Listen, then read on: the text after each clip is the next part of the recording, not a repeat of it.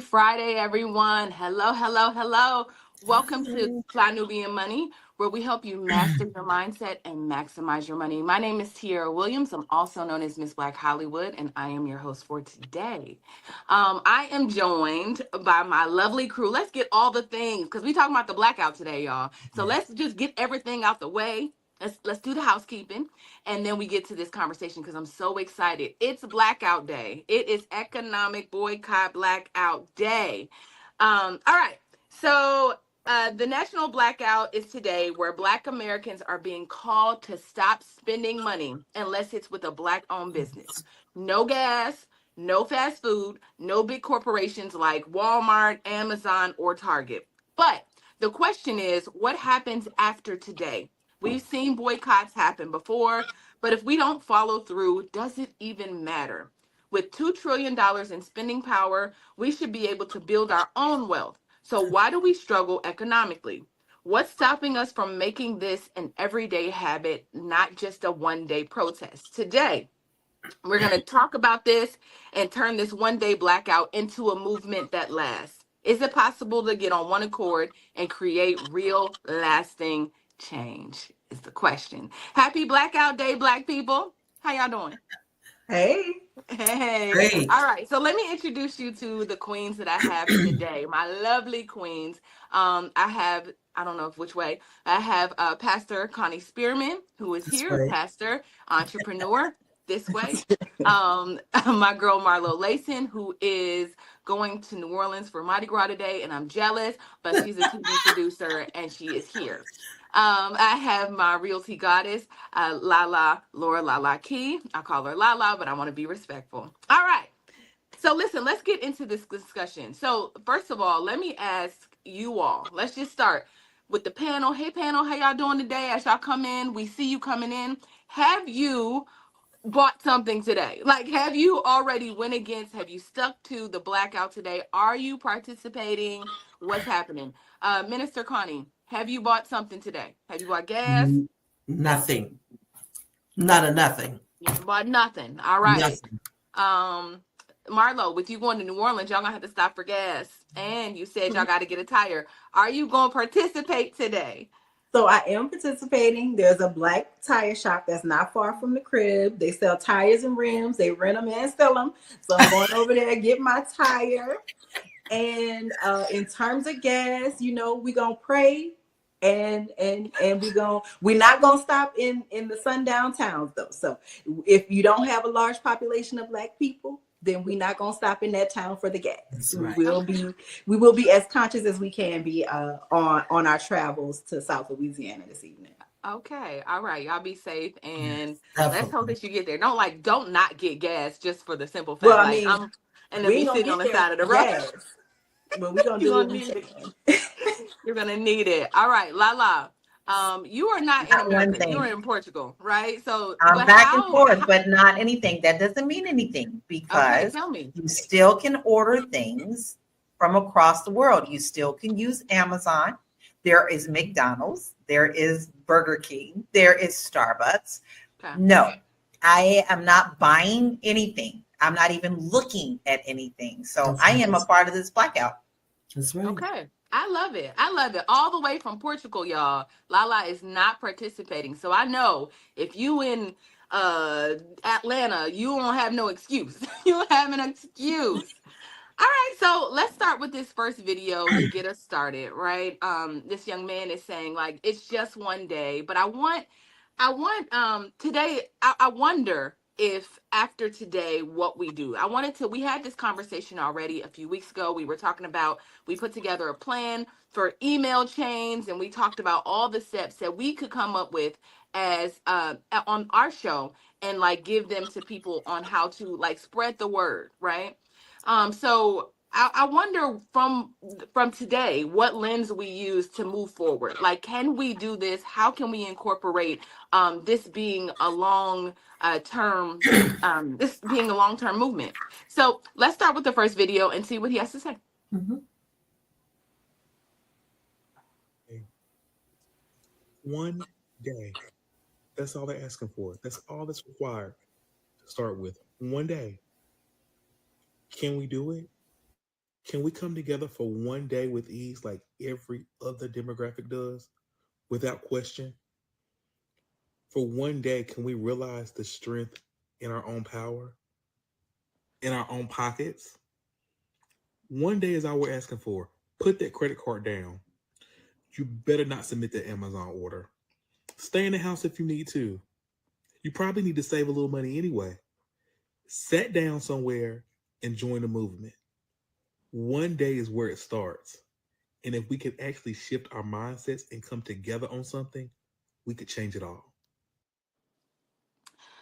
All right, I hear him. I hear him. You know, there's always this tone, like Black people just don't know how to put it together. Like we just so, just so in opposition to everything. When I don't think that that is like just one day. Can we just put it together? It's the tone for me. It's the tone. Absolutely, we can. You have 4 people right here who are participating, and you don't have to beat us over the head to not buy something. We're not so discipline.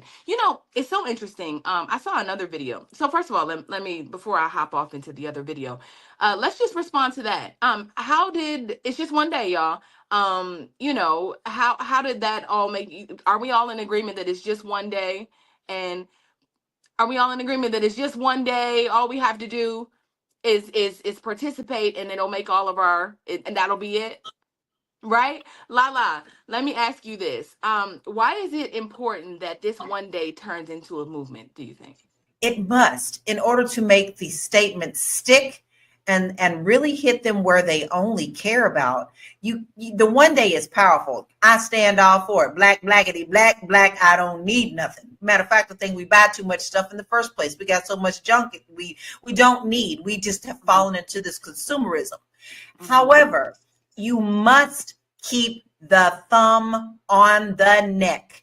And how you do that is you start looking at other ways that you can continue to not patronize these stores. I saw a great video today about a young lady who loves going to the Kennedy Center, but because of the Kennedy Center issues that's going on, and now Trump is supposed to be heading that up, she said, how do I support the musicians that are a part of the symphony? Because I love going to the symphony. And what she found out was there are many sub-segments of the symphony that play around town, and they get the money.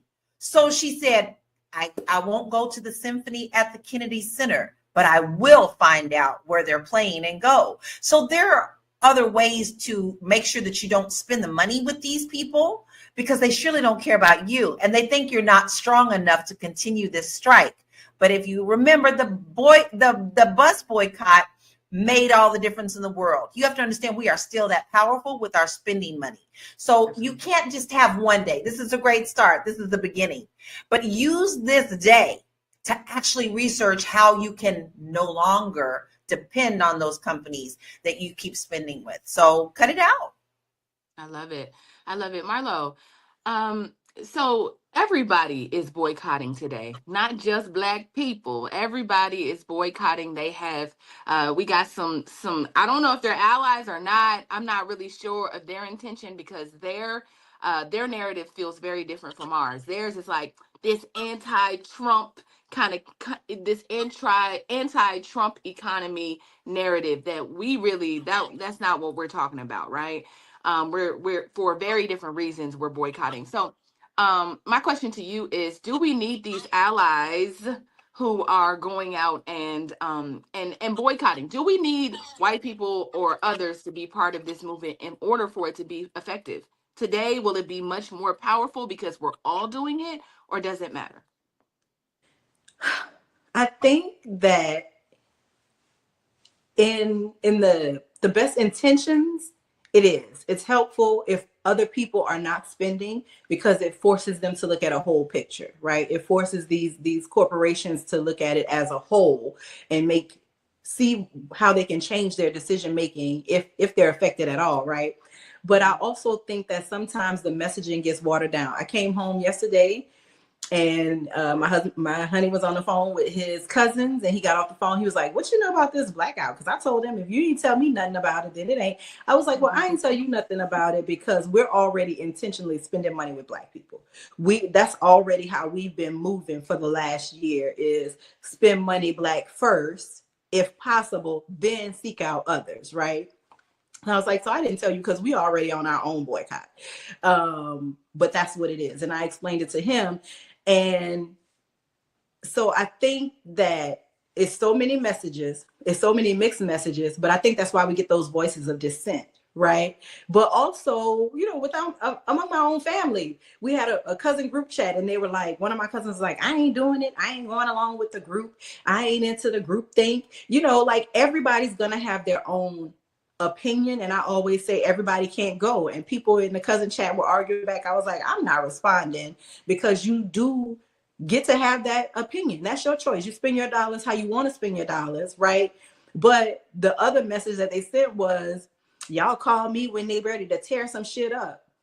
So you would rather tear some shit, like the fact that you don't understand that removing your dollars is a quicker way to tear some shit up than actually going and busting down people's property, is just a mindset shift that we really need to have. Allies, you're welcome, but this is not your party, okay? You want to throw a party, throw your own party, but don't come to our party dictating the rules.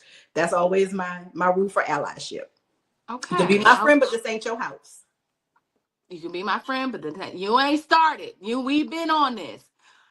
Minister Connie, I'm going to ask you the question before we go to break, right? I want you to think about it while we go to break. But what I know about Minister Connie, because she's my auntie, is that she is the one in our family that's in the chat like, this is happening, and we're going to do this. And what I notice is no one responds. Like, nobody is on the wave. People aren't, it's like, there's a few woke people in each family that's trying to get everybody on board, and everybody isn't participating in that way. And so I wonder, I wanted to get your feelings of how you felt about that. And I noticed that it hasn't stopped you from sharing things in the chat, but we're going to talk a bit about that when we come back. Okay. We're going to go to break. Woo! It's a good show right here. But I'm biased. If you are just tuning in, you are watching Fly Nubian Money, where we help you master your mindset and maximize your money. My name is Tiara Williams. I'm also known as Miss Black Hollywood, and I'm the proud producer of this show because it is lit. If you want to receive notifications for when we go live Monday through Friday, 1 to 2 p.m. Eastern Standard Time. All you have to do is text the word Queens to 87948. That's Queens to 87948. That's QUEENS to 87948.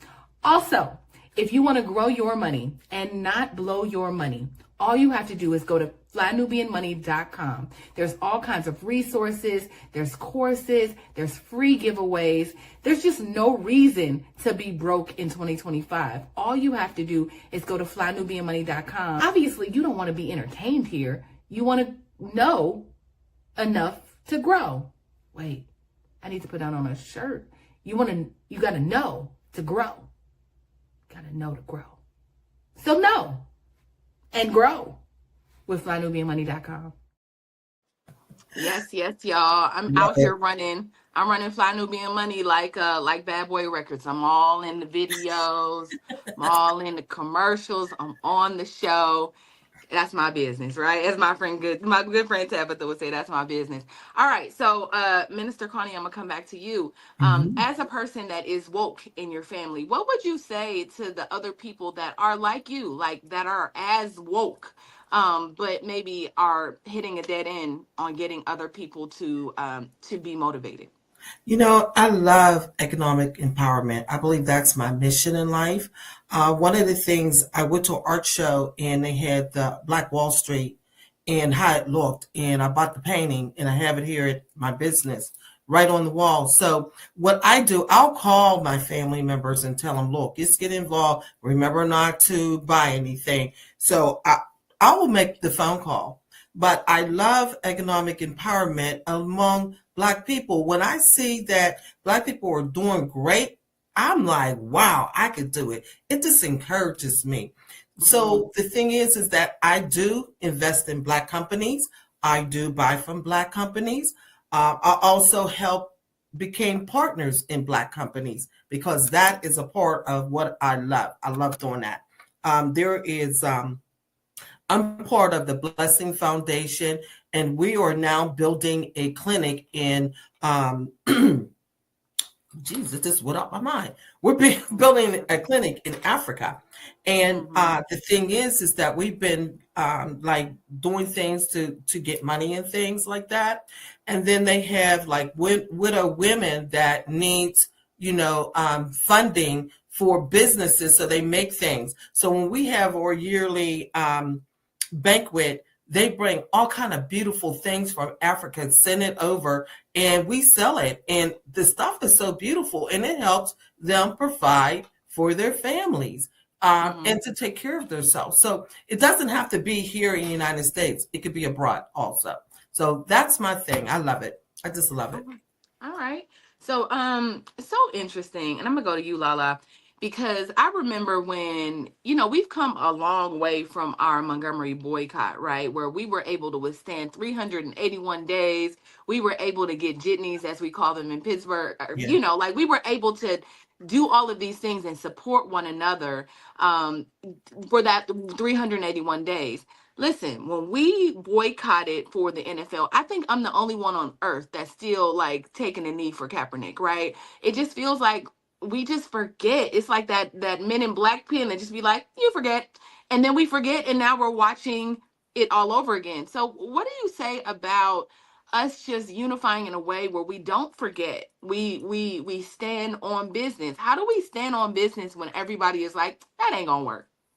No, we need to educate ourselves. And that's the thing. We don't want to take the time to educate ourselves. You talk about the NFL. Let's not forget that the NFL decided that they weren't going to pay the black players the same amount of money that they were paying white players for concussions, when they were noticing that concussions were most people don't think about those type of things, or they don't know. So it is up to everyone. And you have to do this with your own mind shift. Marlo said this so eloquently. You're the one who's got to change your mind. You've got to go and figure out and see what these companies are doing. And you have to say, is this really okay with me?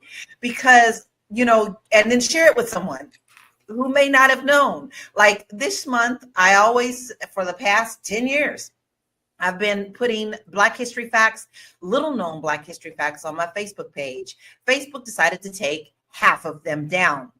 Okay, so the oppressor is always going to oppress, but that does not take away your voice to teach those in your community of why you really shouldn't be shopping. Now, don't come at people like, you should never be bound, how dare you? No, but the more you come at them with love and say, hey, sis, did you know that the Black football players didn't get the same amount as the whites when it came to concussions?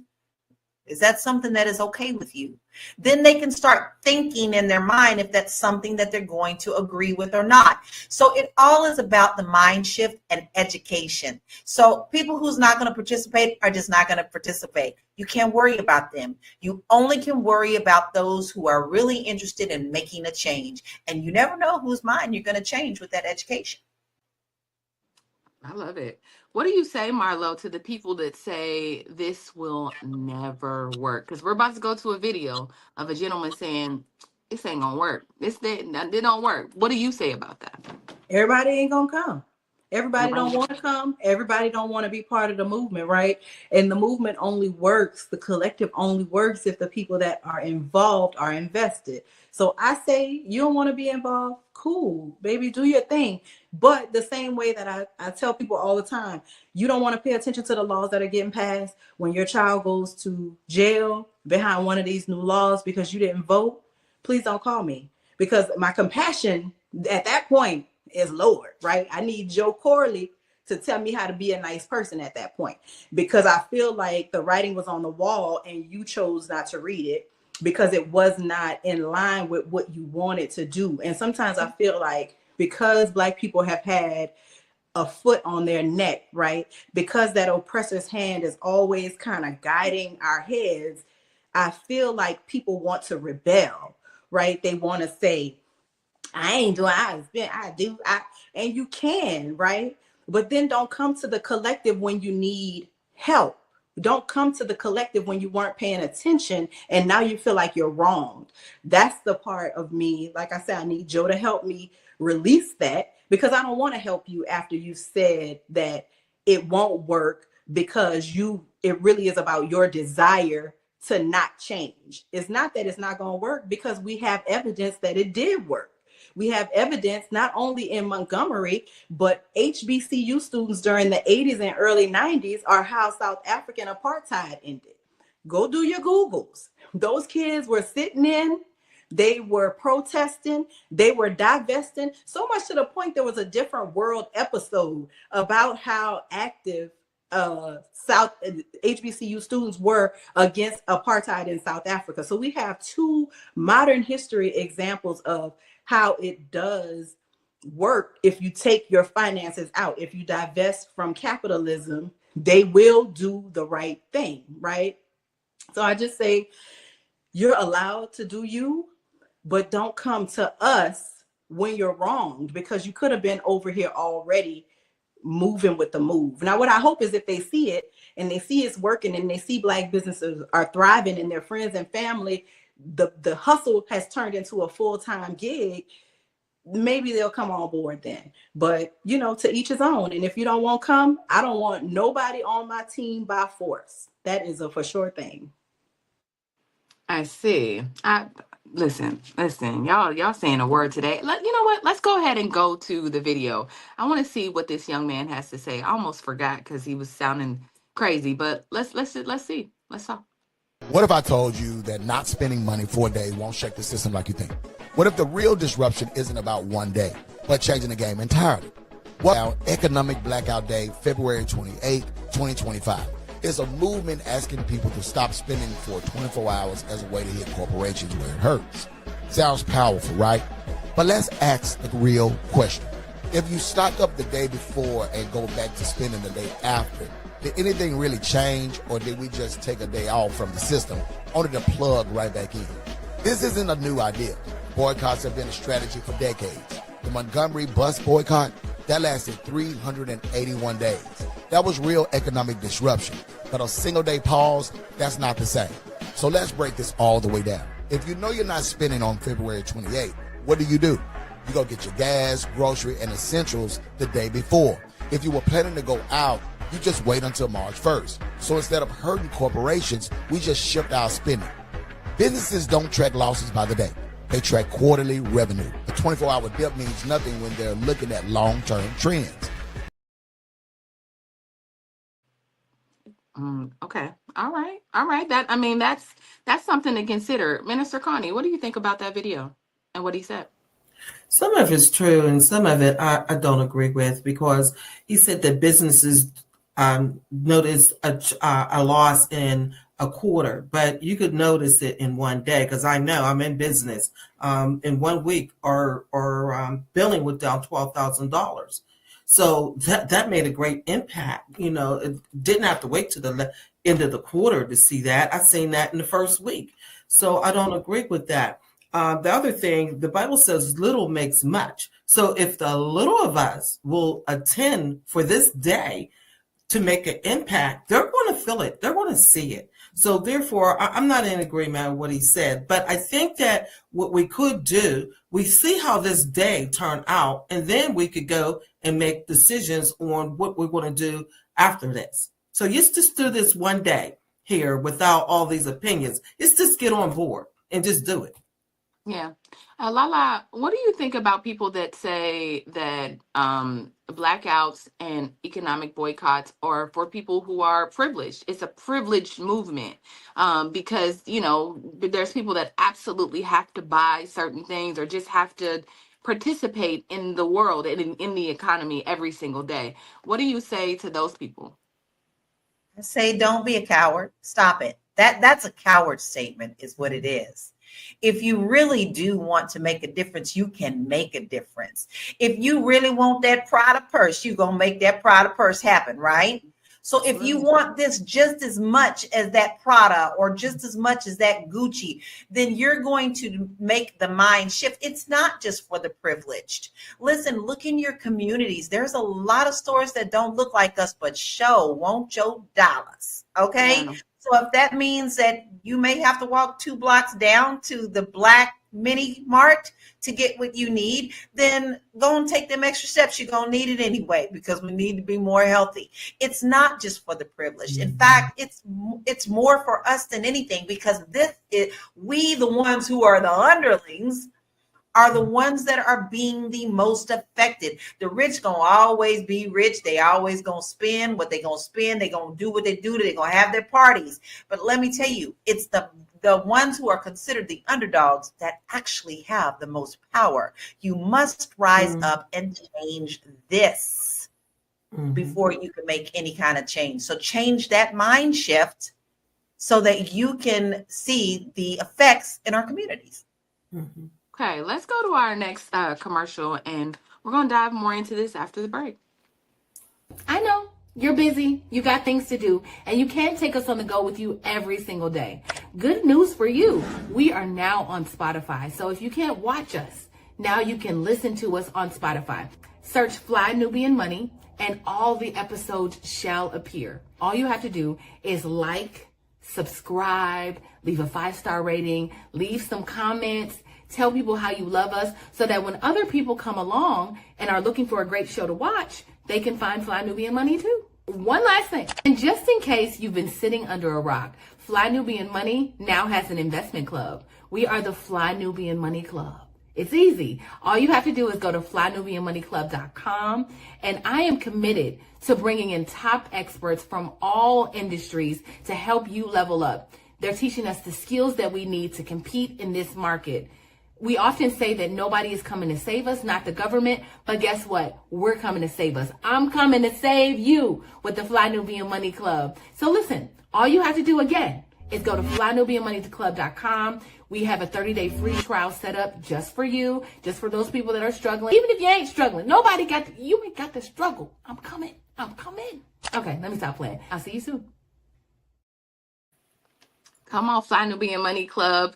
Next up, we have Marlo Layson, who is here. Later on, she's going to tell us what she's teaching y'all, but it's going to be lit. So make sure that you go to flynubianmoneyclub.com.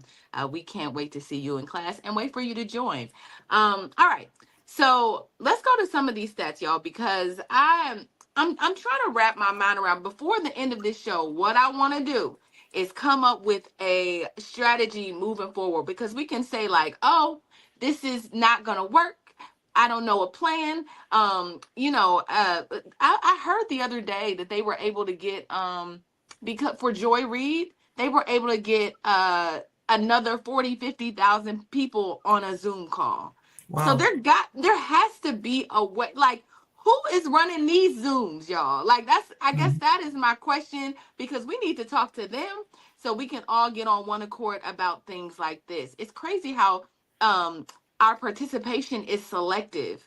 Marlo, what do you think about that? Let's just go here real quick. What do you think about that? Like, why do we have selective outrage, and why do we pick up causes selectively when something like this would have been so beneficial?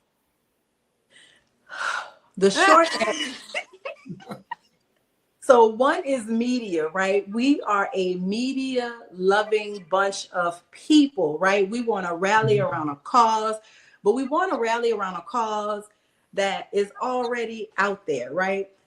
Joy Reid's situation, that is one woman's employment. Kaepernick, that was one man's employment. And Kaepernick wanted to come back to the league. So when my man was out here trying out, I was like, I'm going back to football because I love football, okay? But that's neither here nor there. The point is, we love to be part of something that's big and lit, right? This economic boycott feels small and isolated because there isn't a celebrity, right? Maybe if Killer Mike would have went on Instagram Live, or Willie D would have went on Instagram Live and said, don't spend no money, join me, be part of my movement, make somebody that the people could rally around. But we are the modern day Romans, and celebrities are our gladiators, right? So we go all the way up for anything that is celebrity involved. And even though Joanne Reed is a journalist, right, and she follows journalistic integrity, very smart woman in media, she's a national journalist, right? If I lose my job because I get on the Fly Nubian Money Club and I be popping my shit, and the people find out and they like, girl, you got to do Fly Nubian Money Club or this traditional journalism, I ain't gonna be able to get 40,000 of y'all on the Zoom. And I'm not mad about it, but I wish people would be honest about the desire to be attached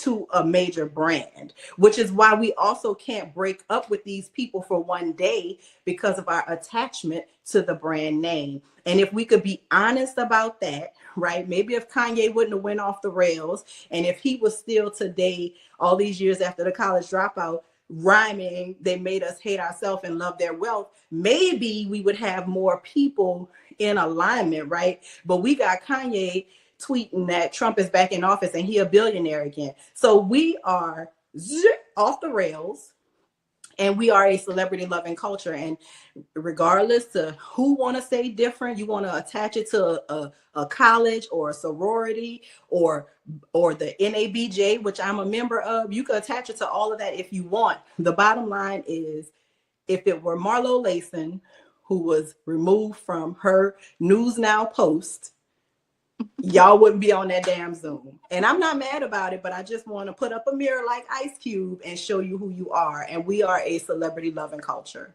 We love it. If Beyonce would have said it, y'all, that did it. That's what she's trying to say. If Beyonce would have said, I'm not participating, y'all wouldn't have participated. Would not have participated. Let's go to some of these stats, y'all. All right. Let's see. Black spending power is in the U.S. reached $2 trillion as of 2025, yet only 2% of that is reinvested into the Black businesses.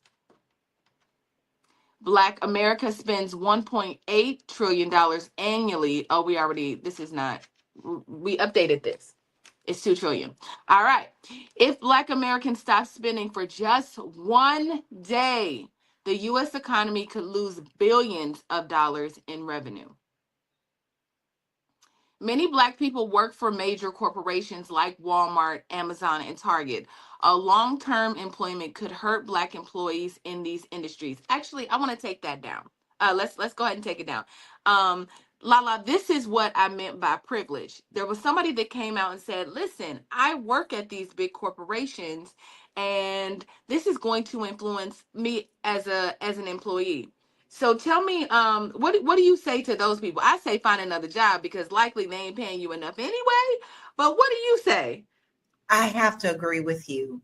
Now, listen, you're going to work for a company that undermines absolutely everything that you do.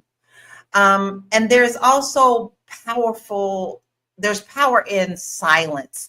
So you can be making these moves quietly, looking for another position on something that will support you. Now, do I think that everybody should just go out and quit their job? No, that wouldn't be smart. But you can start looking for other things with companies that do support what you are aligned with. Listen, I remember my pastor always said, if you don't like snakes, you don't go to the snake garden. It's as simple as that. You don't go lie with snakes if you don't want to be a part of them. So everything that I do, I always try to look to see if it aligns with what I agree with. And here's a perfect example. I was working for a live streaming company. They asked me to come in and to be the community manager, make sure that these young people wasn't coming on, shaking their butts and being naked. Okay. So I thought, hey, that's good. I want to make sure that these airwaves are something that I really want to keep clear for these kids and blah, blah, blah. What did they really mean? Well, we have to put somebody in this role. But now, if they kind of shake just one cheek, kind of look the other way. No, I became the villain when I became the enforcer. And I saw immediately this was stressing me out. This didn't align with my what I believe to be for me. And so I quickly let go of it, because there's no way I'm going to work and be stressed out over something where people don't even, I'm replaceable, baby. And you are too. And you should see your value and your talent and your worth, and try your best. I know it may not always be practical, to find something else that aligns with what your spirit is telling you to do. Now that's your choice, but you can't sit up there and work for companies that don't care a damn about you. You are replaceable. Yeah, go to Costco. Did they, who didn't roll back the DEI? It would be very hard for me to say as an employee at a company that washed DEI measures off their website. It would be hard for me to make that decision and still show up at work every day. Minister Connie, how do we break there's part of me that feels like we're just so, you said it earlier, Marlo, that we are attached to brands and big corporations, which means that we are attached to white-owned companies. To us, they just operate better, they're more reliable, all the things, right? Minister Connie, what do you think about that? Like, how do we break the cycle of thinking that white business or white ice is colder than what we have in our community?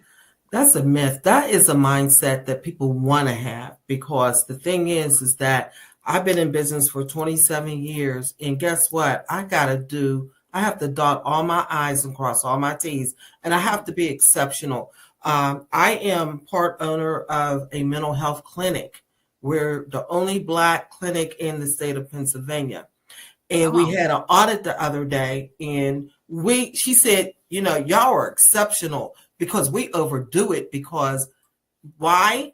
We want to be exceptional. And it's a mindset. If you want to be exceptional, you can be exceptional. When you walk into my place, you'd be like, wow, this is nice. This is a little story. We had an employee that was complaining about a lot of different things. So she said, I want to see your boss. And so we said, well, we're the boss. No, you can't be the boss, because our place was so nice. They didn't think that we could run a establishment with policies and procedures that was great. That when you walk in, you'd be like, oh, this is so nice. You put your money in your business, and you can be exceptional. It's all of what you want to do.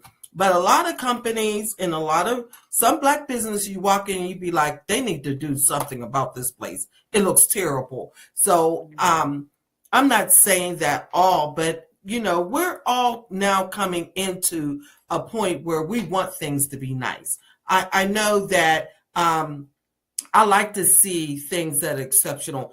I went to a spa. It was so beautiful there. I could have spent the whole day there. It was Black owned. So we are coming out of that shabby look to be more exquisite. So just don't have the mindset of throwing things together and trying to run a business without money. And that's one of our problems. We don't get the loans. People could write, Caucasians could write a business plan and get a loan. We write a business plan. It could be exceptional, and we take it, and they want to nitpick on every little thing. So that makes a big difference also. So we need to get together as family and invest in one another. That's what we need to do, so that we can have economic empowerment.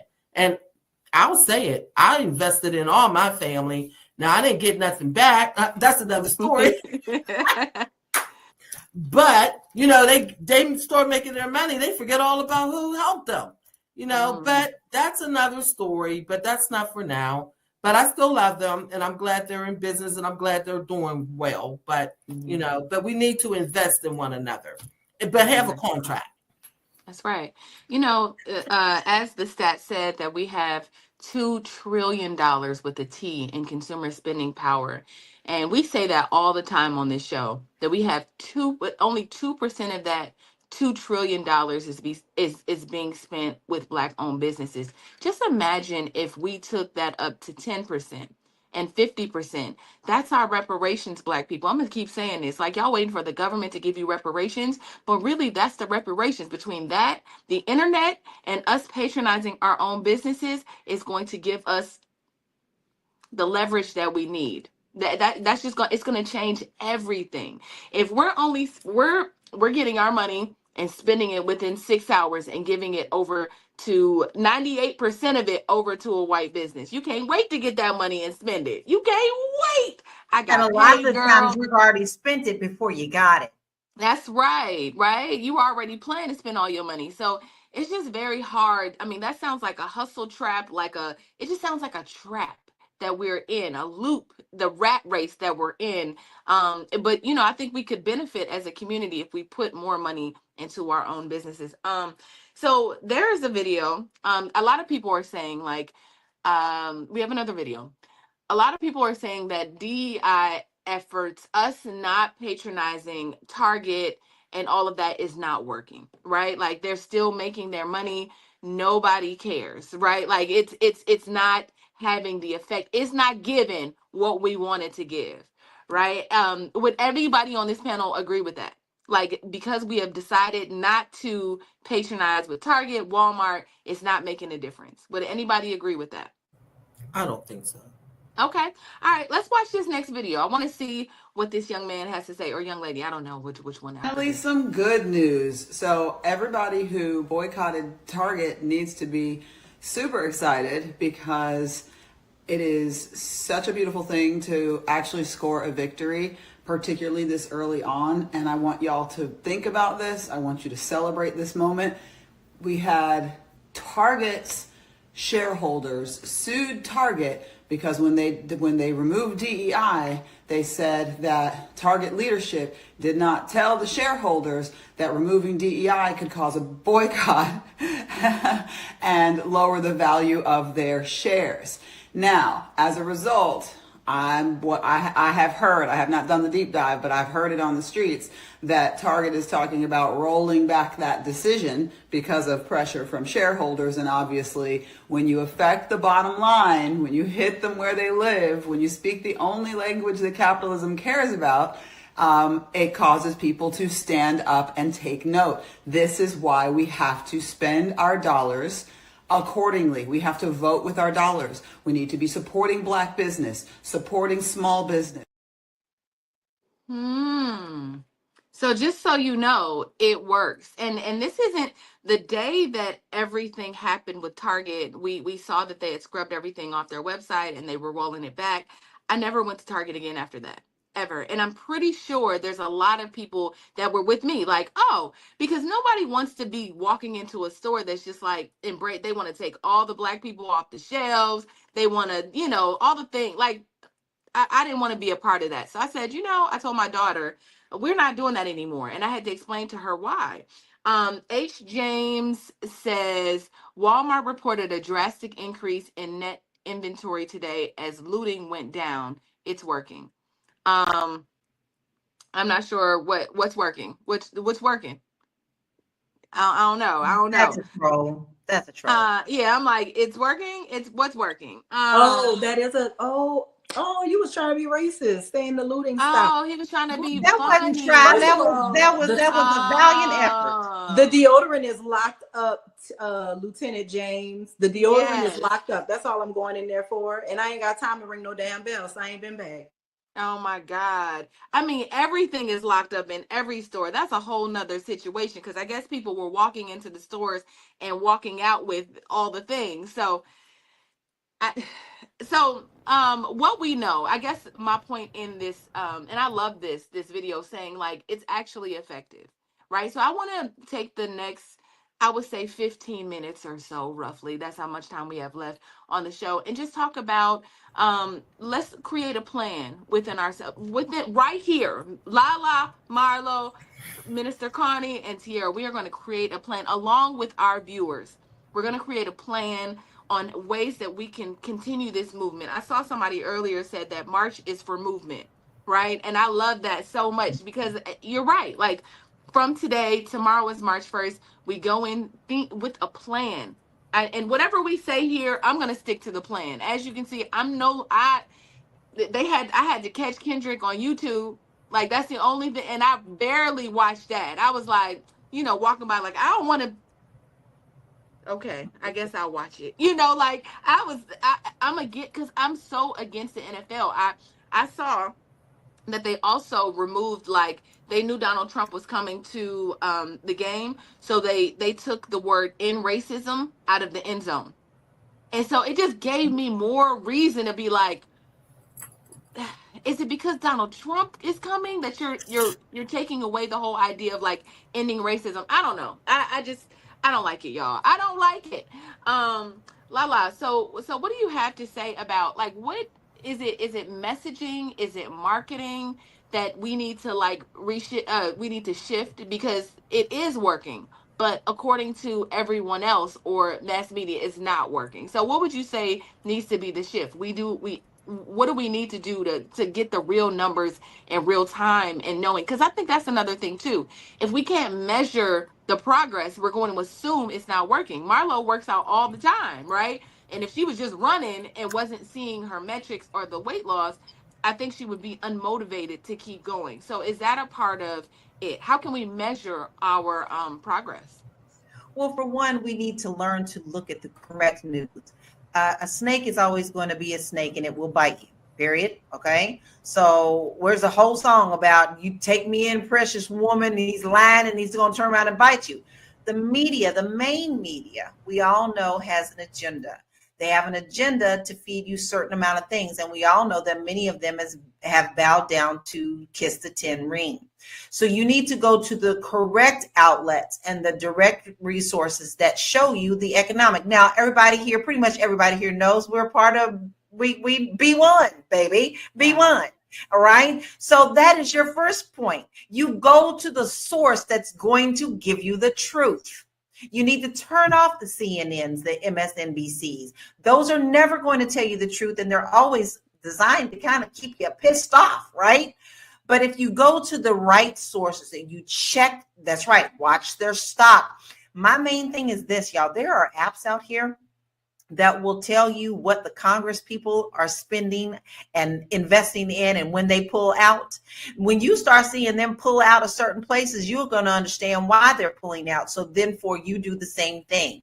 And that makes a difference. But the first thing is to educate yourself on where you can go for the right information. Listen, what does our lovely Constance say? Google that shit. Mm-hmm. You will find the right information. If you stop looking on that first Google page and you go down to the third page, you're going to find the real sources that's going to give you the better information. So the first assignment, find where you're going to get the truth. Where are you going to get the truth? Look at Dr. Boyce's network. Look at what we give you. We're giving you good resources. We have Marlo. Okay, so you're going to go to the places that are going to give you the truth, because always polls can be skewed. We know that, to make you think a certain way, but truth is in numbers. If you look at their stocks, then you're going to see the difference, and that is your proof. Okay, so, okay, all right, so let's build this fire, right? We got fire. Everybody has logs. Everybody in the chat, all 369 of y'all, we are here and we are going to build a movement right now. So Lala just said, make sure that you educate yourself. Look for the right outlets to tell you the truth. That's not always easy to find because of the agendas and who's being paid. You just have to know, right? You have to do enough research to know who's gonna tell you the truth, who's always, and sometimes, y'all, I'll be honest, I'll watch Fox News for a little bit just to see what the narrative is. It'll make me mad, but I gotta know all the sides. Before the election, I would hop into troll, that's the right word, I would hop into Trump chat rooms just to see what they was talking about. Ooh, you talk about somebody's, you listen, like my soul wanted to jump out of my body every time, because I was like, oh my God, there's people that think this way. It's insane. But I guess they come into our rooms and they think the same exact thing. So it's a matter of perspective. Mm-hmm. And it's so interesting that our perspectives are so divided. It's like we are on opposite ends of the spectrum, right? So let's build this fire, y'all. So the question is, what do we need to do to secure a movement? What are you going to do today as of from now, let's commit for the rest of the year. What is maybe one thing, maybe two things that you are going to do that will make a difference and to contribute to our community? Marlo, and I'm gonna come back around to you, Lala, because that wasn't the question I asked you, but I'm gonna ask you. So let's build this. Let's build it out, Marlo. I would say, for me, disciplined spending, right? If we are talking about empowering our community and getting the money out of the places that, help oppress us or underemploy or underpay us, I think that disciplining yourself financially is going to be very important. Do you need the table or do you want it? Do you need the shirt or do you want it? Right? Making real decisions about how you spend your money. And then if you say, I really need this, is there a black seller on Facebook Marketplace? Is somebody in your community having a garage sale or estate sale where they're trying to get off some things that they need to let go of, right? I think that we have to get back to being, my grandparents were very smart spenders. And we've rolled into very frivolous spending. And I think we have to get back into smart spending. I think we have to get back into repurposing things that we thought we were going to throw away because there is something on Amazon that's $29.99. So I would say my log is a disciplined spending log. Do you need it? Do you want it? Can you live without it? Black people, do you need it? Do you want it? Okay. So every time before I buy something, I'm gonna say, do I need it? Do I want it? Will it help or harm me? Because sometimes we buy things. Like yesterday, I had some Dairy Queen with my daughter. It's gonna harm me. It harmed my stomach. Right? I ain't been eating sugar or salt. I was like, right, it's gonna harm me. But does it help? Does it harm? Do you need it? Do you want it? Okay. All right. Minister Connie, what do you say? I like that one of the attendees on the podcast said that maybe we should do it every Friday. That is a great idea. So for the whole year, just stop doing it on Fridays. That's a blackout Friday for the rest of the year. That would be awesome. That is going to make a big impact on the bottom line. You know what?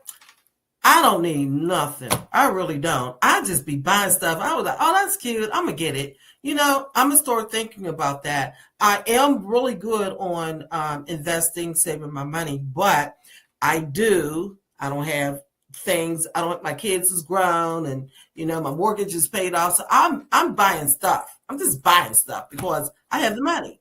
So I'm going to start thinking about not buying this because I really don't need it. I really don't. And I can, without going to Target for the whole year, I could do that. Y'all, can we do every Friday? I think somebody also, it was Armando who said that maybe we take every Friday I love every Friday, but he said the last Friday of the month and just either discuss it on here or take it out to blackout. But every Friday sounds even more aggressive. For the rest of the year. Every Friday. I could do it. I think every Friday is definitely doable. Can everybody on at least this thread do every Friday for the remainder of the year? Listen, we can start small. And if we start small, on our other show, we put together a plan too. But it was more so how to spread the word. We said that, Marlo, you got to help me. We said you got to text and email your people. Text and email, send out an email chain, just letting them know, hey, this is the deal. At least once a week. This is the cause. This is what we're working towards. Remember to do this. Getting people's consciousness and awareness, kind of massaging that. Because, everybody is not going. I told you earlier that Minister Connie sends out text messages on our family thread and nobody responds. I think everybody just kind of looks at it and goes, whatever. But to keep doing it either way, even if they respond or not, I think it's massaging, even some subconscious, right? So it was emailing, getting on an email, get on a newsletter or some sort. Do you remember what else was, Marlo? I know mine was share it, You know, people love to be on social media, so share out the great Black businesses that you find, the great Black service providers that you find, and show people where you're at. Let people know where they can go, because a lot of times we don't know where to go to support each other. So the same way you pose with that Gucci bag, you got that Hermes belt, ever so slightly showing in the photo. Do that with what you buy from Black people. Support Black people in that same way, because Hermes don't need it. They got a huge marketing budget, huge marketing budget. Yes, you said make it feel cool. You said make it feel Because we cool. make So when everything you, cool. We because make everything cool. So that's make what it Black feel people, lit we so are that more cool. people want to be part of that wave. Because, you know, we got some wave riders. So we got to make waves so that they could jump out there and get on them, because everybody ain't going to cause a wave. Some people just want to ride it. Lala, what do you say? Add something to the log, baby. I actually buy from a lot of Black businesses. So what I do is I share who I am buying from. That means I've already used your product. That means I've already dealt with your business and I know that you're a good business. Like, you know, I no longer buy body cream because I have someone that does that. I have someone who makes soap. I have someone who makes beautiful candles. They're all Black owned. Their businesses are on top. So I recommend those businesses. I don't just keep that information to myself. I let people know when I get good service from our businesses and what they make. So when you find something good, don't keep quiet about it. Share it with the rest of your family. If you walk past somebody and go, you smell good. You go, girl, I got this from Gina on the such and such. And let me give you her information. Go get you some. You can't keep your mouth closed. Share the good Black businesses that you work with so that other people know to go and support them as well. Yeah. I do want to say something. I think that's a great idea. Anyone that knows about Black businesses, maybe we could have a link or something for the Black businesses through Nubian Money. Well, because Connie hasn't been here in a long time. This is what I was about to say. So listen, Black people. I did not. I've been gone.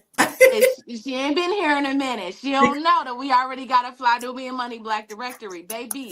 See, I didn't know that. Sorry. Actually, let's go ahead and roll the commercial and we'll talk about it. But if you have a Black business and you want to get that Black business seen, you could put it in the chat, but you can also email me, and I'm about to tell you exactly where, because you know we all in the videos and all in the commercials. Go ahead and roll that commercial. Are you a Black business owner looking to expand your reach? Well, has Fly Nubian Money got good news for you? We are building a Black business directory to connect you with customers who need your services. And here is the best part. It is absolutely free.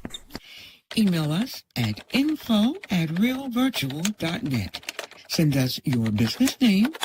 Tell us a little bit about what you do, what services you offer, your website address, and your contact information. That's it. Together, we are going to build and circulate the Black dollar. Get listed today and start connecting with people who are probably already looking for you. Yes. So Okay, you see, come we on, already Google search B-roll. All right, come now. on. We try around here. We trying to do our thing. We trying to do our thing, y'all. Listen, if you have a business, a personal brand that people can benefit from, a product of any sort, please email us at info@realvirtual.net and join our business directory. We cannot wait to serve and really build it. I know somebody asked me earlier, when will it be available? And we're still compiling. We're still waiting for people to send us more and more and more. Now, people have been very good about sending information. We have a lot of Black businesses on there, but we can use more. People even reach out to me and say, hey, do you know somebody that does this? And it kind of turned into a situation where I was making recommendations based on just matching businesses together. And I'm so happy to do it. I can't do it I can't do it all the time, but I definitely could see the benefit. If there's somebody that absolutely needs something, I definitely will pair you. I'll do my best to pair you. I'm a busy lady. So, okay. All right. So we have the Black Business Directory. This hour went by so fast, y'all. I thought I was going to be able to ask some more questions. We have our log. Okay. So we have a plan. The plan is to educate. There's one other thing I want to tell you guys. So when I start looking for Black businesses, I often hear people say, well, they don't got Black people that make vacuum cleaners. And if I need a vacuum cleaner, if they don't got Black people that have a gas station or this or that, baby, if you hop on TikTok and you hop on the internet, there is so many Black businesses that have those things that we don't think they make. It will blow your mind.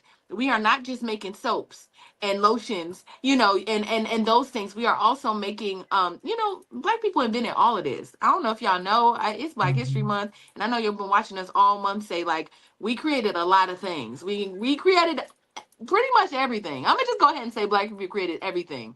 Every day I'm like the computer, the GPS system, just everything that you can think of that we need and we use daily. Somebody Black created it. I'm not gonna say everything, but like I'm gonna say like 95% of it. Like we lit. So don't think that Black people don't make intricate things. We don't just make lotions and I don't know, whatever simple thing that people make.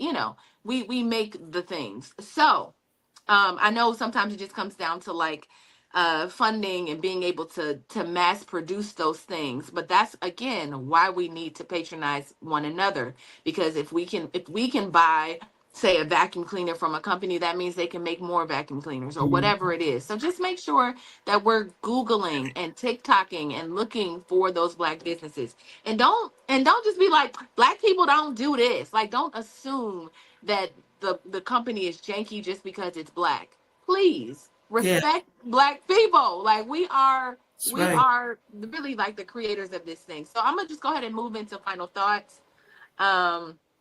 Let's start with I got excited. Let's start with Minister Connie. Okay. Like I said, I don't need anything. So I am going to commit to every Friday that I am going to have a blackout on Fridays for the rest of the year. And I hope that you all will come on and join me. Okay? Let's make this happen. And where can they find you, Minister Connie?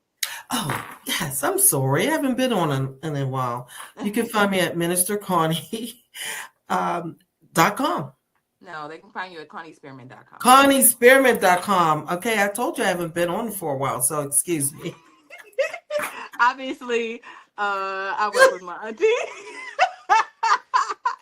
You can find Minister Connie I've been absent. .com, y'all. She has a book called Lord. Yes, Lord, I Hear You. Lord, I Hear You. Connie Spearman. It's a great book. Get it. It's a great read. There's a company journal. There's a company journal. It's good. And there's a journal with it. Yes. Thank you for reminding me. I just went blank. I'm just thinking about this blackout on Fridays, what I got to do to prepare to do it for the whole year. If you want to support a Black business, you can support, she is my auntie and I've known her all my life. But make sure that you check her out at ConnieSpearman.com. Yes. Like she said, she has a book called Lord, I Hear You. It's a beautiful book. It's a collection of stories of how God, she is listened and heard from God, and he's guided her through all kinds of things, even getting $1 million out of debt. So listen. There's something there. There's something there, y'all. Yes, so make sure you support Minister Connie. I keep tapping this table. Let's go to you. I love you. You've got to be the change that you want. You can't just talk about it. You got to be about it. And when you really sit down to draw those lines in the sand, you truly must stick to them. Know why you're doing it and how it can affect the whole community just by doing your simple research. Listen, we all have some things that we don't feel like we can give up, but at some point you have to give up for your best, right? I gave up cake. I gave up sweets for a long time. And guess what? I lost 135 pounds. Wow. It doesn't happen overnight, but as time goes on, you see the changes. So you must be the change that you want to see. It starts with you. And you can find me at www.laurakey.net. And I have a lot of great free resources there for you. Budget worksheet, I also have a quiz that if you're thinking about moving abroad and becoming a world citizen, you have some things to think about. So that quiz will help you put you in the right frame of mind on if you're ready or willing or really do want to move out of the country. So visit me at www.laurakey.net. Make sure that you check Laura Lala. I keep wanting to say Lala. Check Lala out because she does. She has all of these amazing resources. There is a budget that I use often. I printed it out. I wish I had it in front of me. I run and go get it and show y'all. And I'm just going through all the things. Like I support all of my queens. Like there is no. I got budget sheets. I got wealth accelerator books. Like we got all the things, right? So make sure that you support Lala. She has given me a lot of insight about moving abroad and really just expanded my mind about being a world citizen. And I love her so much. So I'm telling you, all that fire and smoke that she is giving, she is equally just a beautiful human being that will give you all the information that you need to really make a decision about buying a home, domestically or abroad. So make sure you check Lala out. All right, Marlo, what's up? Oh, what's up? So listen, one bite at a time. That's how you eat an elephant. If you think about eating that whole elephant at once, you're going to get overwhelmed. Your stomach going to get upset, right? So one single bite at a time. If everybody's biting their own little section, eventually that elephant going to be gone. And that's how we have to move forward. One Friday a month could turn into an entire month, could turn into an entire year of you abstaining from buying things that you don't need. But equally, right? Investing in Black business is important. And if you have a Black business that you want to grow, and if, as we are talking about alternative spending on Fridays for 52 Fridays, or I don't know how many Fridays left, right? 40 something Fridays that are left in this year, you're gonna have to get people to find your product. And if you are a business, specifically a Black business, but any small business that is looking to expand your digital footprint, the great way to do that without having to pay bloated pay-per-click advertising prices or programmatic advertising prices is by having your SEO on your website tight and right. So if you want to learn how to get your business found in a sea of information on Google, Bing, MSN, I don't care what search engine you use, right? You think you hide you incognito somewhere, wherever you are, I can find you unless I can't. So what I would encourage you to do is join me in the Fly Nubian Money Club on March 8th, that's a Saturday, 11 a.m. Eastern. I am going to teach you how to increase your sales and traffic, and of course your profit using SEO strategies. These is data-driven strategies that I've cultivated myself, that I have borrowed from other people, things that I have put to work, and I have seen them work myself for an advantage in business and online business. If you want that, if you need that, if you struggle with getting organic, we are talking about organic, y'all. Like that milk y'all like to drink, y'all like to say organic so y'all can sound super bougie. Well, come to my super bougie organic search engine optimization class, and I will help the people. I will help you put the food where the goats could get it, honey. You know, a goat don't have a long neck, right? The goat could only go down. So I'm going to put it where the goats could get it for you so that everybody can thrive and grow in business. And it be beautiful Black people out here using this internet for good and evil, because y'all cut up on the internet, but I'm going to teach y'all how to get found. Come get found Saturday, March the 8th. I'm going to be here. And Club. Fly Nubian Money Club, it's gonna go up. It's y'all. I'm so committed to bringing people that can change your life to the Fly Nubian Money Club. Period. Like that's it. That's my answer. Trying to get you skills that you need to take your finances and your personal brands, whatever it is, to the next level. And so Marlo is coming. Lala has been there. At some point, I'm gonna get Minister Connie to teach y'all a thing or two about running business. I'm definitely going to, so you definitely want to join us. Also, Marlo is partaking in a bodybuilding competition. She has been getting super fine on us. We have, well, I have adopted the way she eating, and it's working for me. Feel me? She's helping us all kind of just like work on our fitness and work on our nutrition this year. And we're really getting, growing together. Listen, we lifting booties with booty muscles. We not lifting scalpels. We lifting booty muscles. You can do it. We not lifting. You ain't gotta be born a big booty girl to have a big booty. I'm telling you. I come from the little booty Judy line of people, okay? And that thing balling on her back. I hate it. I love it. Listen, I love that we all can inspire each other in one way or another. Yeah. When Marlo said she was no longer eating salt or sugar or processed food, I was like, me neither. And it's been like, I know nobody says nobody else, but of course me, I'm like, I'm going to do it too. And it has been so life-changing for me. Although I've as of this month, and really I'm hopping back on, but I've been doing like one day where yesterday I allowed myself to have a hamburger and some ice cream, but that was the first of the year. So it was good. And then I felt bad because my body is used to doing something else. So anyway, my final thoughts is this, Black people. I love y'all for real. And I want to do, and I've really dedicated my entire life to making sure that I'm part of this contribution to resetting, to getting us wherever we need to be. And I know it's not just me. Hopefully I'm joining other people who have that same mission in life, to support and love on Black people in the way that we need to be supported and loved on. We've been through a lot of things. We've experienced a lot of trauma. We are constantly being oppressed in one way or another.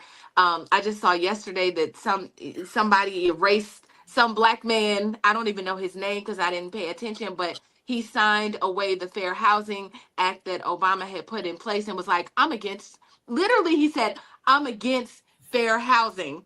I said, oh, okay, I live in the Twilight Zone. So since we all are currently living in the Twilight Zone together, I just really want to figure out how to get us out of here. Really, really, like we need to figure it out. Where are we going? But those are my final thoughts. My name is Tiara Williams. I'm also known as Miss Black Hollywood. I'm at Miss Black Hollywood across all platforms. This is my first time really saying this out loud, but I got an album coming out soon. I will keep you. I've been working for the last 2 years on a recording music, trying to come back to and get out of just being a producer and behind the scenes and getting back on camera, y'all, and showing you these other talents that God gave me that he told me to use a long time ago. And I've just been like, okay, and then doing other things. So I'd have an album coming out. I'm going to tell you all the release dates and all the things. But for right now, I just want you to know that I have something coming out, and I don't think I'm going to use streaming services. And so I will need you to support my Black business and stream directly from my website. And I'm just saying that for the first time today. I'll probably mention it again and again and again. But just so you know, I'm going to build my own buzz and kind of have that kind of campaign, kind of like Nipsey did. And so that's all I got. She could sing too, y'all. She could sing, y'all. I appreciate it. I appreciate it. So I thank you all for joining us today. All 373 people that are in here. We have a plan now. We have come up with a plan. Y'all told me in the comments, which I didn't get to go through the comments, what we're going to do starting next Friday. We are going to black out every single Friday for the rest of the year. Nubian Money is going to be here. So we're going to mention it every single Friday, no matter what. Do you hear me? No matter what. Y'all said, I saw y'all. Like, yes, I'm gonna participate. So make sure that you participate. Make sure you're participating. If you want to get a notification for when we go live, you can text the word Queens to 87948. That's Queens, QUEENS, to 87948. Also, we have 8 apps. Okay, because Boyce told me to tell y'all this and I forgot. So we have a new listing that will give you 8 apps for families for investing. 8 apps, the top apps that families use for investing. So text 87948 to receive that free list of family investing apps. Yes. Okay. 87948 to receive your list of apps that families are using to invest. Any other things I got to tell y'all, beautiful Black people, this Friday? We want y'all to have a wonderful weekend. I don't know if we have a Black History situation, but I think we should just roll one of the old ones. Hopefully, we have something to roll. Otherwise, thank you, Queens, for coming and joining me this Friday. I love y'all. I love y'all, Marlo. I'm not talking to you because you're going to New Orleans. I'm not talking about love for you, but everybody else I love. Y'all, we will see you. We will see you next week, next Monday at 1 p.m. Eastern Standard Time, like we always do. We love you and have a good weekend. Happy Blackout Day. Don't spend no money unless it's with Black people. I think we have a Black History. It's the roaring 20s. The country is flourishing. Some African American communities are prospering, like the residents of Greenwood in Tulsa, Oklahoma.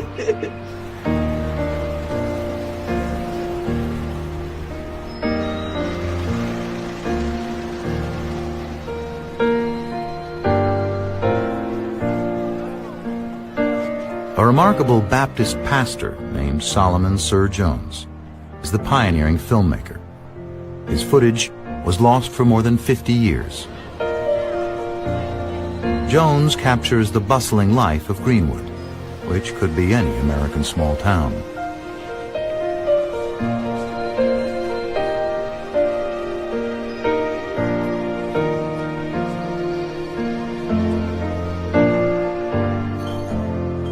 But Tulsa's whites don't like what they see. In May 1921, after a black man is accused of assaulting a white woman, a white mob rampages through the city. For a night and a day, they loot and burn Greenwood. A Fox News crew captures the only surviving footage. It is the bloodiest racial massacre in American history, leaving nearly 300 dead.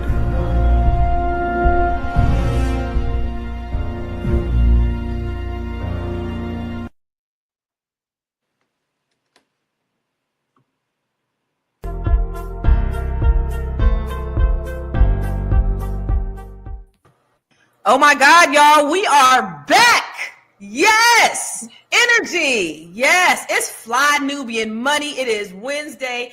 Welcome, everybody. This is where we help you master your mindset and maximize your money. It's your girl, Constance Carter. And listen, I'm your host for today. It's time to get hyped up, amped up. So we're going to talk about Ricky Smiley. Oh my God, did you guys hear? Did y'all hear? Did you guys hear? Oh my God. So Ricky Smiley has a shocking revelation, y'all. He just found out that he was the father of 5-year-old twins. It sounds kind of scandalous, but I'll save my judgment until we hear all the facts. But what's even more complicated, you guys, is another man has been raising these girls, and both Ricky and the mother, he said, knew the truth. Can Ricky be held responsible, and can the man who was deceived sue the mother and Ricky for fraud? After all, this wasn't an immaculate conception. They were both involved. She was double dipping. So we're getting ready to dive into the legal and the emotional layers. And that's why we have the good doc here today, because we got to dig into the emotional layers of how all of this plays out. So I'm joined by the most beautifulest, amazingest, wonderfulest, outstandingest queens on the planet. Yes. So first, we got Miss Tiara. She is the producer of the show. What's up, Tiara? She puts all these things together, you guys. I love it. And then we have Shalea. She is a real estate broker. Where you hailing from, Shalea? Boston, Massachusetts, Beantown House. Yes. And then we got Dr. Felice, the b.big.coach.com. And then we have all things pop queen. That's why we had to have you on today's show, Athena, because we know that you are you up on everything. All things pop queen, the We Wealth warrior herself, Miss Athena Gardner. Welcome to Fly Nubian Money. And make yourself at home. We like for you to talk back to us and talk black to us. You know that, right? We want to hear what you got to say. What y'all think? before we get into it, is this scandalous or nah? What do you think? Do you think Ricky knew? Do you think the mother knew?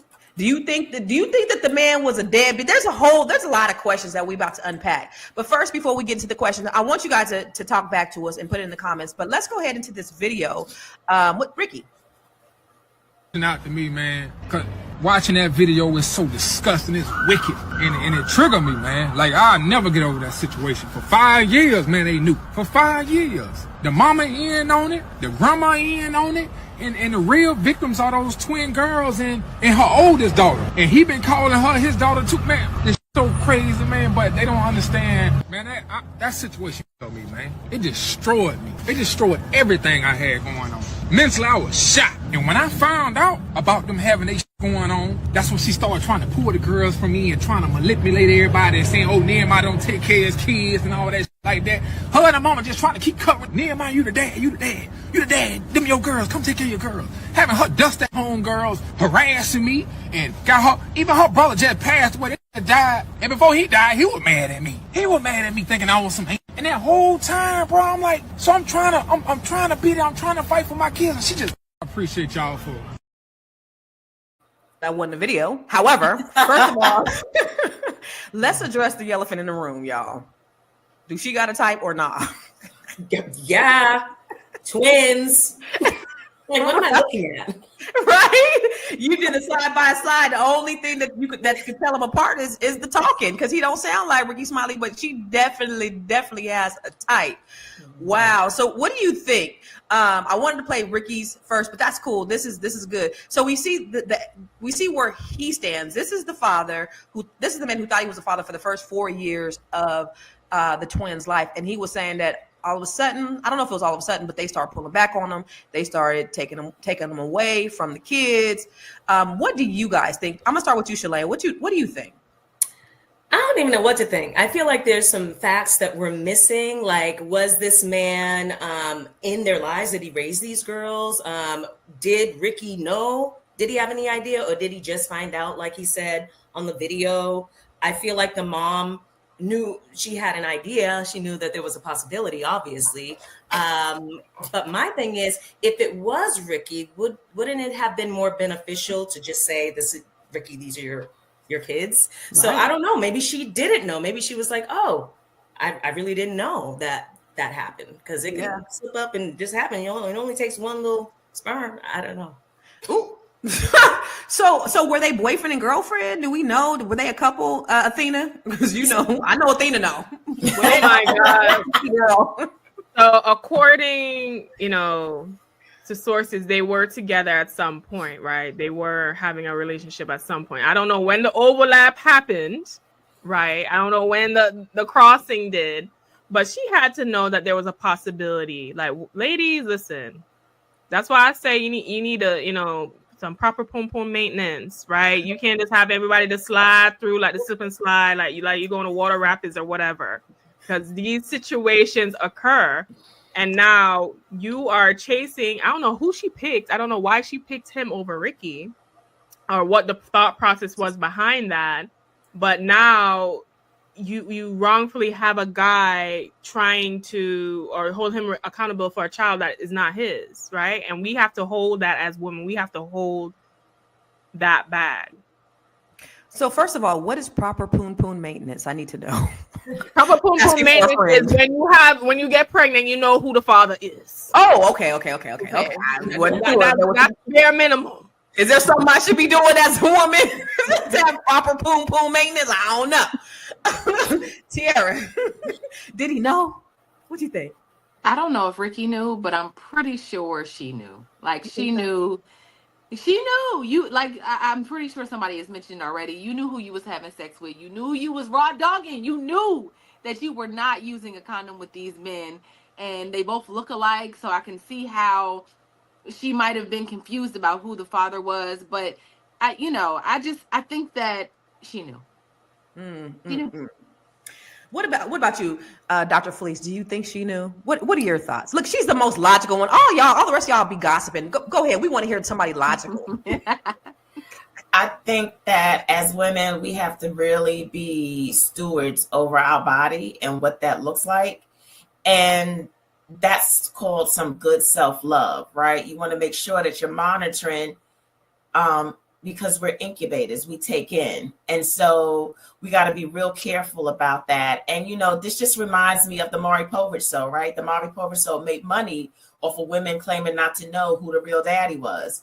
And so it's really unfortunate that still years, like Maury Povich was years ago, and we still have women who are being really, and I'm not judging them, right? There's some reasons behind it, just really careless about how they monitor their body and who they allow to have entrance, and what that means, not for them, but who I'm worried about are the girls, right? What does this mean for her children to be subjected to this type of scrutiny, this kind of talk, this kind of gossip? Like, the babies are the ones who are going to really pay for this. And so whether she knew or not, I would hope that she takes better care of herself so that, she doesn't have this run, doesn't go again, and that she breaks the cycle, that her girls don't in turn have this kind of issue when they get of age. But did she know? I don't know. Like, if she's having it, it says, I think one of y'all put in the thing that she's been off and on with Ricky for so many years. And when you have a boo, somebody that you love and that you allow to come in and out of your life, you really don't think about what it means to sleep with them, right? Because they're so familiar. They're this friend, and you really don't. I've had friends, like, it happens. Like, they love their on and off agains, right? They love them. And so they allow there be that one. Right. And they allow relationship. Right. And they allow this free access, but then they're also involved with someone else. And there's no talking, there's no communication, there's no transparency about what your life really looks like. So she knew that she was engaging with multiple men, right? But I think without a condom. Yeah, that's it. And nasty. No, that's some lack of self-love, right? And Nasty so word. on a real basic level, but that she was sleeping with two men who look alike. So she knew she slept with two men. I think she knows that there was a possibility that either one of them could have been the father. And so I think that with that knowledge, she should have been upfront when she found out that she was pregnant. At that moment when she was pregnant, she should have told both men, hey, this is my reality. Like, you my on and off again, boo, and you right now. But because we don't know the whole story. With twins, you don't normally go full term, right? So she might not know when she conceived. There might be some variables in there where she might not have even known. That's a possibility. Let me ask you this, Athena. Why do you think she took so long? I mean, we're just speculating at this point, but what do you think? I don't know why. I don't know.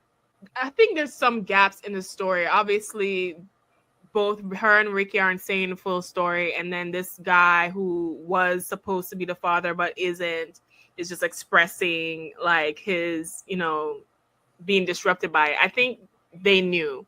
The way this is being handled, to me, it screams, I knew, and maybe they were trying to protect his reputation or for her to not look as bad. If you're on and off with a man for 17 years, and ladies, y'all already know that man is a single man. Y'all know how I feel about 12 years a slave timeline. You should not be on and off with no man for 17 years. 1. 2, you need to know who to cuss out if your pH is off. Like, you should have your proper maintenance in place to know who is the father of your child, who is throwing your pH off, all of that situation. And that is why I am a proponent of we need to start doing these mandatory DNA tests once the child is born. Like, I feel like we have the technology.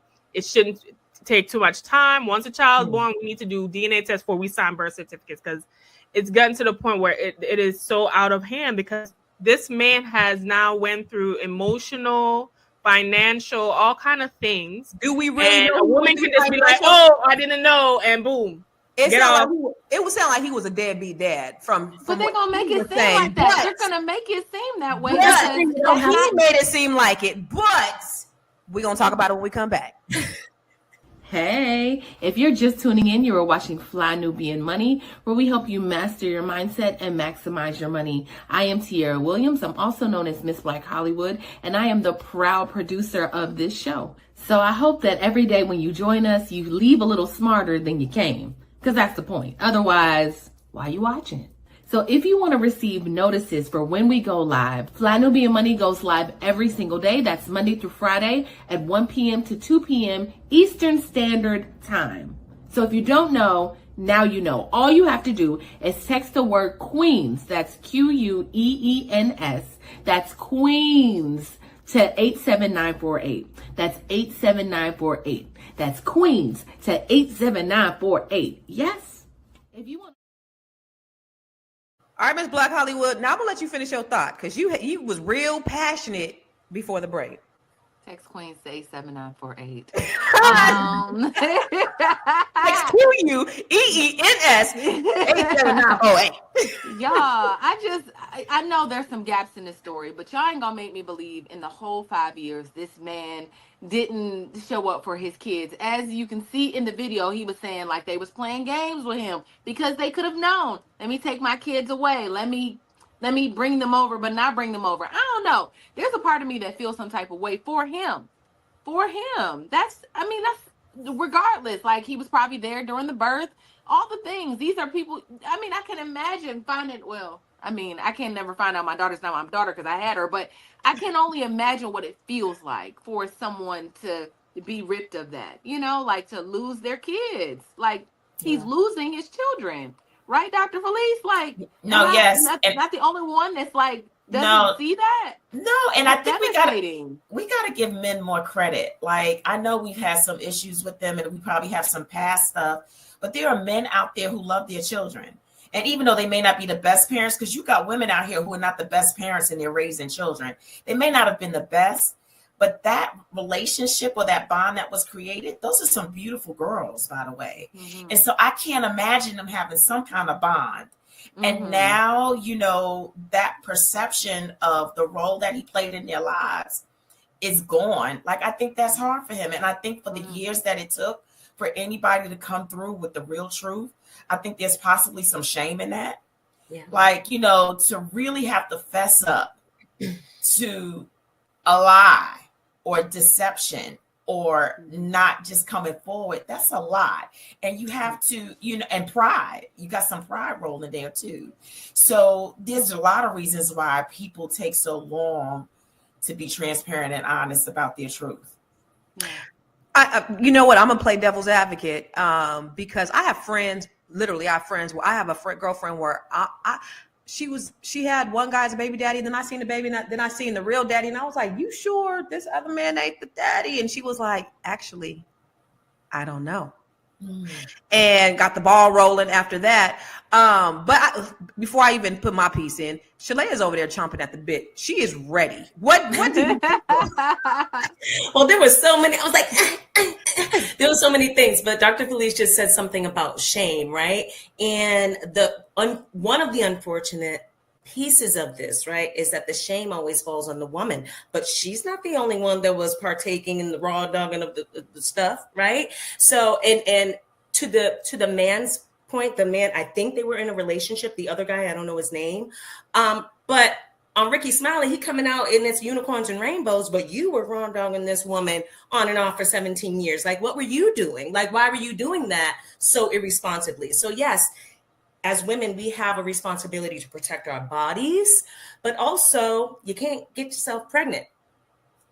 So why? It takes two to tango. And it's so definitely takes two.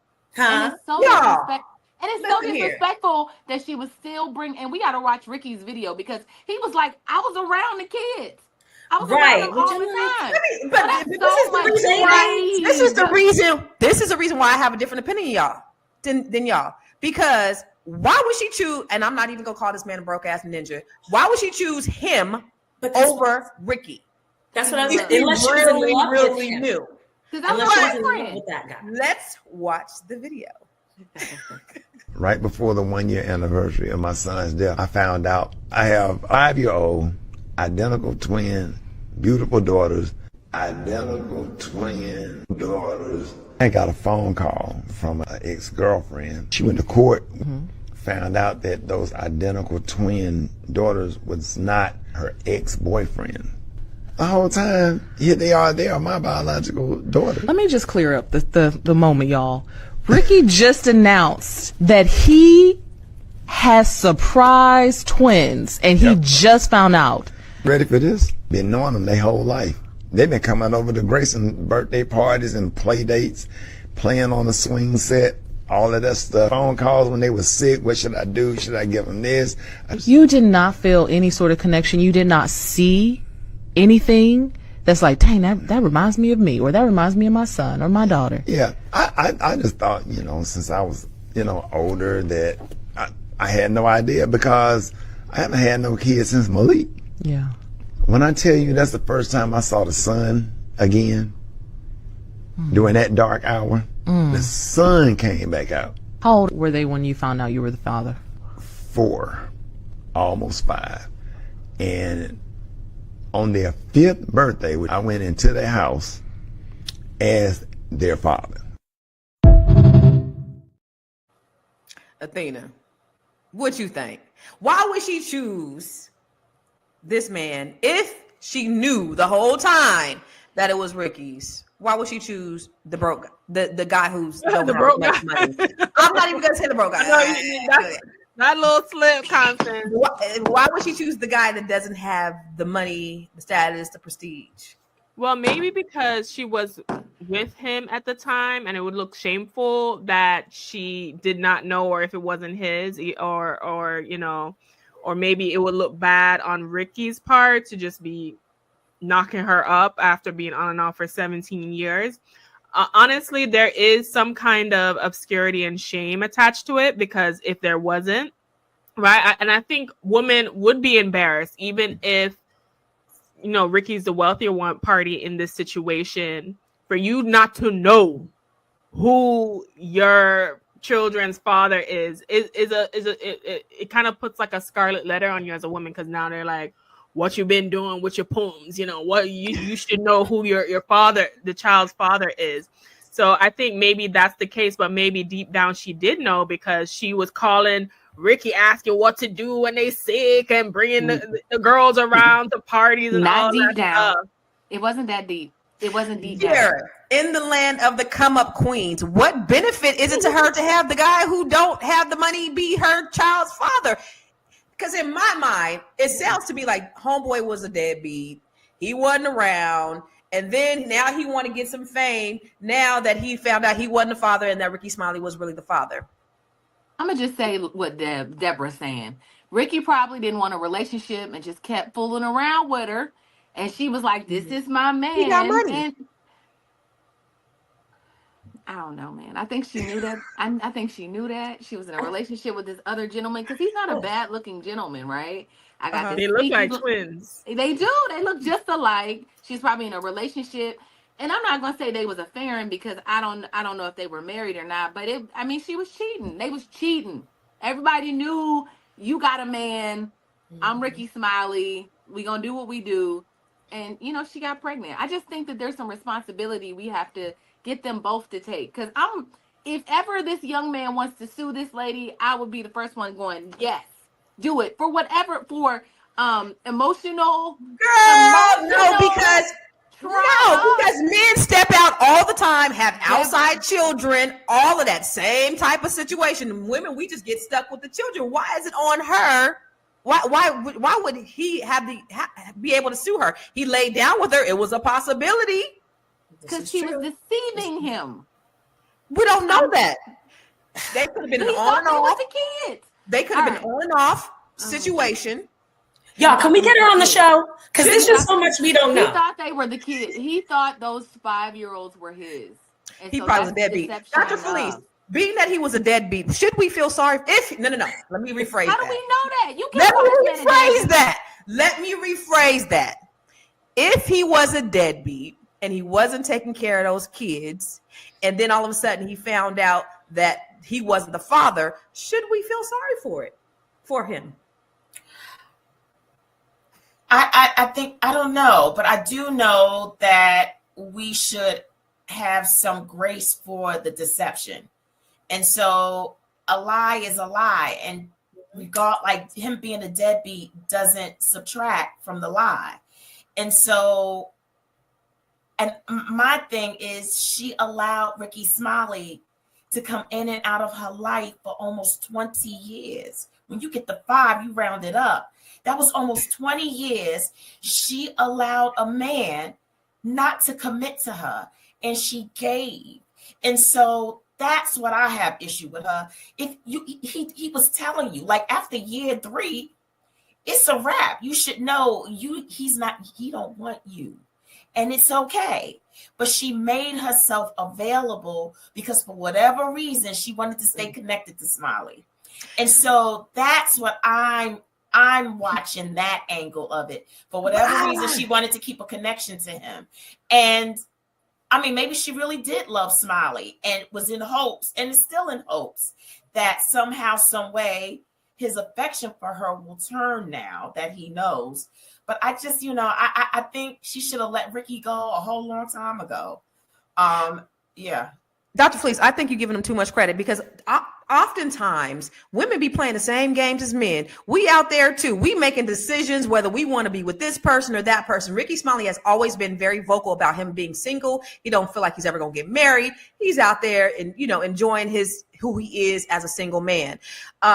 She might have been doing the same thing. So we can't say she was just holding on, waiting for Ricky Smiley to be available. We don't know that, because she could have been doing it. These ladies out here be wilder than the men, but we're going to talk more about it when we come back from the commercial.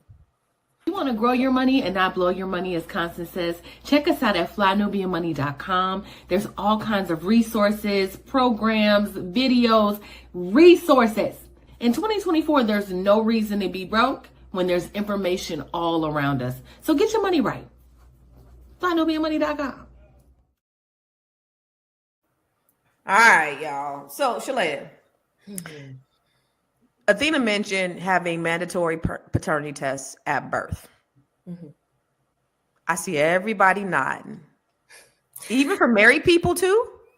Well, okay. So here's the thing. If it's mandatory, then, and if everybody's doing it, then I think that would take the pressure off of ruining some relationships. Because if it's not mandatory and then someone brings up, whether it's the woman or the man, hey, let's do a paternity test when this baby's born, a lot of relationships are going to be destroyed because of that. And let's just think about history, right? We have the scientific technology to do paternity tests, but we know that there are millions and millions, maybe billions of babies that was born, long before us. And a lot of times the daddies wasn't the daddies. Oh yeah. They just didn't have the test. You know what I'm saying? So should it be, I think it would be easier if it's mandatory, because then everyone's doing it across the board. It would be easier if it's just mandatory. Let's just take this test. Everybody's doing it across the board. And, maybe if people know that, they'll be a little more careful with their. I wonder, but it's like, hey, does gun laws really, harsher gun laws really reduce crime? We can always look at the different perspective. But I see, I see a lot of comments in there like shaming this woman, and I get it, right? She definitely was not loving herself and she wasn't responsible. But we can't forget, again, I'm going to say, about the men. You said it, Constance, that do this all the time. I don't know any women who have been in this situation. I'm sure I know someone who knows someone, right? But I don't know any women who have had babies and then the father that they thought was the father was not the father. But I know several men who have had women pregnant at the same time. Mm-hmm. So I just think like there's a bigger conversation that needs to be had about sexual responsibility on everyone's part, because like when it's the woman, she's shamed, and when it's the man, it's like, yo, dude, he's the man. No, and it's just trifling. It's gross. It's right. They trifling. So no. So that's a great conversation. But then it starts real early. It starts with us how we bring up our sons and the lessons that we teach our sons, right? Because it starts young. Like we have to monitor and have conversations with our sons on how they respect the opposite sex.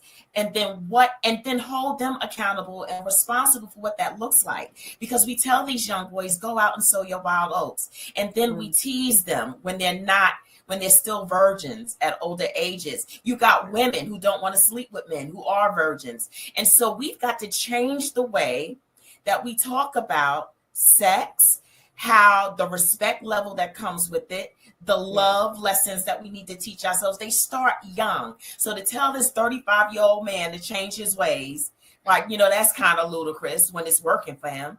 And so we got to start younger. And that's the responsibility of us on this panel and our significant others who help to bring these people into the world. So yes, it's a great conversation, but it starts young, right? And you got people who are into pornography, right? We think it's cool for our boys to be watching people being raped and having fun at it. And so then we got to have a Me Too movement, because now we don't know how to teach our boys that a no really means no. But when they watched all these tapes and she's saying no, but like, you know what I mean? And so that's confusing to us. They got rape porn?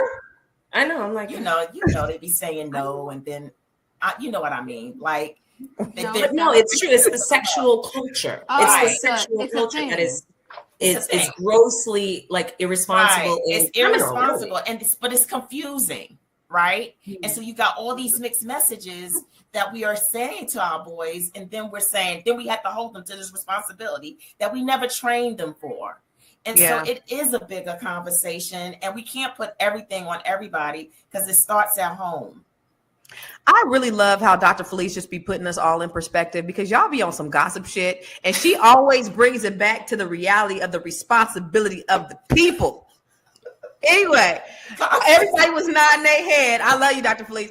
Everybody was nodding their head about the mandatory paternity test. And I do want to ask the audience, I want to ask the people in the chat, what do you guys think? Do you think there should be mandatory paternity tests at the birth of a child?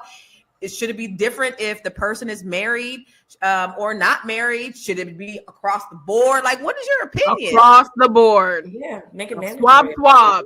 I know what you think, Athena. What about swab before you even sign that birth certificate? Let's be clear. Okay, swab, because and the reason why I'm going hard on this is because there's so much at stake. If men can go to jail for not paying child support, if men can face certain ramifications, especially for a child that is not there, that is just not fair. He does deserve some kind of restitution, some kind of explanation.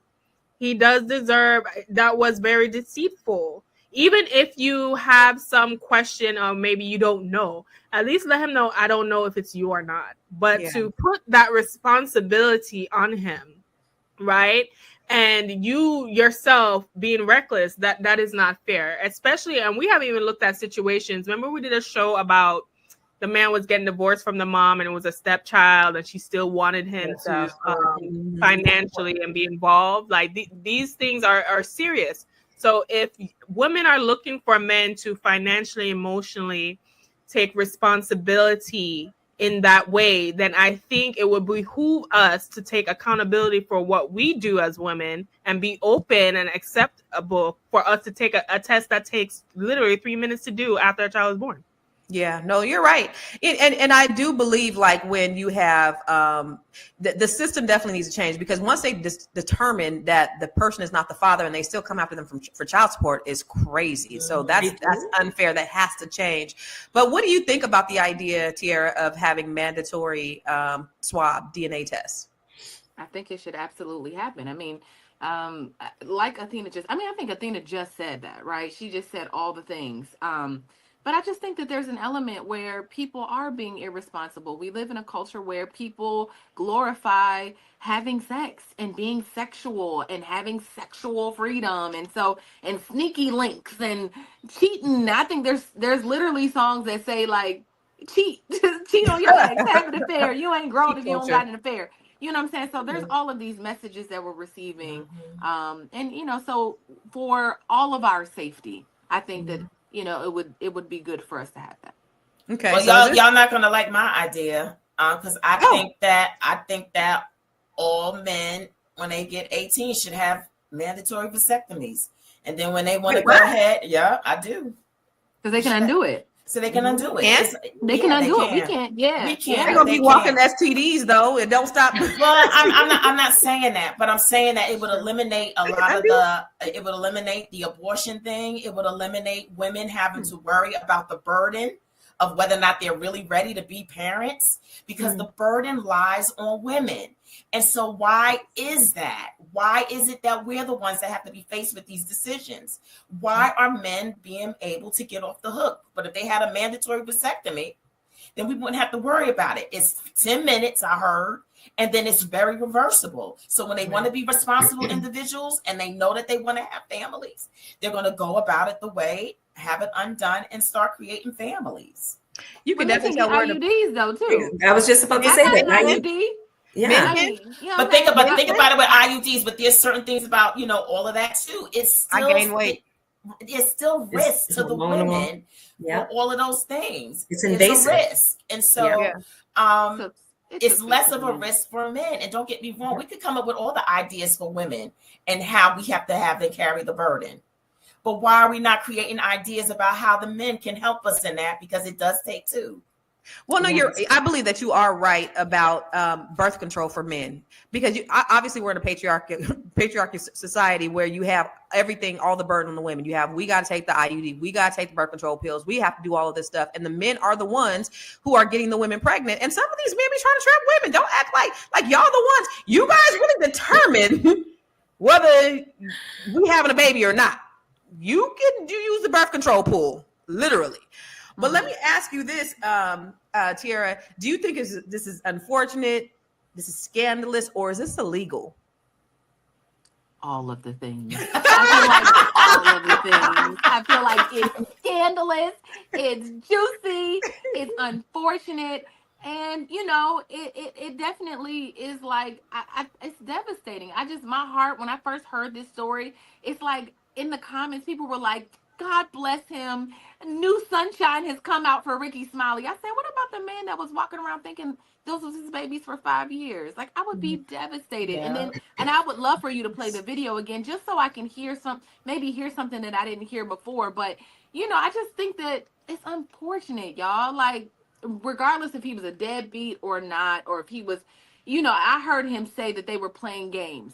And I wonder, and we have not talked about, y'all, his celebrity, Ricky Smiley's celebrity, them having to frame this narrative, like Ricky Smiley saying, I took some time to get to know the girls.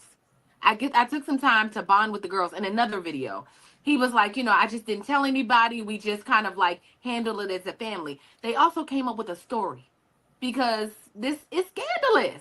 But what about the girls? Can you right? And we're gonna address the girls. We definitely will address the girls. We're gonna run the video. But I do want to say though, what profits her to choose him over him? And you're saying, oh, they was doing all this sticking around. What profits her to choose the guy who don't got the money? But let's watch the video of the before father, the BC father. Not to me, man. Cause watching that video is so disgusting. It's wicked, and it triggered me, man. Like, I'll never get over that situation. For 5 years, man, they knew. For 5 years, the mama in on it, the grandma in on it, and the real victims are those twin girls and her oldest daughter. And he been calling her his daughter too, man. It's so crazy, man. But they don't understand, man. That situation for me, man. It destroyed me. It destroyed everything I had going on. Mentally, I was shot. And when I found out about them having their going on, that's when she started trying to pull the girls from me and trying to manipulate everybody and saying, oh, Nehemiah don't take care of his kids and all that shit like that. Her and her mama just trying to keep covering. Nehemiah, you the dad, you the dad, you the dad. Them your girls, come take care of your girls. Having her dust at home girls, harassing me, and got her, even her brother just passed away, they died. And before he died, he was mad at me. He was mad at me thinking I was some hate. And that whole time, bro, I'm like, so I'm trying to be there, I'm trying to fight for my kids, and she just, I appreciate y'all for it. Y'all ain't listening to the key words. Wait a minute. Y'all ain't listening to the key words. They telling him to come take care of his kids. They telling him these is your kids. They telling him all these things. He's putting that in there. You ain't picking up what he's putting down. What I hear is that this man was not taking care of his kids. And now he want to be in his feelings because he is not the real daddy and Ricky Smiley is. Now he want to get his little 15 minutes of fame. That's what I think. If you listen to those, the key words that he said in there while he was ranting and raving, he clearly was not a present father. What do you but think? He also said that they was We can't playing see you. games. We can't see you, Tiara. We can't see you, Tiara. Dang it. Dang it. Hold on. Okay, he said they was playing games, but after the fact, probably when he wasn't taking care of kids. Okay, Shalea, what you got to say? Because you ready. Ooh, I'm ready. Because, and that's why there are so many holes and so many facts that we don't know. Because from the video, I agree with you, Constance, that it sounds like he wasn't really present in these girls' lives, and he had to be taken to court, and that's how the paternity was established. Come on, y'all. And so if that is the case, does he have a case? I mean, yes, still it's wrong that he just found out that he's not the girl's father. And I really feel for the twin girls. But one thing, I am happy that they are young. I don't know if they're still 5, but they're young enough to where they don't have to grow up with the lie, right? Things can kind of be mended, maybe, hopefully for them. Kids are really resilient.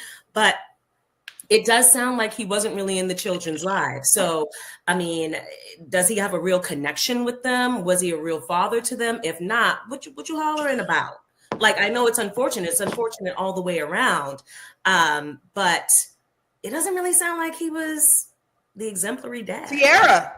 It sounded like they was playing games. I'm so sorry. First of all, there's fires around here, so my internet is acting crazy. So just please bear with me. And to me, it sounds like they were playing games with him. You know, he says that the mother knew, she knew, and so they used to play these games and not allow him to see his daughters and do all of this and do all of that. And so I just think that there was some games being played on both ends, and it can be very frustrating. I don't know if you guys ever, I don't know if anybody's ever experienced this, but I've been around men who their baby mamas use, play games. And so it makes them feel like, a kind of way. And I just think that there is something here. I don't think that he was a dick. Completely. Has your opinion changed now that you looked at it a second time? No. I think there was some games being played. What about you, Athena? Because she knew. What about you, Athena? My opinion still stands. Y'all try. I'm sorry. I think women, we unfortunately, like Dr. Fleet said, we have the burden and the responsibility more so than the men because we are the ones giving birth. And as such, we need to hold that responsibility and accountability in high esteem because obviously these men thought and bop regardless. They don't really care. A lot of them, right? So we have to care about ourselves and the children and make sure that certain things are in place. And if you are on a 12 years of slave timeline with a man and you still allow him to slip and slide, and then you got this other one all up in the Gouda cheese and everybody's spreading the cheese around, that is a problem. That doesn't sound good. It ain't because it ain't. That's because it ain't good. That's why you're not supposed to sound good because it ain't good. The only good thing that has come out of this situation are those two lovely girls. And thank God we now know because of a DNA test, which I still recommend should be mandatory, whether or not you are married or not. Mm-hmm. The DNA test has revealed that Ricky is the rightful father. Do I think Ricky and this girl are trying to clean up a little bit because it looked like a hot mess and for his image and how she looks? Of course. Do I think maybe this guy might want his little 5 minutes of fame or whatever he's trying to? Maybe so, but would he be so wrong? Is it wrong for him to express his opinion, even if he was a dusty dude and a dusty dad? He was not their father. But he wasn't right not to do anything. It don't add up to me because Ricky Smiley is a single man. He's a professed single man. And he's a good father to all of his children. So it doesn't make sense that he would deny his children if he knew that he had children. I want to go to some stats real quick, and then I want to talk about the children, Dr. Felice. But let's look at some of these stats. Research indicates that Black fathers are highly engaged with their children. See, I told y'all, even when not residing in the same household. Among non-residential fathers, African Americans have higher rates of at least weekly, monthly, and yearly contact with their children compared to their white and Hispanic counterparts. In 2017, 47% of Black children under 18 live with single mothers, 7% with cohabitating partners, and 4% with single fathers. This highlights the prevalence of single parenthood households within the Black community. Okay. And then research indicates that a small percentage of men unknowingly raise children who are not theirs, biological offsprings. A 2005 study estimates that 4% of American fathers were raising a child that they did not know was not biologically their own. Interesting. I like that first slide though, because then it negates the misconception that Black fathers just aren't in the home. In 2017, research indicates that Black fathers are highly engaged with their children, even when not residing in the same household. Black fathers are present, y'all. So that myth and that stereotype that Black men are deadbeats, it's not the case. But I do want to talk to Dr. Felice about, let's go into the children. What kind of effects can this have on the children? It can have some devastating effects. So I am really concerned about how the girls are feeling now that they no longer have that knowledge of the ex-boyfriend as being their dad, because we don't know what type of connection that they may have. I mean, I grew up in a single parent household where my father left. And even though he wasn't there all the time and he probably wasn't the best, I had a love connection with him, regardless if somebody would have considered him a deadbeat. And so, and did that mean that he had less rights to me and my brother? No. Would we have still wanted more regardless? No, because the kids don't care. They don't know all that stuff. If their needs are being met by whoever, like, you know, we don't know until later. Like, I didn't know until later that my dad wasn't paying child support. My mother didn't share that with me. And so they don't know that. All they know is the perception of that person in their life. And so for that to be ripped from them, and then they have to be reprogrammed to Ricky the uncle to Ricky the daddy, that's still challenging. So I really think that they should have some therapy so that they can have some ability to process what that looks like, even on their level, because it all can affect them. And so I really feel for the children. Do you think that being that they found out when they were 4, it's going to affect them, the same as if they were 12 or 15 or 18? Probably not, because they may not even have real memory yet of it. You don't know, because these children, they so smart, it's scary. So so I can't say, because each generation, the kids get smarter and smarter younger. And so you don't know where their memory will be able to recollect from. So I think as soon as you start the healing process, the better. It doesn't matter what age they are. Get them some healing. Yeah. Him going from Uncle Ricky to Daddy is so ghetto. Uncle Daddy. Uncle Daddy. She said he went from Uncle Ricky to Daddy is so ghetto. Continue, Constance. I'm sorry. Let's go to a commercial. Jesus, let's go to Fly Nubian Money is now on Spotify. Yes. We are on Spotify. So if you can't watch us, you can listen to us. All you have to do is search Fly Nubian Money and we will appear. All of our episodes. Make sure that you leave a 5-star rating and review so other people that come along and are looking for a good show to watch, they'll follow us too. If you are interested in being on Fly Nubian Money, sorry, I don't have any spaces. I'm just playing. If you are interested in being a queen or a king on Fly Nubian Money for the day, please reach out to me. I'm at info@realvirtual.net. That's info@realvirtual.net. Also, if you need help with your business, go ahead and send me an email for that too. Okay. I've said enough. Now back to the show. So Tiara, since you think Uncle Daddy knew, should he be compensated, no boy, for the time that he lost during the time? I don't think Uncle Daddy knew. I honestly don't believe that Ricky Smiley knew. I will say that. I think their mama knew, and I believe the baby daddy when she says her side of the family knew that. And so I think that she should be sued and she should have to cover whatever emotional damage or distress that he's feeling, because I think there is some there. I think, maybe he wasn't I don't know him. So I don't know how present he was, but I know that he thought that he was their dad. Meanwhile, Uncle Daddy was their dad. Uncle Ricky was their daddy. This girl was taking them kids around him. We was at the park. We was playing. I took them to go-karts. But see, that's why, because she was building up. That's what He's probably building up to the moment. That don't even make logical sense, though. That don't make sense. But what do you think, Athena? Do you think that she should have to pay? She should have to pay. She should have to compensate him for his time. Yes, Uncle Daddy needs a check. Uncle Daddy. I'm running with the Uncle Daddy shirt. Uncle Daddy needs a check, and Ricky got it. So Ricky have all that back child support anyway. So here you go, Uncle Daddy. Here's a check for all the whatever you have paid, and be on your way. Sign this little NDA, so my brand can continue and be on his way. So you think Ricky should be responsible to pay him? Yeah, because he was supposed to make them payments anyway, no?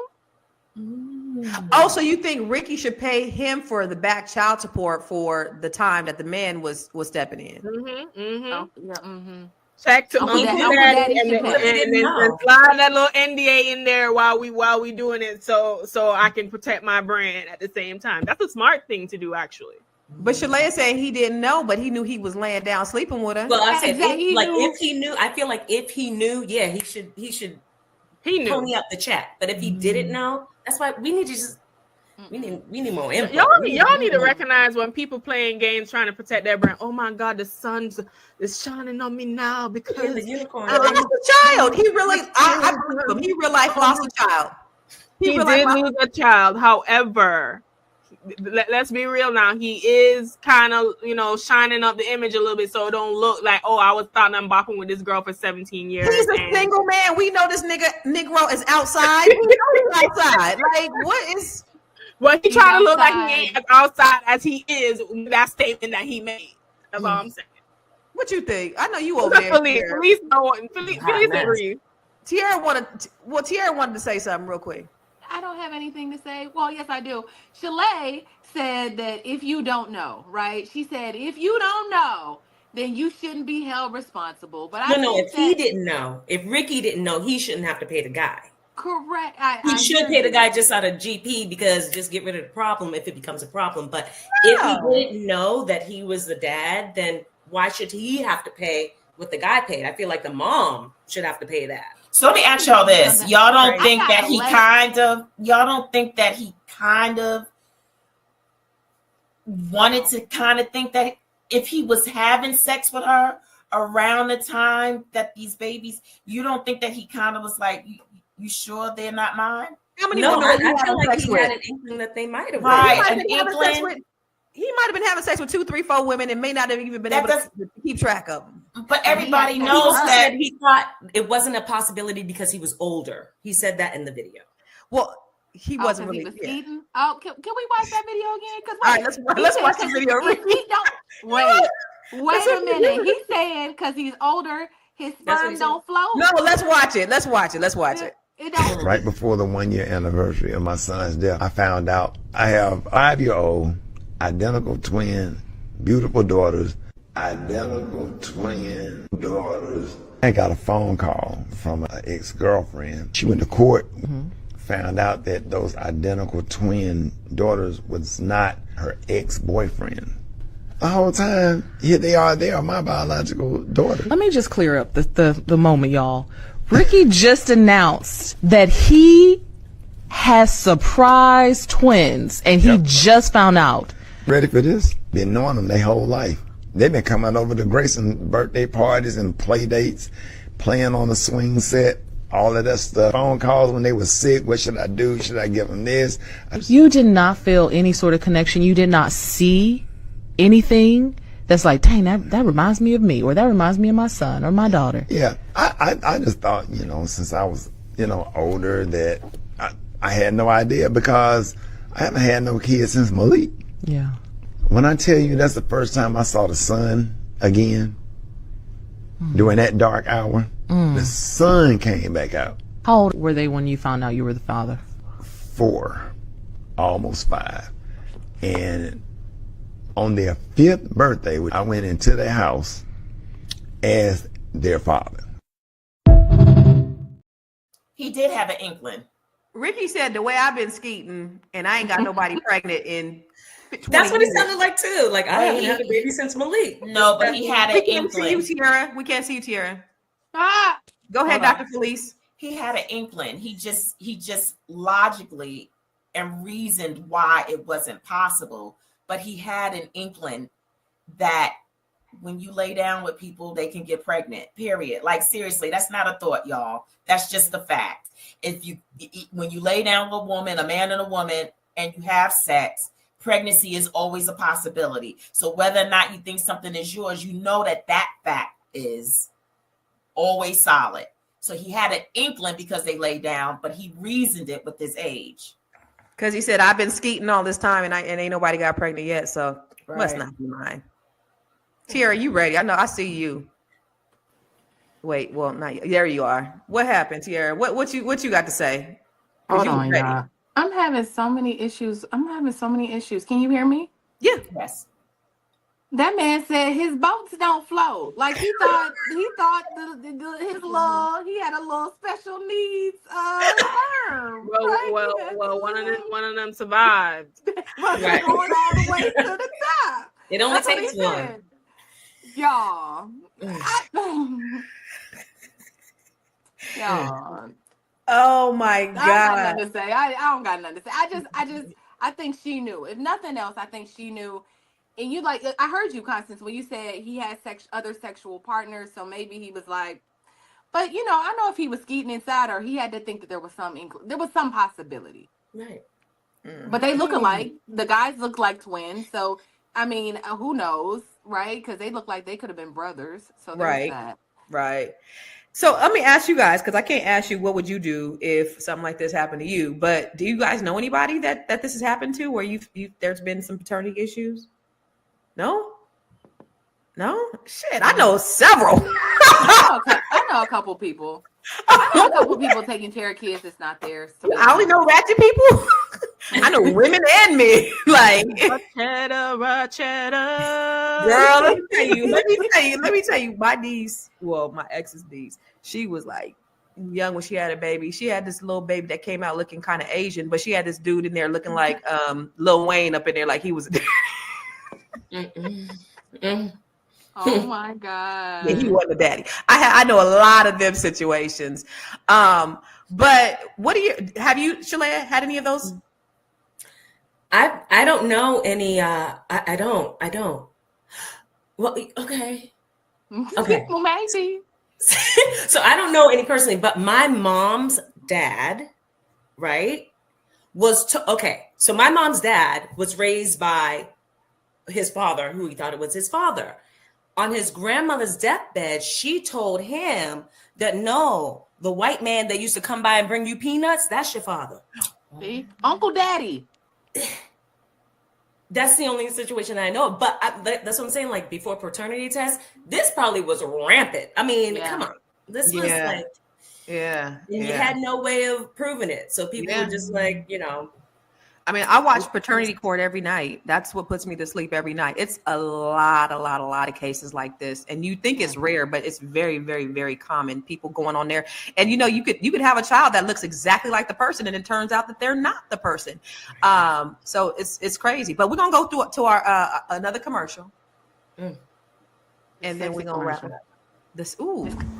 Hey, what's up? It's your girl Constance Carter. Where am I? I am on a yacht in the Baltimore Harbor, and I am doing my 7-figure strategic planning solo, baby. I plan on having a 7-figure year. I partnered with the Fly Nubian Money, and we are putting together a training that's going to help you to put together your 6- and 7-figure ecosystem. Yes, there are things that you need to do, strategies you need to put in place so that you can implement and have a 6- to 7-figure year if you don't already have one. If you got a 6-figure year, let's go ahead and get you a 7-figure one. If you got a 5-figure year, let's get you a 6-figure. Let's get you there. Join me, the Fly Nubian Money Club, and let's grow your money in 2025.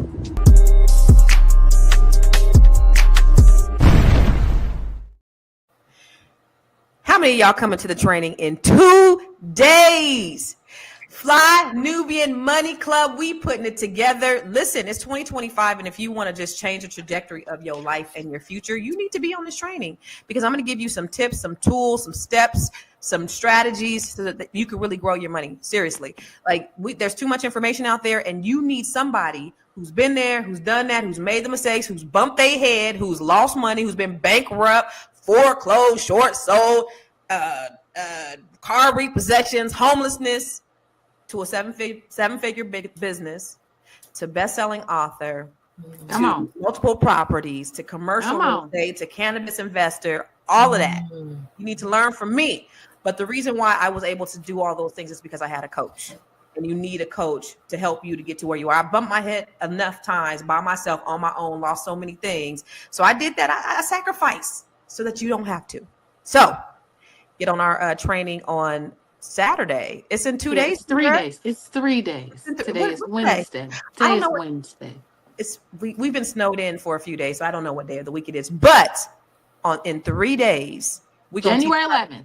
Build your 6 and 7 figure year. Yes. All right.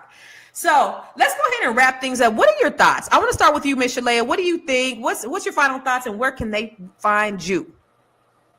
My final thoughts on this situation, I am just hoping that at the end of the day, that the girls have a great life. If whether or not that the man who's not their father wants to stay in their lives, or if Ricky's going to come into their lives, I hope that this doesn't disrupt them in their life and their lifestyle too much. And I hope that they are able to heal and move on and just grow into beautiful women from it. I am Shalay with Vital Source Realty, CEO of Vital Source Realty. You can find me at Shalay Camillo on IG. Visit our website, vitalsourcerealty.com. Amen. Amen. What about you, Miss Athena? What are your final thoughts, baby? Well, my final thoughts are this. Women, please leave the dusty behavior behind in 2024. We need to be accountable for our bodies. We should not be allowing no man to put us on no 12 years a slave timeline. We should know who the father of the children are. And men, y'all need to stop picking up these dusty women.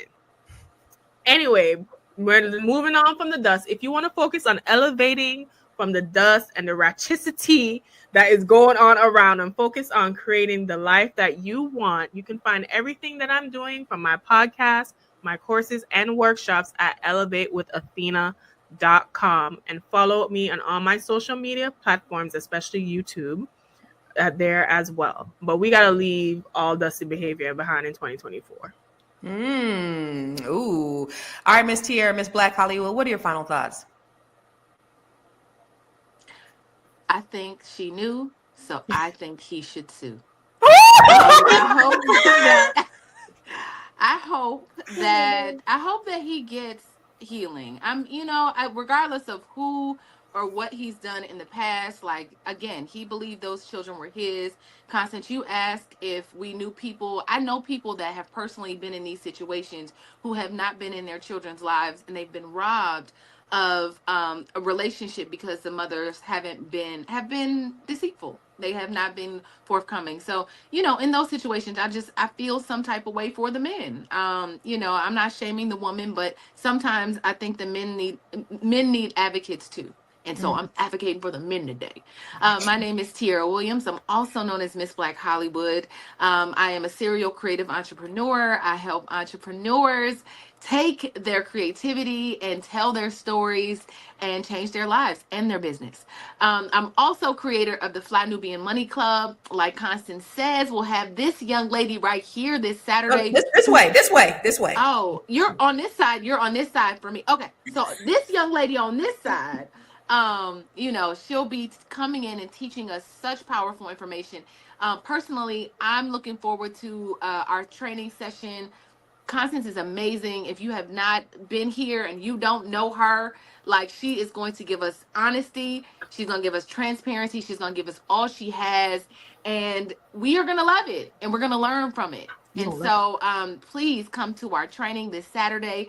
If you need to know where to go to Fly Nubian Money Club, flynubianmoneyclub.com, flynubianmoneyclub.com, flynubianmoneyclub.com. There it is at the bottom, at the banner. You see it. Go there. The training is usually $199, but for right now, you can sign up for our free training, free trial, and get the training for free. Listen, Come through. you know, I charge $500 an hour to coach. Yes. Okay. I just want to let y'all know. Yes. Okay. But we can do a shirt. She knew, so he should sue. That should be on the t-shirt. She knew. So he should sue. I love it. Dr. Felice, what are your final thoughts and where can they find you, darling? So my final thoughts is that we got to take care of our bodies. We got to take care of the people who are going to be affected by our choices and our decisions. And we got to make sure and know that it's okay. Like, the truth hurts, but it frees you. And so I hope that this young lady is finally free from holding that secret for all these years. And I know that there's a reason for why she did that. And so I am Felice Hightower Britt, the Be Big coach.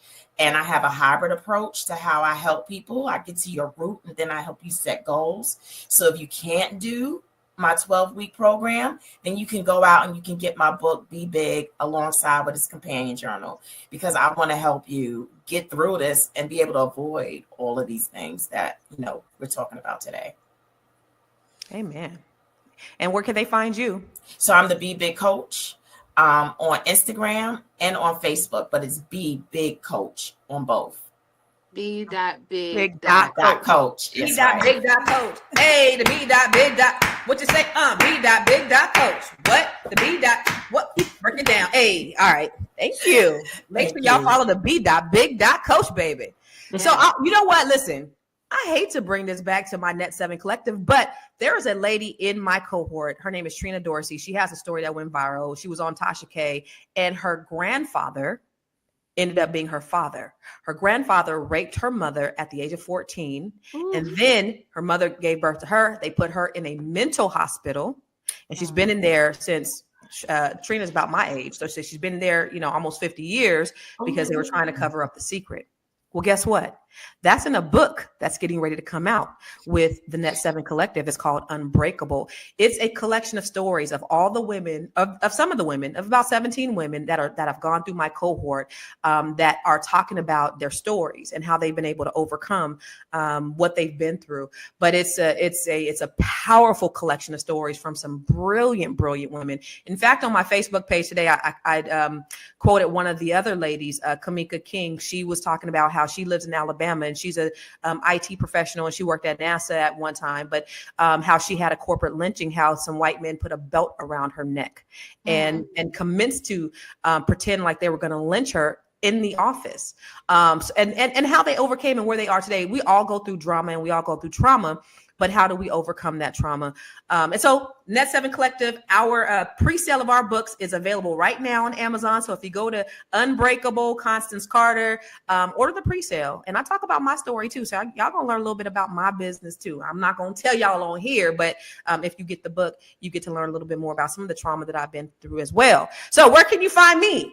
Everywhere. I am Constance Carter, Net 7 Collective, starting at the end of the month. If you want to become an author, you can become an author with me. If you want to learn how to speak, if you want to learn how to monetize your genius, build your 7-figure net worth, this is what I help Black women from all over the country do. Go to bookwithconstance.com. That's bookwithconstance.com. Now listen, this, ladies, is one for the books, right? Ricky Smiley's story has some layers of family, loss, unexpected blessings, and of course, money. Because at the end of the day, I think this is what this comes down to. It's got us thinking about how life can hit you with surprises that you never know are coming. Is this a blessing? I don't know. But whether it's stepping up as a parent, dealing with messy situations, or figuring out how to make it all work financially, is something that we can all learn from. This was a good conversation. Listen, I love having these conversations with the ladies of I was going to say but I was going to get cussed out afterwards. I was going to say but I got to say Fly Nubian Money. Okay. This is not the Fly New, I'm a little country, but it's always good having these engaging conversations, because the thing that I love about us is our versatility. We could talk about finances. We could talk about generational wealth. We could talk about politics. We could talk about Black issues. We could talk about ratchet shit. We talk about all of them. And everybody on here is fully capable in engaging in all of these aspects. There's nobody that's been on this platform that's not capable of having these conversations. And that's the beautiful, beautiful thing that I love. So make sure that you are tuning in every day 10 a.m. Pacific, 1 p.m. Eastern, because we're here Monday through Friday, and we're talking about some amazing things. Most of all, we want you to learn from it. We want you to implement, and we want you to share. So make sure you're whatever, because I think we're on about 10, 12 platforms right now. Whatever platform you're on, make sure you subscribe. Come to I Am Constance Carter, because I don't got a whole lot of subscribers. Come over there to my YouTube page and subscribe to mine too. Subscribe to all our channels. Make sure you follow us all. And you can also listen to us on Spotify. So if you can't look at us, you can go listen to us on Spotify. So search for flynubianmoney.com. And don't forget, at the end of the day, we need you to text the word Queens. Look at how Tiara looking at me. She was like, you don't. She was looking at me like Ike. Look at Tina. Text the word Queens to 87948. You see that? QUEENS to 87948. 87948. Is that all right, Ike? Is that all right, Ike? Eat the cake. Also, somebody was asking in the chat when your training starts. It's from 10 to 12 p.m. or 10 a.m. to 12 p.m. So we'll be there for 2 hours. Go to flynubianmoneyclub.com. Eastern. Yes. Okay. Make that note. Wait, 10? 10 to 12. 10 to 12 Eastern. Okay, yeah. So that's 7. You're going to be up at 7 o'clock on West Coast time then. Okay, y'all West Coast people. Listen, if you want a 6 and 7 figure year, you're going to get up to get that year, aren't you? That's right. Thank you, Athena. Thank you, Athena. I appreciate that. So let's go. Ladies, I appreciate you guys with the engaging conversation today. It's always good hanging out with y'all. Love y'all to pieces. We'll see you tomorrow. Same time, same bat channel.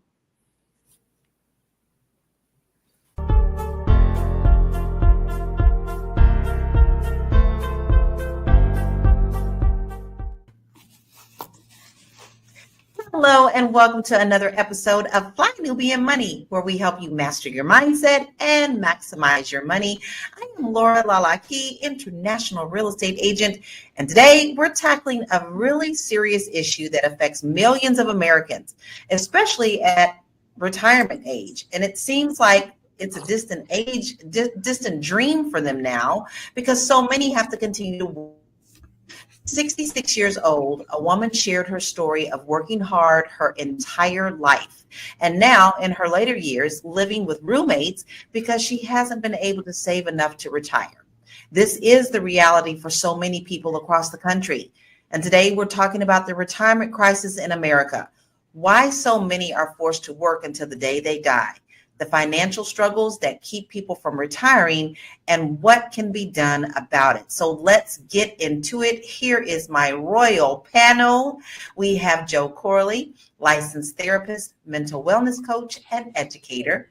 We have Constance Carter, our wealth activist, Dr. Alicia Watkins, couples coach and social work professor, and Dr. Lene, brand your brilliance coach. Hello, my royal court. So glad to see you today.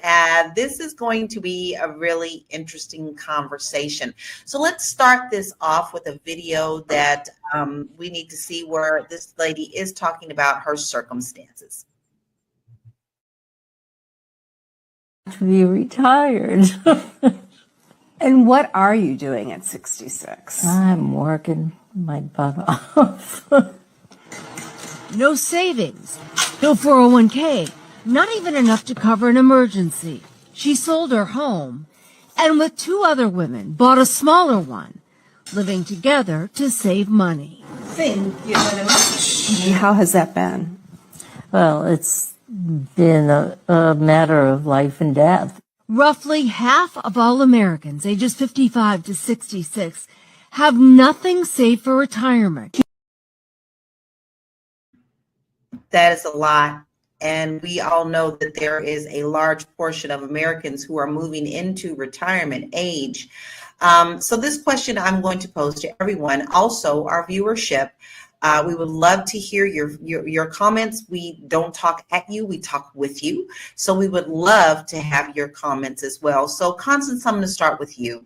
Why do you think so many people are not able to retire comfortably? It's sad. It's really because they're not making investments. They're not diversifying their portfolios. They're not participating in their 401ks. They're not participating in their retirement. And now you have companies that are just not, they're not participating. They're not offering these types of retirements. People aren't staying on jobs for a lifetime. You think about this. You work your whole life until you are 65 years old, right? The average age is 77. The average life expectancy is 77. So you got about 12 years. 12 years for retirement. So you got 12 years to live your best life. And you want to live your best life and live it on your own terms. And so when you have Social Security that averages about $1,800 and you have the average rent at about $1,600 to $1,700 for a 1-bedroom apartment, what do you do? And it's really sad. It's disheartening, but we, especially Black people, we definitely have to prepare. You know, when America gets a cold, Black people get the flu. And so you think those stats are for the average American. What do you think it's like for African Americans? Right. You're so on point with that. Dr. Allyship, I'm posing the same question to you. Why do you think so many people are not able to retire comfortably? No, I mean, I agree with everything that Constance is saying. Like, you know, some of it is a lack of discipline. I think that's what Constance was talking about. Like, we're spending money on immediate gratificating things now, and we're not thinking about planning for the future. When you start your job, assuming people start their jobs in their early 20s, are you contributing to your 401k? You know, are you contributing the maximum 15% of your salary to 401k? But at the same time, are we making enough money to even think about that? If I'm worried about how I'm going to eat today and paying the mortgage or the rent, I can't think about 15 years from now, and I may think about retirement. So yeah, some of it is lack of discipline, but also some of it is the fact that people just aren't making enough money because they're living paycheck to paycheck, and they just don't have it in their budget to put large amounts of money aside so that they can think about retirement. Agree. You know, even when you're putting away some, maybe you didn't have the good advice for someone and you didn't put away enough. And with the cost of inflation, that money just doesn't go as far as it used to. So Dr. Lene, why do you think so many people are not able to retire comfortably? Pensions aren't what they use. Pensions, we don't have pensions anymore. I don't think people are really thinking about what it takes to retire. I think the key word is comfortably, right? People are retiring, but I would say people who had jobs that had pension, they're doing fairly okay. But people who did not, they did not prepare. So I'm looking at I'm trying not to call anybody out. I'm looking at people in my life who are at the retirement age, who are struggling. They didn't have jobs that had a high income, kind of like what Dr. Allyship was saying. So they didn't have the ability to save 401k or otherwise. They were sold a hope and a dream of retirement being there, and that was going to be the thing that took care of them, and it's not. They didn't have side businesses or investments or stock or real estate or anything outside of their 9 to 5, kind of like what Constance was talking about. And then also, a lot of people thought that family was going to be there to take care of them. And as people are getting older and aging, they're realizing that there isn't really anybody there to take care of you. You really can't move in with that person like they used to in the old days, is when you age and people would come together. That's not the case. There's a lot of seniors that are living in senior homes and things of that nature, having to survive off of $1,500 a month. So lack of preparation. And I don't even want to say lack of preparation as much as I don't think the concept of retirement and the preparation of retirement was as widely communicated as we talk about it today. Agree. I agree with everyone's points today. These are just all things that go toward this situation. So the question goes to you now, Joe. Why do you think so many people are not able to retire comfortably? No, I agree with what all the ladies are saying. I feel like that, you know, right now, today, what it requires you to, what kind of money you need to retire is not what it used to be. You know, you could probably get away with, you know, $500,000 to 1.5 million, like in the early 2000s. And today, like, that's no money. It's way too expensive to live. to be out here on a fixed income. I think about my grandmother and how she worked for the Postal Service her entire life. And then when she retired, her lifestyle drastically changed.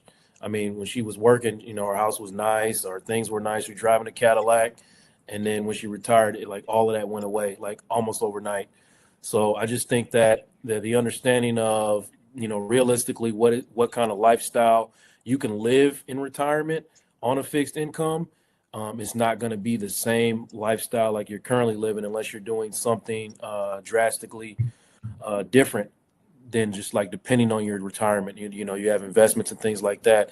And then you don't have the education necessarily for out there.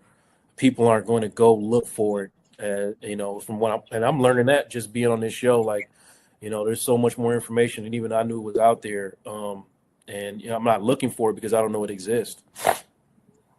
Well, you know, everyone hit something so important, and I was going to say some of the things that what I see in real estate. A lot of the times, what you saw, Joe, is like, you know, they worked for the post office, all that worked fine, they did good, and then their lifestyle had to change after retirement. And I know a lot of seniors who did put away and really thought they enough, and now they've had to get little jobs like at Walmart or something that's on the side just to supplement anything that they brought in. And most of the teachers that I know have a good understanding of, and some of them still have pensions during this age. But we are definitely seeing that the cost of living and everything is going up, yet what you're bringing in is just not enough. It's not enough. So we're going to go to commercial and we will be back. Hey, if you're just tuning in, you are watching Fly Nubian Money, where we help you master your mindset and maximize your money. I am Tiara Williams. I'm also known as Miss Black Hollywood, and I am the proud producer of this show. So I hope that every day when you join us, you leave a little smarter than you came, because that's the point. Otherwise, why are you watching? So if you want to receive notices for when we go live, Fly Nubian Money goes live every single day. That's Monday through Friday at 1 p.m. to 2 p.m. Eastern Standard Time. So if you don't know, now you know. All you have to do is text the word Queens, that's Queens, that's Queens, to 87948. That's 87948. That's Queens to 87948. Yes? If you want. Yes, so simple. Make sure that you pull out your little assistant here. This thing does everything. This thing absolutely does everything. All you need to do is text the word Queens, Queens, to 87948. And you will get a notification of us going live every day. I get mine every day.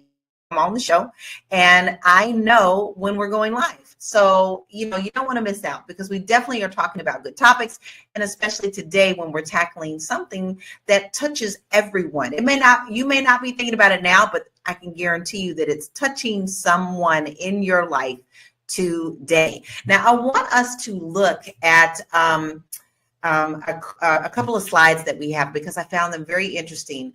Cost of retirement. 59% of Americans have less than $1,000 saved for retirement, according to a 2020 survey by Go Banking Rates. 40% of Americans are not confident that they will ever be able to retire, according to a 2022 survey by Employee Benefit Research Institute. The average retirement saving for people aged 65 to 74 is just under $300,000.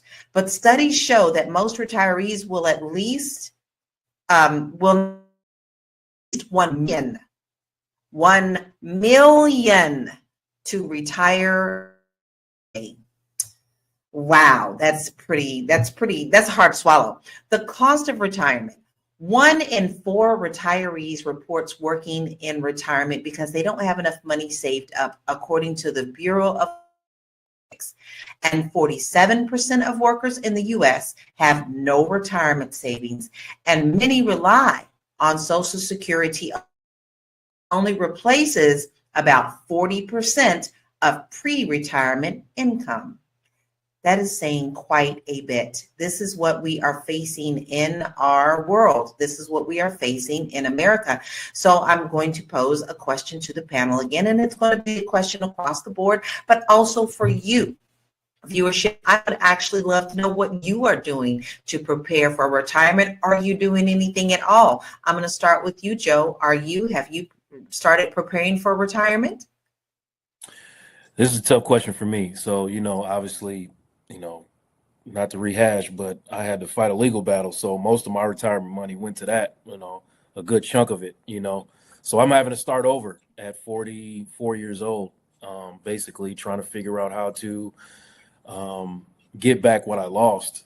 And I'm looking for the education. I'm trying to learn and understand. But prior to that, yeah, sure, we had, all types of retirement accounts and things of that nature, getting ready, me and my wife preparing for the day we can sit down. But now that looks different for us. So. And it can change. That's the thing. You may have prepared earlier, and then like you had something come up, and then there you go. You have to start all over again. So it's not that people are being lackadaisical or are not planning. You can't plan for life sometimes. I mean, you just can't. You never know when life is going to come back and smack you upside the head. Constance, what are you doing for retirement? Are you planning? Yeah, my kids is my retirement. Them Negroes going to take care of they mom. No, I'm just kidding.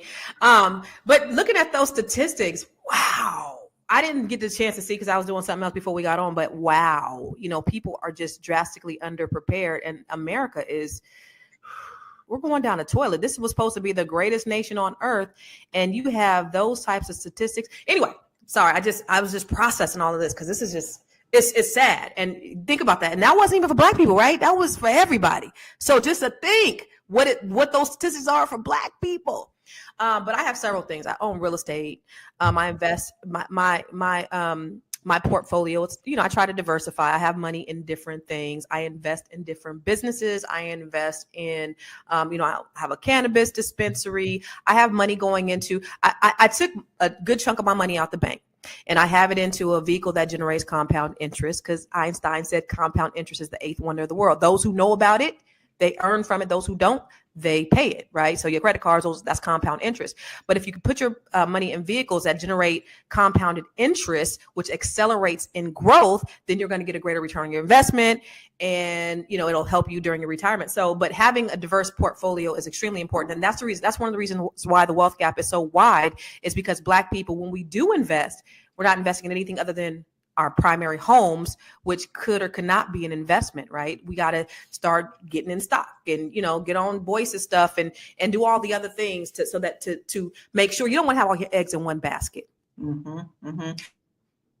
That's a common misconception that people have, that put it all in the stock market, no, but there's so many other ways that you could diversify, even with $5 a day. I mean, we see a lot of B1 in our comment. Understand this concept. So Dr. Lene, what are you doing toward your retirement? Well, the very, very, very, very first thing I did towards my retirement was withdrew my 401k. I took $50,000 and started my business. That was the first thing that I did towards my retirement. And then I lost it all when I started my business. But I have since rebuilt it, right? I'm in the process of reading this book. It's not on my desk, called Profit First. And so recently I just went and did the 5 bank accounts, and I have this whole retirement thing set up. And so I've moved a lot of my retirement money over into there, but also diversifying, like Constance said, stock. I'm getting into real estate. We are doing, my company is getting ready to do a 401k for my team. So I'm actually about to bring that into my actual business. My mom is a financial whiz. And so how she's putting her retirement together with her 401k and all of her stuff, and I'm looking at how she's doing it. And she is going to make about $30,000 less a year in retirement than what she makes working. How she put her stuff together, like how she orchestrated. So she already makes multiple 6 figures. And when she retires, she will make the same in retirement. She'll make $30,000 less a year in retirement than she makes right now working her job. So I'm looking at her model too. Like, what did you do and how did you do it? Because I'm looking to retire in 12 years. In 12 years at 60, I want to be done. I want to be done with this part of my life. At 60, I just want to travel the world and teach. And I was going to say teach and preach, but mostly just teach and do. I want a soft life at 60. So I'm already like, what does that look like? $1 million is not enough. That's what I know. Yeah, So and that's what they're saying. Like, yeah, they're saying like that's the average. No, I don't want to sit on my hands. I want money to still be being made. So I'm creating businesses that will operate for themselves when I retire. Yeah, yeah. And like they're just saying 1 million today, but it's going to account for 12 years from now, right? So the things you always constantly have to look at your portfolio to make sure that it's still going to be an overage for when you do retire, something that you're going to be able to live comfortably with. How about you, Dr. Alicia? How are you preparing for retirement? Let me tell you, I'm very fortunate that I have always lived below my means. And that's a fortunate thing to say. I live well below my means. Even when my whole life, I was told, I was given messages that a vehicle is just something that you buy to get you from point A to point B, so it's not like I never felt like I needed to spend a lot of money on material things, and that money, you just spend enough money to take care of your necessary expenses, and then the rest of that you save. So I maxed out my 401k always. And I struggled, especially early on, starting off living in Chicago, working. I really knew, maybe it was just the culture of which I was raised. I don't really know why I was just so big on investing so much money in my retirement.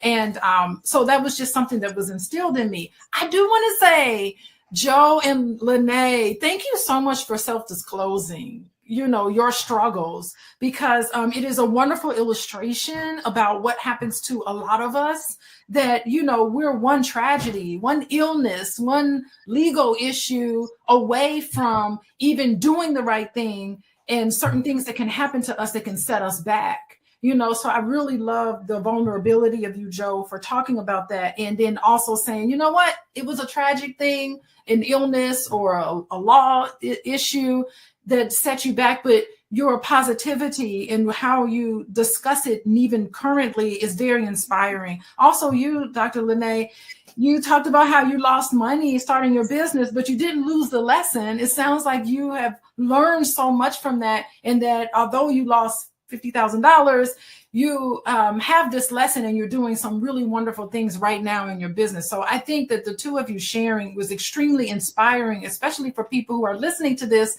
and freaking out mentally and getting stressed out about feeling as if they don't have enough. And then no matter how old you are, it's never too late to start investing.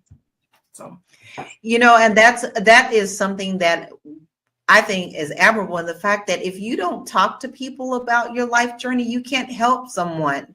And the fact that we do that here on the show is important. I will share the fact that no one talked about this in my house growing up. Retirement, what? My mother worked until she had a heart attack and died. So there was no retirement.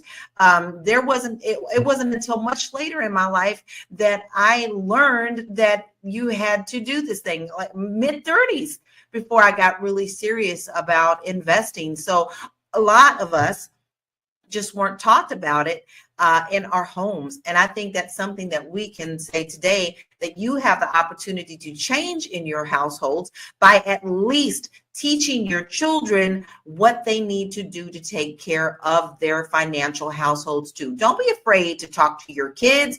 Don't be afraid to, don't be the one that says, what goes on in this house, financial, stay in this house, financial, and then you don't teach them what that means. So we have a lot more conversation to go. I think some more of the stats that we have later are going to it's not, as long as we're talking about them, we can also give solutions. So we'll be right back after this commercial. If you want to grow your money and not blow your money, as Constance says, check us out at flynubianmoney.com. There's all kinds of resources, programs, videos, resources.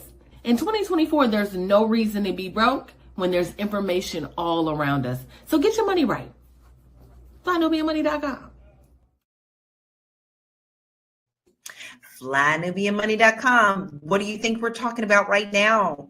This is where you can get the ABCs 1, 2, 3s. All you have to do is go to nubianmoney.com. We have plenty of resources there. If you confused, this topic scares you, but because money scares people, but we are talking about how you can secure and have an easier time of it if you start now. So if you get your understanding now, you can plan better. So make sure that you go to flynubianmoney.com to get your initial set of instructions and start learning what you need to do to protect your financial house. Now, there are many different ways that we can see things changing for retirement. We've got the housing crisis.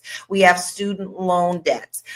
We have all sorts of things that are swirling around, the discussion about getting rid of Social Security. So how do we look at these things to get a solution for our own household? Because when we start depending on others, that's where our first downfall is. So I'm going to start with you, Constance, with this question. What role does the housing crisis play in the inability to retire? Well, it plays a huge role. You see inflation going up, you see housing prices going up, but you don't see income going up at all. That's a problem. And so people are not living based upon their check. They're living check to check, and they're using their credit cards to survive.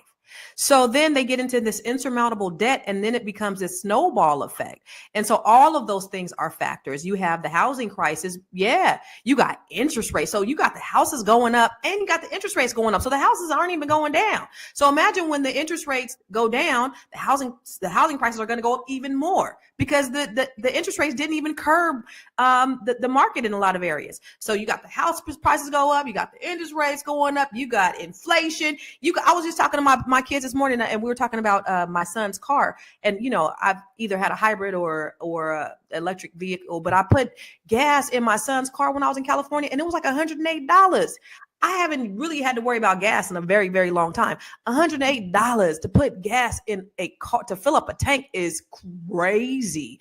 So it's all of these things that we got to do on a daily basis. When they talk about the cost of eggs, the cost of groceries, I got 3 big head grown ass boys that eat me out of a house and home. I'm going to the grocery store 2 to 3 times a week. I'm not spending no less than $150 to $200 every time I go. And then they come up in there talking about ain't no food up in the house because y'all Negroes eat it up. So it's a lot, and a lot of people are suffering. A lot of people are struggling, and it's unfortunate. But that's where we are in America. I don't know what they're gonna do to help though. The government, I don't know. Yeah, because it's all up in the air. And then currently we have people being put into places in the administration. Not to get political, but you have to.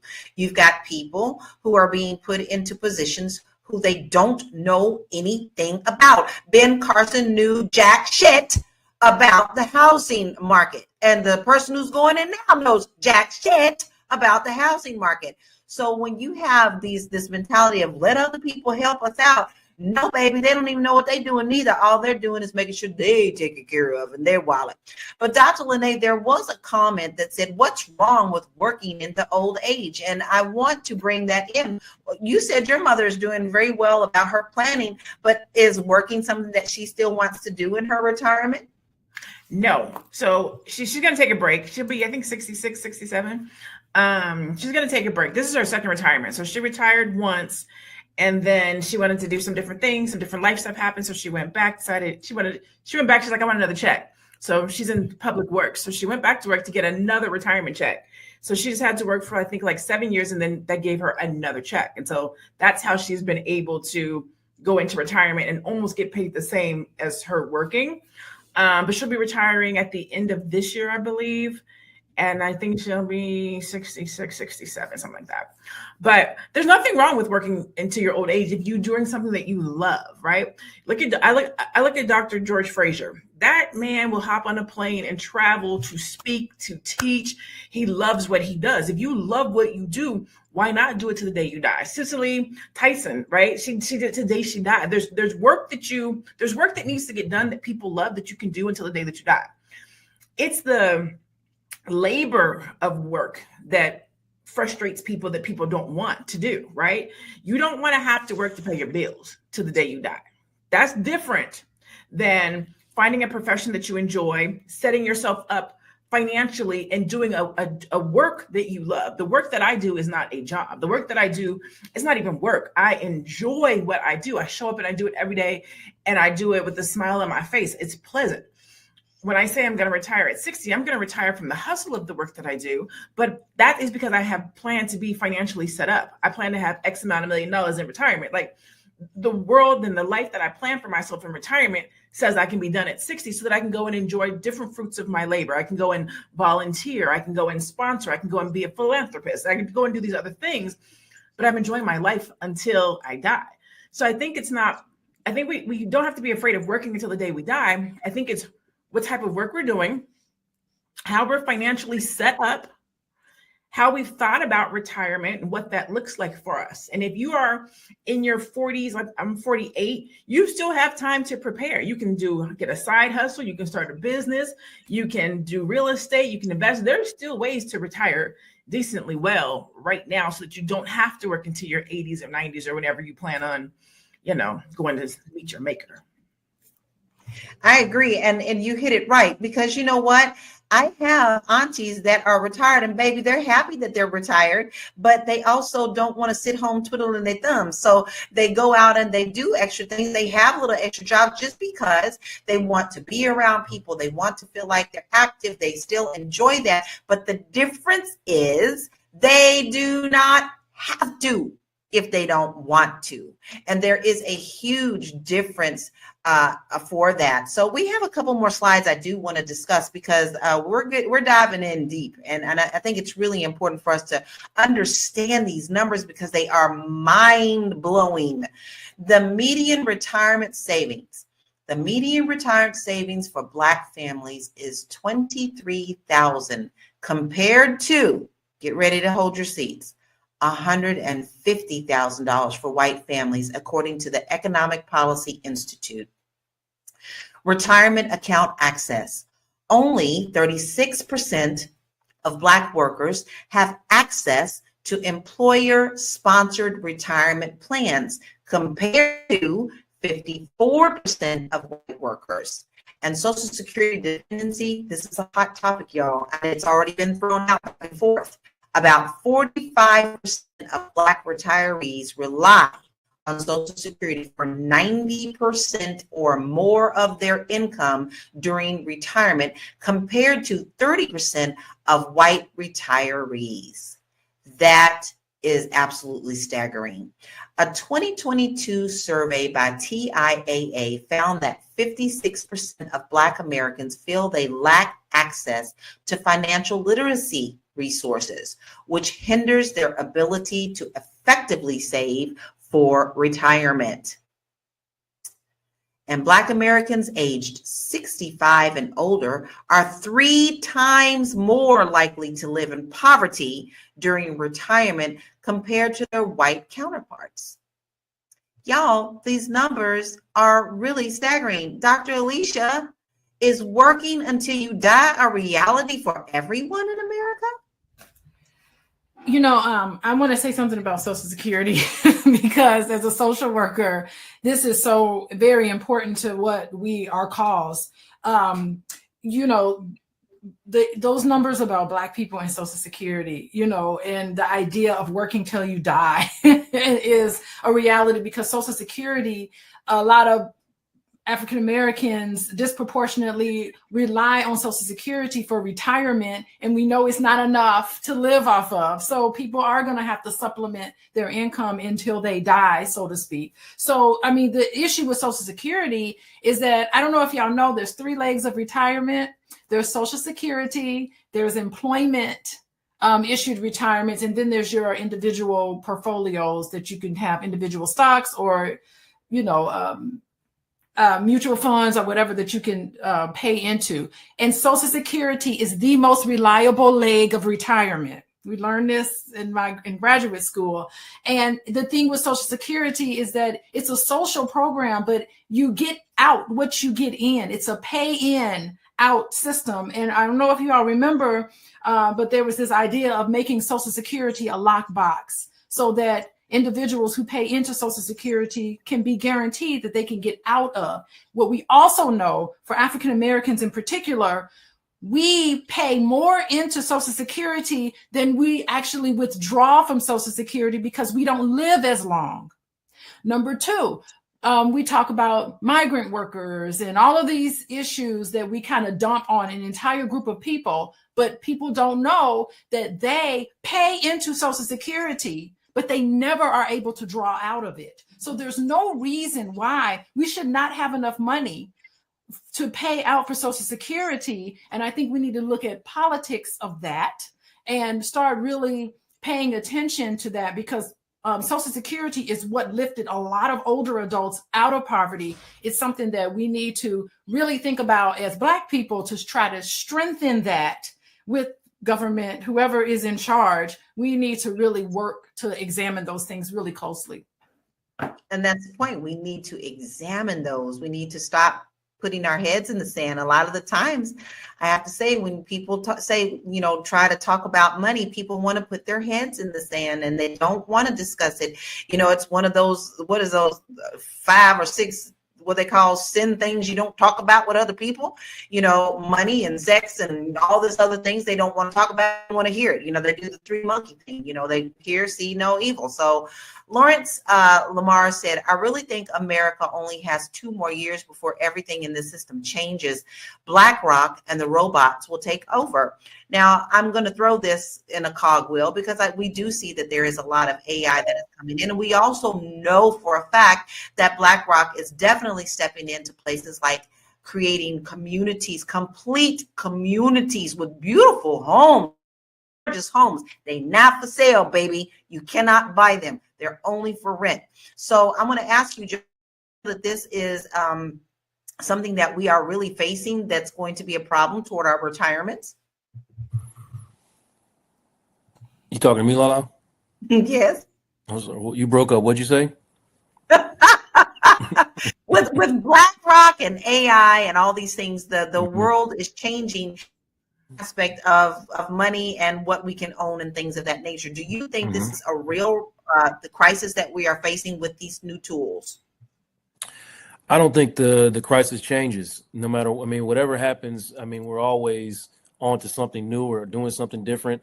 I think the problem is going to be what it's always been, is that people are dependent upon a government that doesn't care about them. And I'm not talking about just Black, I don't think it cares about anybody.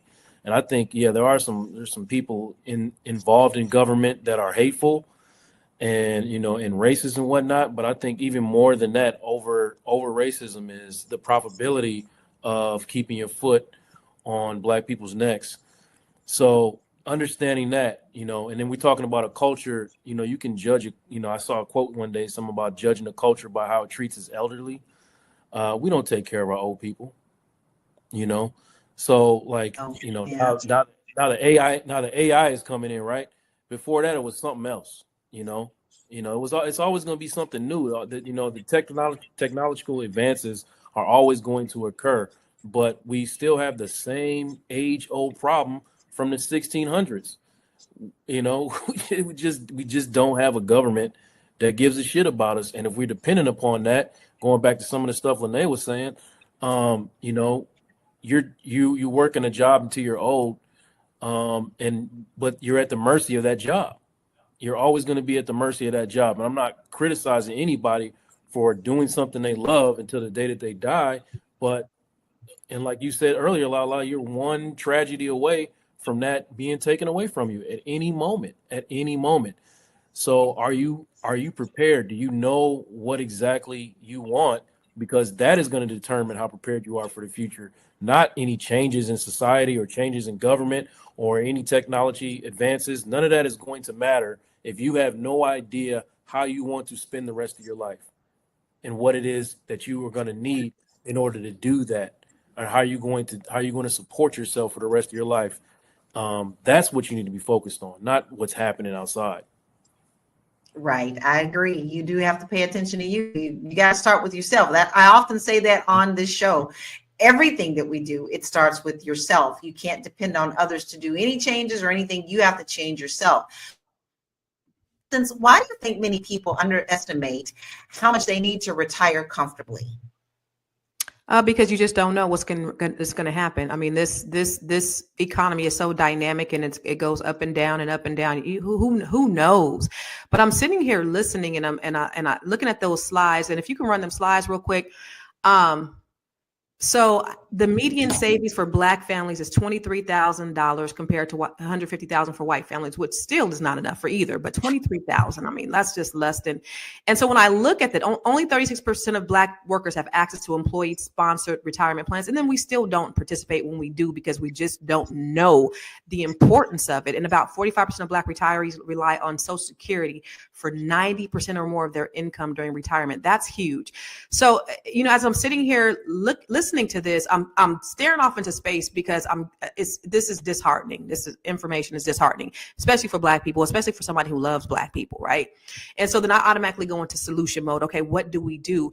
And this is the reason why how we have these discussions is so important. It's important that we have people like Dr. Joe and Dr. Alicia because we need therapy. Black folks need therapy. It's important that we have people like you, Lala, in real estate because we need to be investing in real estate. It's important that we have you, Dr. Lene, because we need to learn how to be brilliant and build our brilliant businesses. Like, this is all extremely necessary. Everybody on here is necessary. So my hopes is that you're not just listening to this. We're going to talk about solutions, and hopefully, Black people, you actually take action to change the narrative because these statistics are very grim, and I don't know if you really understand the gravity of what we're seeing here, and it's only getting worse if we don't take advantage. When you talked about AI, instead of being afraid of AI, we definitely got to take advantage of it and utilize it for our wealth. That's right. Tap in. Tap in. There's ways to tap into everything. They can do it.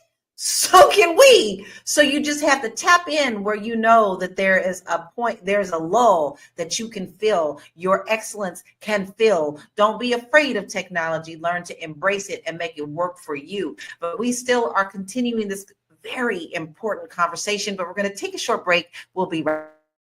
Nubian Money is now on Spotify. Yes, we are on Spotify. So if you can't watch us, you can listen to us. All you have to do is search Nubian Money and we will appear. All of our episodes. Make sure that you leave a 5-star rating and reviews so other people that come along and are looking for a good show to watch, they'll follow us too. If you are interested in being on Nubian Money, sorry, I don't have any spaces. I'm just playing. If you are interested in being a queen or a king on Nubian Money for the day, please reach out to me. I'm at info@realvirtual.net. That's info@realvirtual.net. Also, if you need help with your business, go ahead and send me an email for that too. Okay. I've said enough. Now back to the show. We got magic. We do magic. We help you up yourself in your financial house, and we also can help you with your business.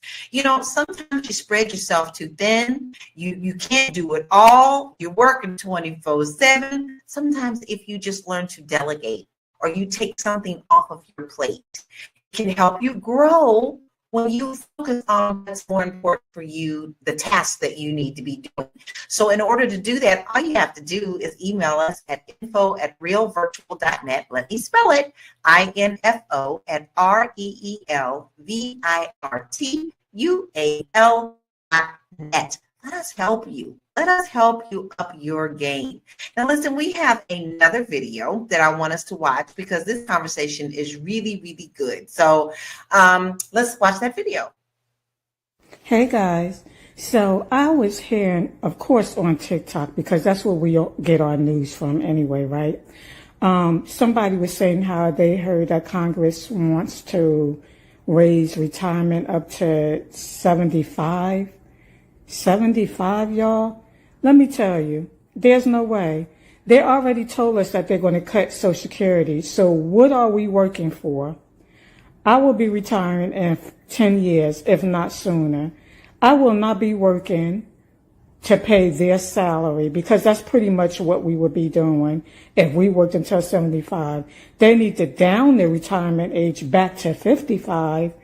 But yeah, they must think that American people are crazy, because what would make them think that we're going to work until we're 75 years old? Yeah, granted, there are people that are doing that now, but we all don't want to do that. Yeah, we all don't want to do that. So we see that our older generation, and I don't say that lightly, because I'm telling you, the new 50 is you could be 70 and you in the 50s. Like we have changed a lot of things in our lifestyles, but they are facing this. So what do you think is a good retirement age to aim for, Dr. Lene? I literally just asked that question.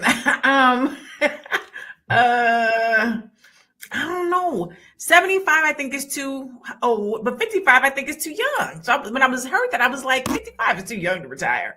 75 is too old. So maybe like 60, 65. I think what they have it at right now is a good age. I feel like 60, 65 is a good retirement age. You still got a nice 20 years to relax, kick back, enjoy your grandkids, travel the world, still be in good health.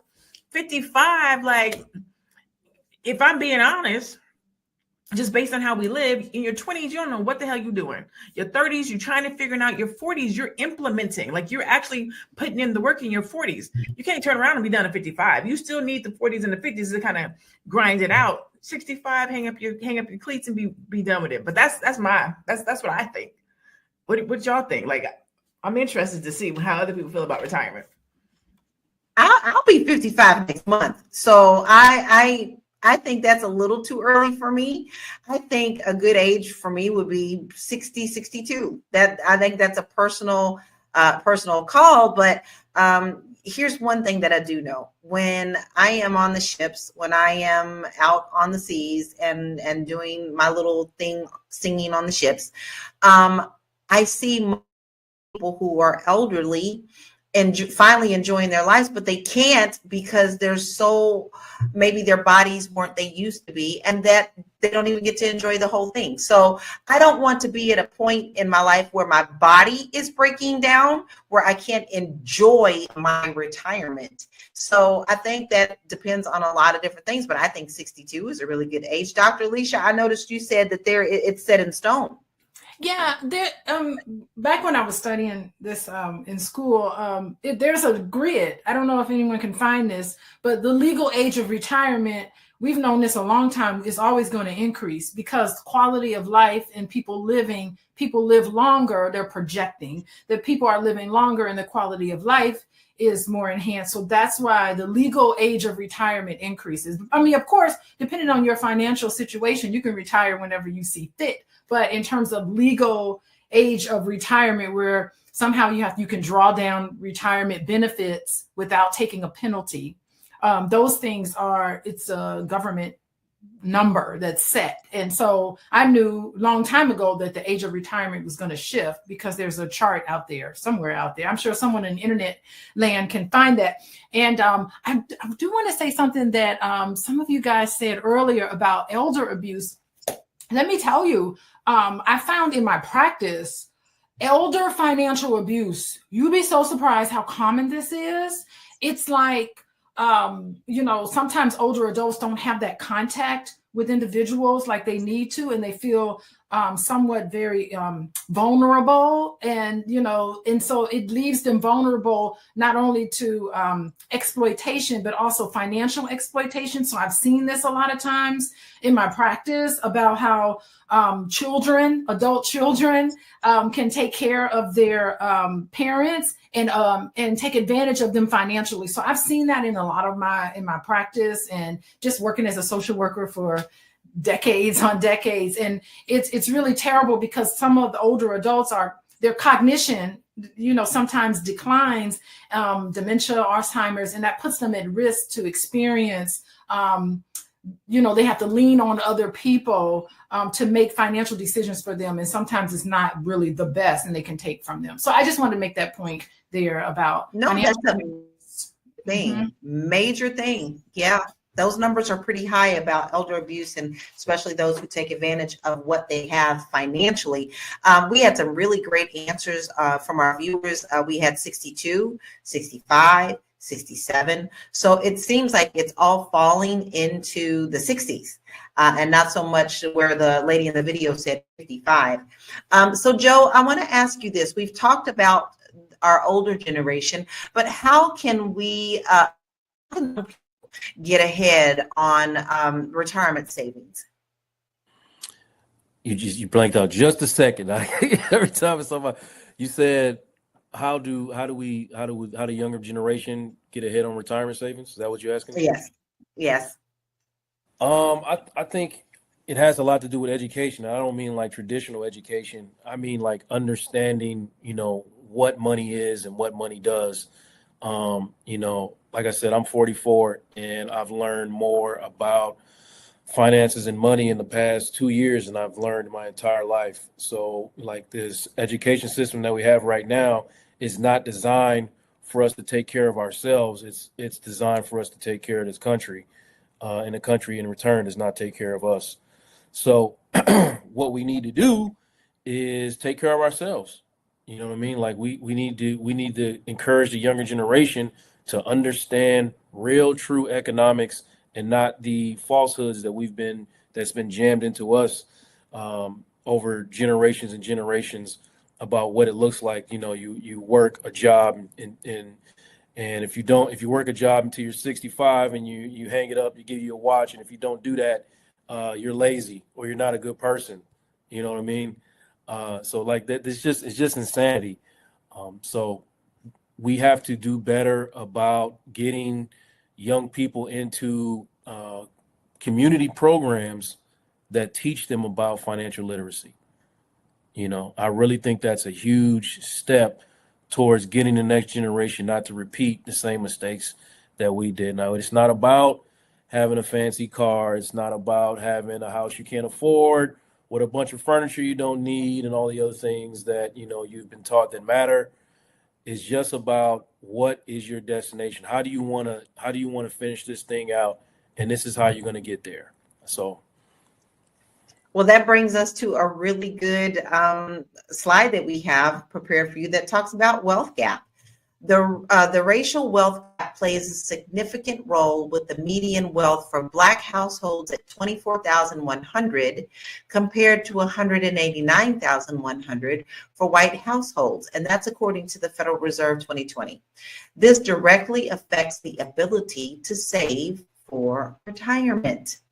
If you have to work so hard just to get your bills paid, and it's really hard to even think about putting money away because you need to feed your family, then we have to go back to actually, what is the wealth gap? What are we getting paid? Why is there such a disparaging big gap between that?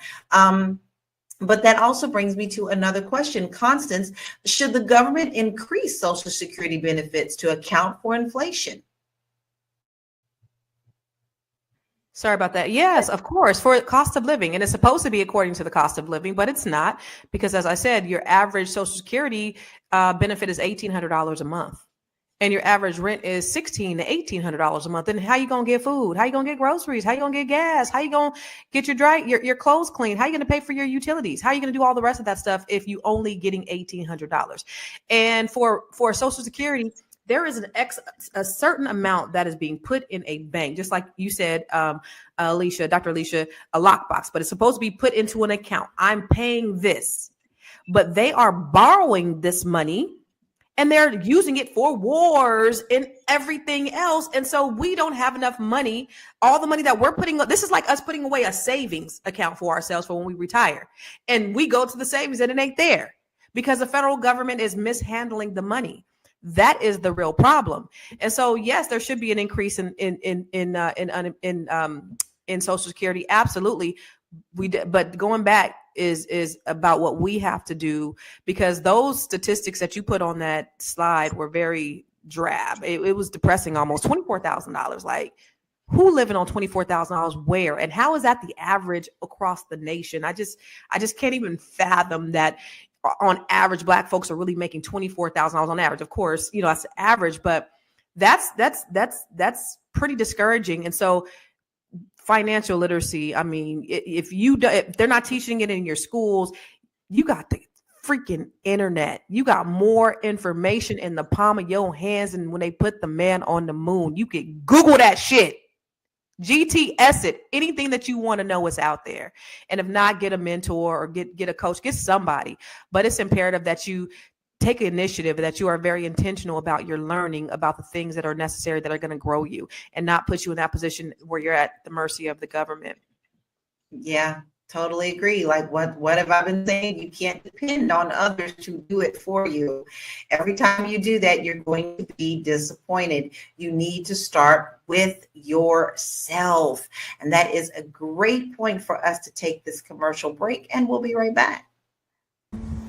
Hey, what's up? It's your girl, Constance Carter. Where am I? I am on a yacht in the Baltimore Harbor, and I am doing my 7-figure strategic planning solo, baby. I plan on having a 7-figure year.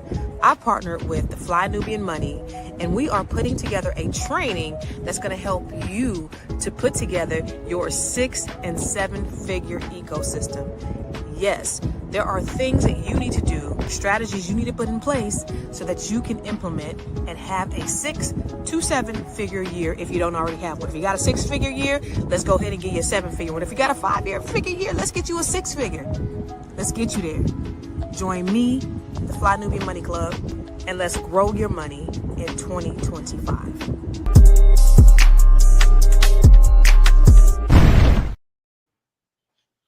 Man, Constance, I'm not even gonna step on nothing that you're doing. You tell us what you're doing this weekend. Well, no, but the very topic that we're talking about is the very reason that we need to have these conversations. And this is a free conversation that we getting ready to have on this upcoming Saturday about this very thing. I'm actually talking about, you know, the where we are, where we're going, but how can we curb that? How can we close the wealth gap? How can we change the trajectory of our lives and we start living at least a 6-figure lifestyle, if not a 7? But the topic today, this is why that's so important. But y'all getting a free training. So everybody on here is 400 people on this watching us live right now, and hopefully a few thousand more that's gonna watch it later.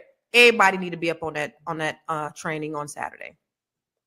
And guys, it's a free trial period right now. Not only are you going to get all the awesome stuff from Constance, and she's got so much for you. I also did a class a few weeks ago, so you're going to be able to rewatch that. You get double. And this is going to help you. So don't miss out. Go ahead, get on into that free trial. And all you need to do is sign up at flynubianmoneyclub.com. Don't miss out. Don't be the one who's saying, I wish I would have saved for retirement. Don't be the one that sits back and looks and says, I don't have enough money to get through this month. We can help you now if you start now. So make sure you sign up today, flynubianmoneyclub.com. Well, that concludes what our topic is today, although we probably can talk about this for the rest of the week. But I would like to call for final thoughts and where we can find you. We'll start with you, Dr. Allyship. Awesome. Hey, yeah, I mean, I love that we're talking about this topic, and I hope that we continue this conversation. Also, I think one other point I may have wanted to make was that, you know, sometimes it's hard for us. For Black people, we have a healthy cultural paranoia when it comes to financial institutions and relying on advisors. It's a healthy thing because of the history of Black people in money and economics. We have trusted institutions and corporations to help us out, and we find that there's some elements of racism and white supremacy there. So, you know, with all of that in mind, I think that relying on these financial institutions and advisors, I think, you know, developing relationships with people that we trust. And I think that's why it's so important. I love what Constance is talking about and everything on Fly Nubian Money is that hopefully we can be trusted source of information and avenues of which to understand the unique struggles that Black people are facing. If you want to work with me, you can contact me at Coaching with Dr. Alicia. Follow me on Instagram, Coaching with Dr. Alicia.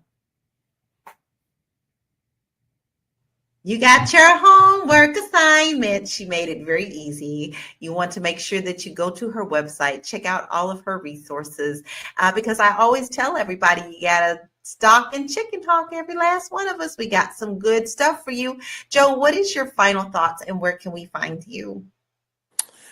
Cool. Listen, in the words of Tony, it's whatever you want. That's what you got to go. You know, you got to judge every move you make based on whatever you want. As a therapist, I constantly deal in reality. I'm always having to push reality in people's faces. How old are you? Okay. What is the destination that you want to get to when you finally get a chance to sit down? Do you want to sit down? You know, are you able to sit down? Do you want to work for somebody for the rest of your life and accept the risk of that? And that's a cool thing too. Or do you want to step off the porch and try to conduct your own business and, you know, take things into your own hands a little bit?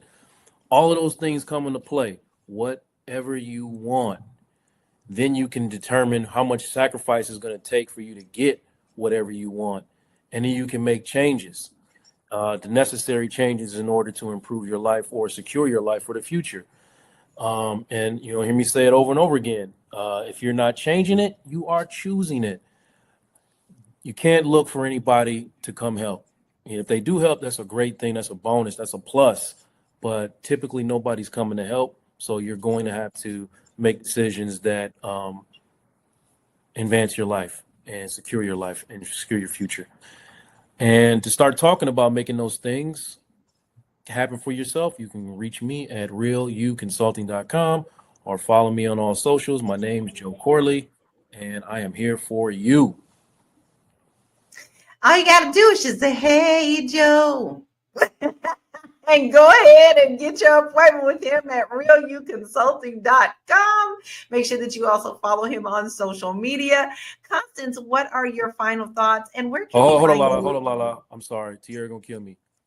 We're going on tonight. Again, Tuesday night. Vulnerability is the new sexy. Please join me tonight, 7 p.m. Central Time. We're just gonna be talking about you know, things to adjust for the new year, understanding resolutions and what it's looking like for people out there. So come join me tonight. Sorry to interrupt.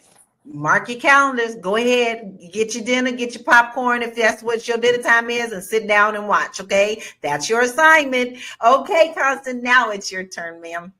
I just want to say that this conversation really got me in my feelings. Just looking at those statistics and seeing where we are. I mean, of course, this is my life's work, right? But as a person who is in the field and a person that loves Black people and want to see us do better and always thinking of ways that, you know, that we can combat what's been put in front of us. We know the reasons why. We know about all of the systemic issues and the trauma that we faced as Black people. But at this point, we could either be part of the problem or be a part of the solution. And so what is the solution? We have to start having conversations with our families about finances. We got to start learning more about finances. We have to start investing our money in other things. You can pick up your phone and get an Acorns account and then start just putting just change. Acorns, just change, and then it'll start investing in the stock market for you. For the people who are not really familiar with stock, and you know, it'll be money that you don't even miss. I save $30,000 a year just in Acorns, just in investing my change. Like, there's things that you can really do to just put away something, to do something to move the needle. It's not about making a huge change. You know, how do you eat an elephant? One bite at a time. And so it's those little things, the little wins that we can do, the little things that we can do to create a snowball effect, to create a change and transformation in our lives. That's what I want. But we have to be intentional about the change. And this is the reason why these conversations are so uberly important for us Black people, because we got to change the dynamic of where we're going. The $24,000 yearly net worth for Black people is crazy. I don't know who's living on that. You spending that on gas a year, let alone, you know, what can you really buy with $24,000 a year? So I just want us just to be intentional about, you know, talking about financial literacy, getting on our devices and learning about financial literacy, and then coming together and taking whatever training that's free, Google University, everything. There's so much information out there that there's no reason why we should still be in the same situation that we've been in the past. There's no reason. They didn't fucked around and gave us the internet, y'all. There's no reason. But where can you find me? Everywhere. I am Constance Carter. I work with Black women to help them to build wealth. I have a new book coming out with the Net 7 Collective. It's called Unbreakable, and it's a collection of stories of survival, success, and sisterhood, where we are talking about our stories and how we've been able to stand on our stories to create power and generational wealth for ourselves and our families. And the new Net 7 Collective is coming up at the end of the month. So if you are a Black woman or you know a Black woman, have them hit me up. Go to bookwithconstance.com. She gave you all the assignments. I hope you wrote them all down, because she is one busy lady. Okay. She is one busy queen. But here's the thing. She is willing to share this information with you. So you don't have to say you don't have someone to help you get the resources that you need to get yourself leveled up. Dr. Lene, now what are your final thoughts and where can we find you? I'm going to be quick and simple. And I'm going to say, if you're struggling in your life today, you're going to be struggling in your retirement tomorrow. That's the simple truth of the matter. If you are not living the quality of life that you want to right now, where you are capable and able to work, it is going to be twice as hard, twice as rough for you, maybe 3 times when you retire. So right now is the time to get your ducks in a row. The statistics on having access to financial literacy, that is, it's a farce, because the financial literacy is out there. As a community, we spend our money bad. We spend our money wrong.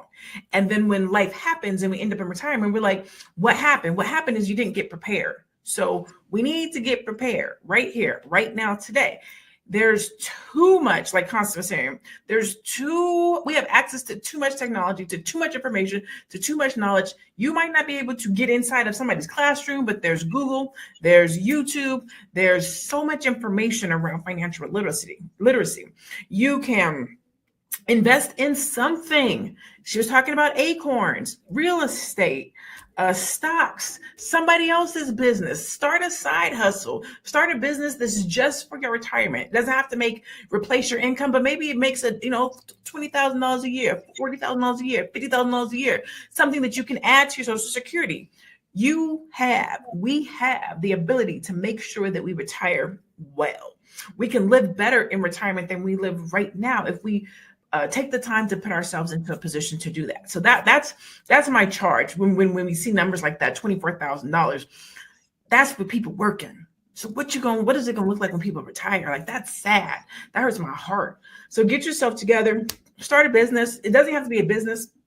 It could be anything. It could be real estate. It could be acorns. It could be stocks. It could be just do something. Do something. Okay. I'm Dr. Lene Javette. You can find me at I am Dr. Lene Javette right there. Boop, boop, boop. That's it. That's all I got for today. Do something. That's right. But she even got a little point hand. So you don't really need to know anything other than that point hand is going to direct you to where you need to be. All right. So here's my thing. You're always going to hear me say this. You need to start somewhere, and that somewhere is with you. If we have said something today that has struck a chord with you, maybe it made you feel uncomfortable. Maybe you were like, this is not something we want to talk about. Then we have hit the right chord for you to play. That means that is something that you have to look at in your life. We've hit that pain point. Let us help you get to the right place. And you do have to look at things, whether they look pretty or not. So face them. Face the monster in the mirror, because you can conquer that. And you can find me and all of my free resources at bit.ly/Laura Key Info. And I have a lot of resources there for you, and even a goal setting chart for you. So go there and go ahead and download that. We've given you all great resources to level up. All right. So we have had such a wonderful conversation today, a good conversation. And it's an important reminder to just how crucial it is to plan ahead for your future. The retirement crisis is real, and the numbers don't lie. Millions of Americans are facing a future where they'll have to work far beyond the age they expected. It's vital to start thinking about retirement as early as possible and make adjustments to our financial habits if we want a future of freedom and security. Let's keep the conversation going. What steps are you taking to ensure that you can retire when the time comes? Thank you so much for tuning in. We appreciate all of you. We know that some of you are here every single day, and we love you. We know that you could be doing something else. You could be somewhere else, but you chose to take the time to spend with us today and to level up your thinking. So until tomorrow, 1 p.m. Eastern Standard Time, thanks for tuning in to Fly Nubian Money, and we'll see you tomorrow. Peace out.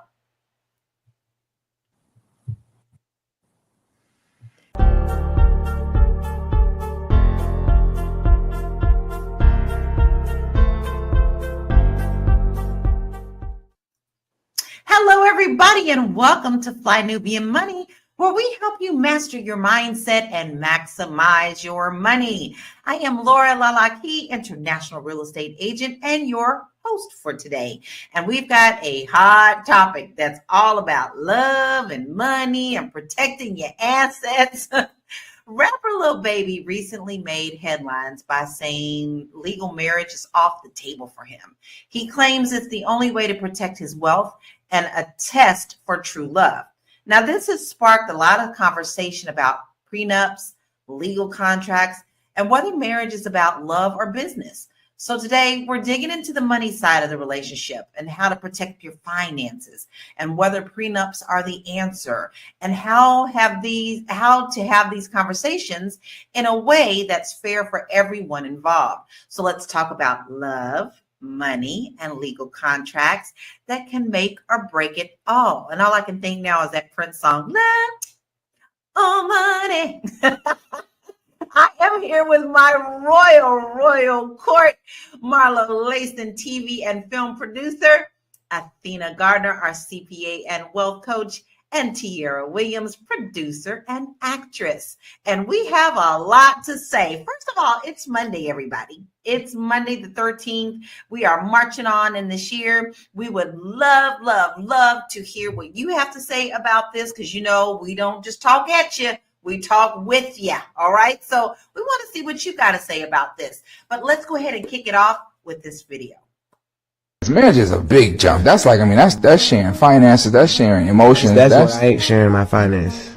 Oh, so if you even thought about marriage, instantly it's prenup. I don't even prenups, like, and now young people don't even be knowing, like, prenups don't mean that. There's no thing that you can marry a woman and then she don't get nothing.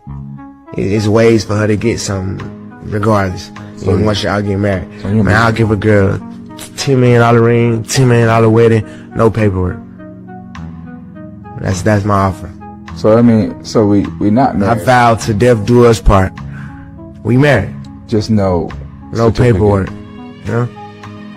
And that could change when I get older, but I don't really see that. Because it's just a sheet of paper. No, it's not just a sheet of paper. It's something that actually stands. And if we sign it and all that, now we got to go through the worst of it. And I'm not thinking of the worst ever, but I still got to think of that type of stuff. What about if you, God forbid, go back to prison and then, you know, you can't see her because you're not. I wouldn't give a damn. Yeah, now, what if you're in the hospital and you can't see her? I wouldn't give a damn, man. Okay. I think he's got it twisted, y'all. I think he's got it twisted. It doesn't matter if you have that paper or not.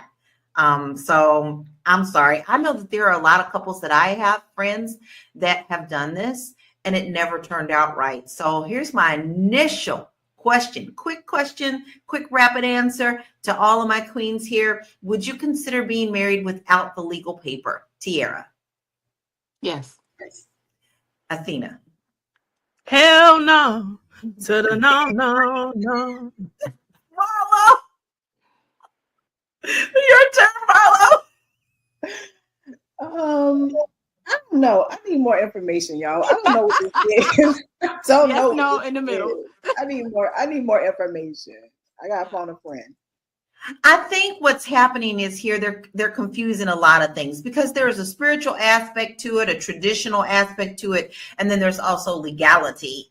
But you don't necessarily have to have the legal part of it for a woman to be with you. It's called common law, and it also depends on what state you're in. So if you have been together for a certain amount of time and then you split up, you don't have to have that legality. It's still considered common law. So, Tiara, do you think that love and money should be kept separate, or do you think that they naturally overlap in a relationship? I think they naturally overlap, right? I think people tend to. It just depends on the setup, right? There's people that get married they are put together for business transactions, right? The arranged marriages of the world. There is no love. That love is created afterwards.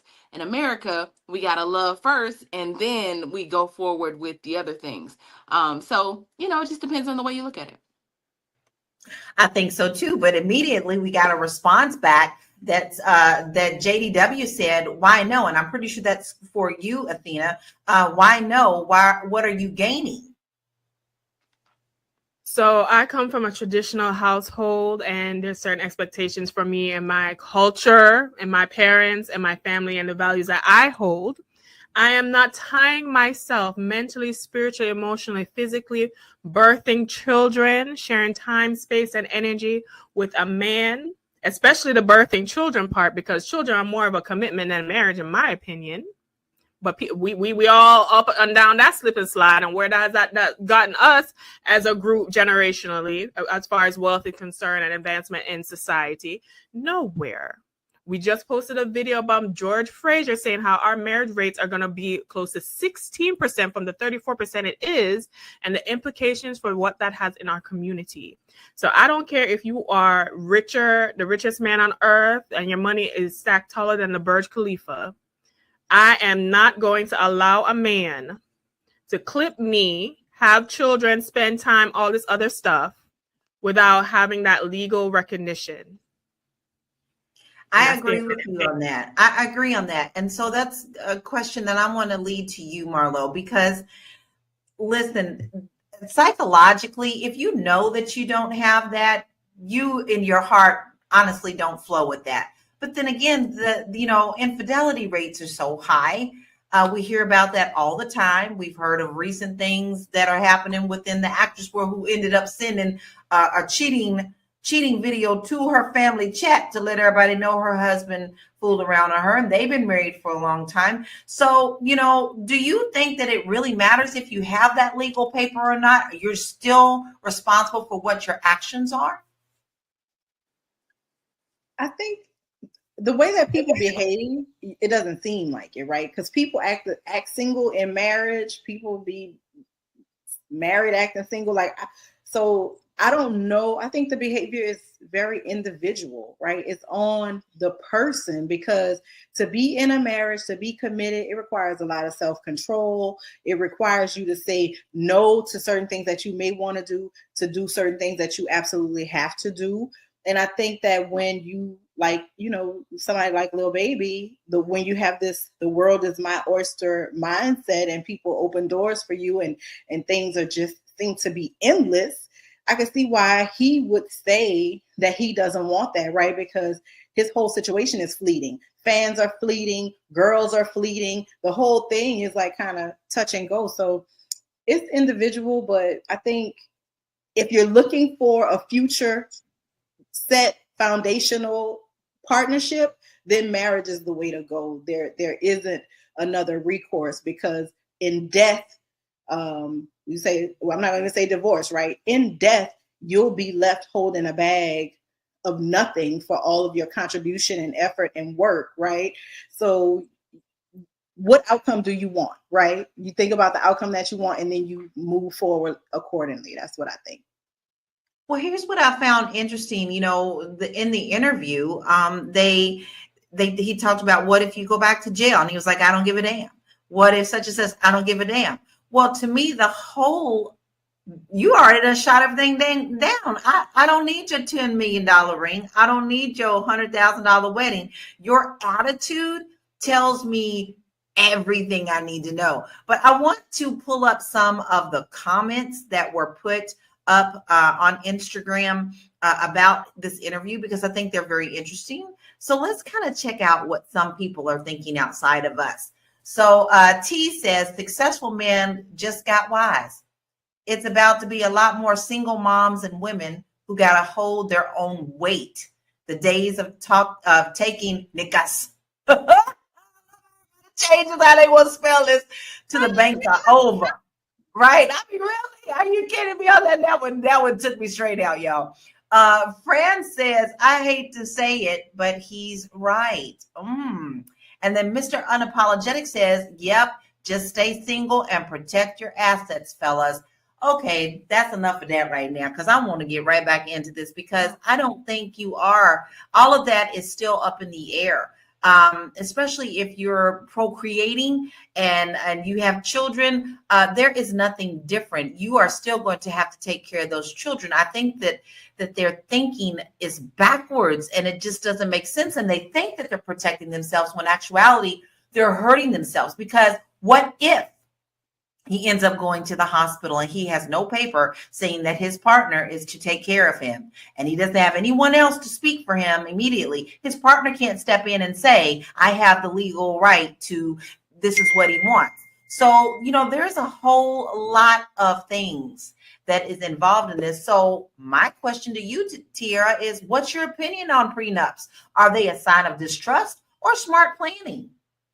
Well, before we get there, I just want to say, in Lil Baby's defense, in the beginning, he said, this may change. My mind may change about this.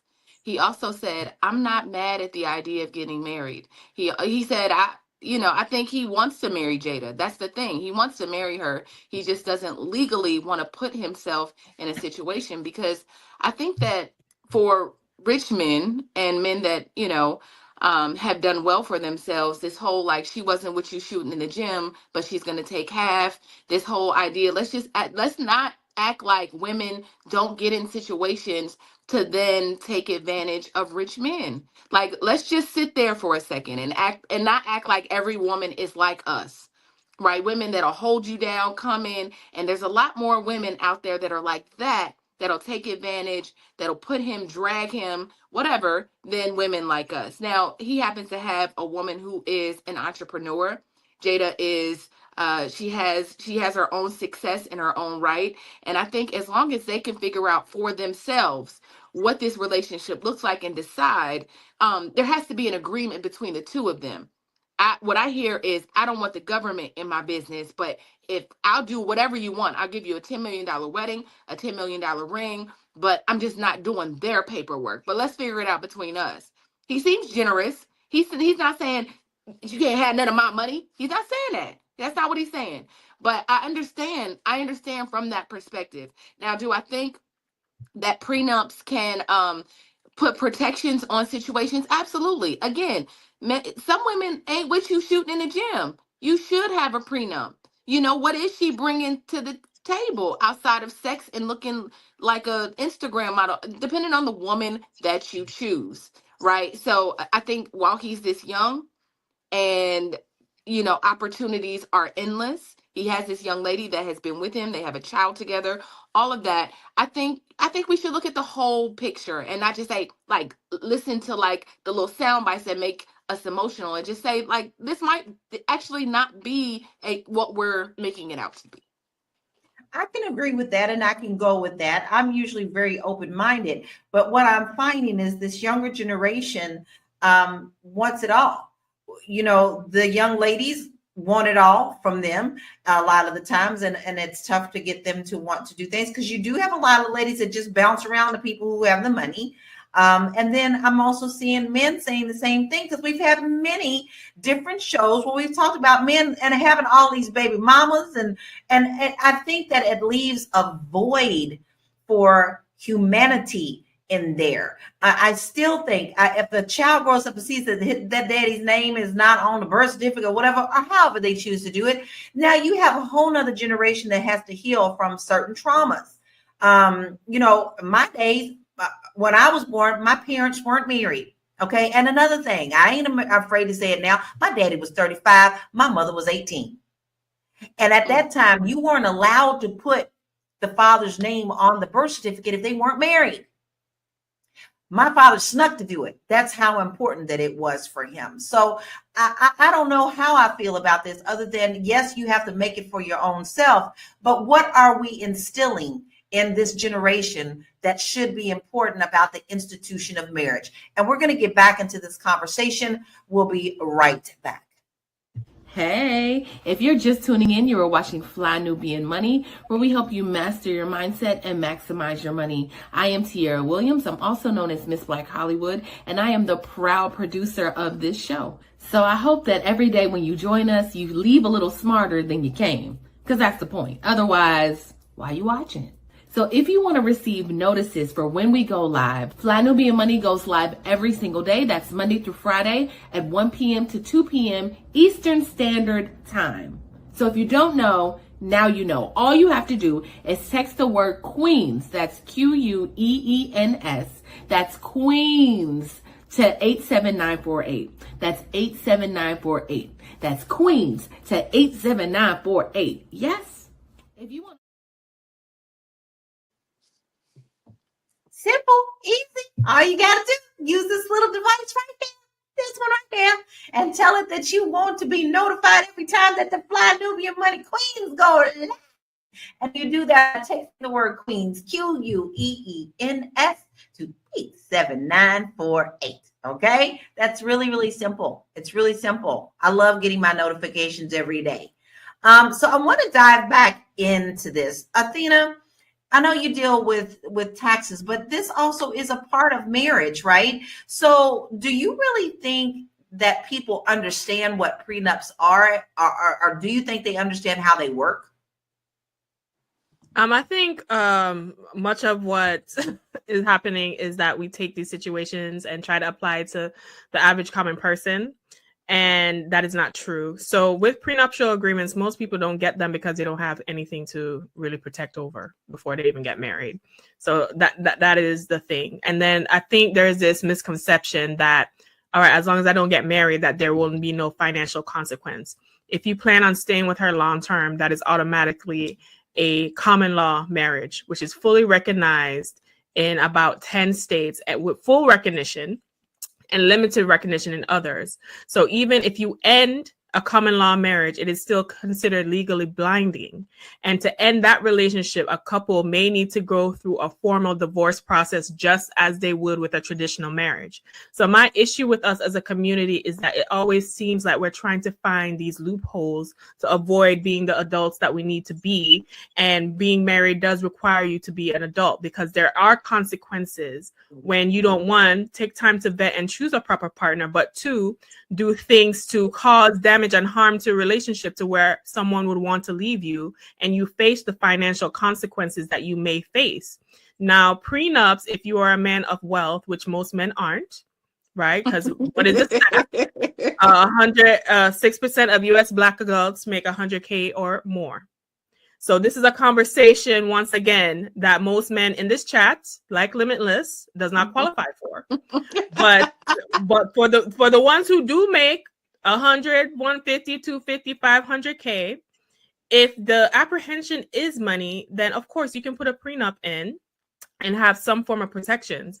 But I always find, and I discussed this on a podcast recently, is that what especially in the situation of men, what is being asked for, the emotional support, the love, the cook food and clap cheeks like cooking with Kaya, all of that is supposed to be the premium value. But as soon as it comes to the brass tacks and the relationship got to end, that had no value, that had no significance, that was of no consequence, and only the dollars matter.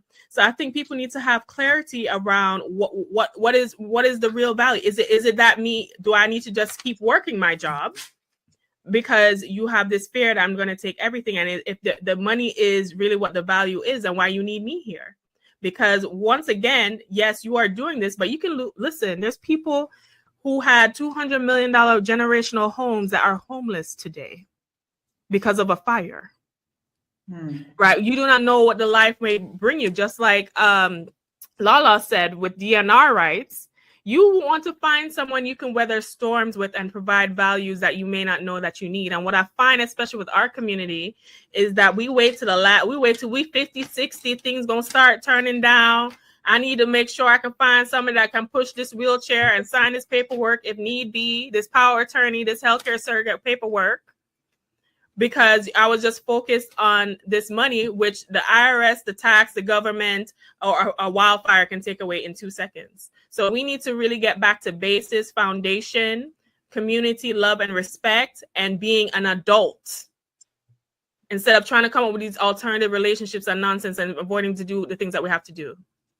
I have to agree with that. I think we do have to get back to basics, but it also depends on how it's everybody's personal right to make the decision of how they want to lay that out.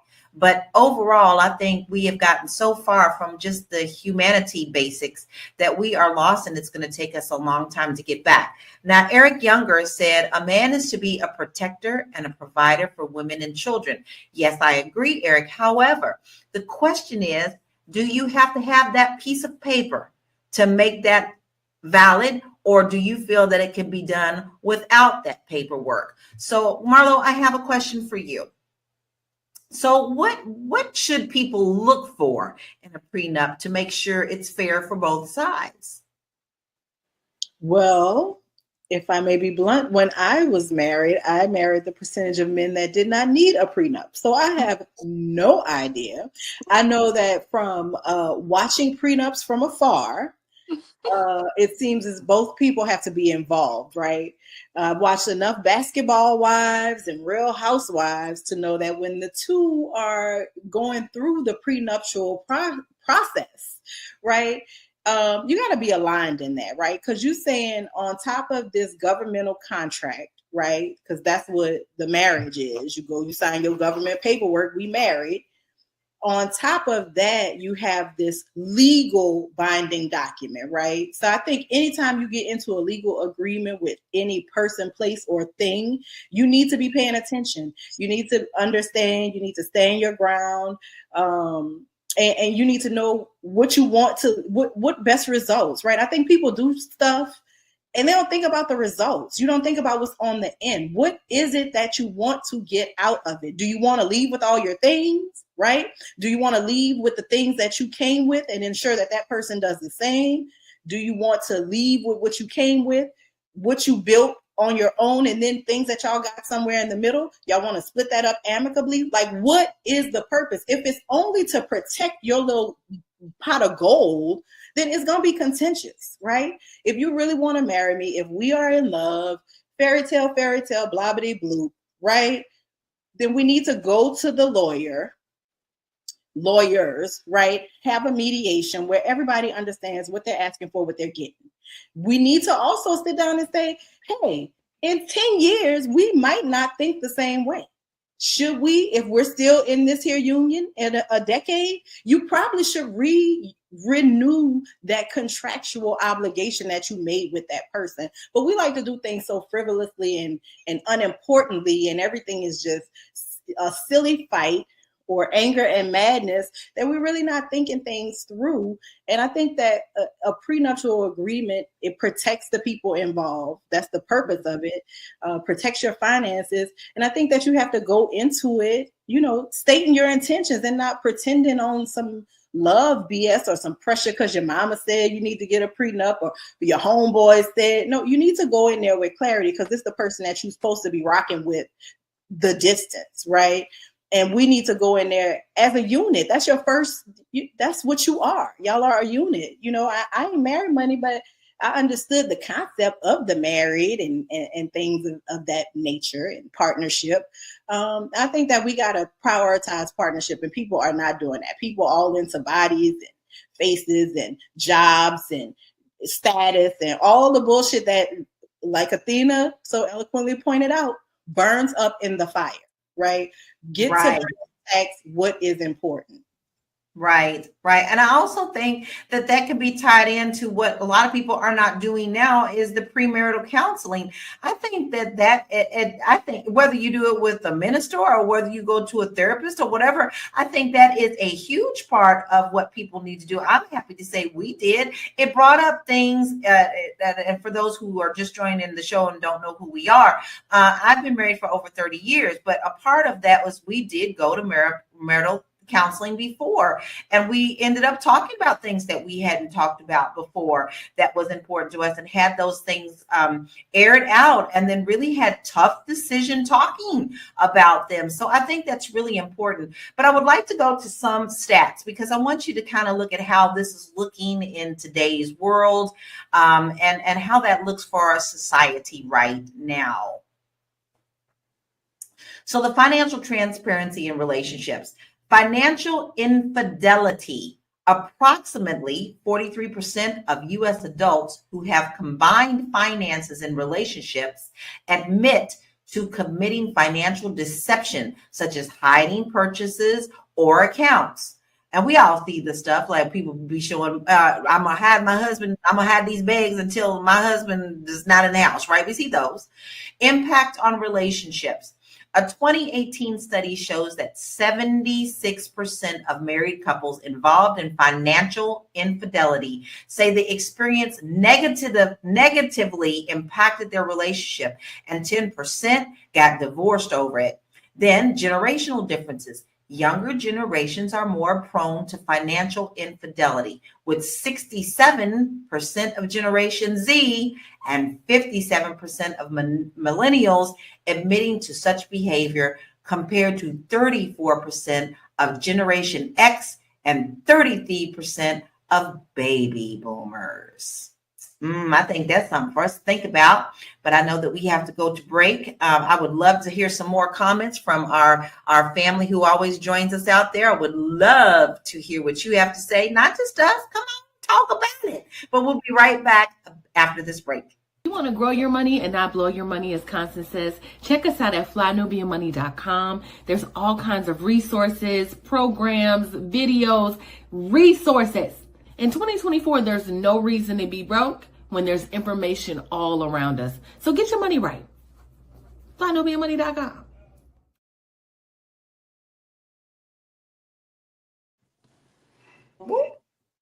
Get your money right. flynubianmoney.com. Listen, it's 2025. That bell's done tolled. We done knocked down that final countdown, and we are in this new year and halfway through January. So if you have not looked at your finances, this is the perfect time to do it today. Right now, today, go to flynubianmoney.com. We have a lot of resources there for you, because if you don't know where to start, this could just well get you started. You know, I always like to say that if you have a goal, but you don't even see where the starting line is, you can't even see the goal. So you have to start somewhere. And maybe some of you are afraid to even look at your finances. Sometimes we just like, oh God, I just did Christmas. What the heck is going to happen, right? But if you find that you need a little bit of help, that's what our website is for. So go to flynubianmoney.com, get your free resources, and then start your financial journey. Now, Limitless, I love you, but guess what? I'm not going to be dealing with that right now. You're acting like the man is the only one that has any kind of benefits to marriage. But I also know that women the same way. Look at the cases of I'm going to throw a kink in this, y'all. Look at what Janet Jackson did. The only reason that Janet Jackson got married is, you know darn well, her prenup was like $500 million. And if she had a kid and they stayed married for 5 years, she got money. And that's what she did. And the minute that she served her time with that billionaire and had that baby, she backed out. Okay. And the only reason she got married is because for her, the legal part, the paper was the part. But what good did it do? So yes, that's a billionaire situation. But there are women that also are much more financially stable than men. So this is not a one-way street, Limitless, and we're not having that. We're not having that here today. Well, Yeah. I also just want to add that I forgot the book that I read, but remember the book that we discussed here on, and I forgot it because I brought it up, but it was saying that basically a married woman or a woman in relationship automatically adds 15 hours of, unpaid labor to her schedule, managing schedules, making dinner, a good woman, anonymous, a good woman, Limitless, is who I'm talking about. Not a woman that's sitting around like twiddling her fingers and just like, whatever, I'm just here. I just want your money. Like, we're not talking about those women. We talking about the women that hold it down at work, that are partners, right? So you can talk about what a woman doesn't bring to the table, but we all know what a good woman will do. Even if you're successful, I think, Limitless say he has 5 investment properties, and good for you. If you got a good woman with you, she's gonna 2x, 3x that. Y'all gonna walk away with something way bigger, because that's what a woman does. You give her a situation, she's gonna elevate it. A good woman is gonna elevate it. So let's stop playing like women ain't out here changing men's lives and holding it down. A lot of billionaires that we see, a lot of successful men that we see would not be the men they are without their women. Quit playing. Exactly. And that's what we are talking about. We are talking about good women. So, but I am going to tag on to what you said, Tia. So how do you think Little Baby's stance on marriage reflects concerns about protecting wealth? One more time. When we elevate. Ask me that question one more time, because you were going in and out. Okay. How do you think that Little Baby's stance on marriage reflects the concerns about protecting wealth when you just sit up there and said that we elevate? A good woman will elevate. Yeah, I think he gets the benefit of a good woman. That's why he looks over at her and says, I'll make her my wife, but we got to have another agreement between us, as opposed to me signing this paperwork. And so if the young lady is with it, then, to each its own. They have a situation that they figured out for each other. What I've seen in my lifetime is that marriage doesn't always work. Let's be honest, y'all. Marriage doesn't work for everyone. It's worked for Lala. It works sometime for Marlo, because Marlo's going to get married again. It's going to work, right? So it works. But it really takes 2 committed individuals who see a vision and a goal. I'm going to tell you, one of the things that I absolutely will not do is marry a man without a vision. Marry a man that can't see us. It's like, I'm going to get in your car and I'm going to support you, but where are you taking me? Where are we going?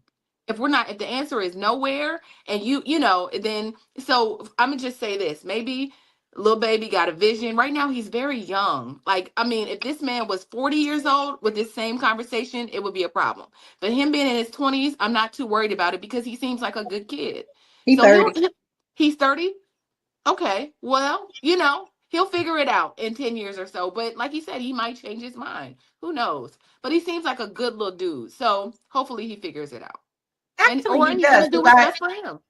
I read up on him, and Jada he gave her something before he went in, and she tripled it and doubled it and then gave it back to him when he got out of jail. So, and he has said that, he may rethink that as well. But I think that there is a fear, because we hear so many terrible, because that's all you hear. You only hear the terrible stuff. No one ever really wants to report on the good stuff. That it is putting a fear into these young adults. Now, Big Mac says, I honestly don't care about the money. I'd rather hand over my check and tips to my significant other, and she can handle the finances. Okay, Athena, I'm going to ask you, is that something that you would be willing to do in a marriage? With Big Mac? With Big Mac? Hand over them tips, Big Shout Mac. out to Mr. Machiavelli. I was on his podcast the other day. We was talking about 50-50 and why I don't support it. But anyway, I'm not in the mindset, the mood, or have the constitution to be basically profane to men and begging them to see the value of marriage. Ladies, get along and align with people who see the value of the things that you value, right? If you don't want, I should not have to be telling you the adding 10 more years to your lifespan and, increase in tax benefits and all the litany of things, right? Because your mindset is already saying that this is something that you don't want, right? So even if I was coming with the litany of things that there are, because it shows that married men out earn, make more money, have decrease in loneliness, decrease in depression, longevity, all these other things, right? They live longer. They live longer. What is the value of 10 more years of your life, right? But I'm not, if you want to not have that, you deserve and have the right, and women are signing up for it, because obviously all these ladies are being baby mama left, right, and center and have no problem without not requiring a ring first.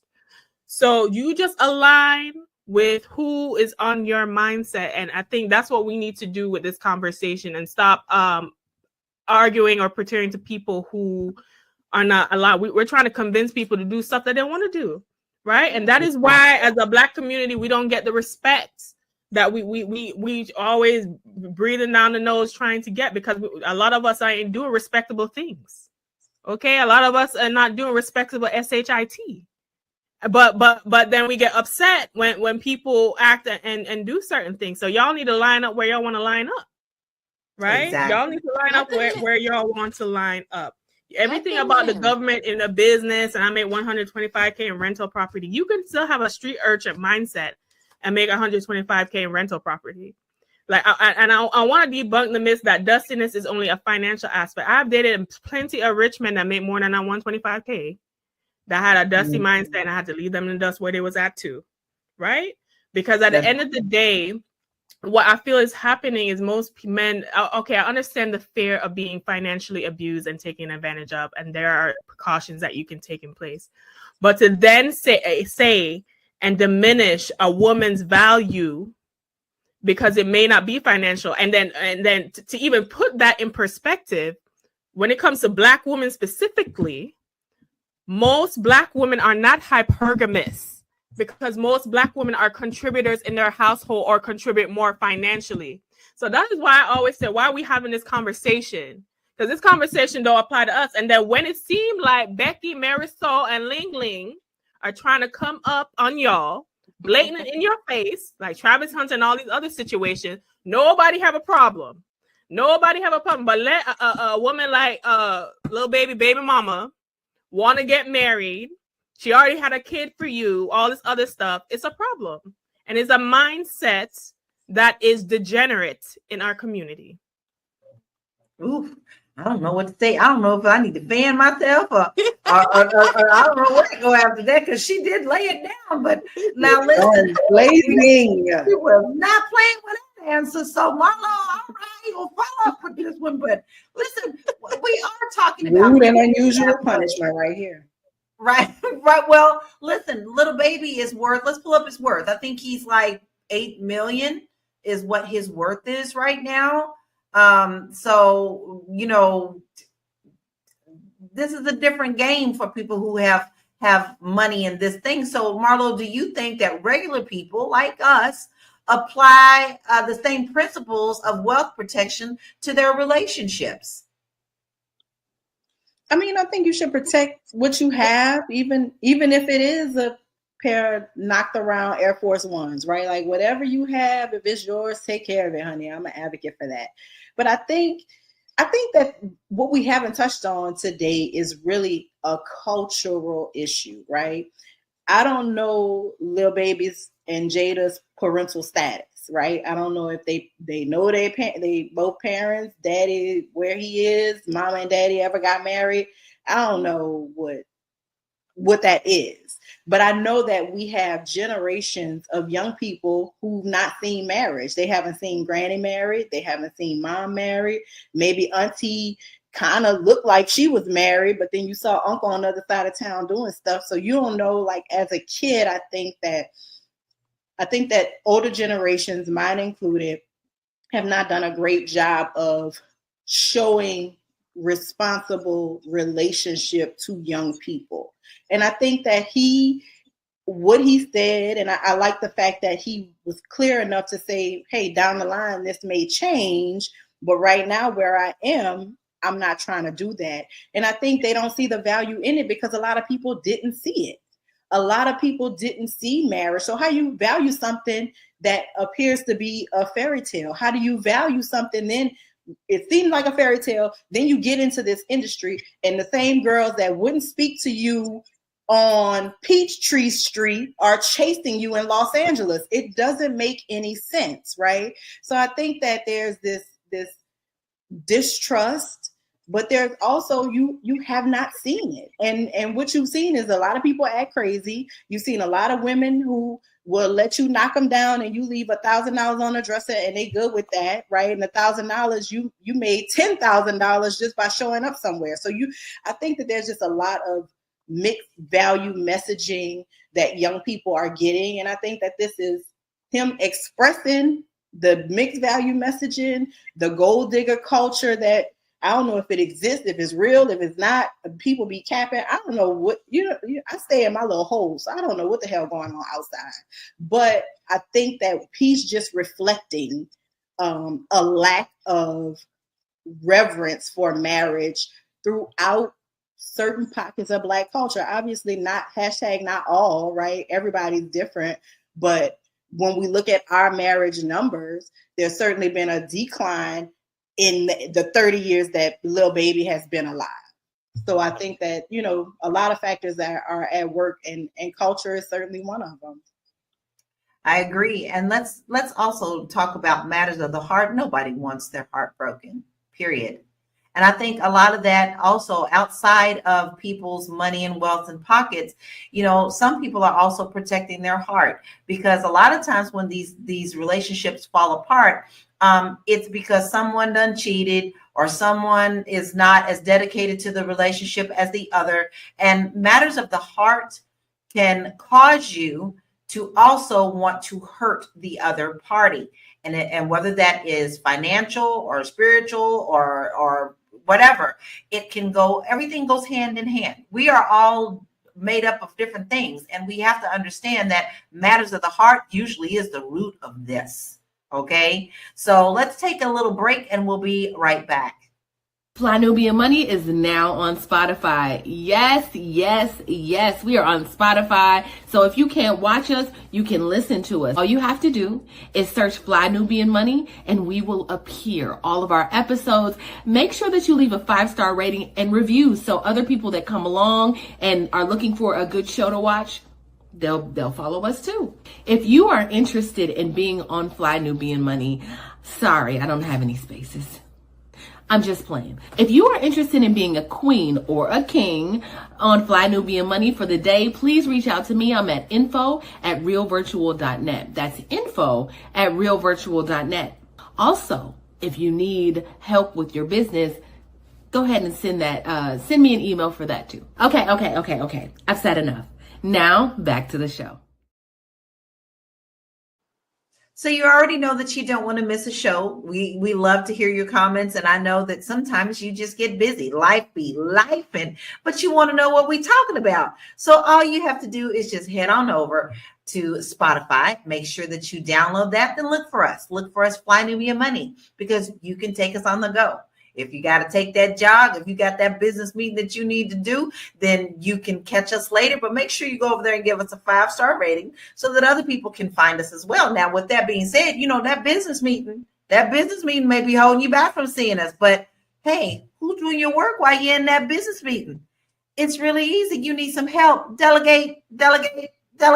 Okay, so you can do that by emailing us at our magic email address at info@realvirtual.net. info@REELVIRTUAL.net. Let us help you concentrate on more important things while we help you get the back end going and rolling. All right, seamless. It's completely seamless. So, all right, now listen. I do have a question. Let's talk about the future. Now, we do have, I am married on the panel. We have, Marlo, you're engaged. Okay. Look at she said, that's how I feel about my husband too, Marlo. He's mine. I'm going to keep him. So, Tira, you're single. So I want to ask you, how do you think, as an unmarried woman at this time, How can you plan for the future with your possible spouse while still protecting individual finances? Because, honey, I know you talented and you got a lot of things going on. So listen, you got things to worry about too. Yeah, I can't worry about the man that's coming and potentially coming. I have to, he'll come whenever, he's sent to me. Whenever the moment is right and he's been attracted to me is when I'll meet him. In the meantime, what I can do about Tiara is make sure that Tiara is whole, Tiara is secure financially and spiritually, and my mental health is right. So like there are all these things that I can do just to make myself better as a person, have more empathy. I listen to a lot of men. I listen to a lot of my married friends. I listen to a little bit of everybody, just trying to get the lesson and understand it. And so, although I am dating and seeing different people and just doing my thing, right? There's a certain kind of man that I would want to attract, and they have to have the right spirit for me. And so until that man comes, then I'm just gonna be here just preparing. And to be honest, I'm not saying I don't need a man, but I'm just saying if the right person, if the right person doesn't come, if I don't meet the right person, which I will, but if they didn't, I think I would be perfectly fine with that too. Maybe. I just have some friends, honey. Look, I just have some friends. But I get it because you know what? You can't put your whole life on hold while you're waiting for that possible partner to come along. You're not sitting back twiddling your thumbs. So I'm going to pose the same question to you, Athena.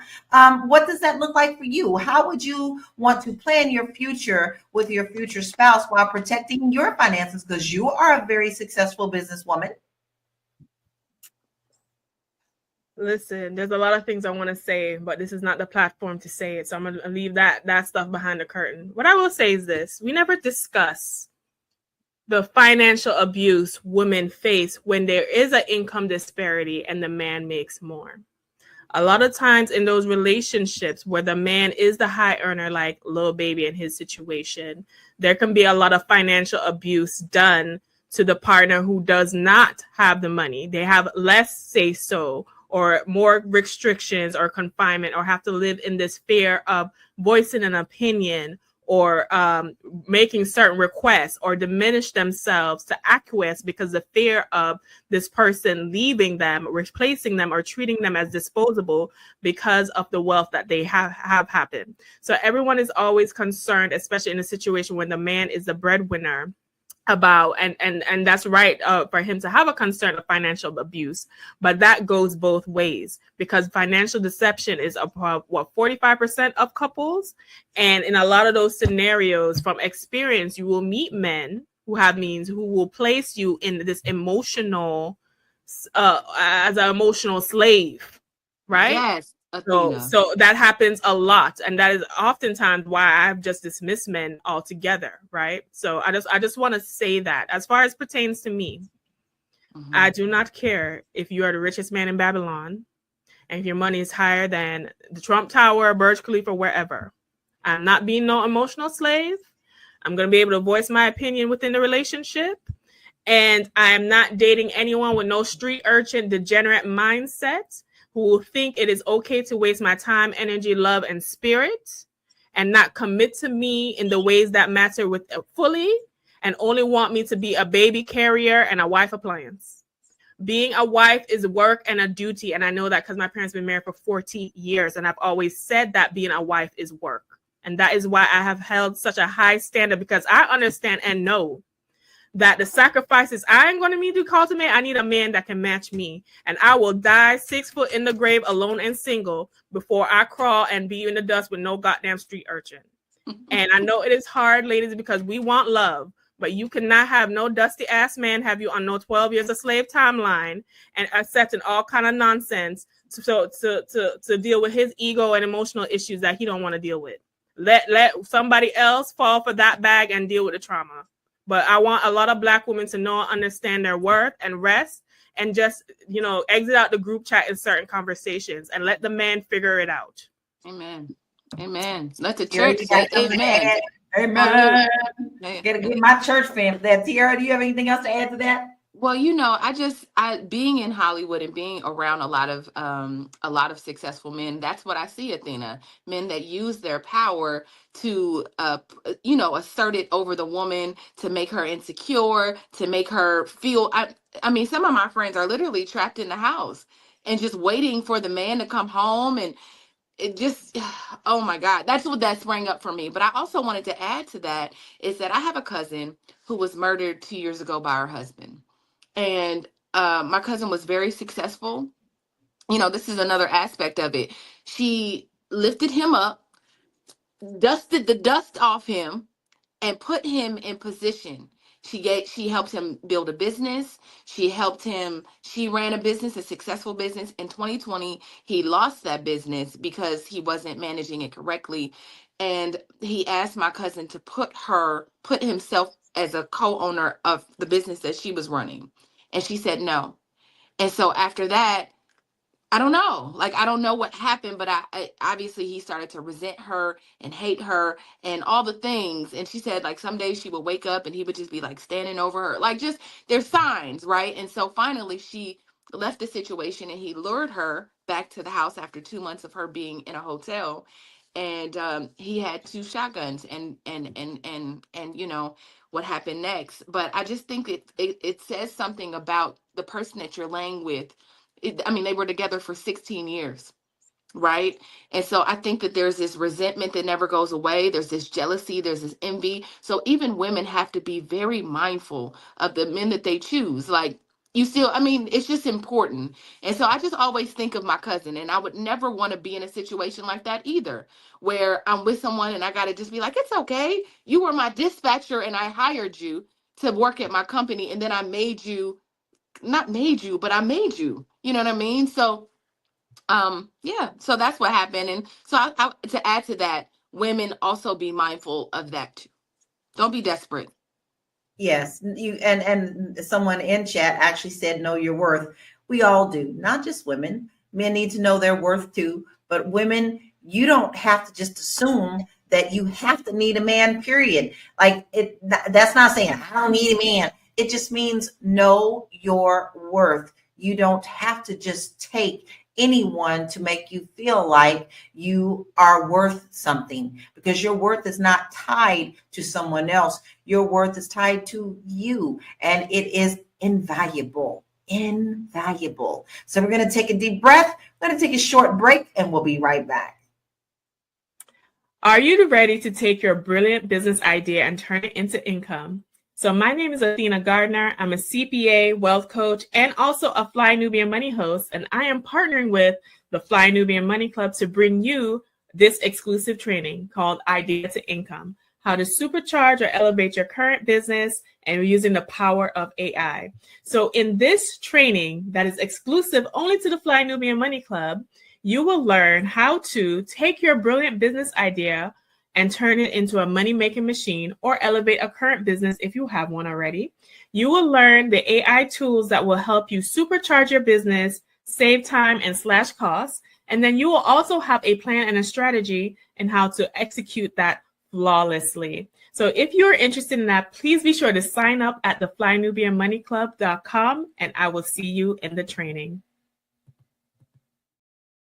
Oh, now you got our guy. Listen, y'all, we are rolling on this Fly Nubian Money Club. Athena, tell us about it. Listen, all right, I know we've talking about a lot about money today, and I know most of y'all ain't got none. So y'all need to come to this training called From Idea to Income on the Fly Nubian Money Club, so where I will help you take your brilliant business ideas and show you how to turn that into cash flow using the power of AI. We're going to utilize my expertise as a CPA and a wealth coach combined with AI to come up with the strategies and plan for you to either create a business or elevate a current one, and how you can get income in fast. Okay. So I want you guys to sign up at the Fly Nubian Money Club. I know Lala did a perfect training and Constance did another one. My training is coming up, but our goal is to help you to get to the level of income so you ain't got to worry about no little baby, whether or not he want to put a ring on it, because you stacked up too. Amen. Amen. Amen. FlyNubianMoneyClub.com. Come on. Yes. My church lady hat today. And for those of you who have not signed up yet, I think there's still a trial going on, correct? Yes, there's a 30-day trial right now.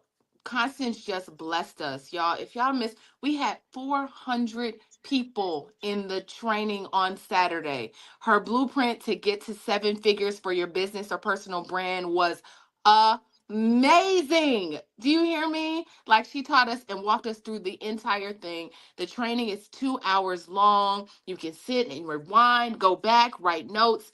I mean, there was so many gems. So, and then we'll also, for that free trial, also give you access to Lala's training, where she taught us how to buy property, domestic and internationally.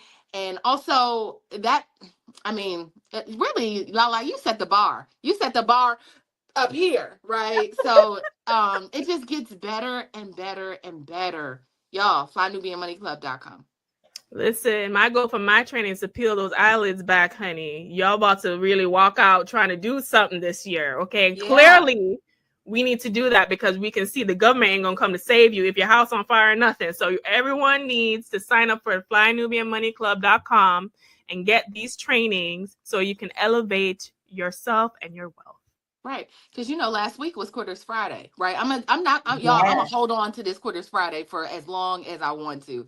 Everybody, at least 80% of people that set New Year's resolutions quit last Friday. January 10th. I busted the myth. All of my January 10th. So my question to you is, have you quit already? Have you given up on yourself already?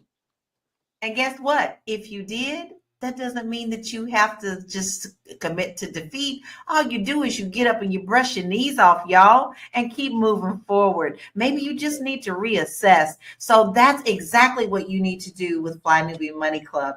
I'm telling you, you're getting some valuable information. So don't miss out. FlyNubianMoneyClub.com. Now, this hour has gone so fast. I think this is a very interesting conversation. I think we also got a little bit of laughing out of it, but it is very much a serious conversation that we really should have for ourselves, our house, our family, our household, our communities. What does that look like for us? Okay, what does that look like for us? Is a piece of paper that important? Or are we okay to move on without it? So, Marlo, I'm going to ask you first. What are your final thoughts, and where can we find you, please? So my final thoughts are: be intentional, right? Whatever you choosing to do, you want to get married, you don't want to get married, just be intentional. This idea of planting your seed all over the earth and neglecting those children and leaving society to deal with the runoff is crazy. This idea of thinking that you can adopt the lives of celebrities who live very different lives than us a lot of times, like just in terms of access, and they got people doing shit for them. Stop. Focus. Get in your own lane. Be intentional about your money, about your work, about your love, about your kids.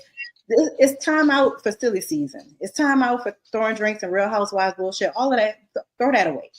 Intention is going to be the name of the game from here moving forward. Be intentional. If you're looking for me, you can be intentional about looking for me because my Instagram handle is right there on the screen.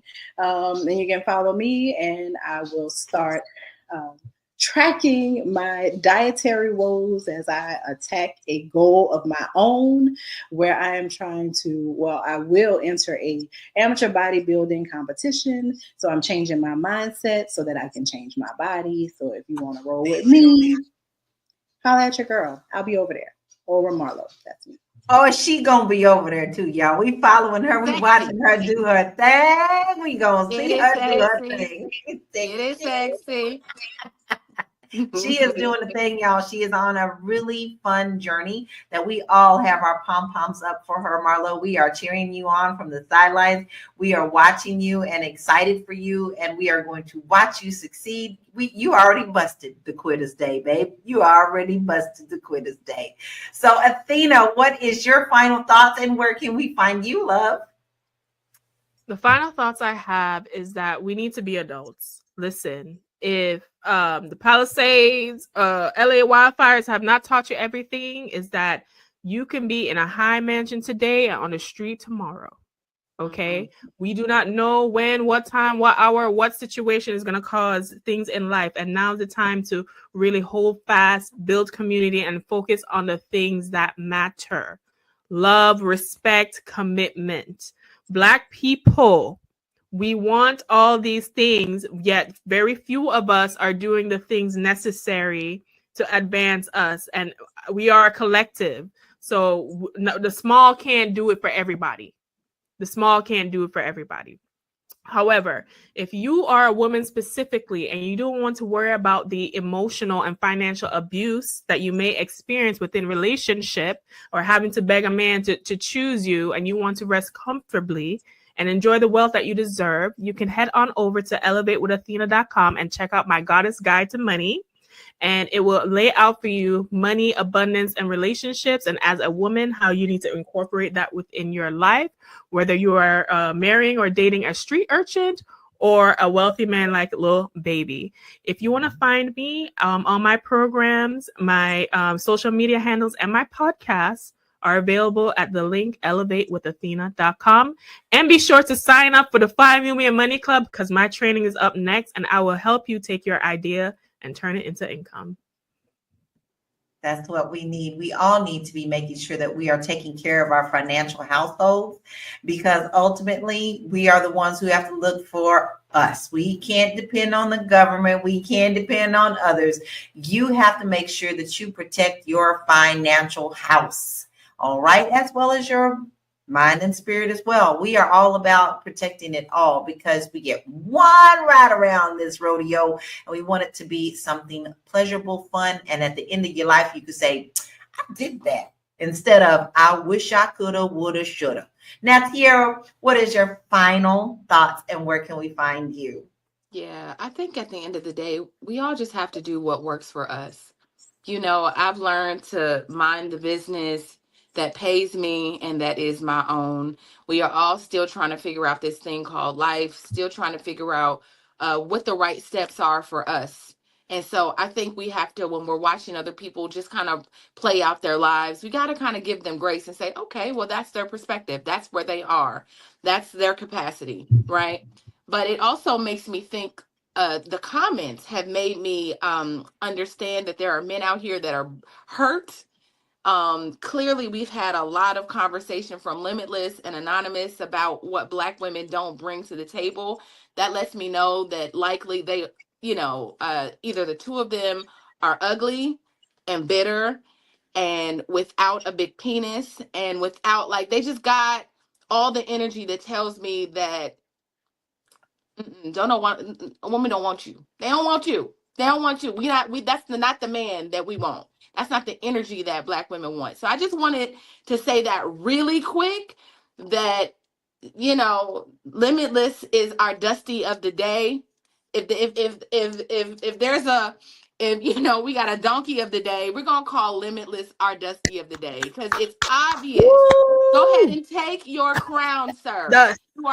You are Dusty AF out here, and we don't want it. We don't want no parts of that. But listen, all jokes aside, if you are interested in, if you're interested in coming to the Fly Nubian Money Club, we would love to have you. I just want to keep reminding you all to move forward and put yourself in a position. I am currently in Los Angeles.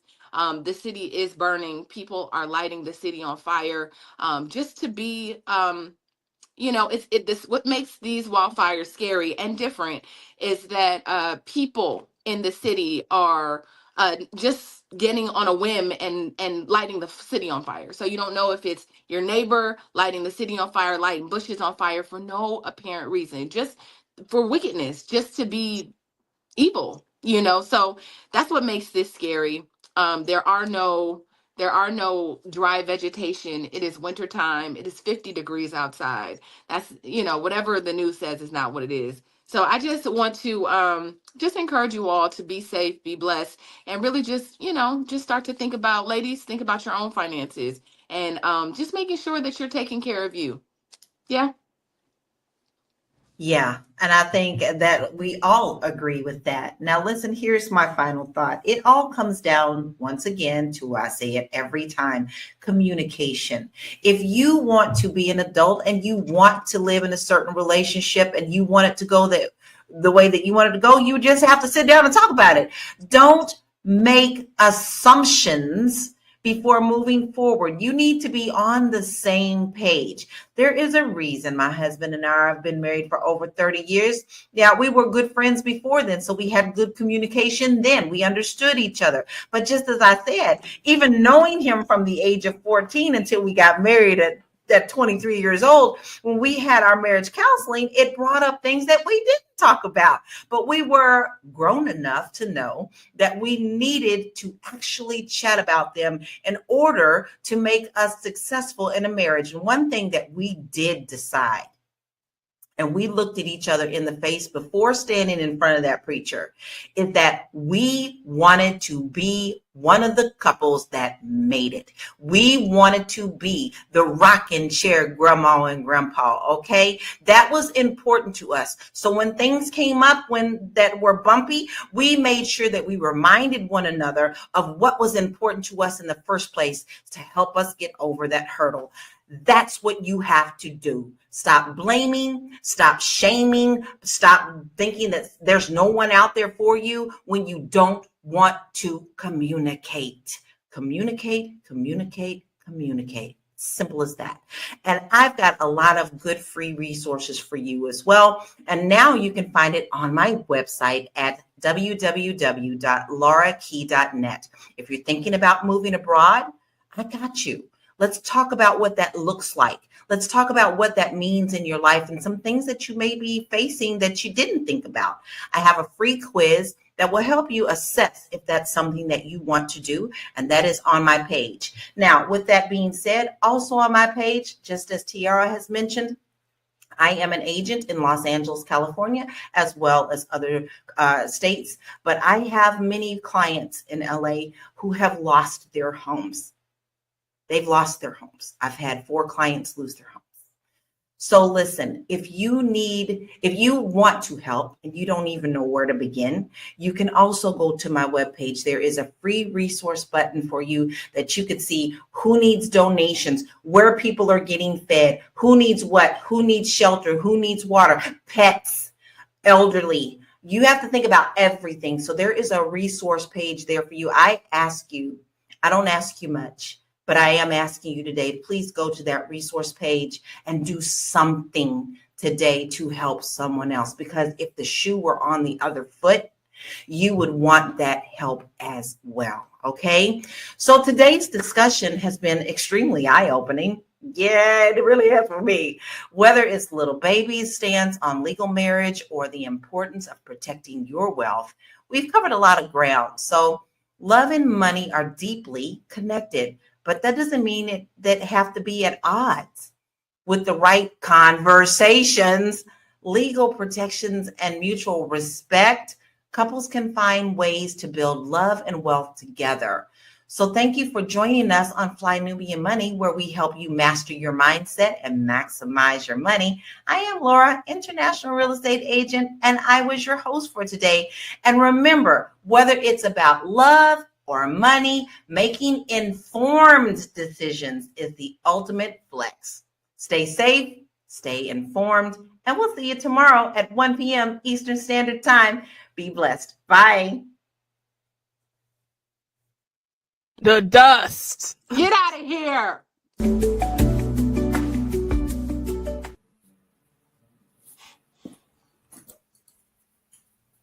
Me and that mute button. Hello, everybody.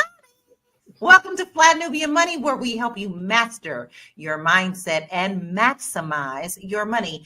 And today we're diving into a controversial statistic that has been making the rounds. 59% of Black women supposedly have multiple baby daddies. Now, I hate that term, I really do. Now, before we take this at face value, let's ask the real questions. Where did this number come from? What's missing from the conversation? Does this statistic actually reflect Black motherhood, or is it another way to push a negative narrative? We know that divorce, remarriage, and systematic systems play a huge role in why some women have children by multiple fathers. But does the conversation ever address that? Or is this just another way to shame Black women while ignoring the bigger picture? Today, we are totally breaking down the truths behind these stats, exploring the financial, social, and historical factors at play, and discussing how we can shift the conversation.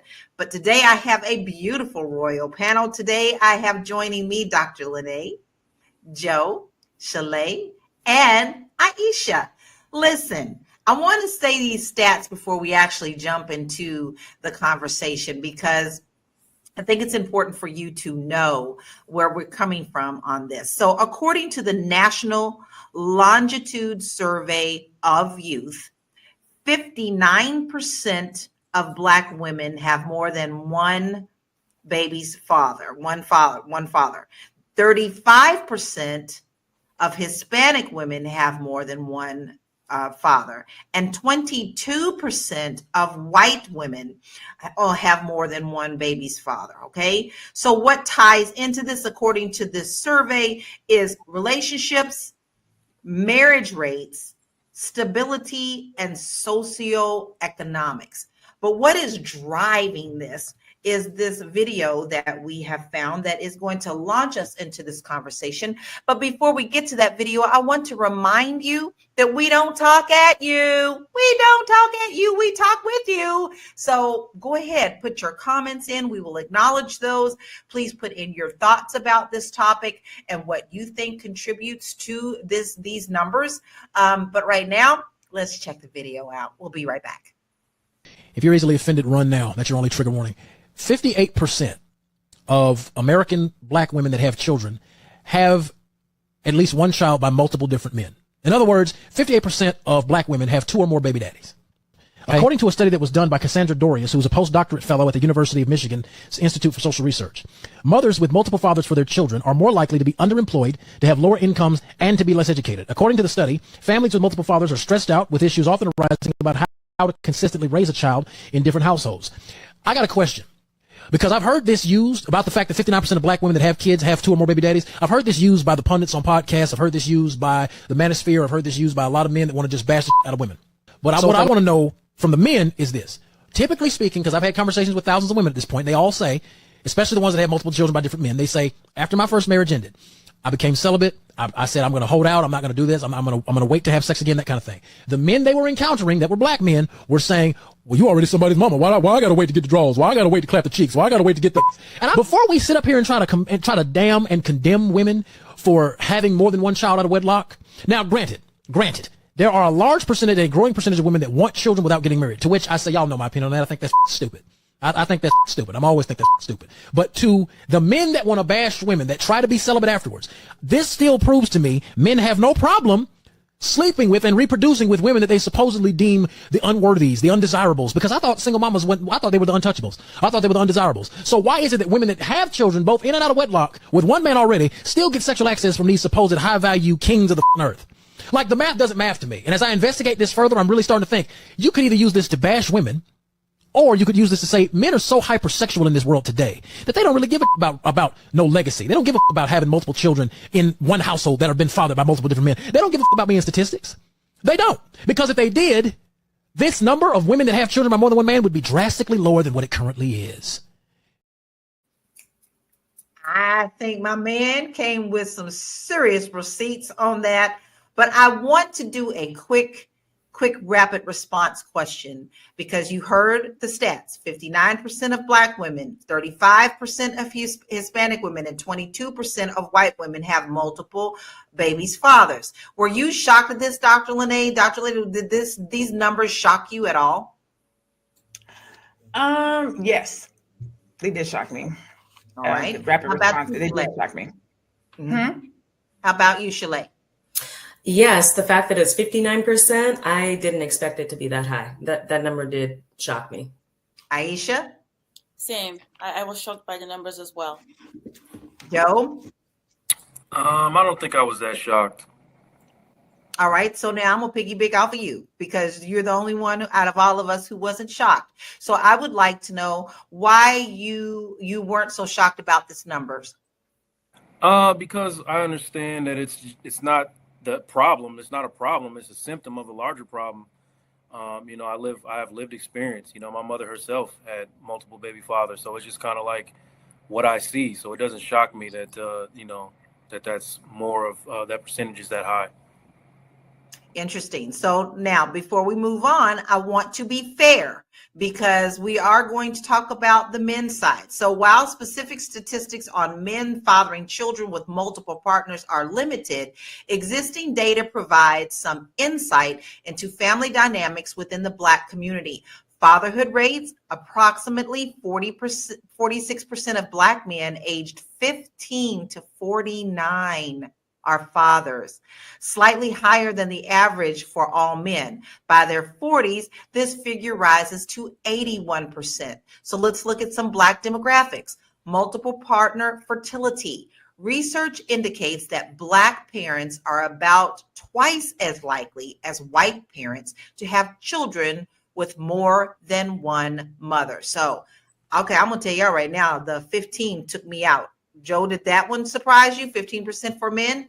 And starting at 15 years old? Yeah, that is a little surprising. For sure. That's a little surprising to me. So, Dr. Lene, how do you think systematic factors like mass incarceration and economic instability contribute to this statistic? Because they're definitely not tapping into everything that can feed into this. No, I mean, mass incarceration. Well, I mean, sorry, I got to go back a little bit. The thing that surprises me the most is the 59% to the 22%. That is the thing that surprises me, the drastic gap between white women and Black women. I think I might have thought more like Hispanics. Like I thought it might have been more like 35, you know what I'm saying? Like closer, not so far. How is that possible that we're that far apart? I know multiple women that are not Black who have multiple kids by different dads that are not Black. That's an interest. That's the piece that is shocking and very interesting because I don't know if it's a race. I'm hesitant to wonder if it's a race thing because when I think about it, it's a woman thing. It's a dating thing. It's a being in love with a man or being with a man and having a child with him. And then this man moves on. So I'm a little bit, I might even say bothered that it's such a wide gap because the way that the research is presenting itself, it's as if either Black women or Black men are irresponsible when compared to other races and nationalities. I think you hit a pretty big nail on the head there. But also, we have talked about how there is quite a bit of an unbalance when it comes to men and women in numbers and finding a partner. And at certain ages, I'm going to be the devil's advocate here. I'm going to throw a cog in the wheel. At certain ages, we start hearing our biological clocks going, hey, I may not be married, but I want a baby. So Chalet, do you think that also contributes to this and why? I definitely think that that's a contributing factor. Women, like you said, that biological clock, that's a real thing. And, you can hear it and not necessarily believe it until you get to that point where you're like, ooh, I'm at that point. I was at that point. I've experienced that. And so we, as women, are sometimes put in positions where we have to make a decision, right? Do I want to wait for Mr. Right or do I want to become a mom? And it's a real thing. I want to also point out, and I'm sure that we'll get into it, one of the factors that I feel like this study is not looking into, and that guy hit it on the head, the hypersexualism of men in our community. And not just saying just our community, but that is something that I think that we need to look at. All right, so I'm gonna jump that question off to our king on the panel. How do you feel about Shalea's observation, Joe? Do you feel that this is something we're also not addressing, the hypersexualization of our men? For sure, I think Shalay is exactly right. I think that sometimes we forget, about that hypersexualization and kind of what's been taught or instilled early in young Black men's lives, that you just have to knock off as many as you can. Like, you get taught that, you know what I mean? And no one sits, hardly, I don't want to say no one, but rarely are you sat down and be told, hey, one woman is where it's at. That's what real masculinity looks like. That's what it really means to be a king. So I think that also has to be put into the equation. Aisha, what are your thoughts on this? Do you think that we are being unfairly looked at with not all of the considering factors that I've mentioned? Because that was an official stat. Yes, I think it was quite shocking too when I saw the stats, but I agree with you. Like, why is it so skewed? Is it skewed because there's a narrative to paint the Black family in a certain way to just keep that narrative going? Because I, just like Dr. Lene, have friends that are not Black that have children with multiple fathers. How come that is not reflecting, right? So I think that there is a way a report is put out to reflect a particular group, so that way that group is perpetually looked down upon. Everybody knows that everybody looks down at the Black woman, but to me, as a Black woman from Africa, I am proud of being a Black woman every day, all day, because guess what? We gave birth to the world. So whether they try to pin us and say we have multiple this and that, is because we're so desired, whether they like it or not, right? But then we also have the responsibility, I understand, culturally, to protect that, right? But at the end of the day, they want to paint a negative aspect of who we are, because they know, every human being knows that the Black woman is the power of the world, period. That is why she's able to give birth to a lot of children. That is why she's desired by a lot of men. It's as simple as that. But they cannot put us down. Even when they try to put a report out, yes, we will learn from this report and we'll come together as women and try to raise the younger women so that this kind of report will not reflect us any longer, because we know that we are women of the earth. We give birth to the world, period. 10,000% rocket fuel. And with that, we're going to take a short break and we will be right back. Woo! This is a good show right here. But I'm biased. If you are just tuning in, you are watching Fly Nubian Money, where we help you master your mindset and maximize your money. My name is Tiara Williams. I'm also known as Miss Black Hollywood, and I'm the proud producer of this show because it is lit. If you want to receive notifications for when we go live Monday through Friday, 1 to 2 p.m. Eastern Standard Time. All you have to do is text the word Queens to 87948. That's Queens to 87948. That's QUEENS to 87948. Also, if you want to grow your money and not blow your money, all you have to do is go to flynubianmoney.com. There's all kinds of resources, there's courses, there's free giveaways. There's just no reason to be broke in 2025. All you have to do is go to flynubianmoney.com. Obviously, you don't want to be entertained here. You want to know enough to grow. Wait, I need to put that on a shirt. You got to know to grow. Got to know to grow. So know and grow with flynubianmoney.com. Because that's what we do around here. We help you get your financial house in order. So you want to make sure that you go to flynubianmoney.com, get you a starting point. I know a lot of you want to put your heads in the sand. Maybe finances scare you. You don't even know where to begin. Sometimes we get in a box. It happens. It's a part of life. But you can get yourself out of that by using the free tools that we have to help you get started on your journey, even if it's just changing your mindset. That is more than gold, is changing your mindset. So make sure you go to flynubianmoney.com. I want to jump back into this conversation because Aisha, you made me think of something that I read earlier today, and my husband and I were laughing about it. There was, of course, all these clickbaits that you have on these social media things because they want engagement, but it said men made houses, men made cars, men made blah, blah, blah, blah, blah. And at the end it said, what have women done? And someone at the bottom said, women made all those men. And so I was like, we both laughed. My husband said, sure did. So Soleil, I want to address something here. Do we see the same scrutiny toward non-Black women with multiple fathers for their children? Or does it seem like they're just really tapping into our communities? I mean, I can't say that I'm tapped into every single news outlet or blog or anything, but I don't see it. I don't see it as a conversation as a whole, that people are talking about the marriage rates or the birthing rate of white women or even Hispanic women. I just don't see it. I feel like I see it more amongst our community and perpetuating this conversation. I feel like if we wanted to have a simple solution, we could. And I feel like, and y'all forgive me, it starts with the men. A woman cannot get herself pregnant.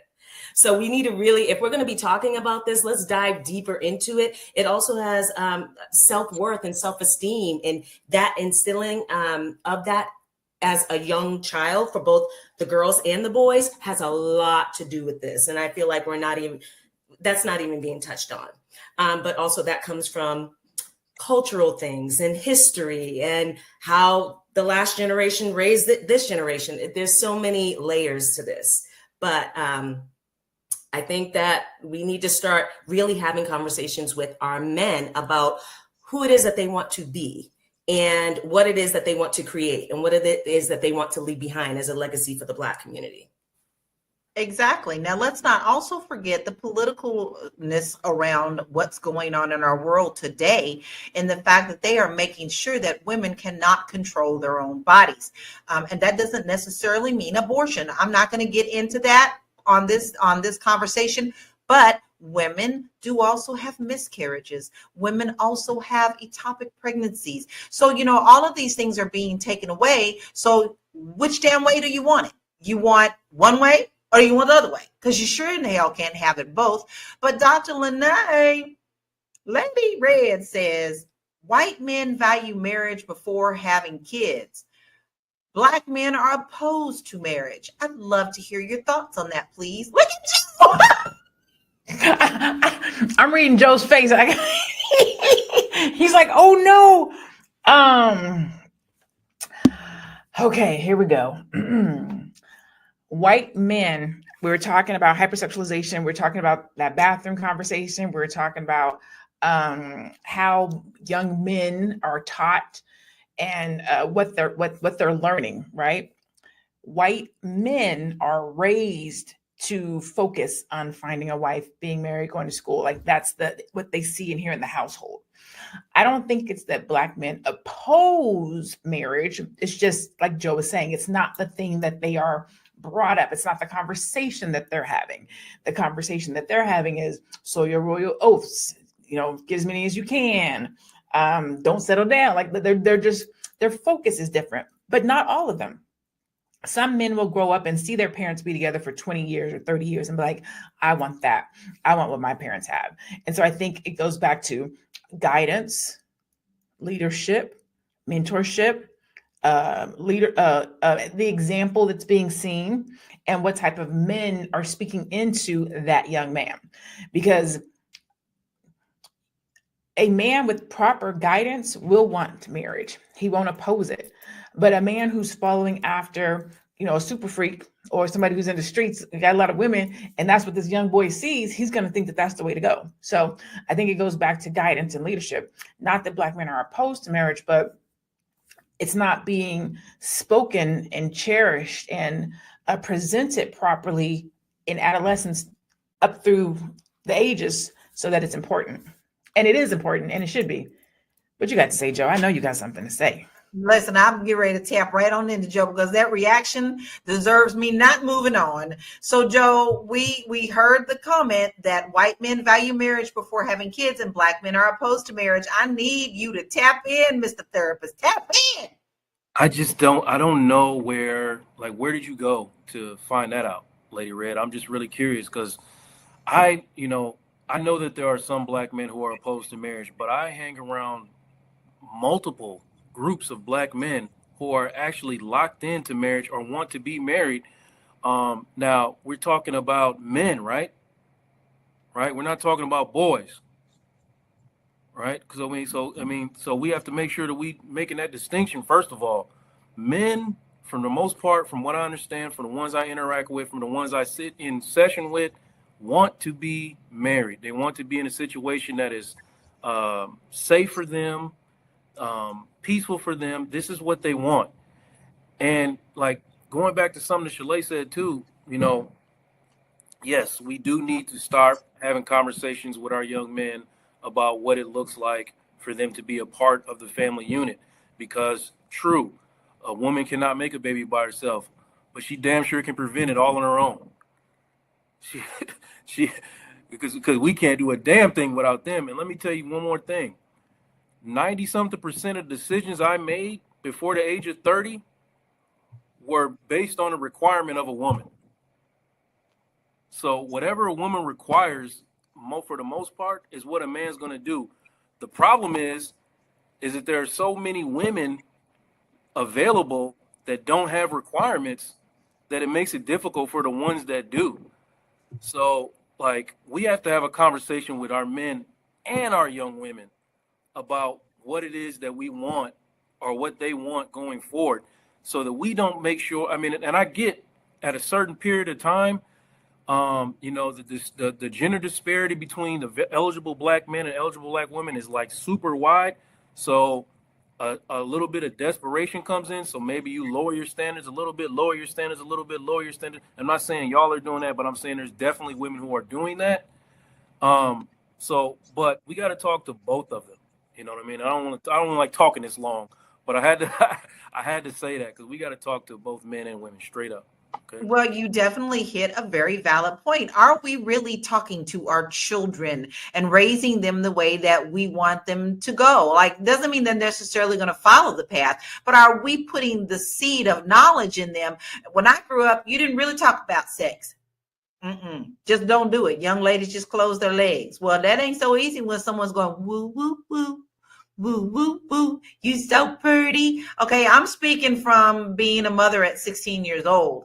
That's a little harder. My mother just said it in passing, and it wasn't until after I was already pregnant before we had those conversations. So, Aisha, I am going to ask you, do you think that a lot of this is because we have changed the structure of the Black family throughout the generations? Yes, indeed. I really believe that. And, as Dr. Joe was speaking, I was thinking about what he was saying, that it's going to take a shift in our mindset now. We already know what we have to face, right? We already know, fine, that's fine. But what are we going to do going forward to fix the problem? And it all comes down to family unit, like being together as a family and having a mentor and having a father figure to talk to us, to give us advice, to guide us, and to vet what we're doing.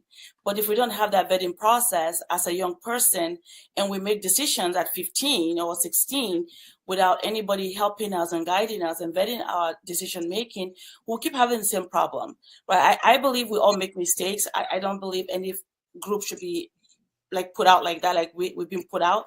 I just believe, okay, now we know this exists and there's a reason. If we look at generationally what has happened in this country, we know there was a systematic way that this was done, because they know that if they break the family, if there's no father figure in the family, there's no male figure in the family will deteriorate. Everybody knows that. Scripture says that. It's been what we're supposed to do for the beginning of time, right? That's just how it is. There's a strong male figure at home that keeps the women together, keeps the children together, protects them. But they know, so they find a way to separate that and then cause things to water down over time. And then now we're just reaping the repercussion of that.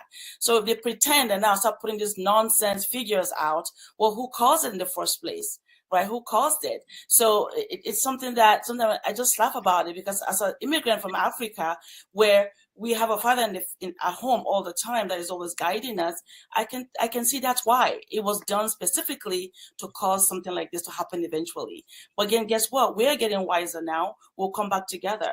You, me, all of us will form a group and mentor the young women, like scripture says. Let the older women mentor the young ones and tell them how to live. Let the men also mentor the young men, show them how to live. That's the way we'll fix the problem, right? To me, I don't say that's a problem. I say it's an opportunity, because guess what? Whether we like it or not, it happens to every culture, but they know how to pretend and keep it quiet while they put our business out there, because our men are not protecting that narrative. But now we can do that. We can change that. So that's what I think. I love that. There's a lot of positivity in that. And we're going to take a break on that positivity because we need to woo-saw. We'll be right back. I know you're busy, you got things to do, and you can't take us on the go with you every single day. Good news for you. We are now on Spotify. So if you can't watch us, now you can listen to us on Spotify. Search Fly Nubian Money and all the episodes shall appear. All you have to do is like, subscribe, leave a 5-star rating, leave some comments, tell people how you love us, so that when other people come along and are looking for a great show to watch, they can find Fly Nubian Money too. One last thing, and just in case you've been sitting under a rock, Fly Nubian Money now has an investment club. We are the Fly Nubian Money Club. It's easy. All you have to do is go to flynubianmoneyclub.com, and I am committed to bringing in top experts from all industries to help you level up. They're teaching us the skills that we need to compete in this market.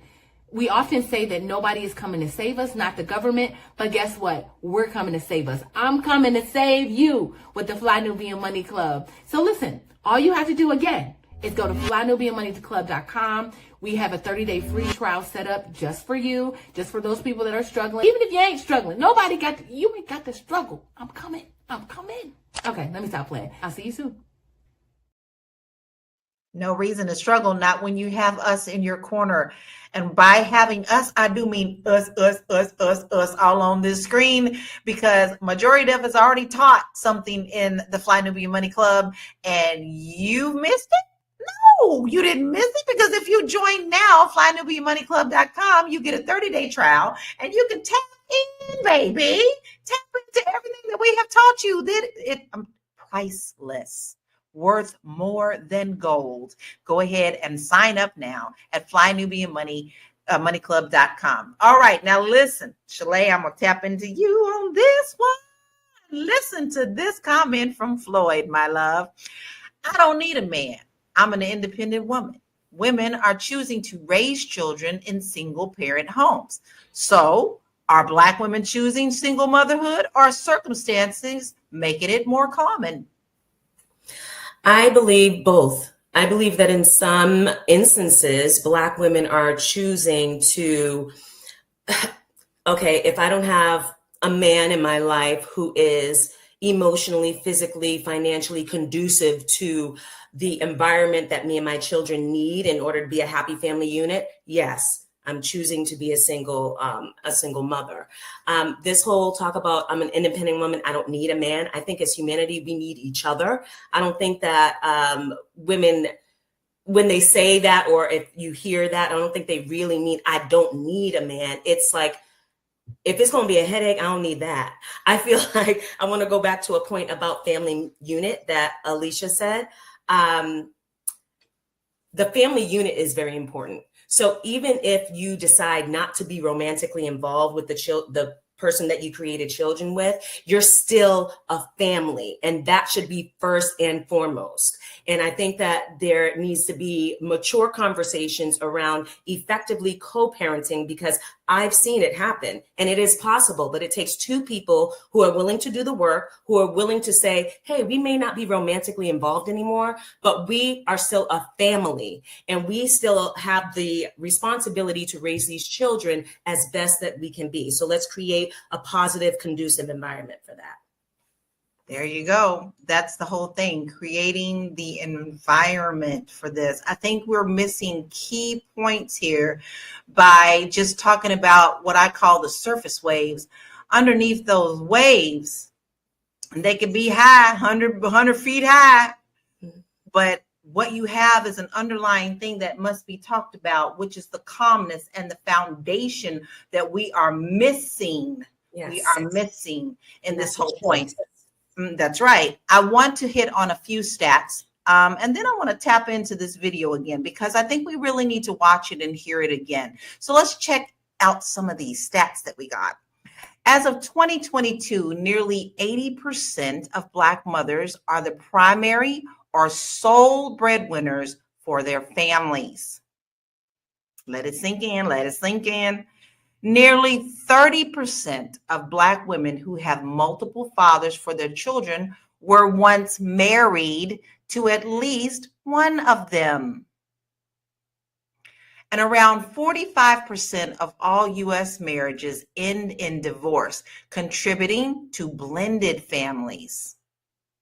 Y'all, these stats speak a lot. You know, initially, especially the one that I shared with you at the top of the hour, did not really necessarily talk about those things. So, Dr. Lene, before we watch this video, I want to hit on this because these stats are really important. Some of these numbers are shocking, but it ties into what we're talking about. So, are Black women choosing?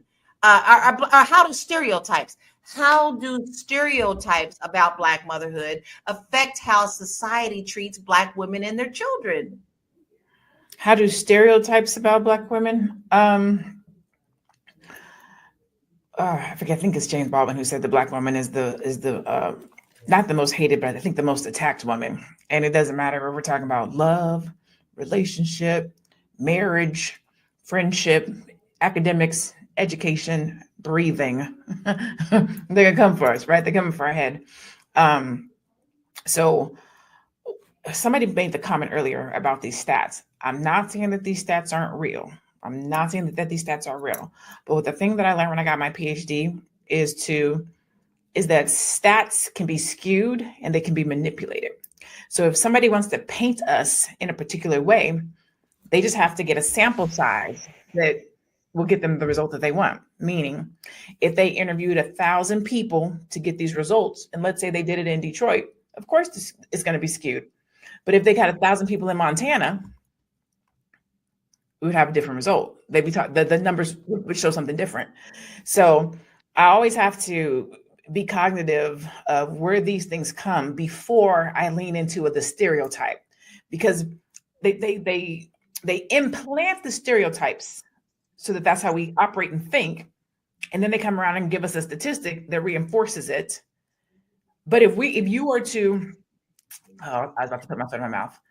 The reality is, if we were to sample and use our own population, do 60% of the people that you know have multiple fathers? The Black women, the 60% of the Black women that you know have multiple baby daddies. Right. And I said, so when we're thinking about stereotypes and we're thinking about what the stats say, and we're thinking about these things that are being pushed down our throat, look at your own environment. Look at where you operate to see, is that my reality? And then who did this? Who did the research, and where did they do it at? Because I give this example all the time when we're talking about eggs. Most of the time, the people who are doing the egg research is people in the egg industry. So of course the results are going to say eggs are good for you, protein, But then when you go and look at people who say, well, are eggs really good for you? It's the people who oppose eggs. So you always got to look at the researcher, who's giving the statistics, what do they have to gain from it or lose from it? And then what do you know and say about yourself and your community and the people around you? So I don't listen to stereotypes. Sometimes I do, but sometimes I have to go by my gut, because I am Black and I'm always going to give the Black man and the Black woman the benefit of the doubt. Agreed. But, you know, I also want to really tap into you, Aisha. I'd like to know the mindset difference between African women and American Black women. Do you see a difference with that? Yes, there is a difference. And the difference, again, comes from just culture, right? Culturally, raised in Africa, back home, if you come home pregnant, it's truly, you're being looked down upon. It's a big deal. And the whole family sees that as a disgrace, right?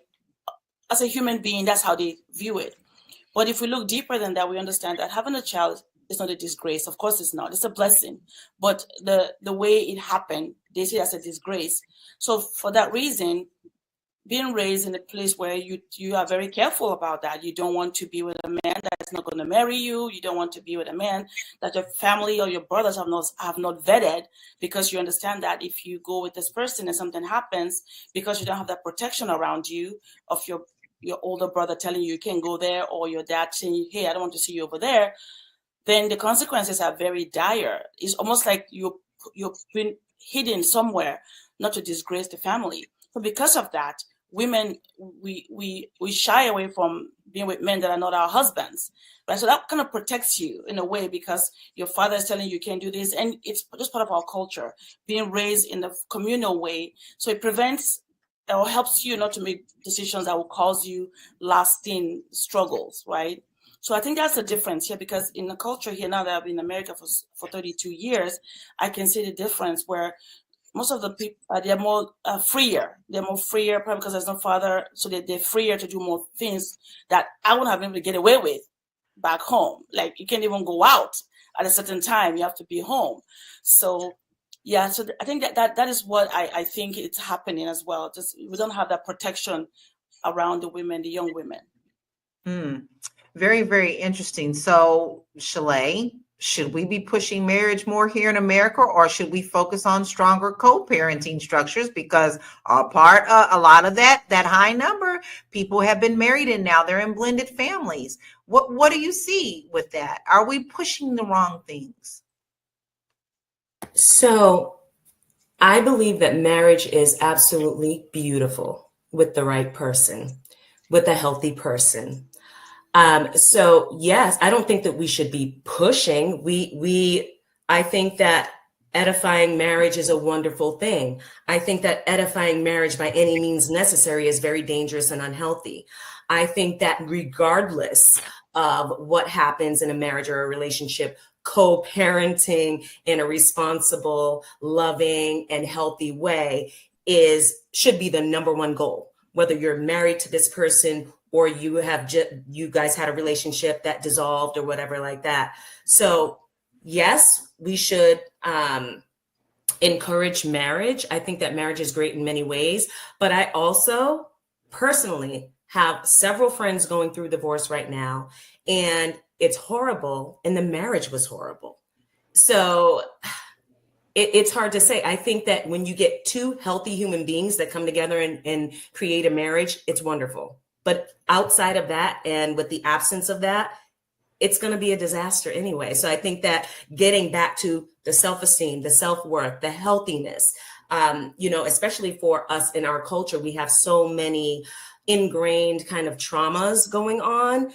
That's all going to spill over into marriages. Getting a piece of paper is not going to solve that. We need to be getting at the real issue, and we're so reactive dealing with the symptom of what's really going on underneath the surface of this thing. Well, I think America is really good at trying to attack the things that's too little too late. They always want to put blame, but they don't want to look at the true foundation of the problem. Let's be honest. A lot of the times our families were torn apart. Yes. They did try to establish marriages, but what did you do? You tore us apart. You took our children. You put us on the auction block. So don't hand me that shit, because I'm going to tell you right now, it goes all the way back to that. And I don't care what anybody says. That is the foundation that you built our family on. Bucks. Bucks. They were like, we were bred like horses. And that's where that whole mentality of get as many, because that came from what they did. And Aisha, and I'm sorry, I said your name. I think I said Alicia earlier. Aisha, she nailed on the head with protection. If we can lead with the right intentions, the right actions are going to follow. The problem is some of us are not healthy enough to lead in these relational situations with the right intentions. Protection. If your intention as a Black man is to protect your woman and protect your family and provide, whether or not you have that piece of paper and you're married, which is a great thing, or you had a relationship that dissolved, and you're still going to lead with that intention. And there's going to be beautiful, symptoms and beautiful things as a result that come out of that. We got to get our intentions in order. Exactly. Yes, indeed. Exactly. Totally. Exactly. So listen, we're going to take a short break and then we're going to come back and still continue to tackle this conversation. And we're going to watch that video again. So if you missed it at the top of the hour, we're going to watch it again. We'll be right back. Are you a Black business owner looking to expand your reach? Well, has Fly Nubian Money got good news for you? We are building a Black business directory to connect you with customers who need your services. And here is the best part. It is absolutely free. Email us at info@realvirtual.net. Send us your business name. Tell us a little bit about what you do, what services you offer, your website address, and your contact information. That's it. Together, we are going to build and circulate the Black dollar. Get listed today and start connecting with people who are probably already looking for you.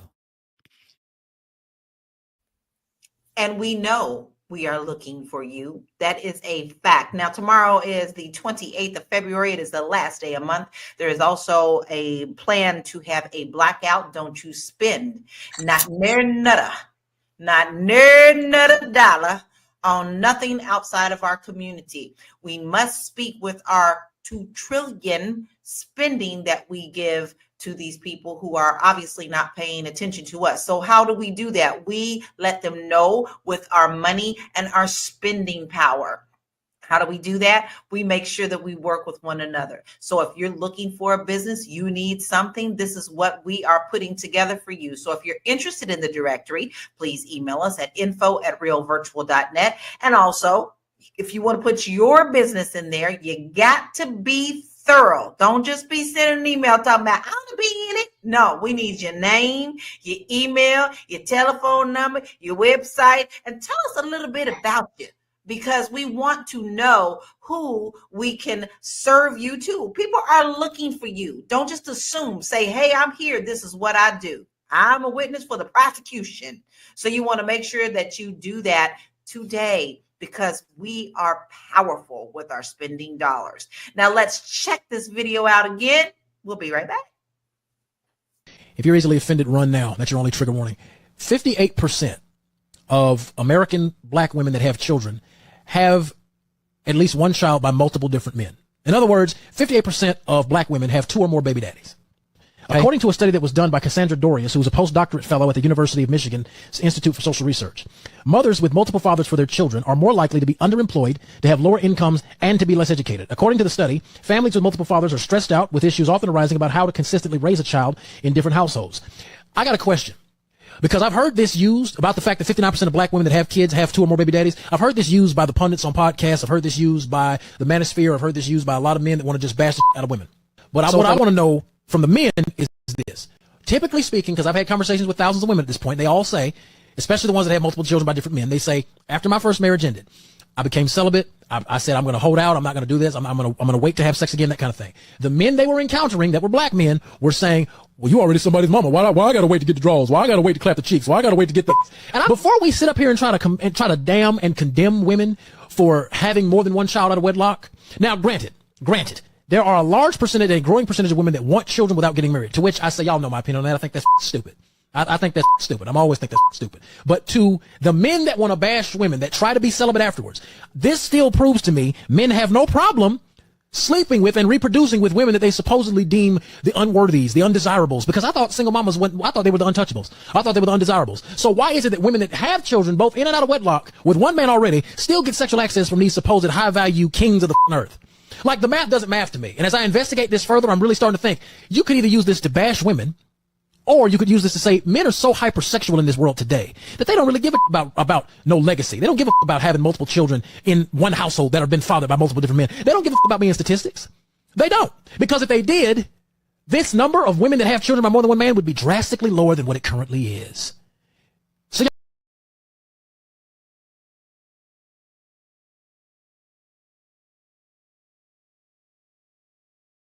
So Okay, well, listen, we done saw that again, right? All right, so that was our first reaction. When we first saw it, I know we had our knee-jerk reactions, but now I want to revisit with each and every one of you on if you have heard something different. Joe, did you hear something different in a different tone this time watching it for the second time? I mean, a little bit. What I do hear is people, another person possibly engaging in a gender war. I mean, I do appreciate the fact that he's trying to hold men accountable, but I mean, I'll keep saying it. Like it's a conversation that needs to be had on both sides of the street. Yes, brother, if you are laying down with a woman and you reproduce with that woman, you are inherently responsible for what comes out of that woman. Okay, and you have to do your part to take care of that woman. Woman, if you do not want to have this 100% preventable.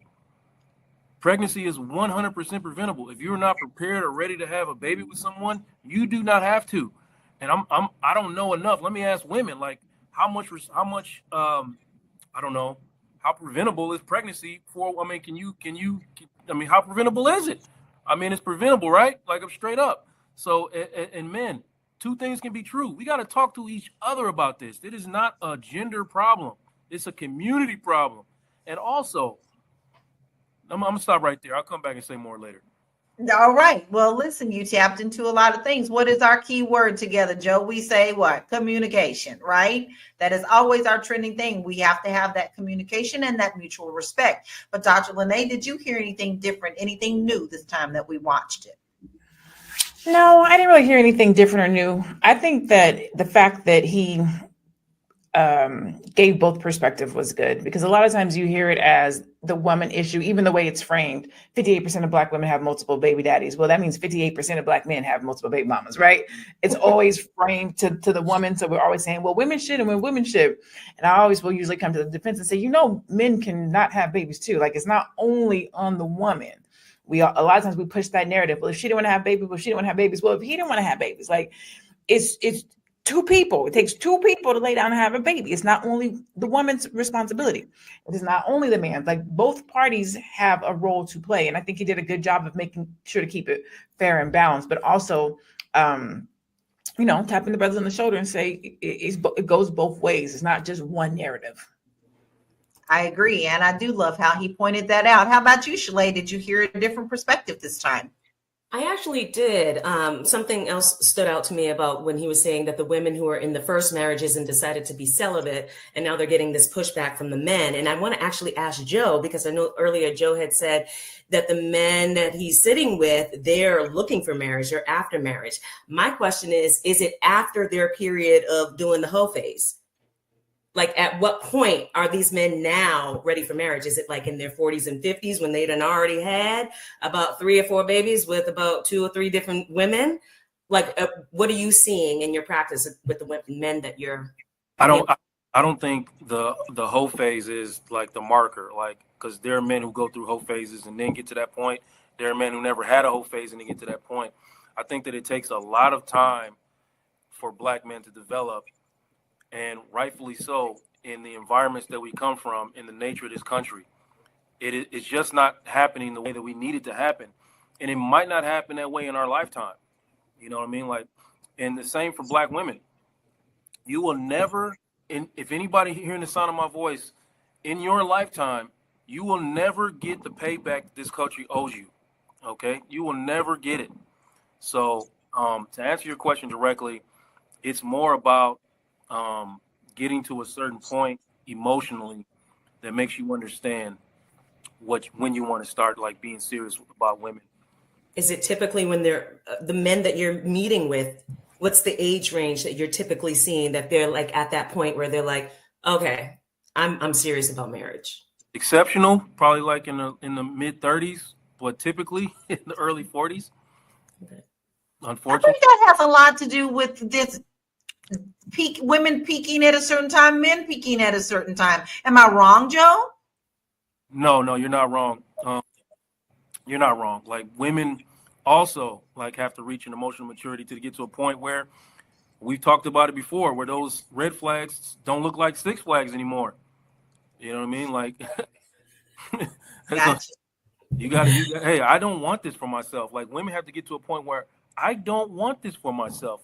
And honestly, I'm not sure I ever did. They have to arrive at that point too. Exactly. Now, I didn't get to hit with you, Aisha. Did you see something different or hear something different this time around on that second time of watching the video? I did. And what I actually saw in the video is I felt actually sad that how is it that everyone picks on the Black woman, even the men will do the same, and our own men will pick on us, right?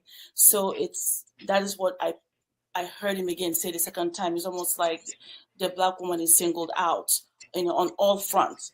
Everybody has given the statistics. Also, our men give the statistics and saying, "Oh, I don't want to be the father of your multiple children," right? Then who is going to be? Who is willing to stand up and just love these babies? Who? So that was what I got. That's a very good question. And listen, we always like to hear what you have to say too. So go ahead and put your comments in so that we can see what you see. Did you see something different the second time around? But listen, we have a couple of more stats I want to address because these are important as well. So let's look at a couple of things that, that we definitely see happening. Black women have the highest rates of college enrollment, yet are still paid less than white women. Black women are the fastest growing group of entrepreneurs, yet many are still sole providers in their households. And Black families have a median household wealth of just $24,100 compared to, hold your wigs, to $188,200 for white families. I get blown a freaking way every time I see that. It boggles my freaking mind. It really does. It really, really does. So, Dr. Lene, what can we do to support single mothers instead of shaming them? Because to me, these stats that we've all heard today, they didn't take into account a whole lot of things, but it did take into account to make it look like our community is the worst. I don't agree with those numbers. Like, I just can't see how somebody's living off of $24,000. Again, skewed statistics. I mean, because that number comes up whether we're talking about Black families or when we're talking about entrepreneurs. Have you ever noticed that is the exact same number? That when people talk about the number that the average income for a Black entrepreneur versus somebody else, it's the same $24,000. You ever pay attention to that? It's crazy. Mm-hmm. But what can we do to support Black women? That's such a loaded question. I think the support it varies depending on the goals of the woman. So for me, when I was going to school and my mom would help me, she would meet me at my son's school and pick him up, and she'd meet me at my school, take my son for the night so I can go to school, so I can get my education so that I can be who I am. But then when I became an entrepreneur, I had to let my son go to his dad's house for a year so that I can focus on my business. So that was how somebody could support me as a single mom, but everybody's situation is going to be different. So I think that the support is in showing up and being what that single mom needs to get to the goal that she is trying to accomplish, whatever that might be. For somebody, it might be, I'm looking for a husband, but I have a child and I can't get out and date. Well, watch the kid, right? The goal is going to be different for everybody. And I think that the support is literally that, support. How can I help you? What do you need? Is it access? Is it information? Is it knowledge? Is it financial support? Is it babysitting? Like, what is the support? I think that when you start talking about those quote unquote stereotypes, not just in the single mom, but the Black woman in general being the strong woman, we don't ask for help. And then sometimes we're not, I'm not going to say wise enough, but we have, our pride won't let us say we need help. I think that is a huge point that we haven't even addressed. But Shalay, that 81% Black woman being the sole breadwinner, that is also a very high stat. So what are your thoughts on that? That is a very high stat, and it's so, my thoughts, it's so unfair. And this goes back to what I was saying about it does not matter about the trajectory of your romantic relationship with a woman after you've had a child with her. It is absolutely unfair for Black women to be shouldering the vast majority of the financial responsibility of these children, and then expected to show up in love, expected to show up, go to work, pick up the kids from school, like expected to be emotionally available. She has nothing left for herself. And my mom was a single mother of four, one father. They were married, they were divorced, and he, did not do what he needed to do to support that family the way he should have.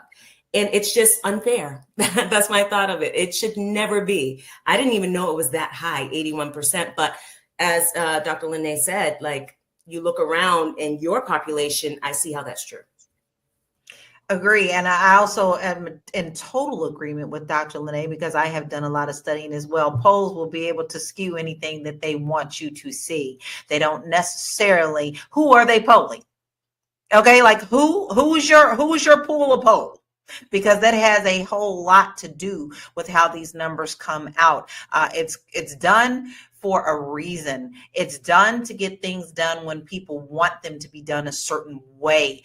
And this is what we are seeing a lot of, and way more today. Matter of fact, they just take it and run, and it's not even correct. So listen, Joe, Floyd says, newsflash, Black people need family structure the most, more than any other group. Okay. Agree or disagree? I agree. And before I start, address that. Floyd, brother, go to Instagram, type in Miss Black Hollywood, get in them DMs and shoot your shot. Okay? I want you to do that. She out in LA with you, bro. All right. Now let me tell you why he's right. Okay? Really quickly. We know somebody that is either lived through the civil rights movement or is a generation away from it, right? We know somebody that's 1 or 2 generations away from slavery. Dr. King would be alive if he had not gotten killed. Malcolm X would be alive. Emmett Till would be alive. So these situations did not occur as long ago as we like to make them out to be. And I say that to say that the first part of dealing with a problem is recognizing that it exists, right? We have been torn apart as a family, right? We have been torn apart. It has systematically been done. This is what has happened. I don't want to hear it, oh, it's an excuse or you playing a race card. No, this is what happened. And we are still feeling the residual effects of the torment brought to us from this country. So I saw Floyd ask earlier, how do we fix it? He just said it. We need the family structure. We need to educate each other on what the family. There are families who are living with great structure, okay? Who live with great structure, who can educate the younger generation so that we don't repeat the same mistakes of the past that have gotten us into a deeper hole that we did not dig for ourselves. We did not dig this hole for ourselves, but we are in it. So it is up to us to dig ourselves out of it. And we can do that by having conversations with young men and women about what family is and what it means, not just for us emotionally, but economically, right? We Black women, I need you, not just my woman. I need all the Black women. I need y'all to talk for me in rooms that I'm not in. Black men, I need y'all to show up for Black women in rooms that they're not in. I need that, right? Because we're not going to survive without each other. We just won't. So the minute we start having gender wars and conversations that tear each other down, we are steps behind and we cannot catch up. I need you. Okay?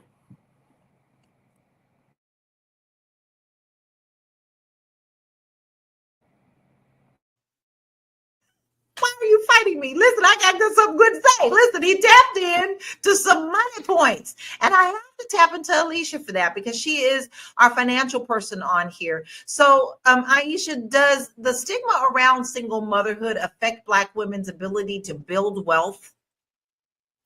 Oh, yes, it does. Absolutely. And that's something that, you know, how can you fix that when a mother has multiple children? She has to put them through school. She has to pay for, you know, their clothing, just their upkeep. It's not cheap. And she's doing it all by herself. She won't even think about her retirement. She won't even think about what if something happens to me. It's just doesn't happen.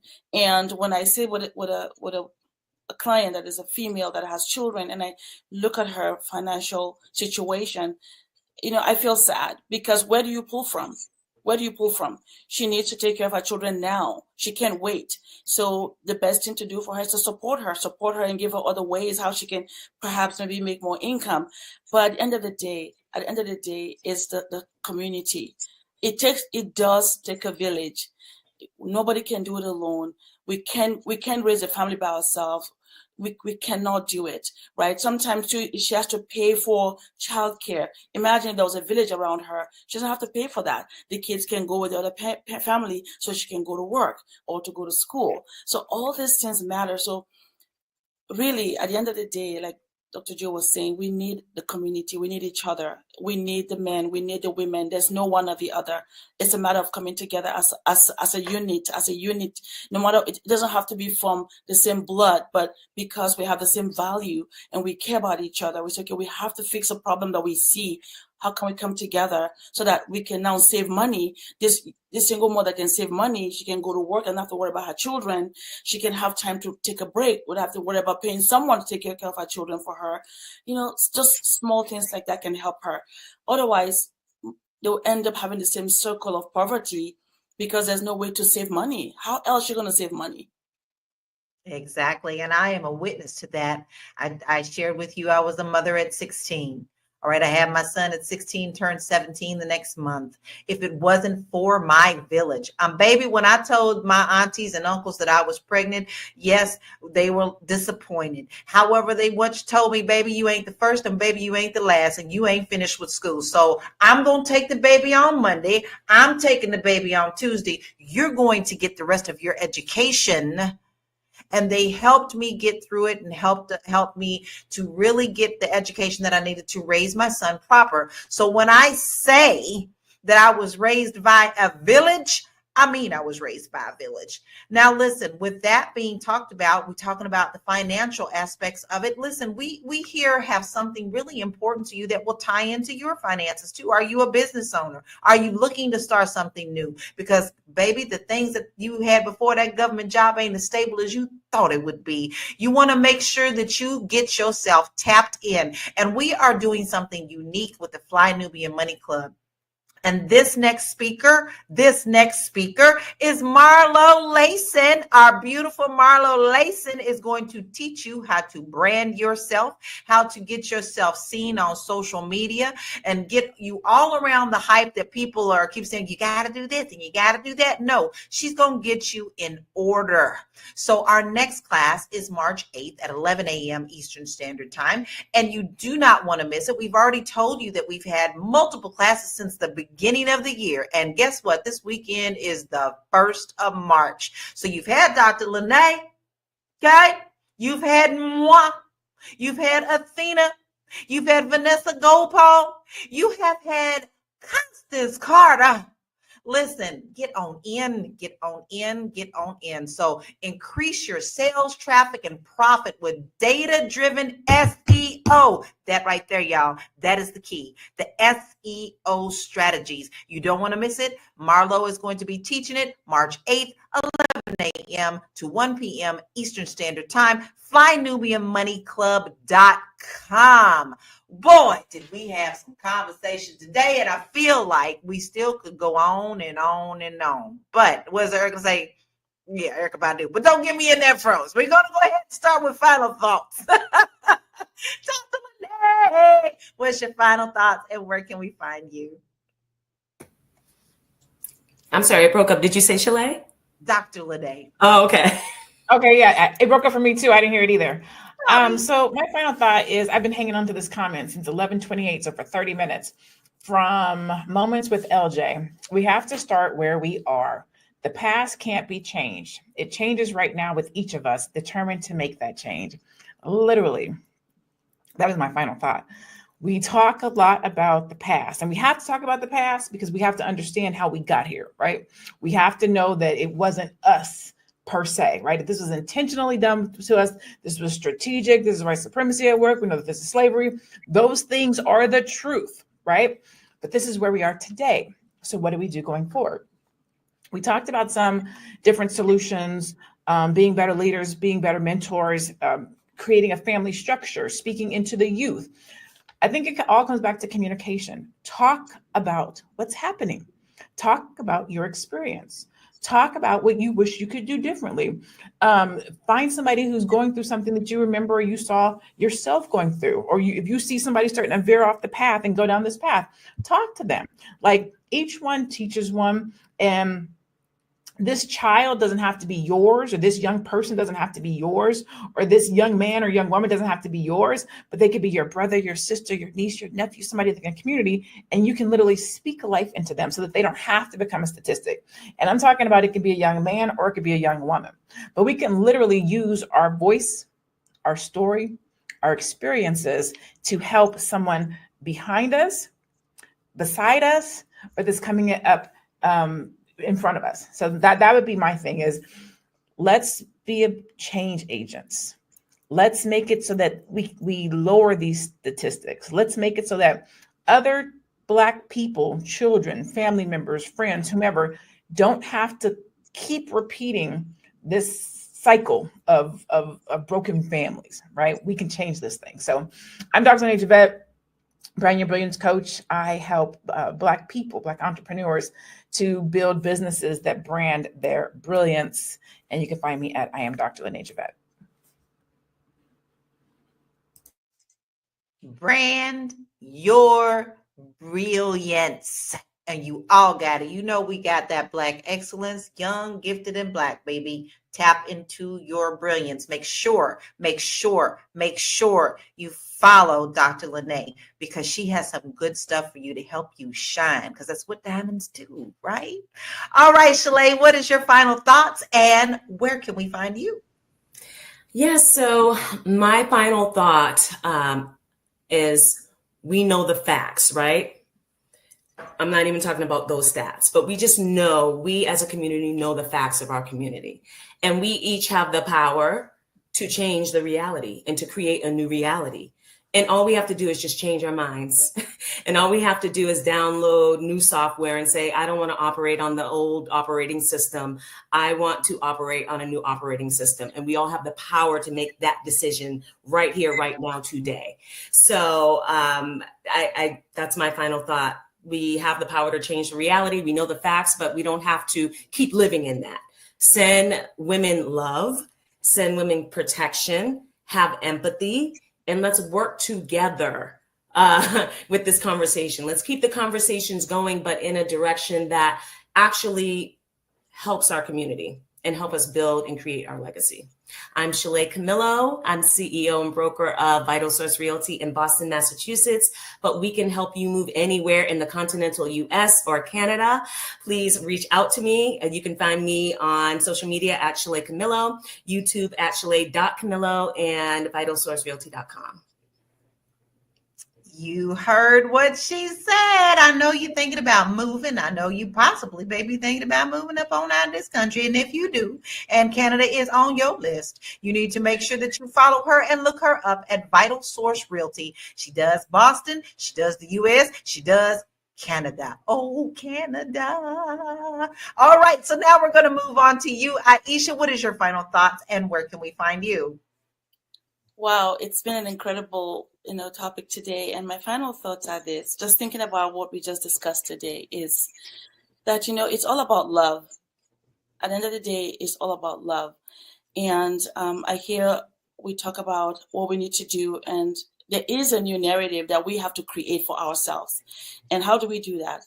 It's truly, we know that we're not perfect. We're not perfect. Nobody is perfect, and we will never reach perfection.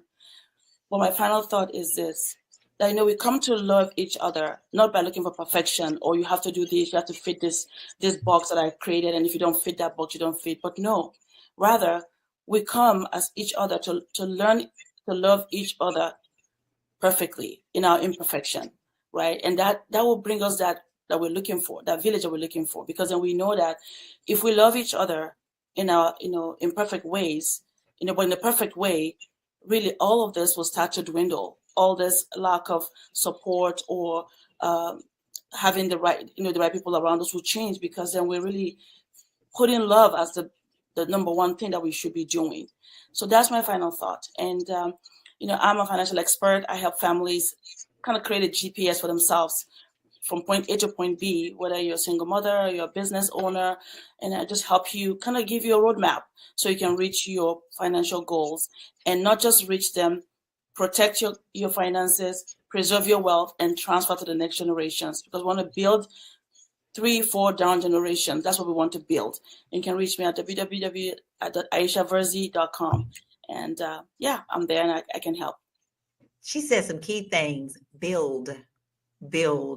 If you don't have a solid foundation, what she's going to do is help you get that solid foundation so that you can build your financial house. Make sure that you go stock and chicken hawk. She's giving you all of her contact information. Go now. It's all on you. Go do it. I'm telling you, everybody we have here has so much value, and you do want to tap into us as your resources. So Joe, what is your final thoughts, and where can we find you?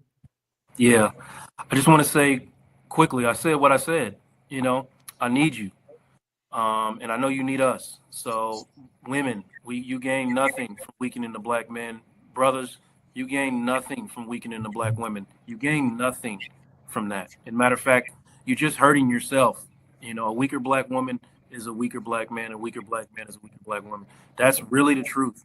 So, I'm doing my part to send as many emotionally well, healthy black men back out into the community as I can. And I'm going to continue to do that. I'm going to try to create as many eligible black men as possible, and the ones that are already in relationships, I'm going to do my best to try to get them to build healthy ones. So, hey, realuconsulting.com, send them to me. I will send them back better. You have a black man that you need some tinkering to be done with, send them to me. I will send them back better. I have done it. I have proven that I can do it, and I will continue to do it. And if you have rooms full of young black men or young black women that need this conversation, holler at me. I will show up, and I will tell them the things that, a lot of us were missing from my generation. A lot of the words that were missing from my generation, I will share, okay? And we will tell them and show them what healthy black community looks like, okay? So and that's where we need to be. So we got your website, but what is your socials, Joe? Yeah, Joe Corley on all the socials. At Joe Corley 80 on Instagram and Joe Corley everywhere else. Okay. All right. Putting out messages all the time. Okay. Love it. Listen, did he just not say to make our black community healthier?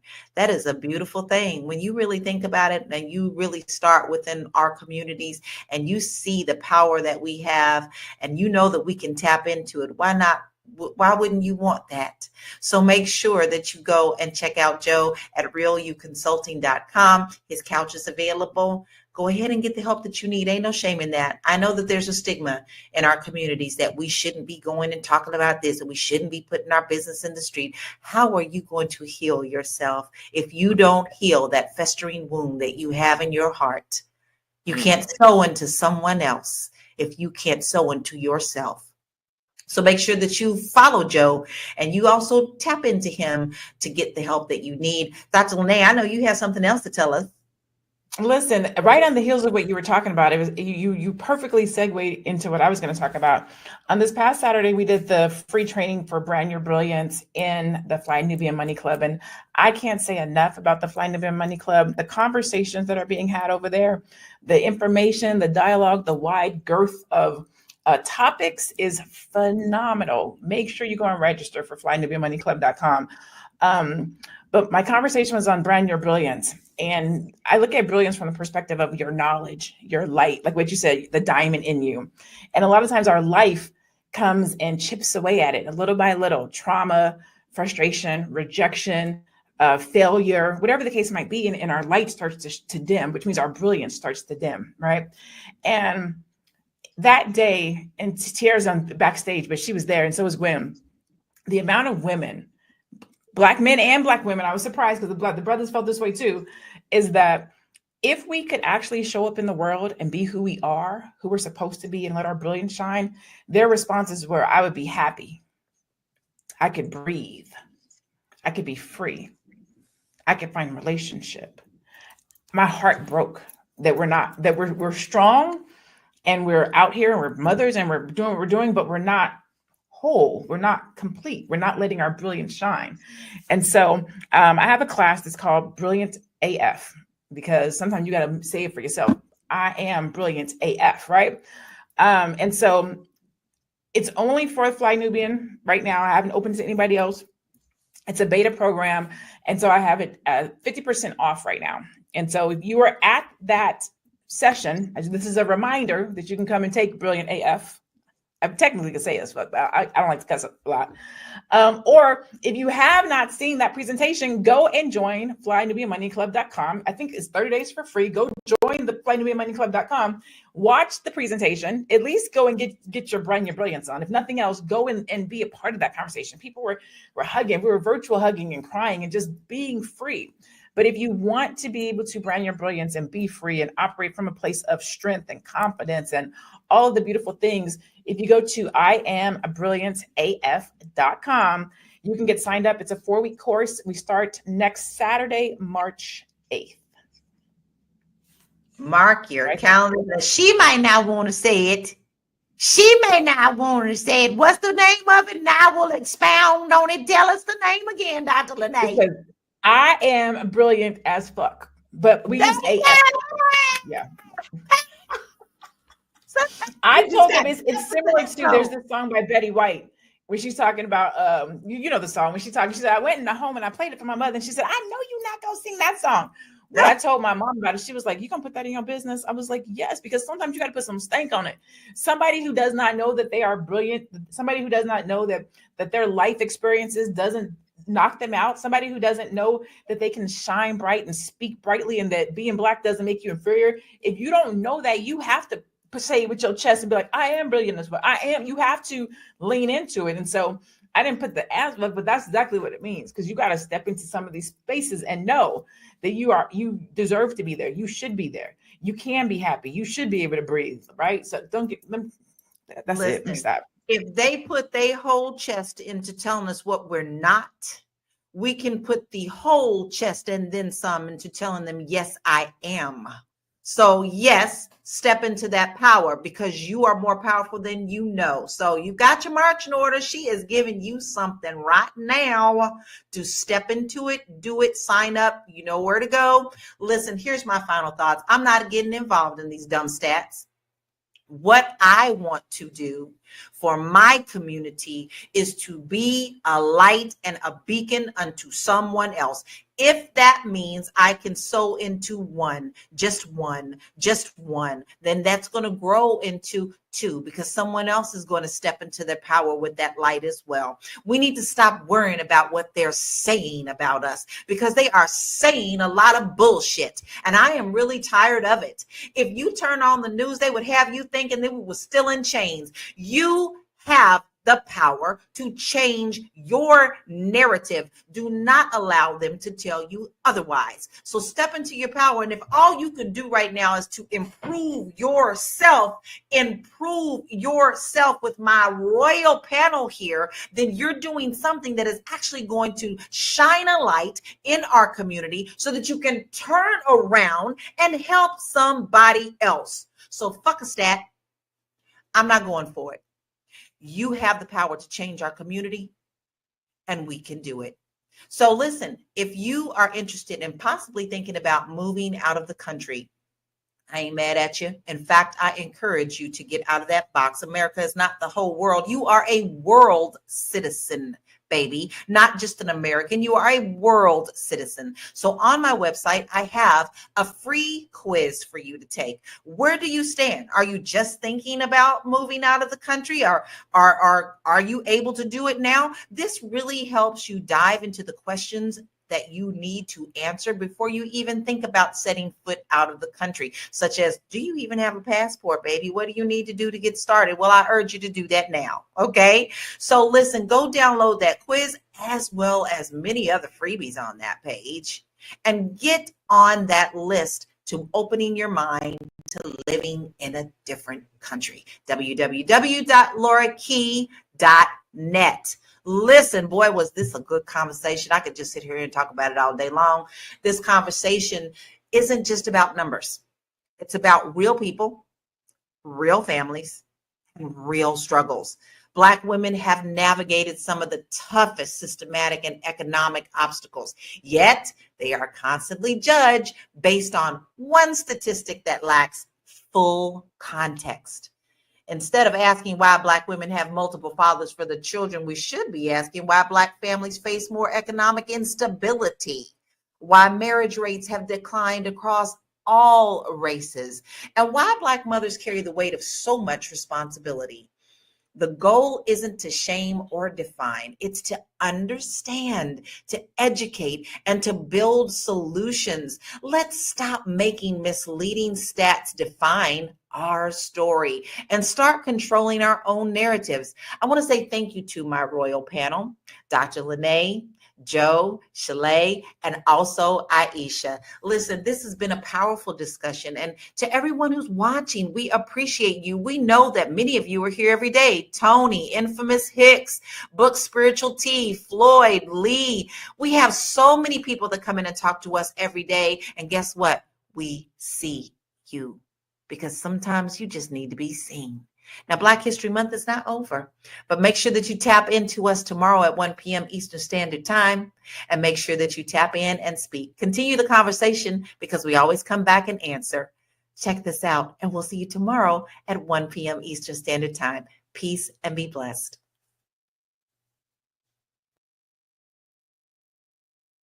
You may write me down in history with your bitter, twisted lies. You may trod me in the very dirt, but still like dust, I'll rise. Does my sassiness upset you? Why are you beset with gloom? Just because I walk as if I have oil wells pumping in my living room. Just like moons and like suns with the certainty of tides, just like hope springing high, still I rise. Did you want to see me broken, bowed head and lowered eyes, shoulders falling down like teardrops, weakened by my soulful cry? Does my sassiness upset you? Don't take it so hard just because I laugh, as if I have gold mines digging in my own backyard. You can shoot me with your words, you can cut me with your lies, you can kill me with your hatefulness, but just like life, does my sexiness offend you? Oh. Does it come as a surprise that I dance? As if I have diamonds at the meeting of my thighs. Out of the huts of history's shame I rise.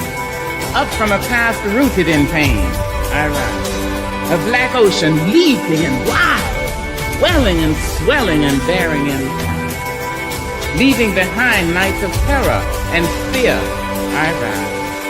Into a daybreak miraculously clear, I rise, bringing the gifts that my ancestors gave. I am the hope and the dream of the slave. And so, wow, there I go.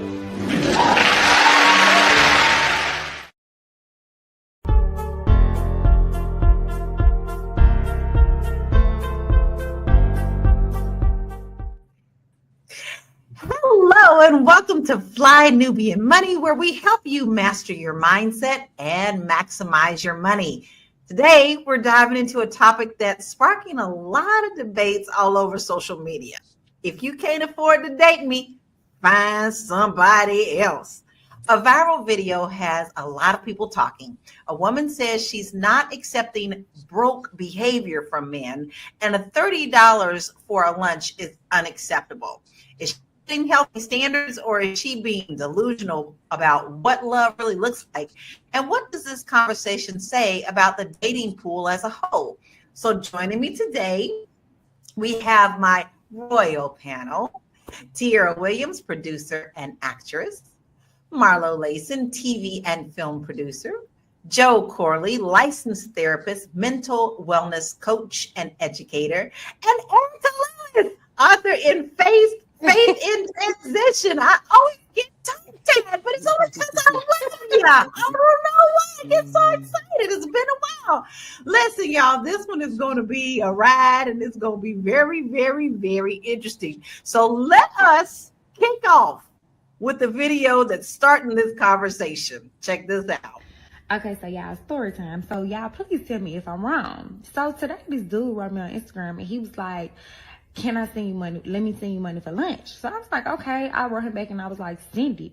So he wrote me and was like, okay, what's your Cash App? So I sent him the Cash App. Yeah, I just knew I was going to open my Cash App and I was going to have at least probably about $100. You get what I'm saying? Because like, I eat and that's how much I spend on my food. Yeah, I opened my Cash App and this man sent me $30. Yeah, yes, $30. And I'm just like, at first I'm like, damn, like, am I ungrateful? Like, am I fucked up? Like, the feeling like, why the fuck would you send me $30? But then I had to ask people and they was like, nah, cause I'm like, $30 is not even half a tank in my car. Like, what the fuck you thought I was gonna go to Chick-fil-A? Like, I mean, I'm trying to figure out what did you think I was gonna eat? It's like, when I go and eat, I eat full course meals. Like, I order a appetizer, a entree, and a dessert and a drink. That can't even get me 2 drinks. Like, what the fuck? And then this man had the audacity to write me back and say, let me get to know you. Why the fuck do you think I'm gonna let you get to know me and you just send me $30 for lunch? Is you dumb? I mean, like, y'all be for real. Like, tell me, am I wrong? Like, am I fucked up? Like, is my head fucked up? Like, I don't even spend $30 on lunch on my, like, I spend over that on myself. So it's like, for someone to think they're gonna send me, I get that this is out the account, like, you didn't have to send the $30, but it's like, no, like, nigga, I'm not that type of, I'm not one of them. Cause you know, you gave me feel good. Cause I mean, you tell me, am I fucked up? Cause I just need to know. I ain't one of them. Cause it ain't that. You know what's what I'm them? saying? I feel like I need a translator just to understand what you're saying. Like, okay, obviously, you know my thing. Mine is like, is you crazy? You asked the question and I'm going to answer it. Yes, you crazy. Because I don't know nobody who spent no $30 on a lunch. So that is my opening question to all of y'all, including the ones who are watching us, our viewership family. Is $30 enough for you for lunch, Joe? No, for 2 lunches. I'm going to Panera twice off $30. So, and babies will have leftovers and make it fold. Yeah, if anybody wants to want to send me $30, go ahead, man. I'm gonna be grateful and I'm gonna love you for it. Go ahead. Marlo, is $30 enough for your lunch? It is, and as Joe said, I'm gonna echo what Joe said. If you want to send me a lot 30. I'll take a picture and be like, thank you, shout you out. I'm gonna tag you in it. Thanks for lunch. Because look, he couldn't even get to know her, right? This is a realm. I'm gonna wait for y'all. I ain't gonna go too far because y'all gonna have to guide me through this realm because I've never been through this portal before. So I don't even know how to navigate. So I'm gonna be quiet and I'm gonna let y'all be my tour guides in this portal of unknown places that I've never been. Erica, is $30 enough for your lunch? Listen, I actually just moved and spent $30 for lunch and had a panic attack because I spent $30 on lunch. So what I did is that lunch turned into lunch and dinner. I ate half the wrap, had most of the fries, and saved the soup for dinner. What? I spent $30 on lunch and had a panic attack. So this young lady is talking about an appetizer, an entree, a dessert, and 2 drinks for lunch. Yeah, I'm with you, like for lunch. And she says that for every time she goes out to eat, girl, you should be 500 pounds right about now. 500 pounds. And let me tell you something. This young lady is going to be broke real soon if she keeps up this behavior. But like Marlo, I'm going to fall back. Let everybody else got to say. All right, Tiara, it's your turn. Is $30 enough for you? Well, I mean, I just feel like, you know, if you really trying to get to know me, $30 might not be enough. No, I'm just playing. $30 is enough for sure. I don't come from this world. I think women get a little confidence. They get a lace front and some lashes. Little lace front and some lashes and just be like, listen, you got to spend $1,000 on me every day. Even in LA, that $30 is sufficient. Huh? Tiara, even in LA, that $30 is sufficient? Even in LA, you could still go to, I mean, depending on where you go, right? Of course. But Yeah. that's for with everything. But like literally you can go to Applebee's and get a 2 for 30. And you could sit and enjoy with somebody else and have a good meal. So I don't know. I do know, I can tell she's in Atlanta just based off because y'all know, I be in Atlanta, so I could just tell she got all of the Atlanta girl vibes. Well, I don't know. That's close enough to Kentucky. That ain't my vibe. I'm gonna tell you, there've been many times when we first started out and first started dating. Hubby and I shared a ramen noodle, shared a Big Mac, split it down the middle, and was fine with it. And that never offended me. It never upset me. I have never been one to care about somebody spending money like that on food. That's not something of quality to me. That's not something that I'm even going to be concerned about. If you got it, you got it. If you don't, you don't. Every once in a while we will splurge and go to, Masterson's in Louisville and have something. But even now, y'all, when we go out, if they're big plates, I'm like, don't you order 2 things? I'm eating off your plate. We're going to split that because there's no reason to pay that much money for food. To me, it's just ridiculous. But this is a really good comment.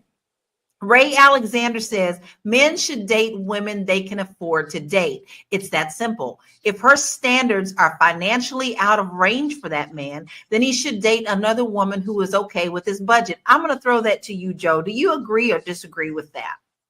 Yeah, of course, I agree with that. I mean, her standards are not the problem. It's all in the delivery of her communication. You know what I mean? And I'm not sure if she's just a tool for the gender wars or delusional. But one of the 2 things is happening right there. So yeah, a woman's standards are totally fine. If your standards are above $30, there's nothing wrong with that. But in the way you're saying it is you're doing that to provoke animosity and rage towards you. So I'm not going. Well, I feel like I always have to question myself with social media. To me, it's like, is this clickbait? Is this just for somebody to come in and make comments? But honestly, I do see a lot of these young women with these types of attitudes. So, is it wrong for a woman to have a financial standard when dating, Tiara? Can't hear you.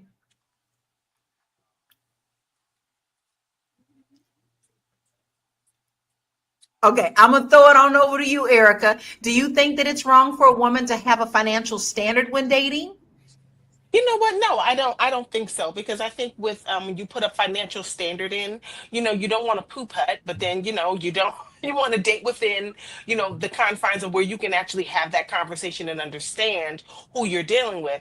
I think she's dating out of her league. I think she's actually looking for a father. I think she's looking for a daddy. I think she's looking to be taken care of, because any woman on her daily day-to-day who is having $100+ worth of lunch. That is wife. That is the Beverly Hills wives of whatever. That is not realistic. I mean, I lived in California and I lived in Calabasas, and there was a burger place within the strip mall where I was working. And I think I got a burger and fries and something else. And I think it was like $30.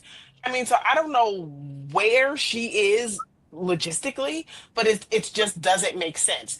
No, she wanted $100+ so that she could do other things with it. She wanted to eat. She's probably gonna have a bag of chips and a soda for lunch, but she was gonna get her nails done. She was gonna get her lashes tightened up. She was gonna do something else with that money other than eat. That's what I believe. I agree with you wholeheartedly. I do believe that, she is going to eat for less than $30, but everything else is going to be put on whatever else she needs. I mean, and if you think about it, if he's sending her $100 a day for lunch, 5 days a week, that's $500. Girl, that's bill money. That's a car note. That's car insurance. That's utility expenses. That's all sorts of things. Right? Yes. I know, it's crazy. So now that we have you back, Tiara, do you think the social media is shaping how these people expect to be treated in dating? Yes, I absolutely do. I think that is so fake. I don't believe for 1 minute this young lady eats the way she says she eats. I think that there is this weird thing that girls are doing these days. And obviously it's not in my generation, it's like right under me. But these young girls are getting their cues from the internet. They're getting their cues from each other, like the stupidity of it. Like she doesn't sound all that bright. And this is not me to like knocking her. I'm just saying she doesn't sound like she's educated, like she's been, you know, like she's worldly, she's cultured. She just sound like somebody fed her that, like, girl, you should have standards. She like, you know, and I know that there is a bit of a again, I keep saying that because she sounds like her accent sounds like it's from Atlanta, and I noticed that a lot of girls are like that down there. Like there's this weird thing in Atlanta where girls are like this, like they literally be like there's this bouginess they want to have, and I think Erica just said it, from this Atlanta housewives of wherever, of College Park, of Bankhead, or of wherever they live, right? They trying to be a certain thing or bougie or whatever, and it's weird because I know celebrities, right, who don't act like this, who don't be like, they're very mindful and they have a lot of money, and it still be like, how much is the bill? I mean, you know, they gonna pay it, but they're still mindful of the way they're spending money. So I think this is fake. And I think that's the key. You said mindful. I don't think she's being mindful at all. She's being selfish in what she wants and what she expects. But hey, like I said, there's a level to that. So I'm going to ask you, Joe, because you're our king on the panel. Are men obligated to spend money to prove they're serious about a woman? I love it. That's the answer. That was the happiest laugh I've heard in such a long time. Hell no. Hell no. Oh my God. If I got to pay to get to know you, I am out of there, man. Like that part should be free. Like getting to know you should be free. Like this, so I can decide if I want to spend my money on you. Like, but I mean, I've never. Maybe I should back out of this one because I've never really dated. You know what I mean? Like I don't know what's required to get to know a woman. Do you? So I'm gonna throw that to y'all, man. Do you got to pay to get to know women these days? It would be a hard no for me. You don't have to spend money. You know what? I have always been the kind of like, if we're just meeting, I want to go out for tea and coffee, because the only way you can get to know somebody is to talk. And if you start going out to elaborate dinners, you're going to focus on what my grandmother used to call the dead cat on the line. We're going to be focusing on the dead cat, but not on the red flags that we're seeing at the dinner table. You're talking about everything else other than what you should be talking about. So I love to take a long walk, have coffee, have tea, so that we can actually communicate versus going to this elaborate dinner, spending $500-$600, and you don't know what this person said because you were enjoying the filet mignon. Like, yeah, no, you don't need to spend money to get to know someone. But let's be honest. Sometimes these coffee and these teas be costing just as much. My daily Starbucks is $7. Me and my wife's first date was we split a Twix in a peach iced tea. Okay, and we got 17 years of marriage out of that. So I'm not doing that. The Twix, what was it? You said Twix and peach iced tea. That's it. And look, we got it something right, Joe. Mine's ramen noodles. For Christmas, she put that in my stocking this year for Christmas as a reminder to know this all started with peach iced tea and some Twix. That is so cute. Absolutely love it. On that note, we're going to take a deep breath and we're going to be right back. Hey, if you're just tuning in, you are watching Fly Nubian Money, where we help you master your mindset and maximize your money. I am Tiara Williams. I'm also known as Miss Black Hollywood, and I am the proud producer of this show. So I hope that every day when you join us, you leave a little smarter than you came, because that's the point. Otherwise, why are you watching? So if you want to receive notices for when we go live, Fly Nubian Money goes live every single day. That's Monday through Friday at 1 p.m. to 2 p.m. Eastern Standard Time. So if you don't know, now you know. All you have to do is text the word Queens, that's Queens, that's Queens, to 87948. That's 87948. That's Queens to 87948. Yes? If you want. Yes, Text that word. Go on now. Listen, this is the last week. This is the last week of 2024. You know you don't want to march into 2025 and miss none of our episodes. So you want to make sure that you text the word Queens, QUEENS, to 87948. Yes. Yes. Okay. Marlo, should dating be seen as an investment or a partnership? I think partnership should be seen as an investment. I think dating is just browsing, right? That I'm just in there looking. This shirt cute. I might not even take it to the register with me, right? Like, it's just, at that point, I'm just trying to see what's there, what's out there.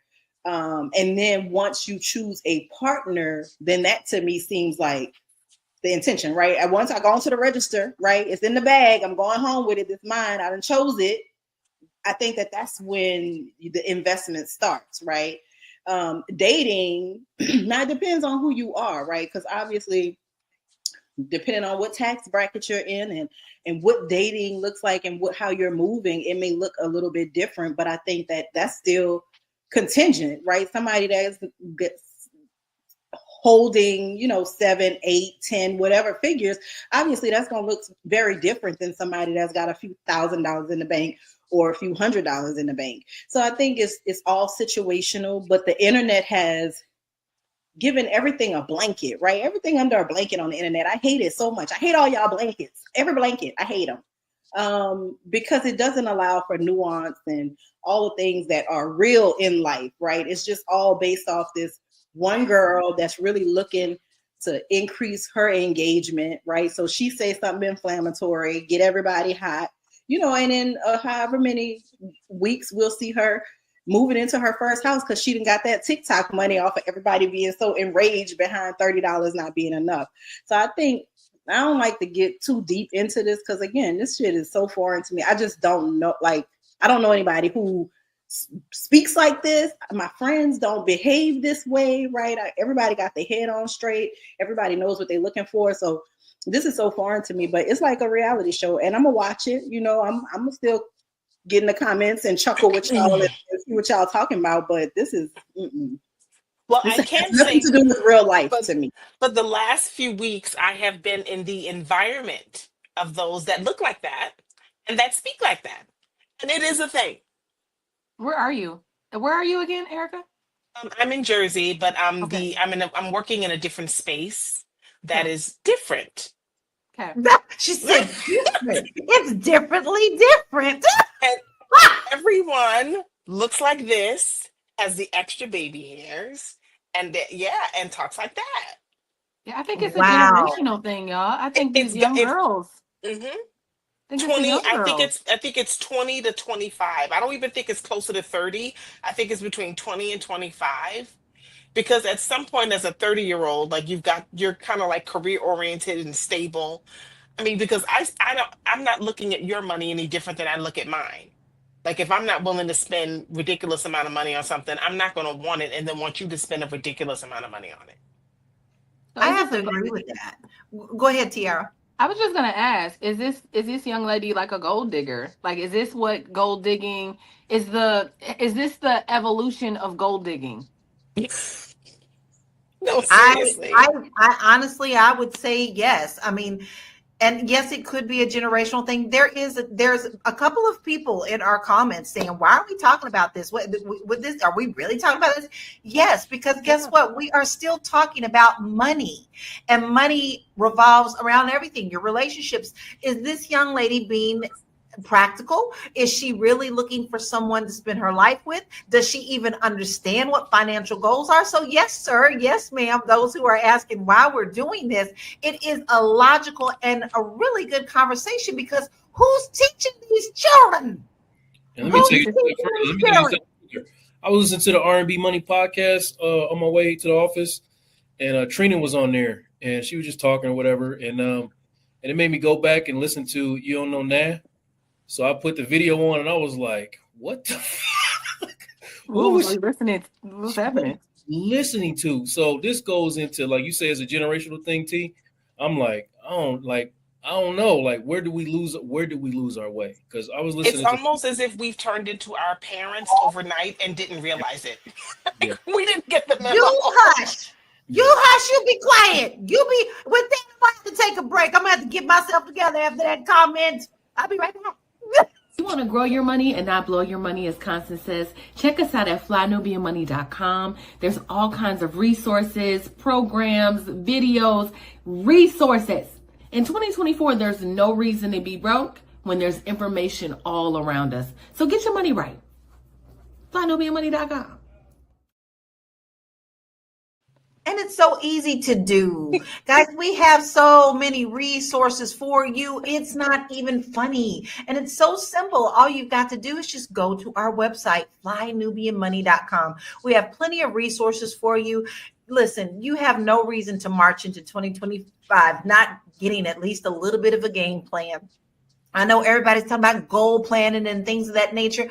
Well, yes, that's a good thing, but we want you to also be able to stick to it. So we give you practical tips, practical things that you can use to continue your goals of reaching your financial goals. It's as simple as that. And if you haven't been there already, shame on you. Go on right now. Stop what you're doing, because I'm about to ruin. Now go on over there to flynubianmoney.com and get your resources. Now I had to laugh, Erica, because I was telling my husband just this morning, I said, when did we become the older person? I don't understand. Like, there are just times where I'm like, I can't stand that music. Then I'm like, oh, is that really me? So, at some point we do have to take that into consideration. But then also I'm asking this question: where did we, as this generation, since now we're on the other side of it, where did we drop the ball with this generation that is coming up now? I'm going to ask that for you, Tiara, because you have a young daughter. Oh man, it's so interesting. I think kids naturally, because my daughter thinks we're rich, but she thinks we're rich, right? Like she don't, and I think this is just all kids. Maybe when we were younger, we didn't ask. Like my daughter will ask. My daughter will call me and be like, "Mom," she called me the other day. She said, "Can I have 1428 to get this panda?"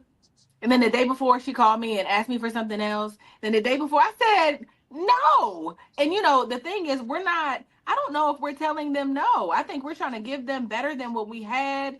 Every year I find myself trying to top what I got her last year. Like, she's used to flying out. She used to getting flued out, this kid, like all of these things. So I think, I don't know what's going to happen when my daughter steps into the world and be like, who's going to buy me panda? Well, at least she's she's grateful. At least she'll be like, she'll be like, I'll take that $5. She, at least it's that. Like, it's not like, what is this?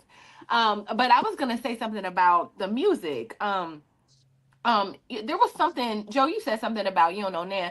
And there was something about us that knew, I think, that it was like entertainment versus real life. And I don't know what it was. We could listen to Lil' Kim, we could listen to Foxy Brown, we could listen to Trina, and just be like, you don't know now. And not think about like, I need to sell my body. I need to, get some man to pay for me. I was already still goal driven. It didn't change the chemistry in my brain, right? It didn't do that. But I think that there is something to be said today about the music and how it influences the culture, our culture, and how social media, we've sprinkled social media in there, and people are watching people's fake lives and saying, well, I'm going to be like that, or I'm going to do that, or I'm going to project that. That girl ain't living real life. I don't believe that she spends $500 a week on food. I just don't believe it. Like, I don't believe it. She cute. I don't either. But she ain't that goddamn cute.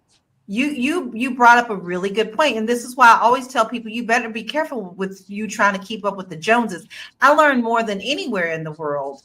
And in Kentucky, we all were the same. We all was in the same community. But when I moved to LA, and you see people driving the Maseratis, and you see them driving the Rolls Royce, and then when they come in to ask for a home loan, baby, they living in a house with 7 other families. But they wearing the best product that they got off of the discount stores. Listen, so what you see is not what you always get. These people who you're trying to keep up with can't even keep up with themselves. And you have to be very careful about wanting something that someone else has, because they may not have it either. You're going down the wrong path. So Lawrence Lamar says, when we give children too much, this is how they end up. If they earn it, things are appreciated more. Do you agree with that, Marlo? Absolutely. Like, I remember my parents like wanting things, and then once I had to start spending my money on those same Air Max, once the polo coming out of my pocket, once the food and the entertainment coming out of my pocket, I was watching my pockets more. Like, that's just the reality, right? But I think that, to touch on what Tiara said, I think that there's another part of this, right? Social media has given us a new kind of character, which is the girlfriend of the important person, right? I didn't know who Big Daddy Kane was dating. I didn't know Heavy D Baby Mama. Like, those girls were obscure to us, right? We didn't know who they were. Now we see these rappers who are projecting this rich life, and the girls that they are in relationship with, right? We know the baby mama, the side chick, the OG baby mama from the hood. Like, we know all of these girls. And I think that part of it is these young girls are kind of shaping their personal lens through what these girls are sharing, right? So whoever King Von baby mama is, and whoever the baby or Lil Baby, who all of these dudes, right? I think that that new character is the intangible, because Lil Kim was telling me, get it, you know, you might have to go dig in his pocket and take it from him. Like, they was on some other stuff, right? They weren't on no begging shit. They weren't saying go out there and beg for it. They saying, you know, get him full of them drinks and then go in his pocket, take his money, and don't answer the phone for him. Like, they were on some shiesty, right? So I think that this new social media generation has just introduced us to a new character that we never had before, right? Who is the spouse of, right? You famous by adjacency, right? You famous by proxy. Like, you could touch him, so you too are famous. That never was before. So now fame is so accessible to people. So then seemingly wealth is very accessible to people. All I need is these clicks. So I think that younger people's minds are just shaped by a different level of exposure, because the music is saying a lot of the same thing. I mean, like I said, they weren't begging, they were taken, but they still were very hypersexual. What's changed is there's now a payoff, right? If you're being hypersexual with these dudes, there is a payoff for you, and you ain't got to do nothing but take it, right? And I think that that's the part that is kind of missing for our generation, we just are seeing it through a different lens. But that, to me, is the biggest change, is like all of these anonymous people with minimal or no talent are now getting a forefront, right? So now their talent is not even a prerequisite for people knowing your name anymore. And so it just puts us in a different space where we got a bunch of begging Betsy's talking about 30 ain't enough, but the dudes say they only giving 40. So who lying? Right. But then we can't always put it on the music. I want to bring up another point of all of this. And Tiara, I know you're going to have some really important insight on this, but I clearly remember when we switched over on MTV, when MTV was my world, because that's my music is my world. And then all of a sudden it became reality TV. And you got to see what people were doing behind the scenes, and actually reality. I believe the early reality was a little better reality than what the reality is today. It's switched over. But do you feel that all of this reality, all these housewives, all these basketball wives, all these dating games, all of these things have a lot to do with what's shaping what these young women are seeing and wanting to do? And I'm going to ask you that first, Tiara. Yes. Oh my God. I mean, the reason why I left reality TV as a producer was I had to step back and say, like, what am I contributing to? I feel like reality TV was was I feel like it's shaped the minds of and changed the brain chemistry of young women in the way that we handle conflict. We don't know conflict resolution. I don't know if you guys have watched Zeus. I thought I was gonna. Listen. I met the owner of Zeus a while back, and he was just starting it. His name is Lemuel, right? Lemmy was starting Zeus, and I was like, "Oh man, this could be a great opportunity." Until I saw what he was producing, and it's like the other day I sat at the I was getting my hair done, and they were just playing Zeus, and I said, "Well, what's the storyline? Are they just gonna fight? Why she walk in and they just start fighting? They fight at the auditions." So just to see, like, it is insane. I said, well, what do the girls do outside of cuss and fight and drink? You know, before Natalie. Bad Girls Club. Bad Girls Club. I was gonna say before even Natalie, before Natalie blew up and before she was managed by a really good friend of mine. And you know, I remember her being like, we went out and hung out one night, and I would just remember her mindset was very much like this young girl, not like young like her, but like she was just like, well, I've been dating blah blah blah, and you know, like Kim Kardashian is this and da da da da da, and try to give us tea on that, you know, people. And I was just like, this is not who I am. Like, I can't hang with this girl, and I knew that from the night we hung with her. So we dropped her off at a football player's house in the middle of the night, and she was like, about to go get this money kind of thing, and we was like. But but to me, there's different levels. There's different girls. There's girls like me, and then there's girls like her. But I'm saying that to say I think that girls are in a space where everybody, especially with reality TV, and I'm gonna shut up. But I feel like people want to be famous. It's like when I was working on shows, we would sit and have these interviews, and it'd be like, just tell me what I need to say, because I need this 15 minutes of fame, and I'm gonna give you all of this personality, even if it isn't real. In terms of the way we shot reality TV, we knew who didn't like who. We were shaping, we would throw people in real situation. If we knew that Marlo didn't like Erica, I'm gonna put Marlo and Erica in a room together with alcohol, and I'm not gonna tell them what to do. I'm just gonna let it play out. And you see that. But I think it ruins young girls in the sense of they look at these girls and they think this is what I should aspire to be. You could see it. Lace front, lashes, starter pack. Like that's the starter pack. Like to whatever this is. And so anyway, everybody want to be a Nene Leakes or like a, you know, that kind of personality, make money. Tammy Rowland. Yes, you know, but let's even take it back to Kim Kardashian and Paris Hilton. Because remember, Paris Hilton and Lionel Richie's daughter had that show. And no, don't take it back that far. I'm just saying, I think Paris Hilton, I mean, do you see what Paris Hilton do with her life? Like, that's a smart girl.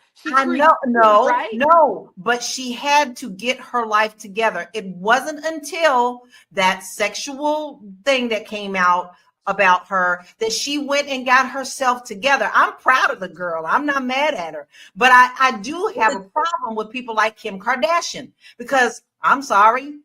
I'm just sorry. So what is the double standard for that? Because now all these girls are coming out here thinking that's all they need to do to get their money. And I just have a problem. They've been shown the pathway. Kim Kardashian has no natural talent or skill. She cannot even dance. Y'all remember Prince made her go sit her ass down because she couldn't shake her big fat booty. Like, she couldn't do it with Prince. I think that Kim has a talent. Well, her talent is getting the bag. Like, obviously, she has a talent. But what I'm saying is, it used to be when I was a kid, right? The idea was, can you do a thing, right? If you can't do one of these talent things, act, sing, dance, create, then you needed to go a route where you could go into business or you could go into a medical field, right? Now there's this new field of really nothingness that has been created, and I appreciate it. I'm not hating on people getting the money, but what I'm saying is that there is a direct line between this culture of creating absolutely nothing except maybe a little bit of chaos along the way, and where we are as far as derelict behavior in culture everywhere. I don't want you dancing over my brunch, my dude. Like, go catch the dance floor. If my eggs are here, I don't want your ass twerking. And I don't think that I'm asking too much, right? But this reality show behavior has left the screen and it has come into our everyday world.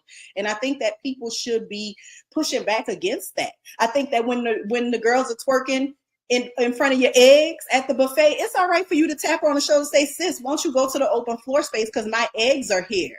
But the problem is, what we all know is that reality TV has taught us to react. So you may get your own mimosa thrown in your face if you ask a person to conduct themselves properly. So I don't know how we get back to decorum as Black people.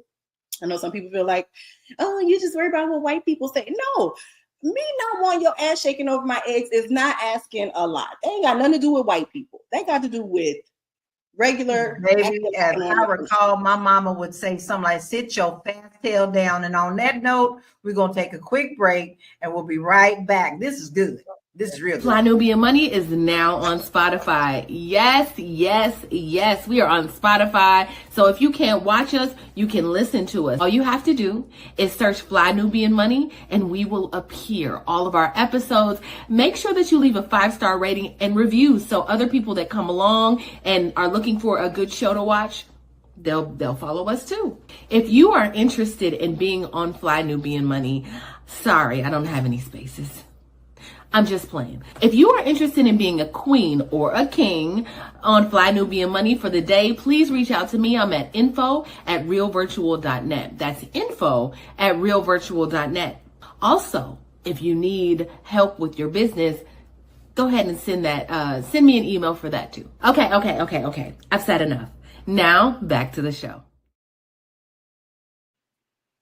Somewhere around here, I got a magical wand, and I'm going to pull that out one day where I've confined it so I can tell you about this magical email address that we have, because we do all the things. We do all the things. First of all, if you need help with your business, you got goals for 2025, and you know you are spreading yourself thin. You can't do everything by yourself. You got to learn to delegate. Go on and send that email to info@realvirtual.net. Now, let me spell that for you. info@REELVIRTUAL.net. Go on and get you some help with that so that you can focus on the other things that are more important than the things that you can delegate. Now, listen, don't you march into 2025 without putting us on your Spotify list. And we've been telling you this all year. Right? So if we're not on your Spotify list, it needs to be there today. And when you get over there, make sure that you give us a 5-star rating so that people can find us. Because sometimes I just be going through them podcasts and like, ooh, this one look good. And if it's got a 5-star rating, then I'm going to stop and listen. So help us out on that, fam. We really need you. But now we get ready to dig back into this and we have a different take. So we have another video that we're going to look at. We're going to get out of and we're going to look at another video to see what other people are saying about this, because we all have our ideas, but what is this younger generation saying? Let's check this out. So he knows I'm going to lunch. He knows my vibe. He knows how I like to move, and he only sent $30. I'm not going to bend over backward for a man that is just sending whatever he can. But if I'm talking to him, next time I'm out and he says, oh, you need something for lunch, I'm going to tell him, it's okay. Somebody already sent me $100. Okay. If we're being completely honest, right here, right now, we've all eaten lunch for $30. Yes. Let's start 100%. Wait, little cafe spot, baby. I'm going to snap us and get something popping, but we're not saying that we're ungrateful. Right. Food is food on the table. However, you know what the standard is. Correct. Me in that situation, handling it with grace. Thank you so much, baby. I'm so appreciative. I'm going to still take a picture of that bill and I'm going to send it to him. Thank you for the 30. That was the tip. Also, men, if you know that you cannot give $30 or if it's hard for you to give, then you need to date within Don't your... date. You can date. No, you can. Do not date. But date with the woman that, number one, does not have that expectation, or number two, it's in that range. So he knows. All right, now I got all sorts of questions to ask. But Joe, I'm going to throw this to you first. Should women date within their financial bracket? And how do you think they know this before they even get to this point? You just going to ask, you're going to pay for $30 if I ask you for, are you going to give me $100 for lunch before you even get to know the girl's name? I just want to know, should women and men try to date within their own financial bracket? No. I mean, you can date wherever you want to date. Look, value again is what someone is willing to pay you for whatever. You know what I mean? If someone wants to pay you an exceptional amount of money for your time, that is your value. But you have to be willing to take disappointment when you find out that, no one's willing to pay you for what you think you're worth. So nobody wants to give you $100 for lunch or any of the other things or take you anywhere because, you don't bring any value to the situation. But listen, as lame as as that female sounded, there's 5 lames that are willing to give her $100 for that lunch. So if she can get it, go get it, and let them folks be happy together. Together. Yeah. Right? Okay. Again, that's a really good take on it. I'd like to know I'm starting off on a good foot, period. I don't want to start off rocky. So I'm going to ask you, Erica, do you think that the dating pool is different for high earners versus low earners? I think the dating pool is just messy altogether. Not even based upon financial or socioeconomic. It's just messy. Everybody wants something, but everybody doesn't want to give anything. Everybody wants to go in wanting to take, but nobody wants to go in ready to pour because they've been depleted from previous relationships. It's just a cesspool of messy. And it's scary out here, to be quite honest. I've actually been outside for the last few weeks, and I'm going to pack it up. I'm going back in the last few days of the year because it's scary out here. It's scary out here. I talked to a couple of guys that I know, male friends that I hadn't seen in a while, and 2 men that are in 2 domestic relationships where they have children with a woman, and they put the woman's name on the deed of the house, and now the women don't want to be with them, and they're trying to take the houses from them. 2 separate men. I couldn't believe it, but they have a preference, so Wow. I'm sorry. I'm not sorry. I'm not sorry at all that I'm not in that situation. I'm so happy I was married. Look, I feel like I'm mad. And I'm okay with it because I am not going back into this at all. Tiara, so do you think that it's okay to prioritize financial gain in a relationship? I mean, I think every woman wants to be provided for to some extent. We don't want to go into a situation thinking struggle love, right? I want struggle love no matter what. Like at some age, you just be like, I don't want that. I want to enjoy life. I want to enjoy life with someone else. But depending on who you meet, you might meet somebody who's a young lawyer who's in law school, or you might meet a man who is on his way up. You might be on your way up. It's really about the build versus like, what can I get from this person? I mean, in my perspective, but if we can go back to the music, I don't know how I got caught up listening to Suki Hana, but in one of the songs, she literally says that they got to pay for PUSSY. Like men have to pay for she's a food stamp hoe. She all of these things. So women are literally saying, if you give me some money, I will have sex with you. And so somebody just said that a few minutes ago, that it's giving prostitution vibes. It is. It's like women don't have any, they're not. It's not. Where is your goals? Where is your ambitions for yourself other than just money? That is a very scary thought. Just respect for themselves to just say because to an extent you're saying I can be bought. Those young ladies are saying I can be bought. If you give me $100, a lot of men will date those women. They will deal with them. They'll give the $200 and $300 lunches. But what ends up happening is when they actually want a relationship and they try to deal with a real woman, they can't. They don't have the skill set of communication. They don't have the skill set of partnership. They don't know how to date. They don't even know how to be in relationship or communicate or partnership. So it's strange that when they go from that, they've depleted themselves, and then they come over to, want to be with a regular, normal individual, and they just don't know how. And then at this point, what life skills and what do you also have to offer other than what you think your body is? Listen, there is a difference between pride of yourself and hoeing yourself out. I'm sorry, it's very clear to me what your intentions are. If that's all you think you're worth, baby girl, it's time for you to go and talk to Joe.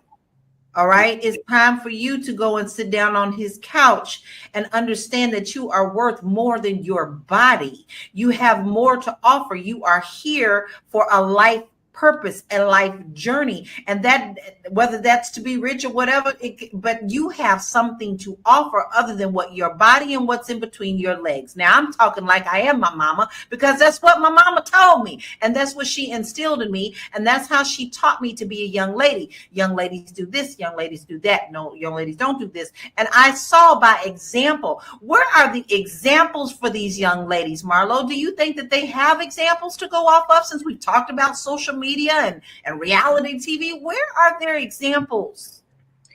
I think some of them have examples and they don't want to follow those examples. They want to follow other examples. But some of these young ladies are living what they were taught. I know a few girls that I grew up in common circles with, and that was the message. The Sukihana message was the message that the grandmothers and the aunties and their mothers were giving them. You don't open your legs without giving up some money, if he, and so if you're hearing that when you're a young girl, I'm talking about these conversations were around when I was 13, 14 years old. If you're hearing that from adult women and they're saying that sex is transactional, that's what you're going to learn. That's not what my direct family members were saying, right? We had people that were married and all the things, but I definitely had friends who had single mothers who were telling them, and grandmothers who were telling them, if he's gonna give it, don't get up with a wet ass and an empty pocket. That was the instruction, right? And so I think that if that's what you're taught, then that's how you gonna roll when you get out there. And I'm not saying all these young ladies are, but I've experienced it, myself secondhand, just through friendships and seeing the types of things that are taught in certain families. So yeah, I think absolutely some of these girls are doing exactly what they were taught to do. This is granny's doctrine passed on to mama, passed on to me, right? And this is what it is. And I think others are getting that information from these chat rooms, and they're getting that information from, Reddit threads. There's Reddit threads about how to be a hoe. There's a TikTok genre that's 304 TikTok, right? Where these girls are teaching you how, Eddie Murphy used to have a skit on Saturday Night Live, and he would come out and he'd say, "You want to be a hoe? I want to be a hoe." And then there was a number for you to call, 800 number, so that you could be a hoe, right? And so I think that that's back. It's back in a different form. There's whole tutorials out here. And I think that we're living with the freedom and unlimited information access that the internet presents to us. And so, we just in here. Hoes, holy hoes, unholy hoes. Everybody just in here commingling, used to be hoes, never was a hoe, but thought about it 2 times. Like, we just all in here together, hanging out, trying to figure out what's going on in the world. Well, okay, we're talking about the young ladies, all right, because that's what the focus is. We're talking about the young ladies and who the ones who's doing this. But I actually want to ask you, Joe, because you are a father of a young man, how would you instruct your son when it comes to dating, when he comes up against things like this? What would be your fatherly advice to him as a young man? So a young woman who believes that there is a price on her love and affection or even her time is probably scarred, more than likely. So there's that. You need to be able to look out for that. And any man or that feels like he should be able to buy a woman's time and affection is probably scarred too. So, like you're dealing with, 2 emotionally broken people. So if my son was to come across that, then I'm going to be honest with him and let him know, like, these are the signs. Okay. These are the signs of an unhealthy mind. And these are the signs of, what you actually want to look for in a woman who is whole and healthy. And if you are, if you feel uncomfortable in any way, if your emotions make you feel like you want to run away from this situation, or you feeling anxiety about your ability to keep up with this woman and her needs and her desires, then that's probably not the woman for you, because no situation is supposed to make you feel anxious or out of your body. And if it does, then that's a signal that you need to listen to, because either something is wrong with the situation or something is wrong with you, and we're going to talk about it. So that's the way I'm going with it. I think that's great advice. And I always like to hear the male perspective, because all of us here, we've all heard from female perspectives, either aunties, mamas, or combination. We have all been taught by that. I'm proud to say that my village taught me in that manner. Now, I may have been singing Nasty Girl in the mirror in my bedroom, but I sure in the hell wasn't doing it out in the street. All right. Okay. So, Erica, does focusing on money distract from finding true love? Yes. Yes. And honestly, I don't think people are focused on love. I think people are. I've seen ministers in the last 24, 36 hours, believe it or not, on TikTok say marry for money. I've seen so many therapists that say marry for money. People are not focused on loving one another. They're focused on getting a bag, getting their security. It's almost as if we are unaware of how to take care of ourselves, on how to provide for ourselves. So I can't take care of me, so I can't take care of you as a good partner. However, when I get here, I just really need you to take care of me. So people are being so selfish. They don't know how to give into a partnership.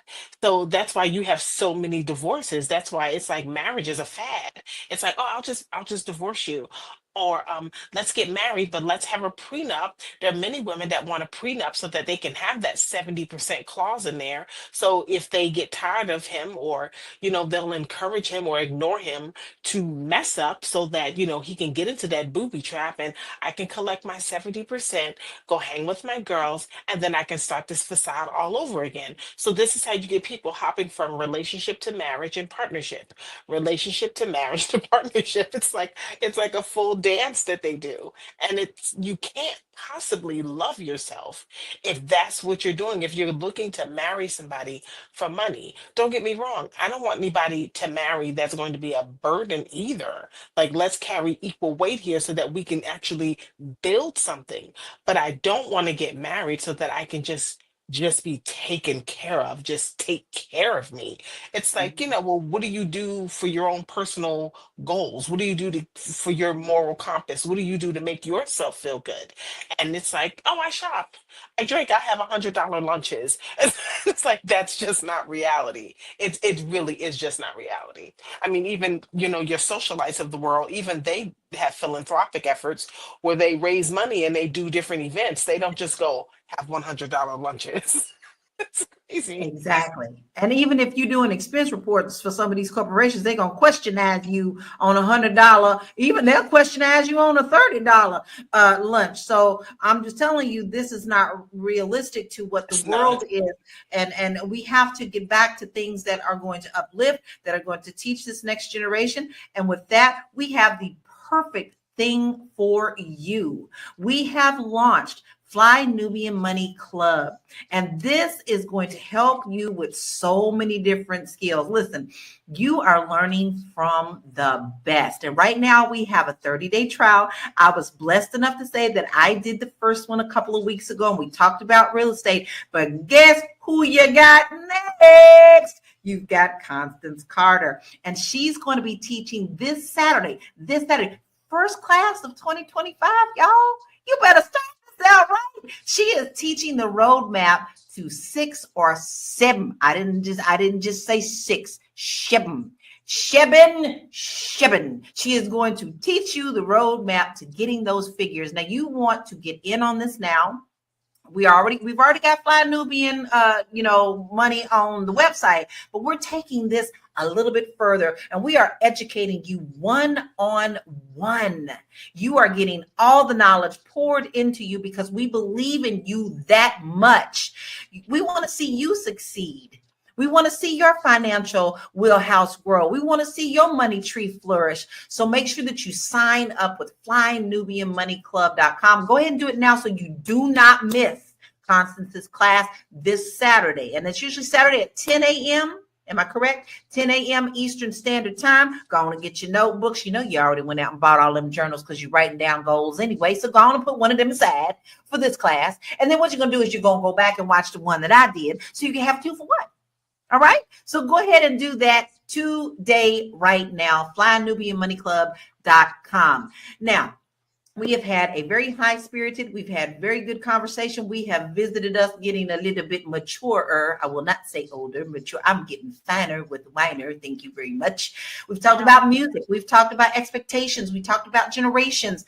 But, you know, in the end, we all have something good to say at the end. What are some uplifting words? What are your final thoughts and where we can find you? Now, your assignment is when I call people up and they tell you where to find them, you're supposed to stop and go find them and follow them. All right. So I'm going to start with you, Joe. What are your final thoughts and where can we find you?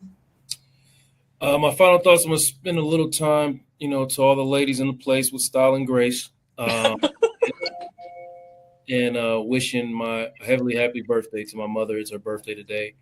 And I want to acknowledge her, especially in the midst of this topic, because she was a woman who carried herself with style and class and grace at all times. And I'm really, me and my sister talk about all the time how grateful we are that we never got to witness her social media era. Although it would be great to have her here with us, but you know, she was a very, very beautiful woman, and we got a lot of. I personally got a lot of comments from people all the time looking at my mama. So, and as far as to other young ladies out there in the generation that's coming up behind us, you know, it's really okay to, you know, you set the standard. I don't know if you understand this yet, but you set the standard. The kind of females they're looking for, you don't have to be that. You know, you can put on some clothes and, you know, and be stylish and be graceful and still look beautiful. And there's a market out there and an appreciation for that. So, you know, and if you're having troubles understanding who you are and the kind of man you want and the kind of relationship you want for yourself, then come talk to me at realuconsulting.com. That's the letter U. Or you can find me on social media, just type in my name. And if you want to send me a little $30 there's my Cash App right there too. I'll have lunch on you appreciatively for $30. I'll eat all week on that 30. I feel you, because I will make it at home and eat good all week. Thank you very much. So make sure that you go and follow Joe and listen, he's got room for you. All right. So if you really are looking for some personal development, some growth, you want to tackle some things in your life that maybe you've been carrying a little too long, you want to make sure that you reach out to Joe, because I can tell you he helps with heart. You can tell right here on the show, he has the heart for you. So go to someone who's going to help you get to your best self, because everybody needs a little help sometimes. I do. Been in therapy for 2 years now. Okay. Erica, where is your final thoughts and where can we find you? Oh my goodness, final thoughts. Ladies, you know what? Sometimes you just have to love yourself just a little bit more, because how you love yourself is how you'll treat others, and how you love you teaches people how to love you. So it's really important that you're not focused on getting $200 and $300 or this elaborate amount of money for lunch. Feed yourself. Take yourself out for lunch. Maybe go to the grocery store and actually cook yourself something for lunch. But when we start putting our worth based upon a dollar amount that a man can give us, it really makes you sit down and wonder, where are we in society? Where are we in our thought processes about ourselves? My name is Erica Lewis. I'm the author of Faith in Transition. You can find me at faithinTransition.com. You can also find me on all social medias at Miss Erica Renee. We missed you so much, Erica. Missed you too. I've been in these streets. We so proud of you. We glad you're coming in out the streets, though. I'm coming inside where it's safe. It's not safe. It's just not safe. So make sure that you go and follow Erica, because she's got a lot of good stuff. You heard that in her final thoughts, right? So you know you want some more. Go see that sparkle over there and follow her. All right, Marlo, what is your final thoughts and where can we find you? My final thought is your worth is just that. So if you feel like you deserve a high dollar big dog, go get it. But you're not going to find him where you find the little penny puppies, okay?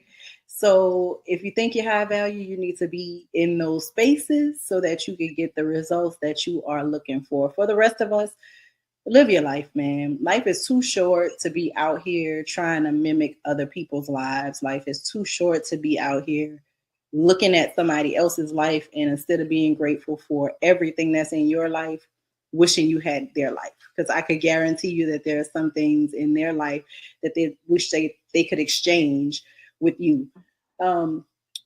Be kind to people. Be good to people. We're moving into a new year. Take advantage of some of these classes that the Fly Nubian Money group, the kings and the queens, are providing for you, because it's valuable information that'll help you buy your own $30 lunch. And then you ain't even worried. You're not even checking the Cash App because you got the cash on you. If you're looking for me, my name is Marlo Layson. I create content on the web that is written and video under my name. You can also find me on Instagram. I'm Ora Marlo. That's my name, backward, forward, with an underscore on the end. At the beginning of the year, I'm embarking on a challenge. I'm going to try to compete and qualify for an amateur bodybuilding competition. So I invite all of you to follow me on Instagram. My journey will start at the top of the year. I'll be eating different. I'll be sharing my workouts with you. I'll be sharing my pain with you. And as my body changes, I'll be sharing that with you as well.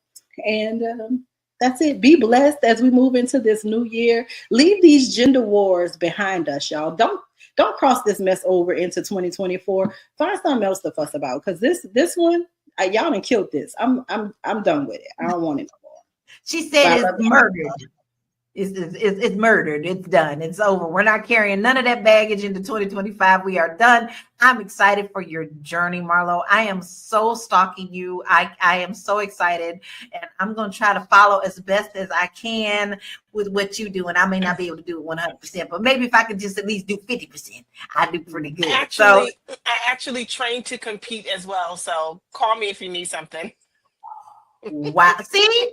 Look at this. Look at this family, y'all. Look at this family. Ain't we beautiful? We so beautiful. I want you to get past week 13. I didn't make it. I'm pulling for you. I didn't make it. The dreaded 13, right? We're gonna push you over, Marla. We're gonna push you over 13. We're gonna push you over. I literally want you to make it. When I had 13 weeks left, and then I just crumbled. So when we get to week 13, I am like, let's go, Marlo. Get them pom-poms ready.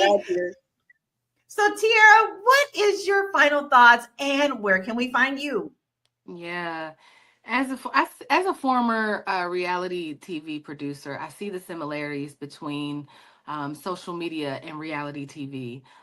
In that world, you can create anything you want.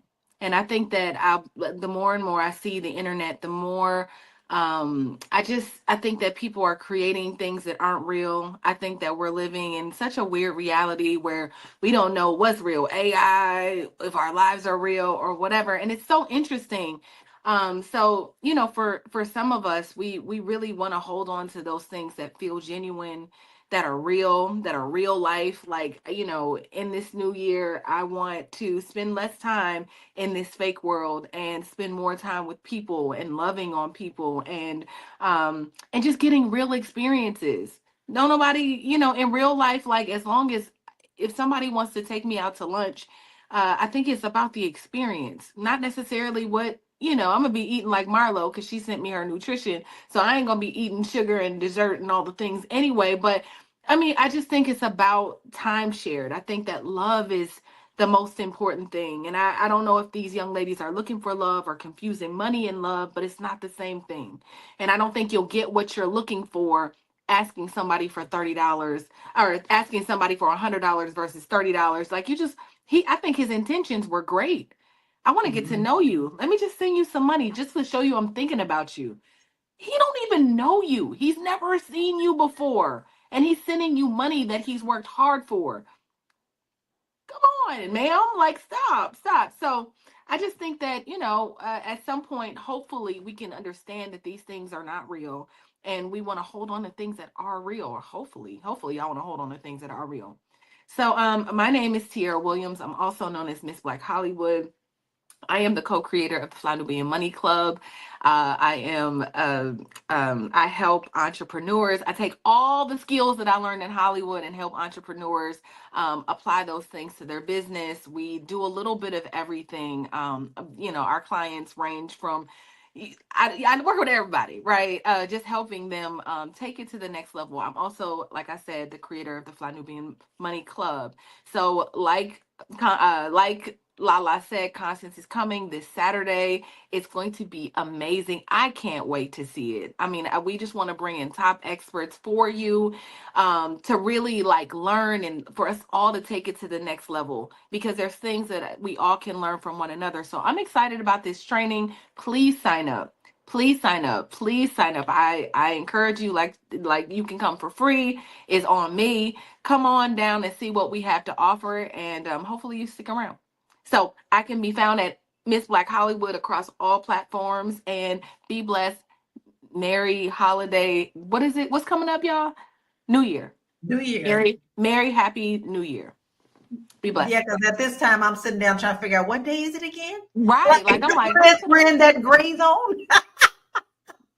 Listen, Tiara does all the things, guys. She is so excited about everything that we're doing. She produces this show. She's put together this club. She knows these things. She's so excited to share them with you. Why not take that journey? When you have someone who sparkles like that, catch a little bit of that shine. Make sure you also go and follow her on her social media. She's got a lot of great things coming up as well, personal goals. And here's going to be my final thoughts. I'm going to divert a little bit from this and give you a personal message from me. This will be my last show of 2024, and I'm looking forward to seeing you in 2025. But here's my message to you that is a very personal one. We are now in a season, it's okay, where people are out partying, drinking, and driving. There is no reason under the sun you should ever get behind the wheel after you've had one drink. Even one drink can tip you over, where you can affect someone else's lives by killing someone else on the road. I know this is a part of my life. I lost my 2 baby sisters, January 15, 2023, to a drunk driver, all because she was too selfish enough to just stay home. You can drink, that's fine. Have fun, party, Happy New Year. But don't put yourself in a situation where you can lose your life and also take the lives of others. It is not worth it. Uber, sleep at a friend's house, sleep it off, but put the keys down and never get behind the wheel drunk or buzzed or high, because I wish this pain on no one. So don't do it to yourself and others. That is my message to you today. And I hope that you really enjoyed this show. You can find me at bit.ly, Laura Key Info.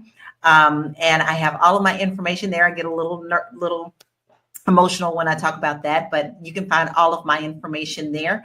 But we had a really great show, and it was a great conversation, and we unpacked a lot of layers about financial expectations and dating. Where did we go wrong? How do we help the next generation?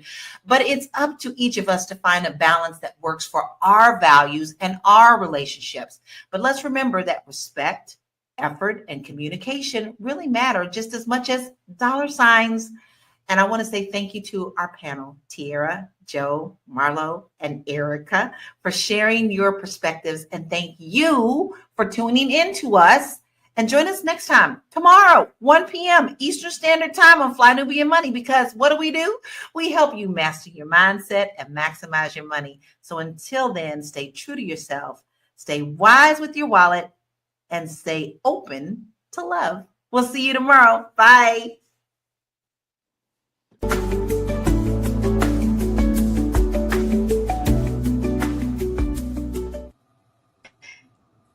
Hey, everybody. What's up? It's your Nubian Money, where we help you to master your mindset and maximize your what?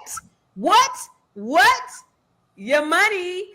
So today we are addressing a profound loss in the music industry and our community. He was definitely a great contributor to both.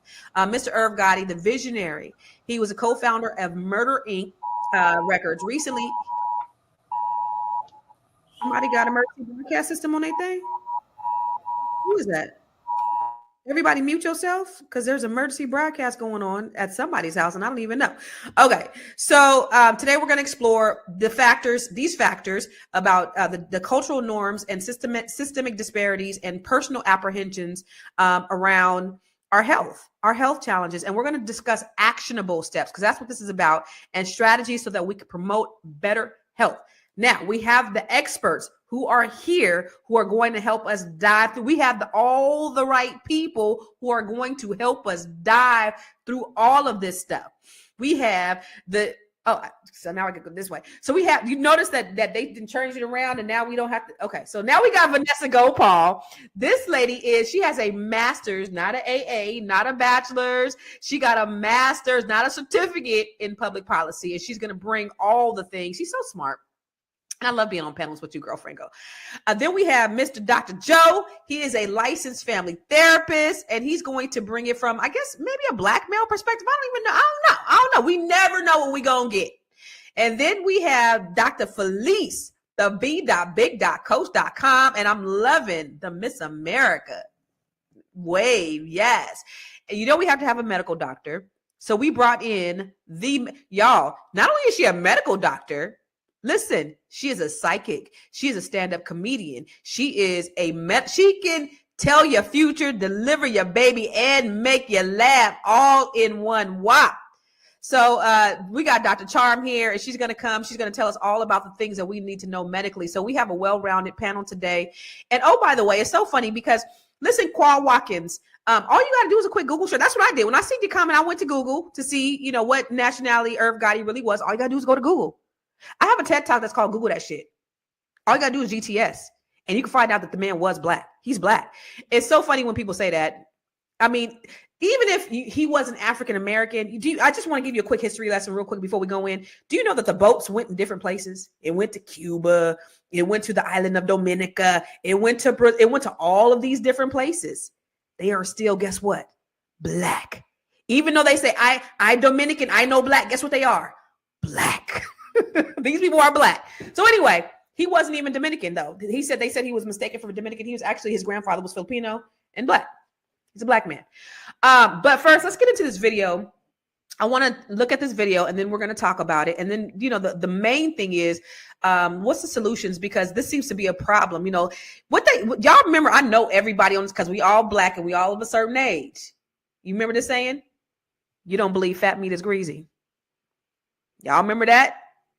Irv Gotti didn't know fat meat was greasy, and unfortunately he succumbed as a result. So let's look at the video. Irv Gotti's final moments were spent playing poker and eating Chinese food before a massive stroke took his life. His brother just revealed the shocking details about what really happened that night. The music mogul never took his health seriously. He barely went to doctors and even denied being diabetic when they finally diagnosed him. This stubbornness would ultimately lead to his downfall. The stroke that hit him was hemorrhagic, meaning a blood vessel burst in his brain. It wasn't just bad luck. It was the result of years of ignoring warning signs and medical advice. 6 months before his death, he had already suffered a first stroke linked to his diabetes.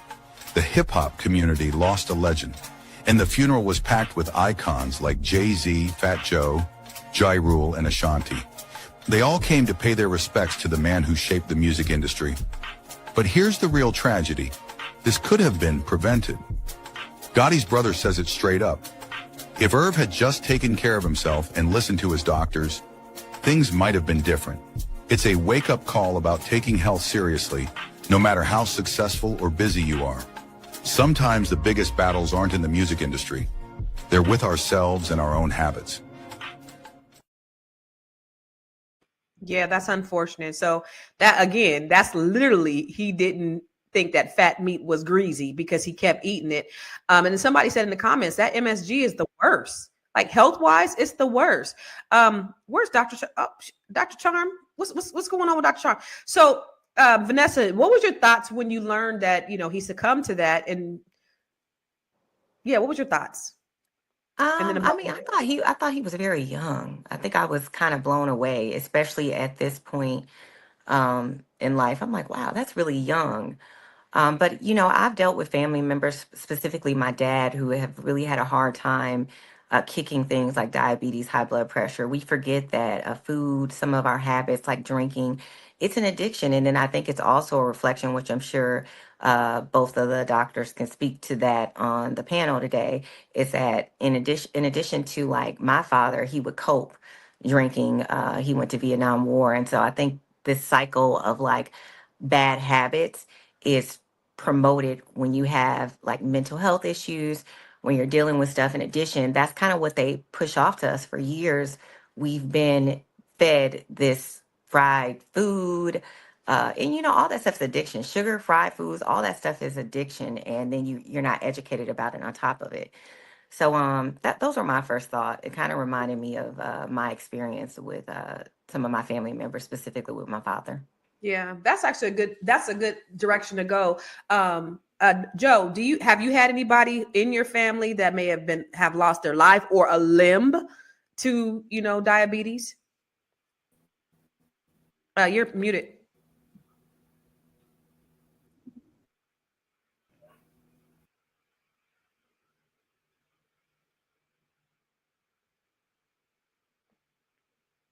Okay, we can't hear you. Okay, what about you, Felice? So I know of people who have passed away because of diabetes, heart disease. My daughter's grandfather, he lost limbs due to diabetes. So it's really hard to see how many Black people are affected by this. It's devastating in the Black community. And, for whatever reason, there's a lot of reasons why people just are not taking it as serious as they can. But I think people are trying to do better. But like Vanessa said, addiction is real. And people forget that food addiction is probably even harder to let go of than drug addiction or alcohol addiction, because food is so normalized in society. Like everything we do is around food. Like people like, let's get together and let's go get something to eat. Like they don't say, let's get together and go for a hike. Everything is around food. And some of it too is that's the way that we express love. Mm-hmm. And so how can something be addictive when its expression comes from a place of and space of love? Yeah. And so, it's hard. It's a hard addiction for us to break. Yeah. When you say that, that reminded me, one of my Net 7 sisters, she talks about that very thing. She talks about it in her book. But she's also Victoria Monet's mom. But one of the things that she was saying was that that's how they express themselves through food. And then over a course of the period of time, she saw her grandfather lose a toe, and then the foot, and then the ankle, and then it happened to her mom. And then she got it and she was on her way. She was like, whoa, we got to do something. I got to do something different. And what many people don't know is diabetes type 2 is reversible. Black people don't really understand that. You can change it. You don't have to die from it, because if you think about it, people don't die from diabetes. They die from the complications as a result of diabetes. They die from the heart disease and the hypertension and the kidney failure. Those are the things that happen as a result of you having diabetes. But for you, Joe, mic check. We good? I think so. We good? Yeah, we good. Yeah. So have you had anybody in your family that lost a limb or a life? Yeah, for sure. My grandmother was diabetic. Her brother was diabetic, and they chopped his leg off. I chopped both his legs off, and he spent the rest of his life in a wheelchair. So yeah, we have that running in our family for sure.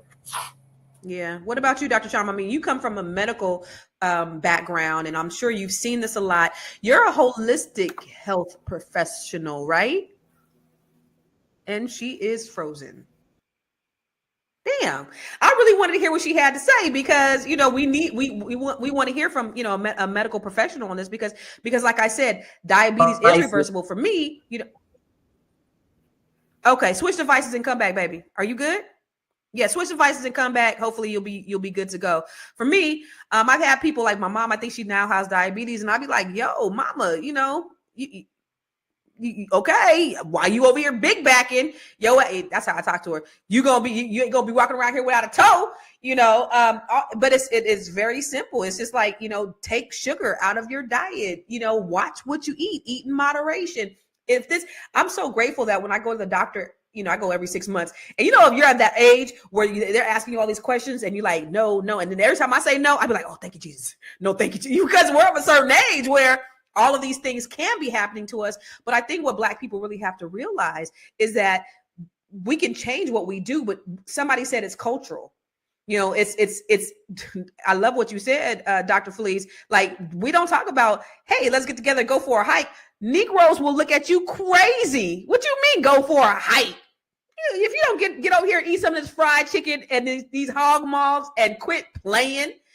But to that point, Dr. Felice, what cultural factors actually discourage Black men from seeking medical care on a regular basis? Why aren't they going to the doctor? Well, one valid reason is trust. Black men used to be used as guinea pigs for experimentation, like the syphilis and Tuskegee. So, like, you have those kind of things where even for us, for Black women as well, we really don't trust the healthcare professionals. For good reason. For good reasons. We don't believe that they have our best interests at heart. And so people are really fearful and skeptical, especially, and another reason is especially because we don't have a lot of healthcare professionals that look like us. And so now they're having to go into these Harvard medical schools and teach these people of other races and ethnicities how to be able to relate to us so that they can learn how to empathize and give us compassionate care. And so, and that's deep. So we have that thing. And then, from slavery, we were given the scraps. And so we figured out how to make it and live off of the not healthy parts of food. And so if you think about that, centuries, right, of acculturated practices, and then you tell us one day, don't eat like that no more. Like, really? You know what I mean? Like, seriously, when it's probably in our DNA, to come out the womb, like in fat and sugar. So then you tell us all of a sudden not to do something that has been ingrained in our very culture, right? Yeah. And then what we don't do too is that we don't teach our children out the gate how to appreciate and be able to eat well, because that's the key. If you can train your children how to eat well and create that routine, well, that's what they want to do. They want to eat salads. They want to eat green things. They don't necessarily need sugar in order to exist. And so I think all of those things play a role. Yeah, they do. And then how are we in 2025 still eating chitlins? Like, is the crazy thing, because they still at the groceries. They grocery store people still buying them for New Year's. You still eating chitlins? Oh, Lord. I cook them. God bless her. God bless her life. God bless this lady's life. We're going to kick her off the screen just. You should have even why would you even admit something like that? My husband, he has to have a good chitlin, like either Thanksgiving or Christmas. But guess what? Don't tell me that you didn't clean them, you didn't bleach them. Don't tell me how clean pig shit is. Don't tell me how well you didn't clean pig shit. And when you talk about the scraps, like, that's like an insult of what they're like, here, you ain't nothing but an animal. Take this scraps and take this pig shit needed. And of course, we've taken it, we made it into something, and it's been passed down generation to generation. But in 2025, Dr. Felice, I need you to change it. I need you to make a pledge today. No, seriously. No, not once a year, not nuts a year, not nuts a year. No. Dr. Felice, no. Okay. I hear you. No, absolutely. And I'm taking you seriously, right? Because you're absolutely right. Like, the change starts with me. We have to. It starts with us, and we have to do that. And so, I'm gonna talk to my husband. I'm gonna be like, look, y'all got I'll find an alternative to them things. I'll try. Because think about it. Because listen, the very thing that we're talking about, Dr. Felice, you are in straight violation. We talk about black men, black men's health, like all the things. And you go say, well, my husband, you know, he love a good chitlin. Like, are you really serious right now? Oh my God. Oh my God. You need a whooping. You need a whooping. What are you doing? Oh my, yo.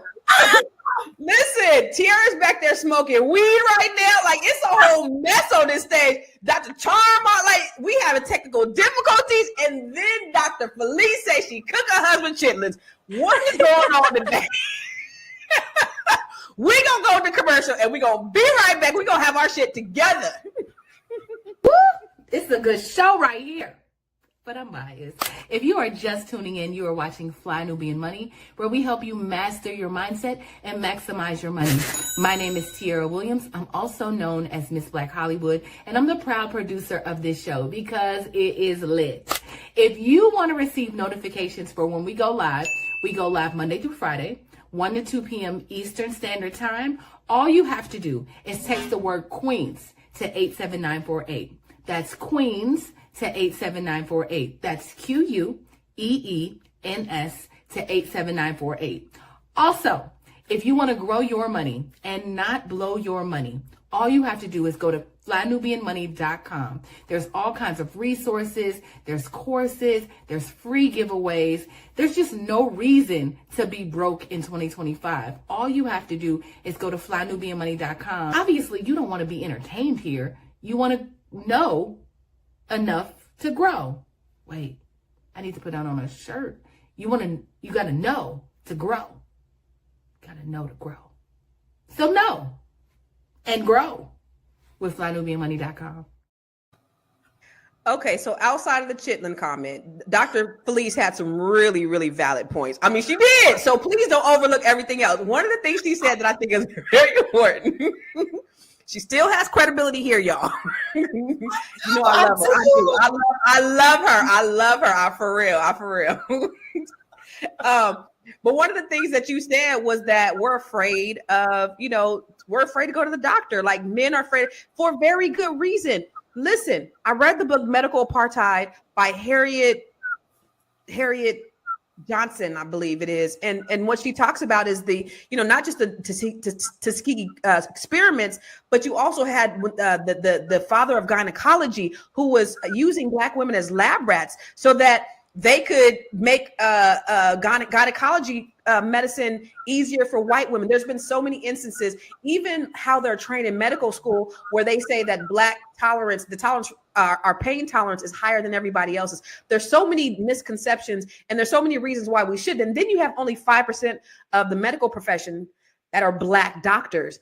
And then you have, like, on the other hand, I was just sharing yesterday how Elon Musk said that DEI, and if you've seen that damn video with Elon Musk and Don Lemon, is hilarious, because that's when he kicked Don Lemon off of X, because he was asking him, okay, what's this whole idea about DEI and doctors? Well, he got started. I just think that if, we use DEI to lower our standards, then what's going to happen is, how are they going to be able to do that?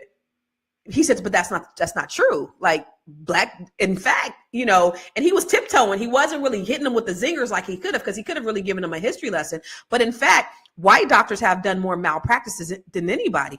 With us having only 5% of medical professionals in the industry, and even less back then, we still were the first to do heart surgery. We still were the first to do, blood plasma, blood transfer. We still made strides, even though we were a small percentage. Right.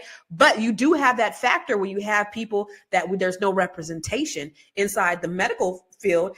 Why do you think there's such the disparity of, especially Black men, I think, of not wanting to go to the doctor, Vanessa?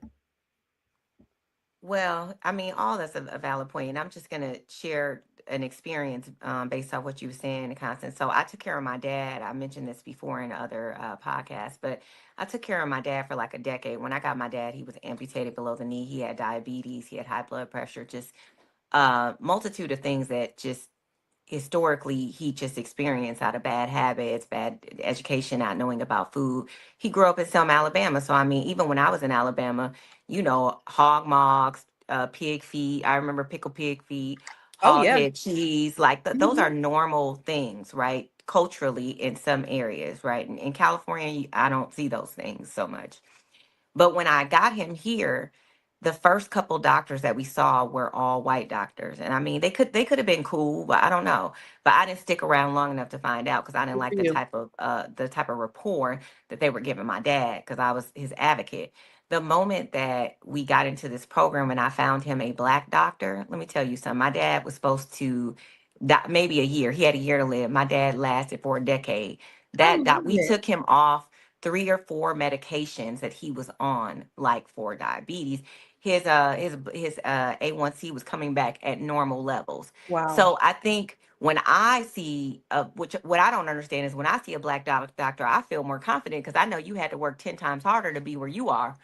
I know that you had to jump through, and you're probably breaking hella barriers in your family. So I mean, I think overall, like, we need more representation of black doctors in the medical field, and I think that would make maybe black men feel more comfortable, because when your doctor is somebody who you feel comfortable with, who you trust, then you don't mind going to them. You don't mind when they give you results.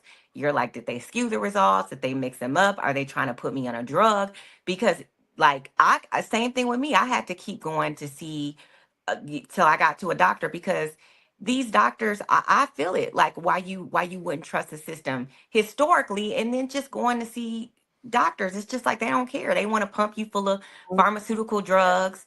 They don't care. They're trying to get to the bag. It's the way that the system is set up doesn't work. It's not in the interest of the patient in general. So then you add another layer to being black. So I just feel like for sure we need more black doctors and black medical professionals, because the experience is completely different as a black person. I think both women and especially men, because I feel like men go to the doctor way less. Yeah. I mean, 100%. And statistics show that when you have a white man and a black man that will go to the same doctor for the same treatment, they will treat them very differently. They will shoot a black man out, maybe give him some aspirins, and they will run all the tests and do all of the things for the white man. Totally different treatment. And that's the reason why black people in general get diagnosed later. That's the reason why they're dying earlier, is because we don't get the same treatment, even if we do go to the doctor.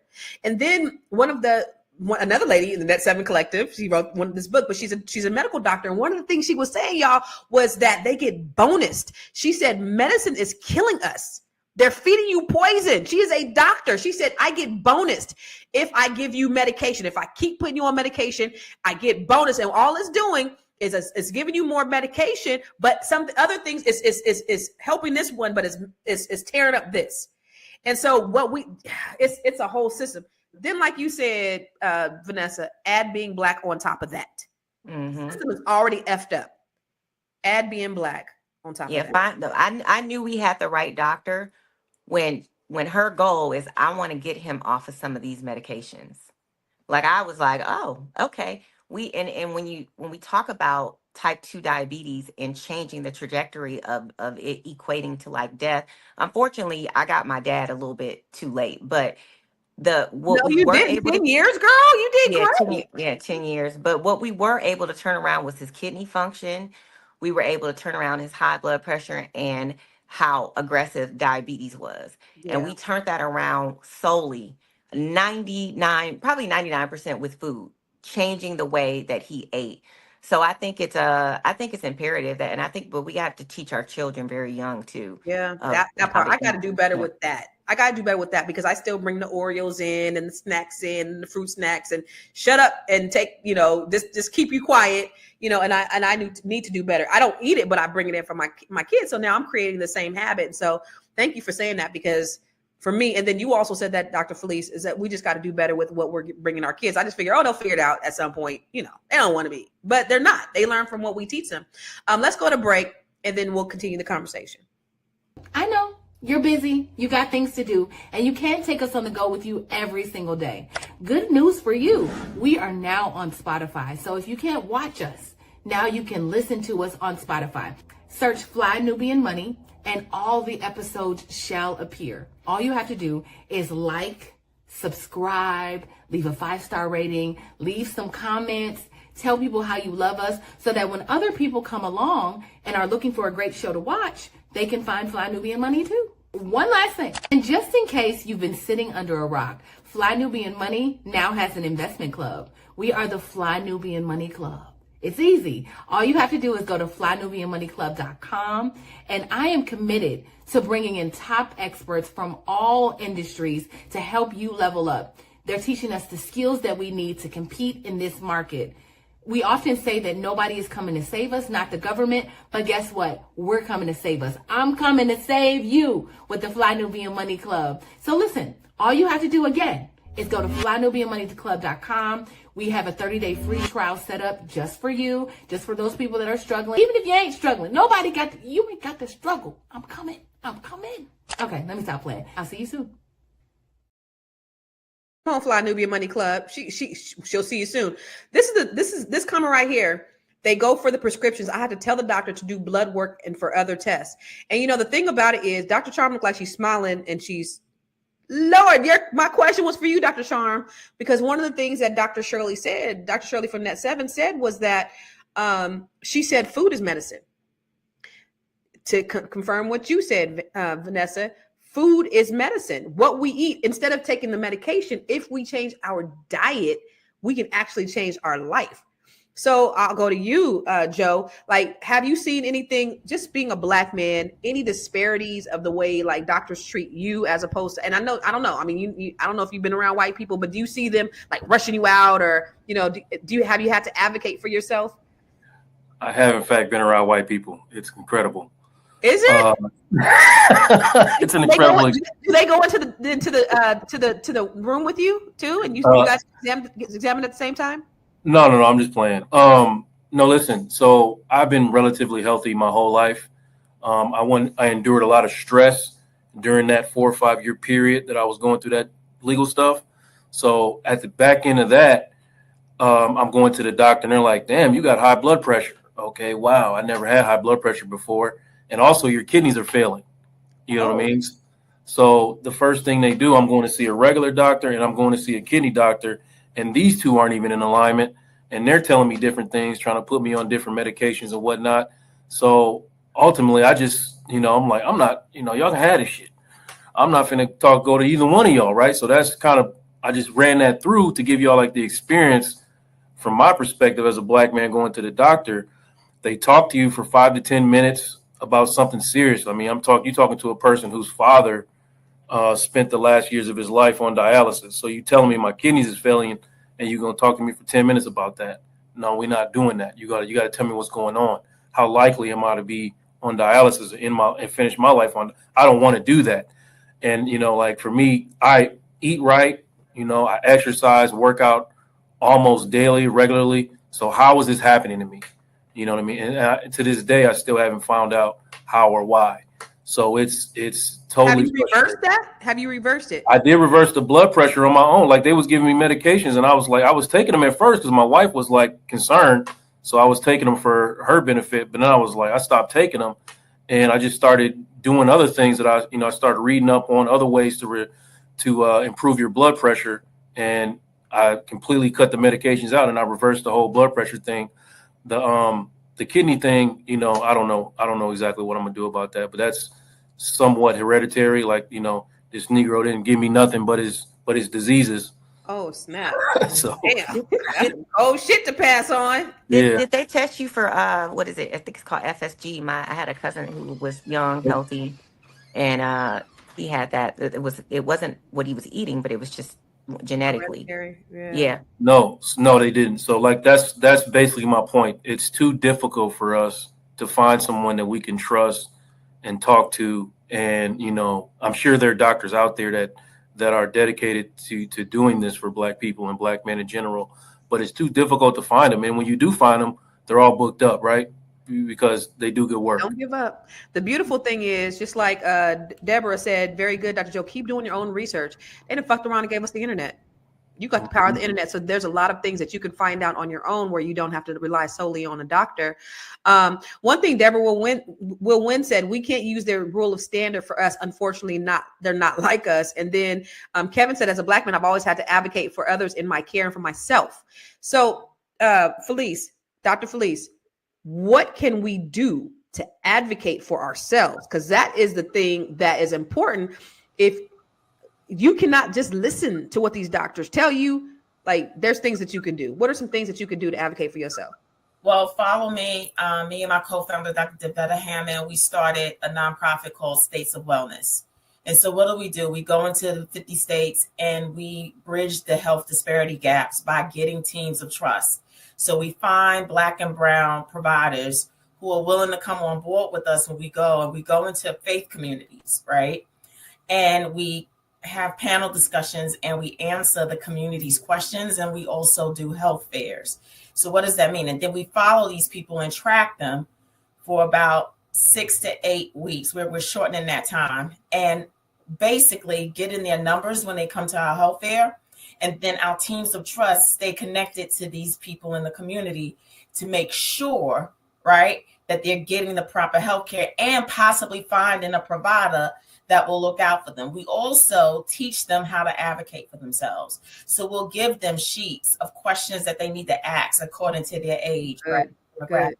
And so because we know that these are the issues that our communities are facing, we bridge that gap over those issues. And so there are ways that you can advocate. One of the things that I tell all my clients is that before you go to your doctor, like you said, Google what are some of the questions I need to ask, because unfortunately, the insurance system has made it so that our doctors can't even ask you really good, vital questions, because they got to get you in and out or they're not going to get paid. Yeah. And so what you have to do is you have to go in and you got to tell your doctor what they're going to check. Mm-hmm. Yeah. And, and sometimes I play the race card, and I got a Black doctor. I'm like, look at here. You're not going to skimp on this Black girl. You know that's right. And so I'm not leaving this office until I get my questions answered, right? Because I know you on a time limit. I'm not leaving. And so you have to make sure that you stand your ground when it comes to your issues. You got to tell them what you want them to look for. That's right. And they really do and can appreciate that you hold them accountable. Because if you don't say it, ma'am, it'll never happen, and they won't check it. Never happen. And so it's really pathetic. And so, but look at it this way too. Aren't you worth the work that it's going to take to live the life you deserve and are worth having?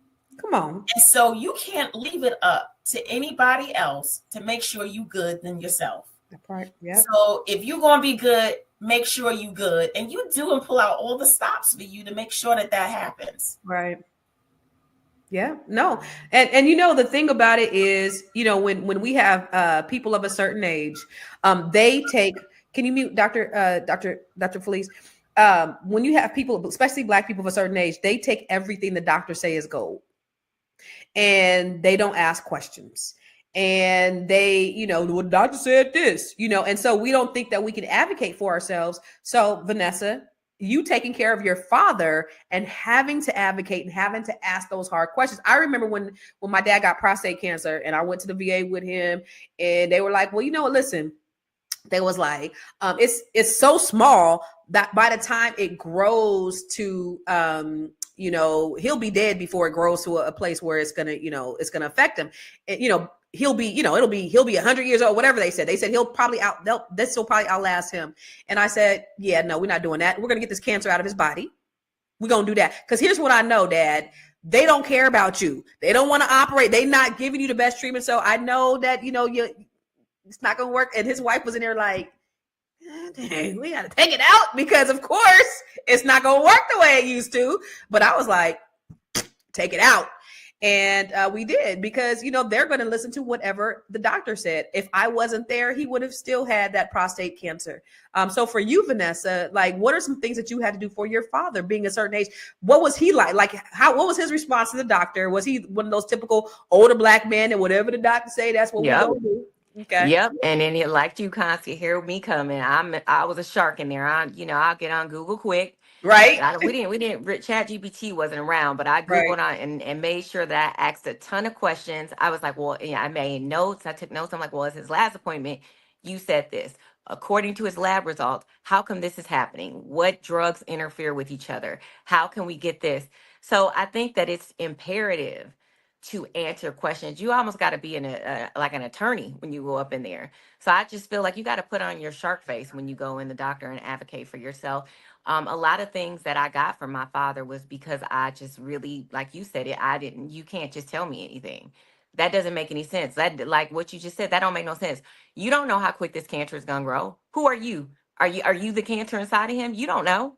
You're Right. practicing medicine. And that's what we have to understand, that doctors are practicing medicine, which is the reason why it's so hard to sue them, because that's what they're doing. They're practicing. So, if a doctor is telling you something and something doesn't feel right, you have questions, get all your questions answered. And guess what? If not, go to a different doctor. I switched I switched my dad's doctors 4 or 5 times, and then he had specialists. I switched their asses up too, because you're not about to tell me anything. You're not about to tell me anything. I can get in Google. If Google says something different, and then I ask you, and you don't know anything about it, you ain't the right doctor. Let me tell you something. Let me tell you something, Vanessa. When Google came around, that was the worst thing to a doctor's life. You hear me? Because now everybody is a professional. That's right. Now I know the questions to ask. You can't get over on me no more, right? Yeah, no, you can't. But a good doctor, honestly, like when I got my dad to the doctor that I love, I stopped. I just let her kind of take over. I could relax a little bit, because she would be the one, really making sure, asking me all the questions. How's he doing? What does he do when he do this? How he's been on this medication for 30 days. How is he responding to it? Like, those are the type of questions where I was like, oh, she in her medical bag, Right. So you really have to get with someone, that I think a doctor too, who's just passionate about the people that they see, because there are doctors like that. Like I switched OBGYNs because let me tell you something. I went through so many. I almost died messing with some of these fraudulent OBGYNs. Wow. But when I got a good one, she stayed with me. She asked me questions. She wanted to run tests. I could tell she was thoroughly interested in me. So I just think, like anything, we go shop for good bargains and can stay online looking for stuff all day. You got to be like that with your doctors. Right, absolutely. Mine too. I remember I told them I had some issues with my OB in California, and she was like, okay. Came down here and it was like, oh no, you have fibroids. Let me do an ultrasound. Oh, you have, and I've been had them fibroids, and I told her the same thing I told her, but this one actually did the work. Or order the test. Like, that's all she had to do was order an ultrasound, and then we found out that I have fibroids. But one things that you said that I really want to just put an exclamation point behind is that you can change providers.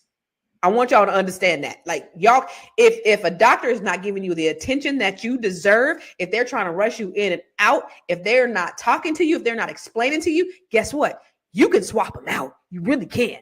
We'll talk more. And I think we got Dr. Charm coming back after this next break. Are you a Black business owner looking to expand your reach? Well, has Fly Nubian Money got good news for you?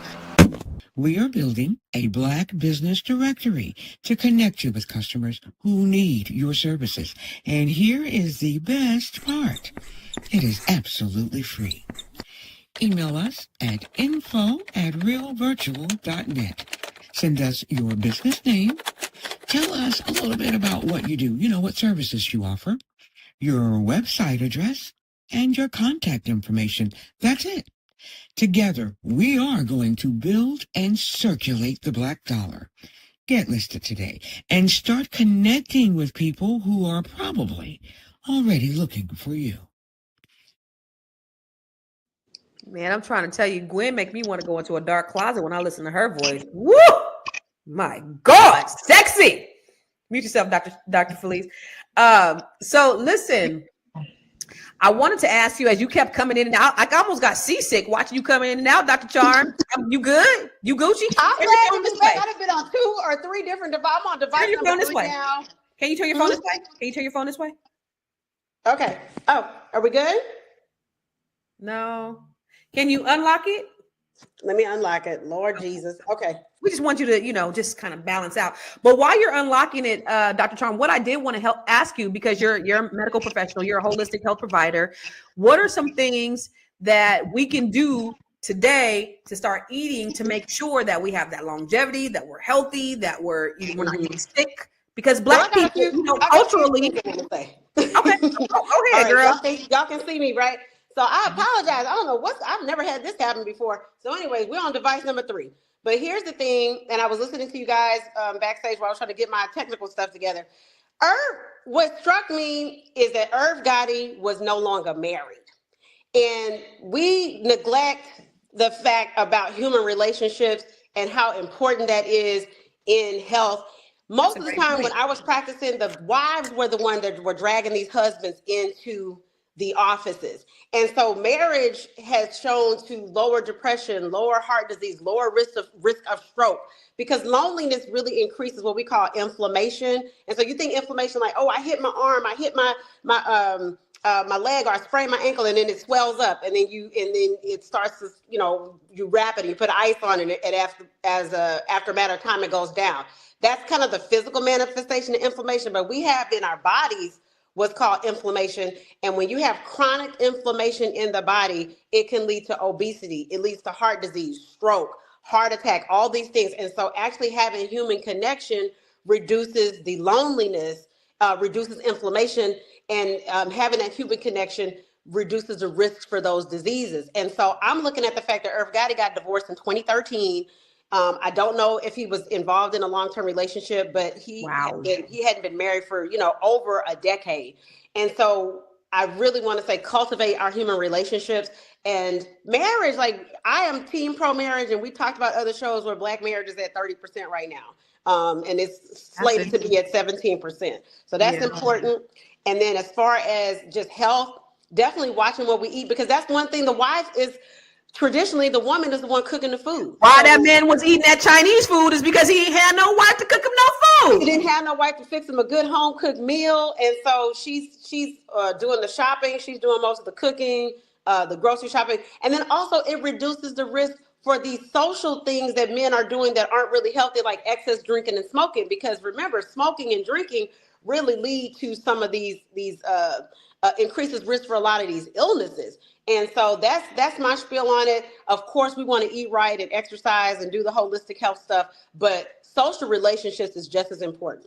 Girl, I'm so glad you came on here, because I hadn't even considered the social aspect or even the marital aspect of it. I did look at an interview that he did a few months ago, maybe a year ago. And first of all, I looked at one he did a few months ago when he was on Drink Champs, and he was looking real frail and sick.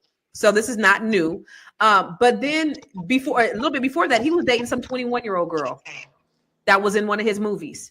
Like, y'all, Black men of a certain age, do you see the outcome of him dating this little 21-year-old girl? What did she do for him besides give him a good time? She wanted a bag.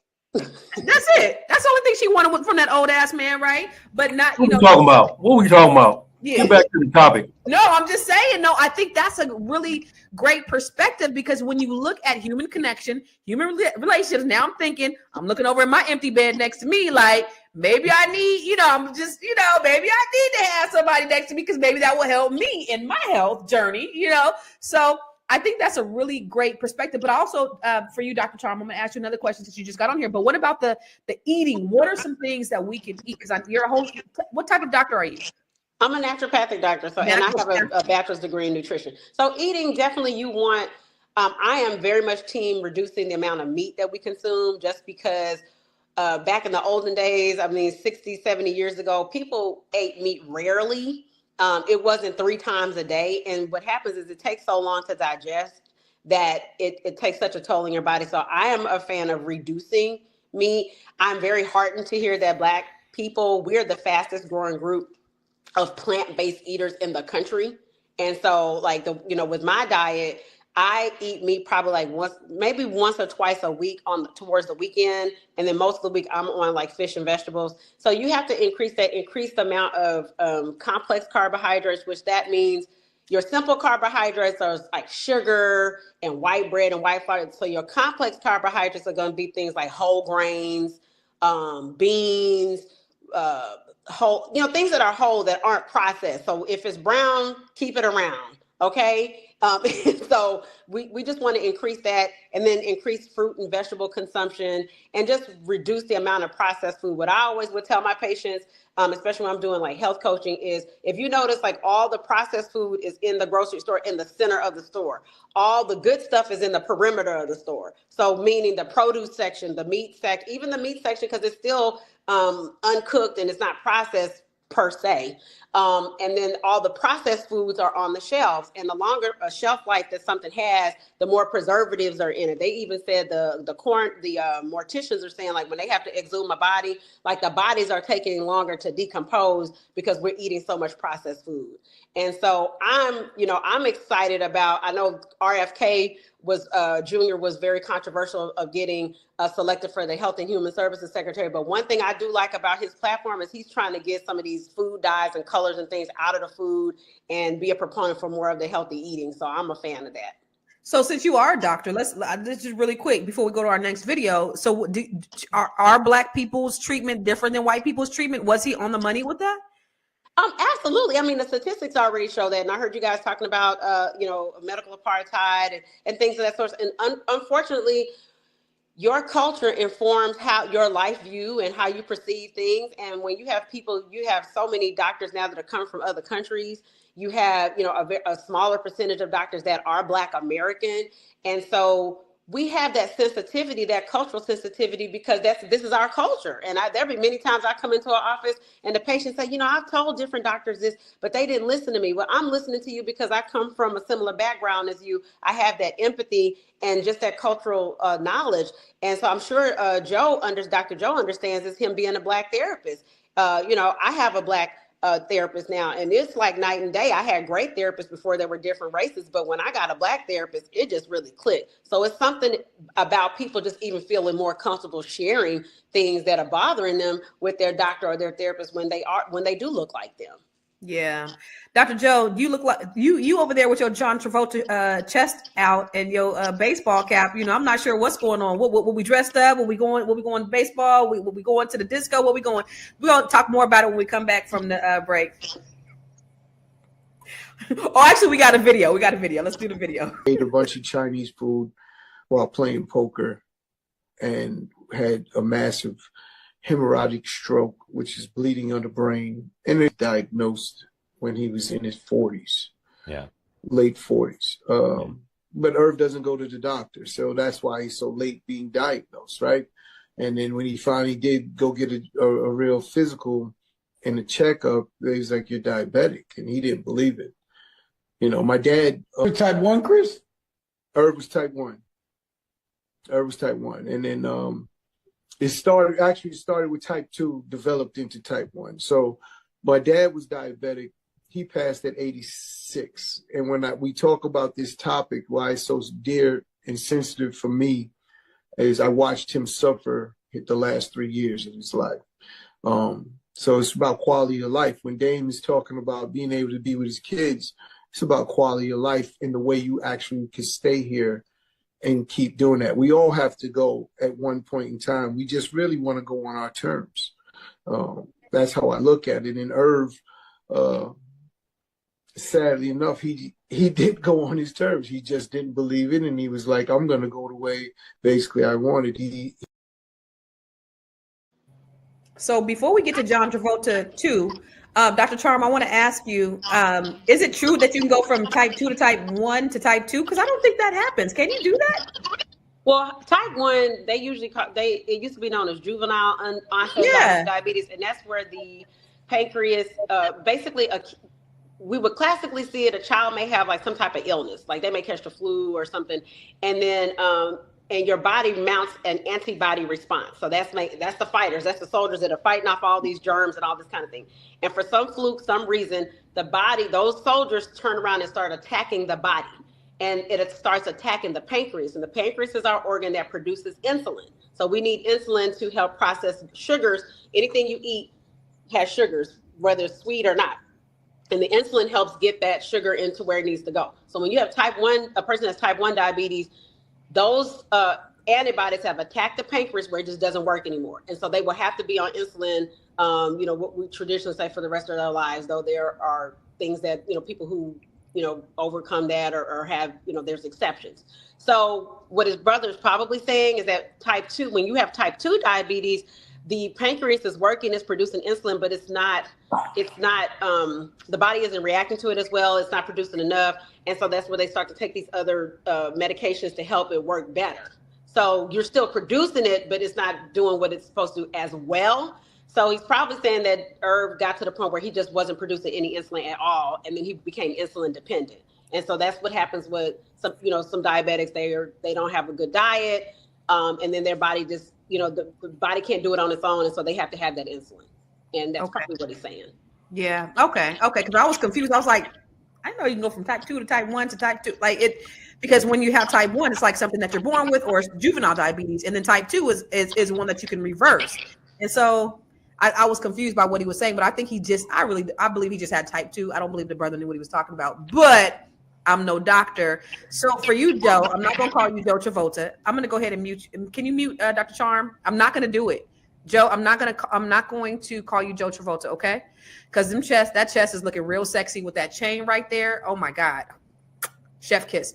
Anyway, how can we foster positive dialogue around around having these conversations with Black men, you as a therapist, making sure that this is something that's ingrained and embedded into our culture? How can we do that? I missed your whole question, Head Molati, because I couldn't understand a word what you said, Pastor. You knew what I said. Only reason why we don't see yours because you got that hat on. But let's go. How can we foster dialogue? That's why you got the hat. You a hat. Send you a damn hat.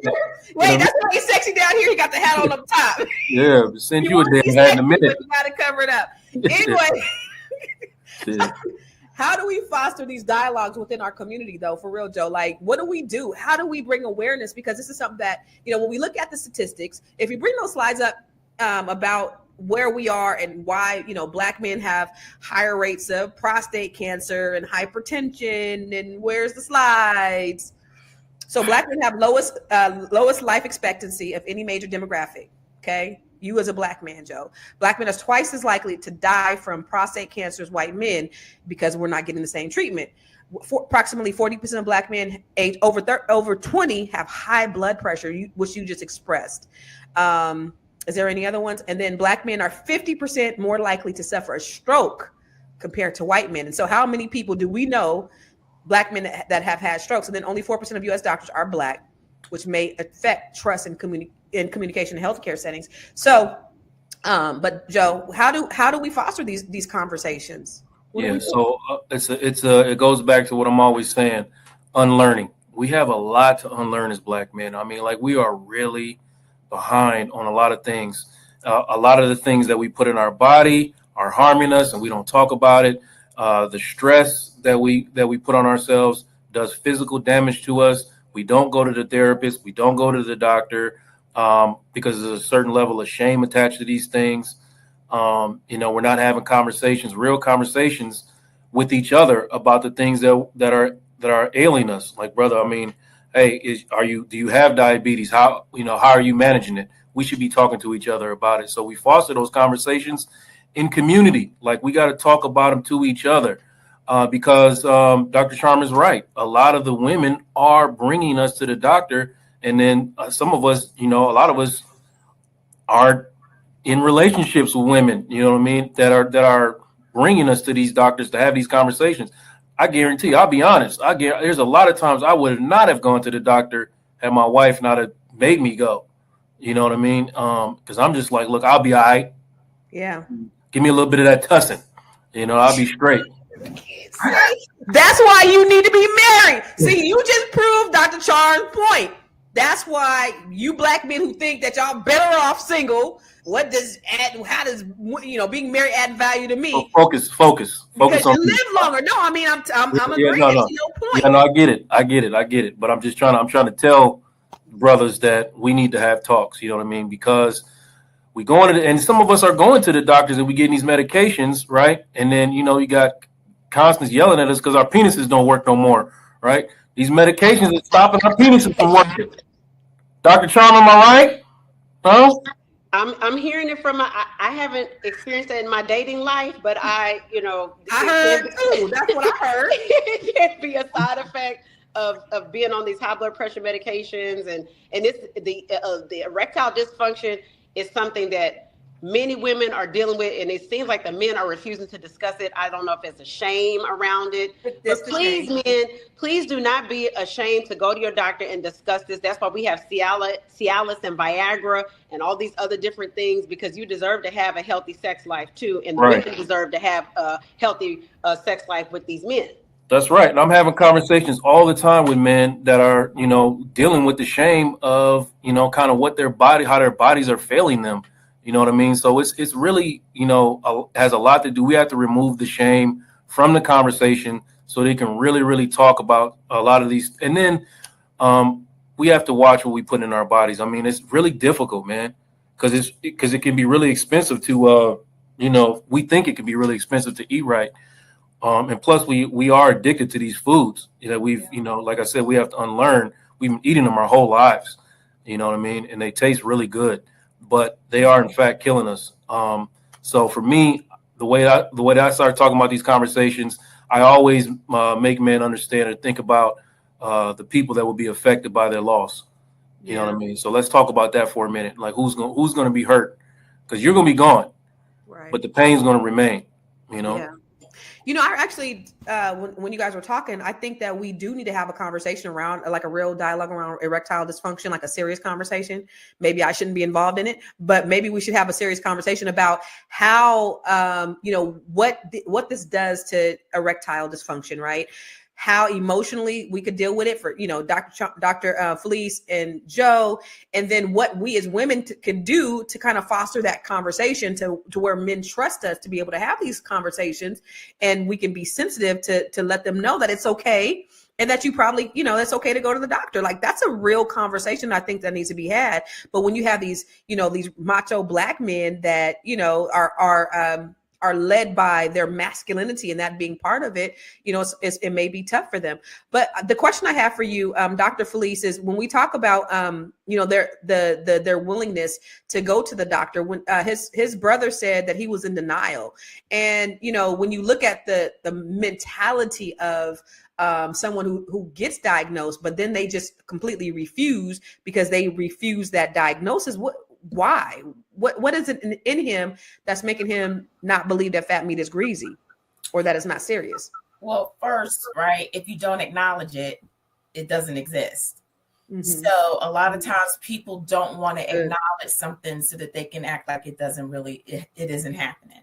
Mm-hmm. Then there's that underlying fear, right, that you also don't necessarily want to address, because that goes against that macho image of men too, because how am I a strong man and have fear too? And then that vulnerability that you have to enter into and possibly accepting what this means for me. And that's a cultural thing. Like our men don't want to be or appear vulnerable. It's a sign of weakness to them, which is an error. And so what they'll do is they'll wait, like Irv Gotti, like they wait till it's extremely severe and then irreversible at that point, right? And so what you have to realize is that the earlier that you get on top of something, the more likely you are to have the life that you can live. And don't feed into the fear, right? Surround yourself with people who are going to encourage you, who are going to support you in this journey, regardless of what the diagnosis is, and helping you, right, to change mindset, because it really is a mindset. If you stay positive, you're doing all the things that it takes to reverse this thing, you're going to get on top of it and in front of it. But as long as you stay in denial for all the different reasons that I explained, you're gonna shorten your lifespan. And that's unfortunate because from what I could tell, he was a big family man. Like he loved his family. And it looks like his daughter, recently got engaged.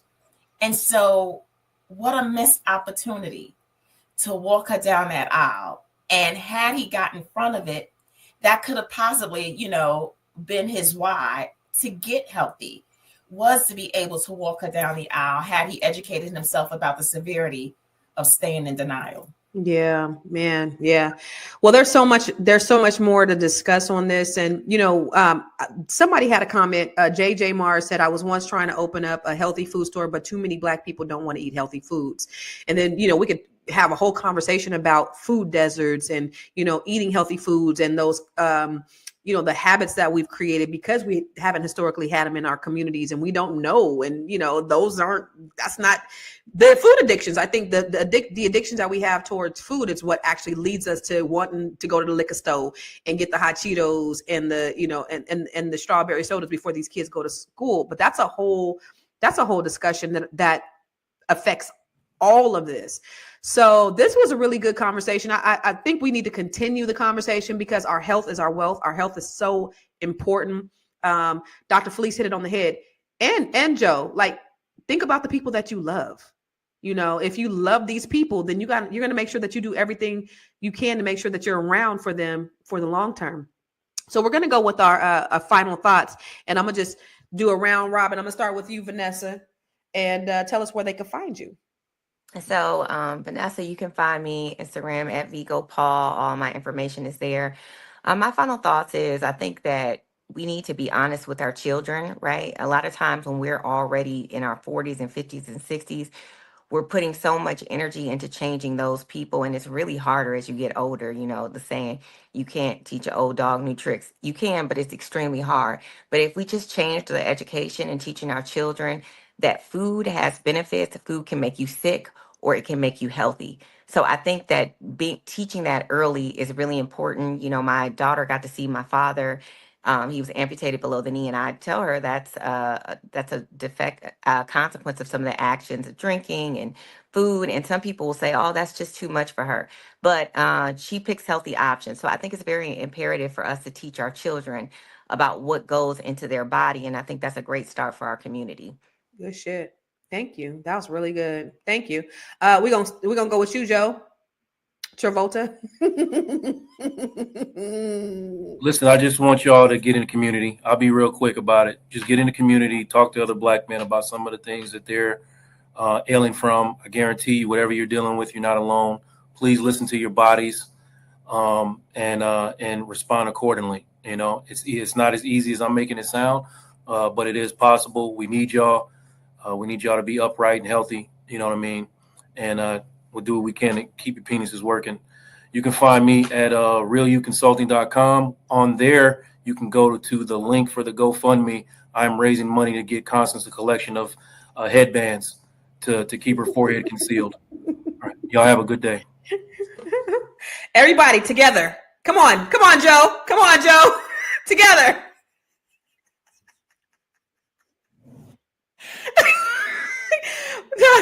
All right, Dr. Char. Boy, if you don't get back on here, stop pouting. As a member of a co-member of the Big Forehead Club, I got Barbara on today. Y'all know I named my wigs. I got Barbara on today. Listen, we in solidarity, sis. Covering their forehead, but I love my African high forehead and Constance team forehead. Okay, so I just want to say, y'all. I'm really glad to be on this panel to offer the medical perspective. There are so many Black doctors out there, and we want to serve you, okay? So please utilize your resources. There are websites, even when I was picking my therapist, I would go and look at their pictures, and they have pictures of most doctors now. You can Google them and look for them. And if you don't like your doctor, fire your doctor. I heard Constance talking about that earlier. There's nothing wrong with firing your doctor. There's nothing wrong with getting a second opinion. And please don't be afraid to share things with your doctor. That's what's most important.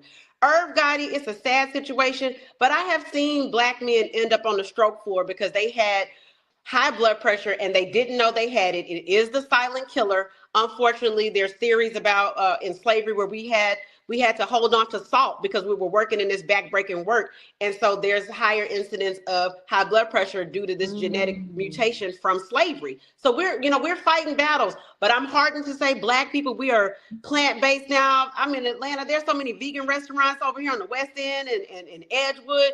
We're taking control of our health. I'm not subscribing to that we eat all this unhealthy food. Yes, we, just like anybody in America, we do, but Black people, we're really taking control of this, and I love to see it. And so with that, the other medicine is laughter. I got my new shirts. It's against my religion to tell y'all my business.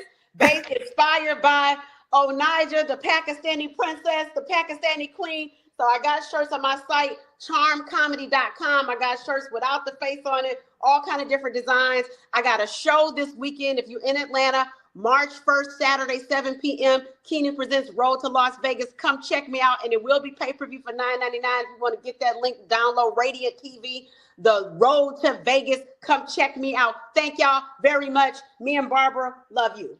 Let's go, Dr. Charm. You know what? I'm so glad that you got on here today, even with your technical difficulties, because I was really getting seasick just seeing you go in and out. But I really love the perspective that you brought, because it was something that I hadn't even considered. But when you think about it, it's the real truth. So all things Dr. Charm, y'all, if y'all in ATL, check her out this weekend. Hey, you've been killing it on them skits too. I've been watching. Your shit is good. It's great. I love it. I love it. Follow her on TikTok. She got her skits about that lady in Pakistan. Thank you, Onaja. Yeah, funny. Super funny. All right, we're going to round up with you, Dr. Felice. So, Fly Nubian Money Club, one of the things y'all always say is to leave a legacy of wealth. Well, now let's also include leaving a legacy of health to our families and loved ones as well. You can find me on the be.big.coach on Instagram. My website is thebebigcoach.com. My book and this companion journal is on Amazon, Barnes & Noble. And so I look forward to you. If you need some help, you need some therapy, please reach out to me. I'm here for you. Come on. Your health is your wealth, and leave a legacy. I will say, Irv Gotti's passing is such a reminder of the health challenges facing Black men, Black women. Overall, we have higher incidences of death, but especially Black men. And Irv Gotti's death from a massive stroke, and he was just in his early 50s, by unmanaged diabetes that could have been managed. It highlights the dire consequences of neglecting our health.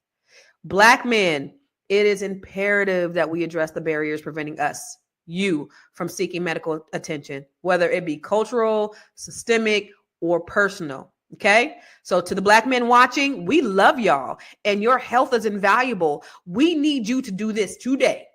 Call your doctor, make an appointment, get yourself a checkup. If you have not gotten a checkup within the last year, I actually do them every 6 months. If you haven't gotten a checkup within the last year, call your doctor today and schedule your appointment and get a checkup, get your blood work, find out if you have any STDs, find out if you have any high blood pressure, if you have high cholesterol, find out today, okay? And then continue conversations with your family about the same thing. It's time that we start integrating this into our culture. This is something that's not talked about. Dr. Felice said, if we don't talk about it, it doesn't exist. We have to continue to have the conversation. So I want to say a big thank you to our panelists. Listen, we got the policy maker, and I did want to talk a little bit more about policy, but we didn't get a chance to, because the conversation was really great and it was really rich. But we got the policy maker. She ain't got a certificate. She ain't got an AA. She ain't got a bachelor's. This chick got a master's in public policy. Then we got Miss Doctor. She is a psychic medium. She is a doctor, and she's she could tell your future, tell you a joke, and deliver your baby all in one sitting. Then we got the B.big.coach. Look at Joe's already ready. And then we got Joe Travolta. Thank y'all for an amazing panel. You guys your information was so invaluable. We're here every day, Monday through Friday. You'll see me next Tuesday, but we're here Monday through Friday. And if you don't see us live, you can watch us on Spotify. Search for Fly Nubian Money, okay? And then also, remember, you can always text QUEENS to 87948. That's QUEENS. If you want all the latest updates, if you want to know when we are having a new training, or you want to know when we come live, or you want to get some stuff from Dr. Boyce, text QUEENS to 87948. We appreciate you. We're going to see you tomorrow. Same time, same bat channel.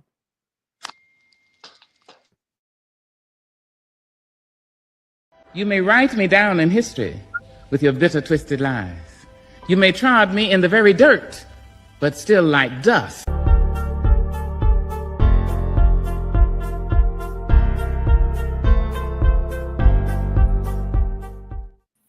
Happy New Year, everyone.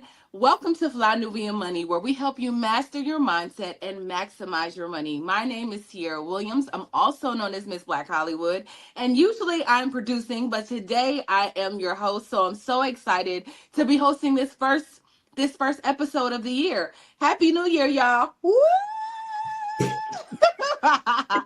I want to just talk to you briefly. It's the new year, and obviously, as we step into 2025, it's time to truly talk about what we want.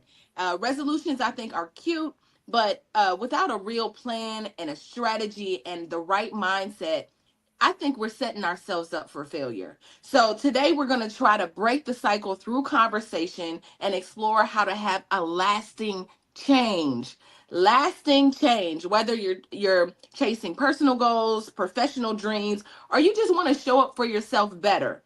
This conversation is all about leveling up. So, let's get started. Today, I want to introduce you to our wonderful panel. I am here with Chile, who is my real estate queen, Dr. Felice, who is my Be Big coach and therapist, Joe Corley, who is our male resident therapist. And so this is my panel today.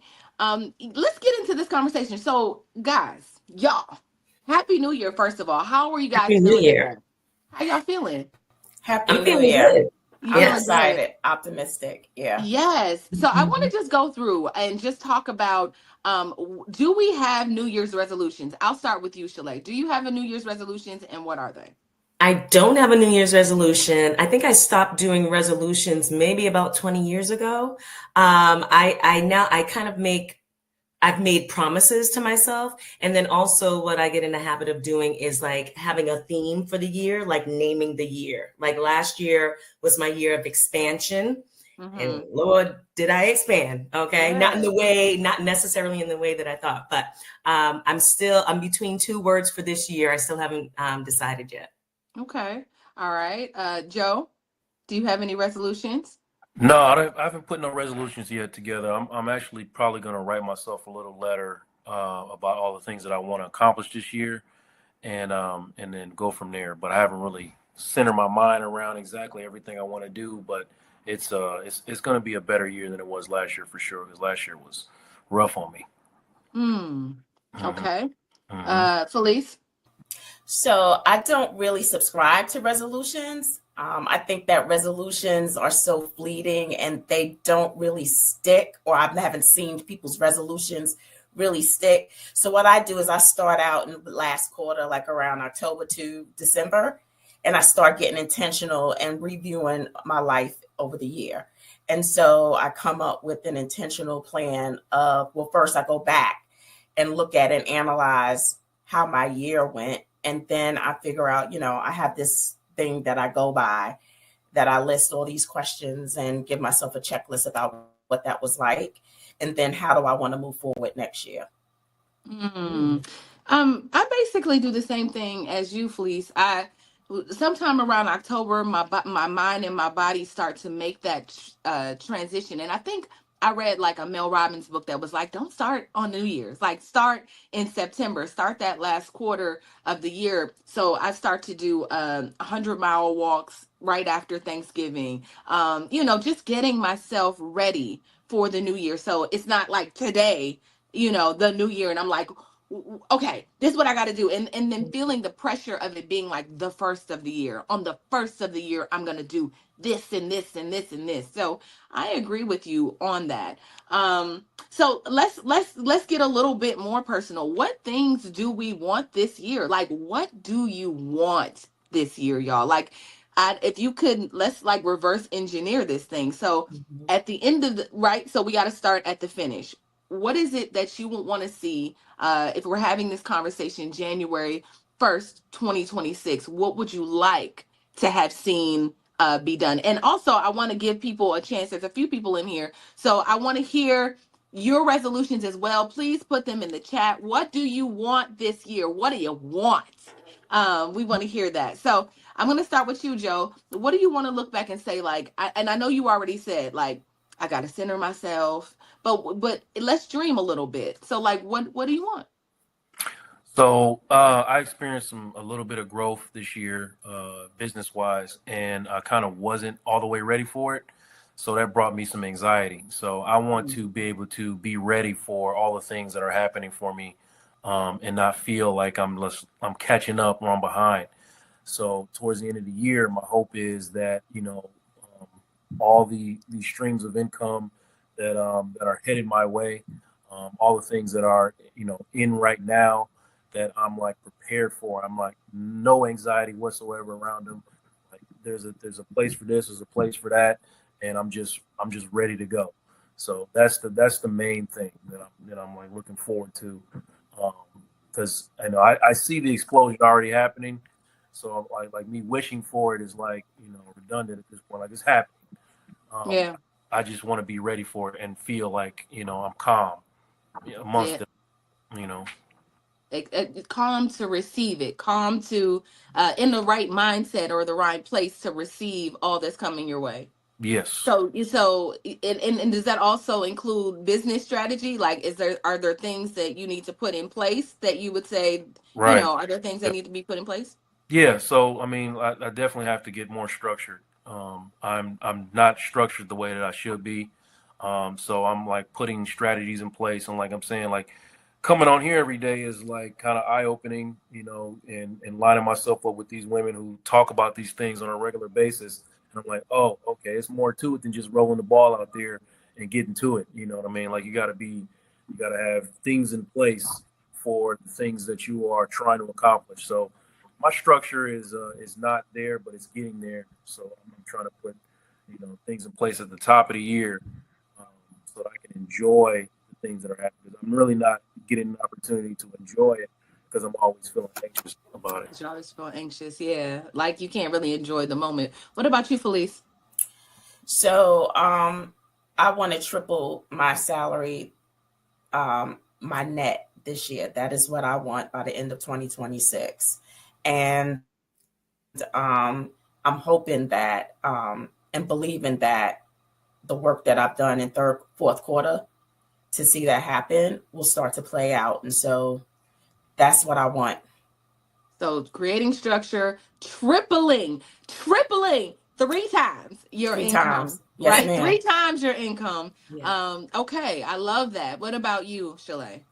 Yeah, so what y'all both said, Felice and Dr. Joe, like I'm right there with you. Dr. Joe, I'm also feeling those growing pains in my business. And 2024, the last quarter, I put in a lot of work and then I lost an assistant. And like realized that everything in my business, well, not everything, but things were coming to a halt. And when you have all these plates spinning, if you're not personally spinning them, like you start to drop the plates, right? Mm-hmm. and keep it going. So definitely, and I've been working on it with my coach, the structure of my business and building that back up so that I can be consistent, persistent, efficient in my business. And as far as what Dr. Felice said, yes, girl, tripling the salary sounds awesome. I actually have a business plan that I'm still working on with a coach of mine. And the number is very ambitious, but I believe I can hit that goal. And doing the work that I did in the fourth quarter, my first quarter is going to be great. So as long as I can keep that momentum going and really get that structure in my business, that would be amazing. For me personally, I want to feel like I feel you, Joe, on the anxiety. I want to feel, and being an entrepreneur, it's hard to actually get there and have this 100% of the time, like have the balance 100% of the time. But I have 2 little girls, I have my business, I have these opportunities. I want to feel calmer. Mm-hmm. I want to feel calmer. I want to be able to enjoy the moments and not always be thinking about the future. And what am I doing now that's going to affect the future? But really being present, enjoying the moment. And just at the end of the year, December 31st, 2025, I want to feel like just fulfillment. I feel like we're doing all of these things that we do, the making more money, the putting the goals in place in order to feel what we think is happiness. And we think that in doing all of these things, that will give us the happiness. So if I could feel that fulfillment within myself, like I did my best this year, I leveled up. and feel that in my heart, I would be totally happy. Yeah, I mean, I'm right there with you. So that, I think this year is about, for me, I hear you all saying like, I want to triple and I want to be calm and I want to be in it. And I'm right there with you in terms of that. But I think in order for me to do that, I got to take a little bit off my plate almost like and start doing the things that are a little smarter versus just to be doing it. Like me taking, one of the things that I did is I reached out to all of my clients, all of my prospective clients, my existing clients, and said, hey, instead of me running out to find more people to service, I said, how can I serve you more? So then, obviously, if I can serve you more, that means I make more money. We already have a good thing going, right? So how can I serve you and help you more if that is an option? And 3 of my clients this morning was like, you know what? There are ways. So automatically that puts me in a place where I've already, well, I'm not yet. We haven't, but we're talking about that. I could have possibly 2x'd my income just based off asking a question. And so for me, I want to just be smarter about the process. I think running around is giving me more anxiety. And then also just to get out of bed and make sure that I'm sticking to my regimens, making sure that when I wake up in the morning, I'm not allowing the outside world to get involved in my morning and take me off.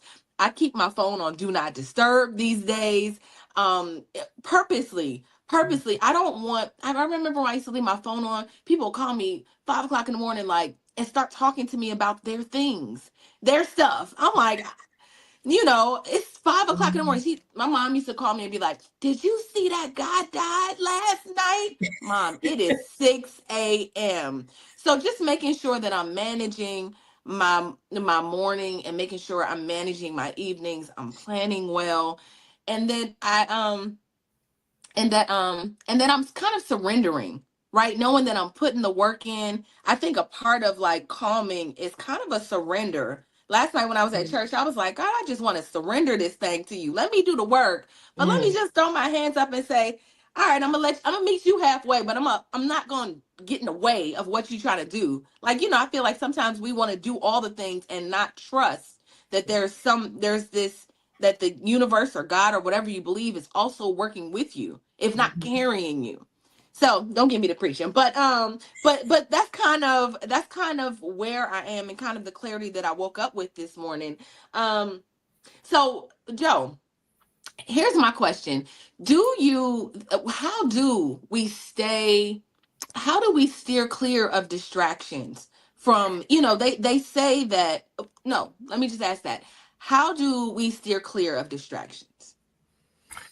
Well, I'm going to be saying there's probably a lot today, and recognizing the truth about, accountability to yourself. Like if you're not changing things, then you're choosing things, right?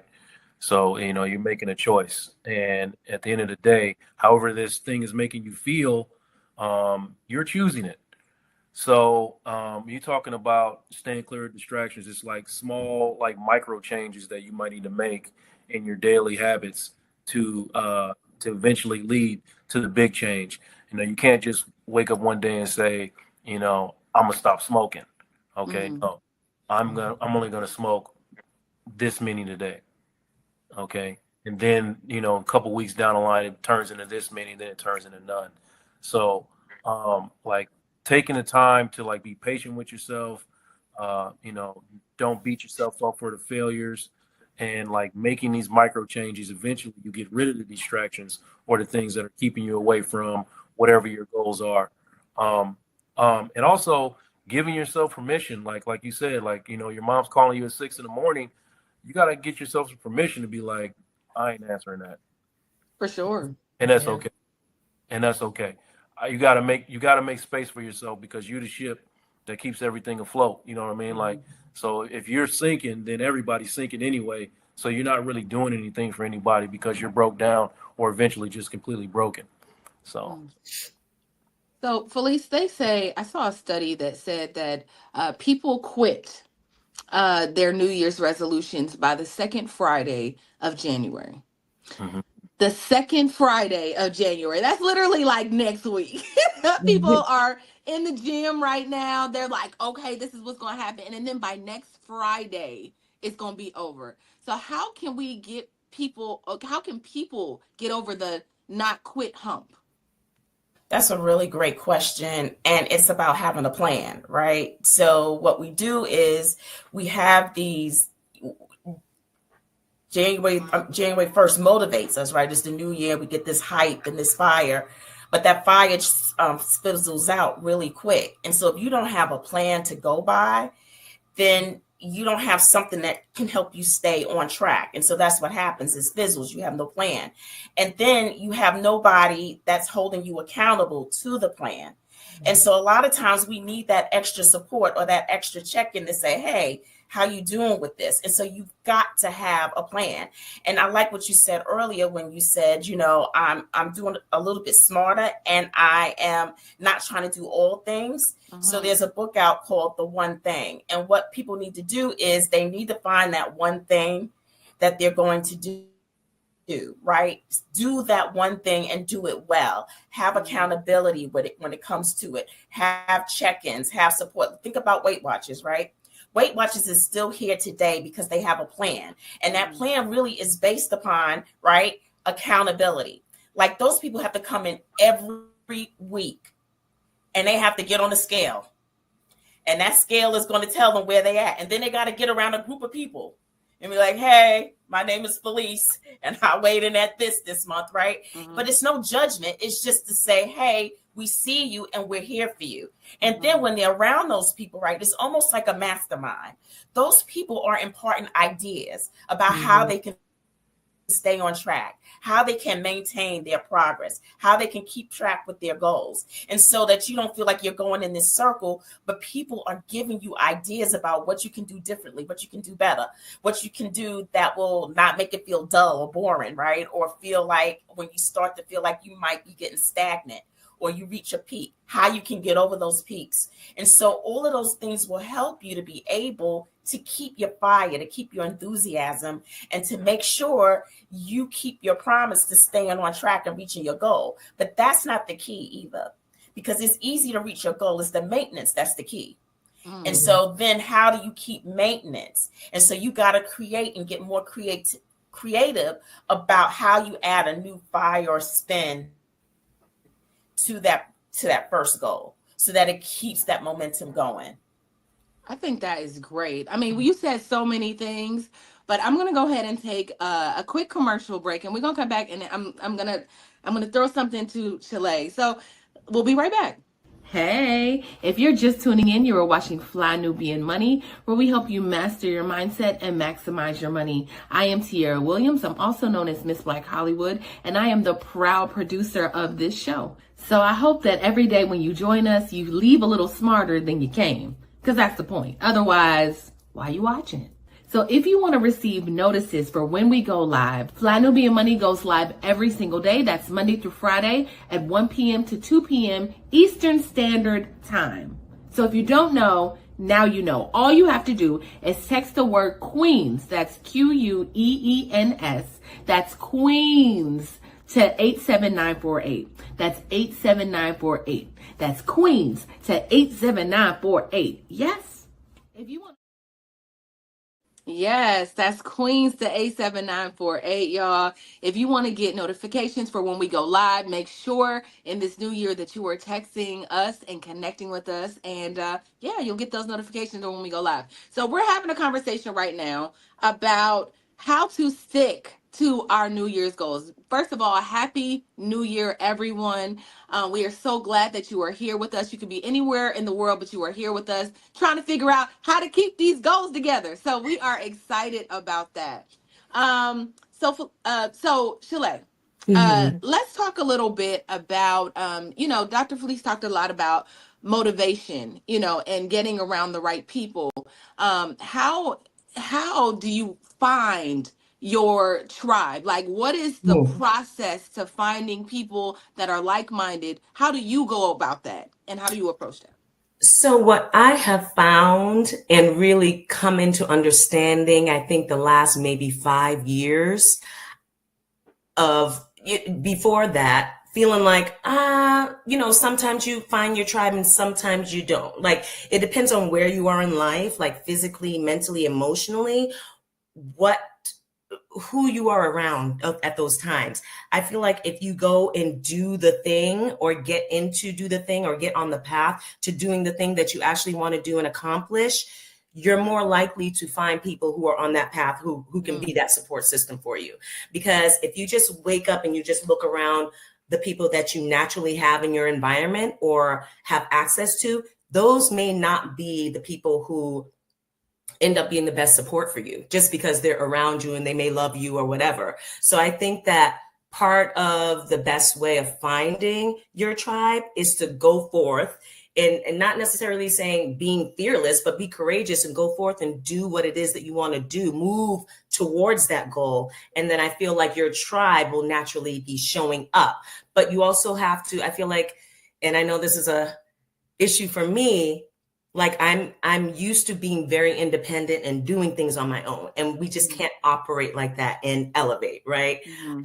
So the asking for help is a huge thing. And it's made a huge difference in my life where I got to the point where I can actually be like, you know what, Shalay? You superwoman, but you ain't superwoman. Like, you can't do everything all the time. Like, I'm multi-passionate, multi-talented. But I can't do all of that at once. You know what I'm saying? And you need help. And being able to ask for help is a skill. And maybe Dr. Felice and Dr. Joe can speak to that and give us some tips on how, if we are a hyper independent person, which I know is a trauma response, like how we can actually go about learning the skill of asking for help. Yes. Joe, Felice, you want to take that? Or you both can take it. It's going to take practice, right? And acknowledging that that's who you are is the first step, right? The self-awareness and the insight. And then you have to practice. Who do you trust already that's in your inner circle that you know has your back, that you truly trust? Let them know and be transparent and vulnerable about where you are with that. Let them know, hey, I struggle with asking for help. So in those areas where you think that I may need it, can you kind of give me a nudge and say, hey, you think you might need some help in this area? And so that might help you to ease into being able to ask, because first, that also requires trust. And so a lot of times we don't ask people because we don't trust that they can do what it is we do and how we show up the way we show up. And so it takes trust. And so maybe a little nudge, and then you practicing, right? Saying, getting little nuggets, like put little posters up saying, do you need help? You need to ask, like little things that will help you remind it to be like, hey, yeah, I think I might need some. And thank you for checking in with me. Right. And then that practice. And when you start settling in that and seeing, hey, okay, because sometimes we rush over things too quick and we don't sit in stuff. And so when you sit in what it feels like, to know what it's like to receive help. And that's what Black women need to start doing. We need to sit in that help and realize, oh my gosh, you mean to tell me I've been mowing the lawn and all I had to do was ask JoJo to come down the block real quick and he would relieve me. And I got other stuff that could free me up. Like when you sit in that, you start to get addicted to, oh, okay. And so you start slowly building your village and being able to pinpoint who can do what for you, right? It is so true. It is so true. You'll grow into it, you'll ease into it, and then you'll figure out, okay, this thing is pretty good. Yeah. I have learned that to do that. I have learned over the years that, okay, you need to do that. But I also find, you settle back sometimes into your subconscious programming. And I find that sometimes, because some people also look at you like you're the one who can do it all. Right. And then so it's like getting out of that mindset of not wanting to be seen as needy or weak. So that's the sitting in it, right? Like not wanting to be seen as needy or weak, and then also not wanting to be taken advantage of, because some people are transactional. So it's really about it's about so many things. It's about discernment of who you can trust to ask to do certain things. It's like you need to call me. That's right. Yeah. So, speaking of being multi-hyphenate, Dr. Felice mentioned the one thing, and what I give my clients, my clients that tend to have like an ADHD or like that are just like super talented or super creative, I tend to give them that book. It's in my Audible. I read it 2 months ago. It's like it's even my reminder. Like, wait. We trying to focus. We trying to do too much. So, Joe, my question to you is like, how do you focus? How do you find your one thing? Like, what thing? How do you decide if you have so many talents? How do you decide on what you want to do in that moment without being scatterbrained? And then just like then take that and use that as momentum to go to the next thing. But how do you shut it down? How do you choose? That's a very good question. That's something I struggle with myself, but I've learned to like prioritize the things that are in front of me. You know what I mean? Like what needs to be done in the most immediate time frame. And other things can be pushed aside. And then I just push that thing aside and focus on the one thing. And at the end of the day, I can be comfortable with the one thing that I accomplished, because, if I didn't get it all done, at least I got this thing done. And then tomorrow I can work on the next thing and the next thing and the next thing. But I tend to write everything down when I feel flustered. I write everything down. Okay. And then I prioritize it, right? Like what needs to be done immediately. And that always works for me, and I do that every time. I even have like this little notepad that I carry around that every single thought that comes to my head, I put it down there. And then, if I'm looking at it, the whole thing, I'm just sitting, right? I'm not accomplishing anything. And I say, well, what's something I can do right now? Without anybody's help, where I don't have to wait on something. And then I just do that. And then that's that. And I get it out of the way, because otherwise it's going to be nothing. I'm going to do nothing. So, that's the alternative. So do this one thing or do nothing, and it be mad at myself at the end of the day. And that just, that it's that 1, 2, 3, just go type of mentality. And that's what you have to do sometimes. Push yourself out the bed, push yourself, off the desk, whatever you got to do. Yeah, I want to talk about that, the momentum of things, but I'm going to talk about it right after we come back from this break. If you want to grow your money and not blow your money, as Constance says, check us out at flynubianmoney.com. There's all kinds of resources, programs, videos, resources. In 2024, there's no reason to be broke when there's information all around us. So get your money right. flynubianmoney.com. Joe.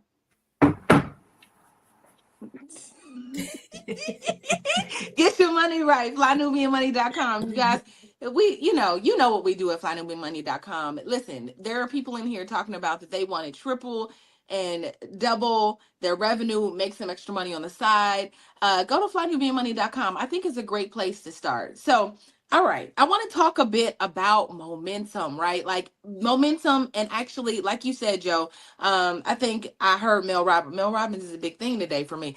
But she does that whole thing like 1, 2, 3, or it's like a little countdown, and then you just get up. Like that's the whole science behind just getting. Yours is 1, 2, 3, get up. But for those people that may struggle with that, may struggle with finding that inner, like,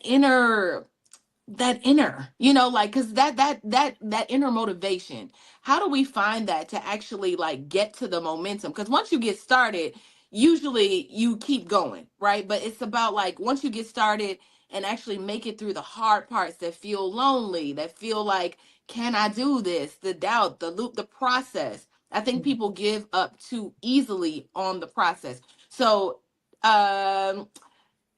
Felice, how do people not give up on the process while they're in it? They, how do they stop doubting and fearing and saying like, oh, maybe this isn't for me? Oh, that's a great question. And so I can only go by, what I do and what I share with a lot of my clients is that, first of all, they're even finding scientifically that people who are spiritual have greater success and handle their mental well-being a whole lot better when they have a spiritual side to them. So I know that I depend heavily on my faith walk, right? And so I know that helps centers me. So I do a lot of mindfulness and centeredness walk, right? But then you also have to discover what's your why. What is that? What's your why? Why would you want to be motivated in the first place? Is it your children? Do you want to make sure that they don't have to go through what you went through? Is it you want to see your grandchild walk down the aisle? Figure out what your why is. Then be able to identify what your purpose is too. Because when you don't have a purpose, right, you just out there in la land kind of flagging around. And so you can't keep up momentum when you don't know what your purpose is and you don't have a why. So you got to figure out those two things. And then what you need to do is you need to start finding a village of people who do it better than you and who are willing to impart in you and give back to you and pass the baton or give you some information. Surround yourself with coaches. That's biblical. Wise counsel makes you successful. And so those people are going to cheer you on when you're feeling low or you're feeling like you can't go on. That person's going to be like, hey, we got you. You can do this. Have you tried this? Have you tried that? Like Shayla said earlier, a lot of us, especially, Black and brown women, they're so independent, so used to having to pull them own selves up by the bootstrap that they don't ask for help. And so it does feel like they're on an island. And when you feel like you're all alone and that there's no one to help you and support you, you can give up. And a lot of times you will give up, but you got to know that there are people out there who may not be walking in your path, but it feels similar and they know what they can do to help you. And if people are there, that there's people who want to help you get to the finish line. You got to find those people. And so I always start out real small. I don't try to give people a whole lot of stuff because I can go, but I'm just going to say, you got to figure out your why. You got to figure out your purpose. And then you got to figure out your village of people who will surround you and encourage you. And you can do little things like this podcast. I know I with Dr. Boyce Watkins. I listen to him at 10 o'clock in the morning because what he do, he gets my mindset on money, right? So I'm like, oh, shoot. Like, even if I think I might want to get a little bit down, I'm like, all right, here come Boyce, right? So he's like, pep it up and he will put a fire in you. And then like, I'll listen to other people, other people that I love to hear that get me revved up when I start to feel a little low. I'm like, okay, who can I get that I can listen to that's going to get this fire stirred up in me and get me, up out of this funk, right? So sometimes, like David did, you got to encourage yourself because sometimes you can't call on people. They're not there. You got to encourage yourself. You got to know that you were equipped to do this thing, that you were put here for a reason. So let's get to it. Yeah. To add to that, one of my strategies is like every time I go out, I get steps in, right? It's a thing. I love to go outside and be with nature. And I think even that is like, we are nature, right? We are one of God's creation. So it's natural that when you go outside, there's a grounding that you feel, right? So when I go out, I'll just put on YouTube and I'll say, if I'm feeling fear, if I'm feeling like I need confidence, if I feel like I need courage, if I feel like whatever that thing is for the day that I feel like I'm lacking, I'll just like get on YouTube and find a video. And then I'll just listen to it and then my walks are about 90 minutes. So like, I'll just listen to videos along that lines. And usually by the end of it, I go, okay, I got it. So my question for you, Shalay, is how do you find purpose? Ooh, that's a great question. That's a really great question. And I think that it's an ever evolving answer to that. That's just my perspective from where I am in life right now, because my purpose 10 years ago is different from my purpose now. And so, it's challenging to pinpoint for me the one purpose. What I have done to pinpoint my purpose. That's why I give every year a purpose. Like I say, I name that year, like what I want to accomplish in a name. And for me, what I have done to help me discover my purpose at a given time, we talk about accountability. I stay in coaching. Like I stay in coaching with my business. I stay in personal development coaching. I think Dr. Joe was on one of the podcasts we did a couple of weeks ago where I'm looking for a great therapist, because that's also important, because you got to remove the stuff. We have so much stuff that we're inundated with, where it's programming from our childhood, It's programming from everything that we receive on a daily basis, everything we're receiving on a monthly basis. So I think that decluttering our minds and getting our mindset right is going to give us the clarity to help find our purpose in a given time. I know for me right now, my purpose is to build up my wealth and my empire and my impact for not only just me, but for my girls. That is my purpose right now. In 20 years from now, when my girls are 22 and 27, my purpose is going to probably look a little different. I think that one of the things that I do to stay kind of on track with what is my purpose right now, and going back to the question that you had asked before about momentum and how do I push through, the funks that inevitably, try to get us down, right? I feel like we have to find the small wins, because we can talk about it on like a macro level, like these are the things we need to do. But like when you're feeling that sadness and you're feeling that depression or whatever it is, or just feeling defeated, like you say, you go out and you do the walk and then you find a podcast. Same with me. I find a podcast like, okay, I need to get up 10 a.m. Money in the morning. I'm on there. Right. And also like finding the small wins. So what is the small win that happened yesterday or that happened this week that I can celebrate, and then using that celebration to propel me into a better energetic vibration to where I can bounce off of that and be like, okay, I'm ready to go. So that's something that I practice on a daily basis. Like, what can I be grateful for? Like, yeah, this thing is going on. Y'all, I have a transaction that was supposed to close on Friday and this tenant is still in the house and we're trying to figure it out. And that's a nice check. And I'm like, I need that check. Okay. Like, and so it's bothering me. It's in my ether, right? It's bothering me. And it's like, is it going to close or is it not going to close? But what are the other things that I have done this week and accomplished? Or what are the other things that I'm grateful for that I can use that as an energetic springboard to propel me back into gratitude, my creative and things like that. So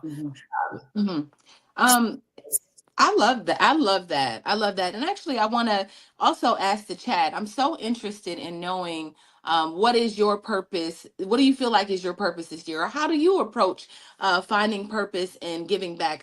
I saw a stat that says only 8% of people stick to their New Year's resolutions for the entire year. So I think that people, when I believe that sometimes when we're walking around, we see a lot of people that have kind of like just started to become zombies. They're like just existing. They go to work, they clock in. They, if you live in an environment, like sometimes I live in Los Angeles now, but when I go back and see my family elsewhere, it feels like they're in a space where they just exist. There's nobody dreaming as big and thinking as big. And I think a lot of people are like that. Like, I think a lot of people have kind of checked out in life. And so, Joe, for people that have checked out, and we've talked about purpose a little bit. If I come into your office as someone who says, like, I feel like I'm here to do great things, I have a purpose, I just don't know what that is, and how I'm supposed to be giving back, how would you advise me as a therapist? So I'm going to center around a few things, right? First, I'm going to tap into like whatever your core values are. And you're like, well, I don't know what my core values. Let's talk about it. Like, what makes you sad? Like, what breaks your heart? Okay. And let's talk about that. What makes you righteously angry? And when I say righteous anger, I'm not talking about you looking at Keisha's new purse and you just so mad about it because you didn't get it first. You know what I'm talking about? What is righteous thing that makes you like angry in this world? And then what gives you like joy? What gives you joy? And we can talk about those things. And I'm going to be like listening and picking off the things that you're saying. And I'm going to say, okay, well, this sounds like these are your core values. These are the things that matter to you the most. And then we're going to talk about like what gifts you have in this world. Because everybody's been blessed with some gifts, and you're tapping into those things that you're just good at. Like, what are you actually good at? What are people gonna come to you for? That are good for you, that are you do well. And then we're gonna talk about your past experiences, right? The things that hurt you in the past, the things that leaned into what were the hard times in your life, Where have you seen yourself come through and overcome? Who are your heroes? Who has impacted you the most in your lifetime, and what were they doing that made you feel like they were significant? You know, all of these things. And we're going to start packaging them and really like finding your purpose. We're going to find your why in the midst of all of those things. All right. And yeah, and that's where we go, because a part of you is going to be some people are going to be so scared of what they find that they're probably going to try to run from it. Right. You know what I mean? That's right. But if the more you run away from your purpose, the harder your life is going to be. All right. The harder your life. So I love it. You guys, we have to take a quick break, but I do have, I got some other questions because this is good for me. This is good for my spirit. Hopefully it's good for you all that are watching. We see you, we see the comments. We're going to take a quick break. We'll be right back. Fly Nubian Money is now on Spotify. Yes, yes, yes. We are on Spotify. So if you can't watch us, you can listen to us. All you have to do is search Fly Nubian Money and we will appear. All of our episodes. Make sure that you leave a 5-star rating and reviews so other people that come along and are looking for a good show to watch, they'll follow us too. If you are interested in being on Fly Nubian Money, sorry, I don't have any spaces. I'm just playing. If you are interested in being a queen or a king on Fly Nubian Money for the day, please reach out to me. I'm at info@realvirtual.net. That's info@realvirtual.net.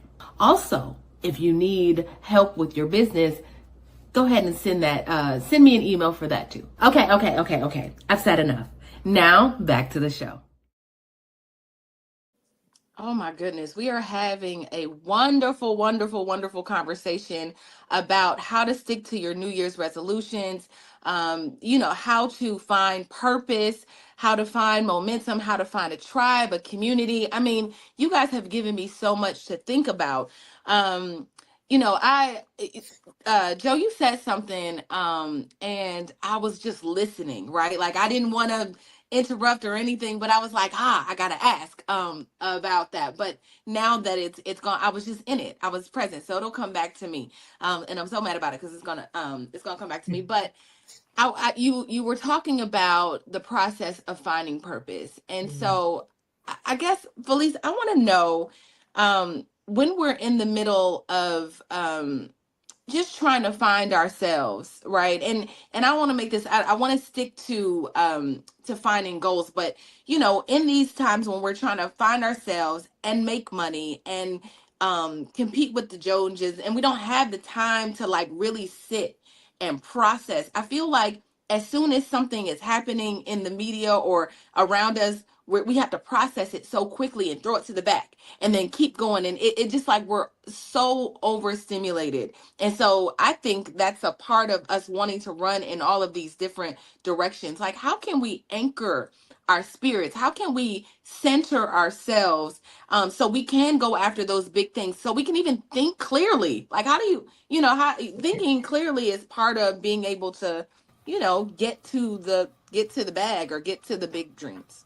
Yeah. So one of the things is that we make time for things that matter to us. Like I know people say that we don't have time. One of the things that I did last year was that, I started changing my relationship with the concept of time. We do have time to do the things that we want to do if you change the way you look at time. And so I share is that, I ask people, what is their day like? Like, how do you start? How do you finish? So that we can help figure out where in that time can you do some centering. And so you've got to find time for yourself. And this is what I tell people, that special time is your time to invest in you. Who better to do the work and that needs to be done than you investing in you? And so take that time to invest in you. I like the early parts of the morning, right? Because I think that when you start, the way you start your day is the way your day can flow. And so if you immediately jump out of bed and start with the shower and if you recognize and slow down, your day is like that all day. But if you take time to say, I'm going to invest in myself and get still, right? And so that is a skill. to get still. And so you just get still first thing in the morning. And that could be anything, with a nice cup of coffee, watching the sunrise, listening to calming music or calming sounds, devotion, a prayer, a scripture, whatever that time is, that is going to center you to give you the time to start investing in yourself so you can start doing some introspection. Because until you know who it is, who you are, and then who you believe you're becoming, you really can't focus and get clarity on your passion, which I believe is a part of your purpose. What are you passionate about? What are those things that you are naturally good at that just comes to you? That is possibly your purpose. That is your gift to the world. And you can monetize it. And so what does that mean? That means that you've got to be able to develop that, but you must first know who you are and who you're becoming, because that's going to help you to get to those steps that you need to create to get and start crystallizing your purpose. Start getting some specifics around it. Start getting some details that you can start putting down on paper, because you must write the vision.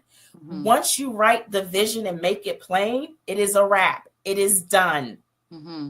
I'm going to repeat that. When you write the vision and make it plain, it is done. But everything starts with the thought. So you got to start getting some alone time and start getting those thoughts to come to you. Start getting those ideas, because then those thoughts can have something, it can start working and start materializing and start coming to you.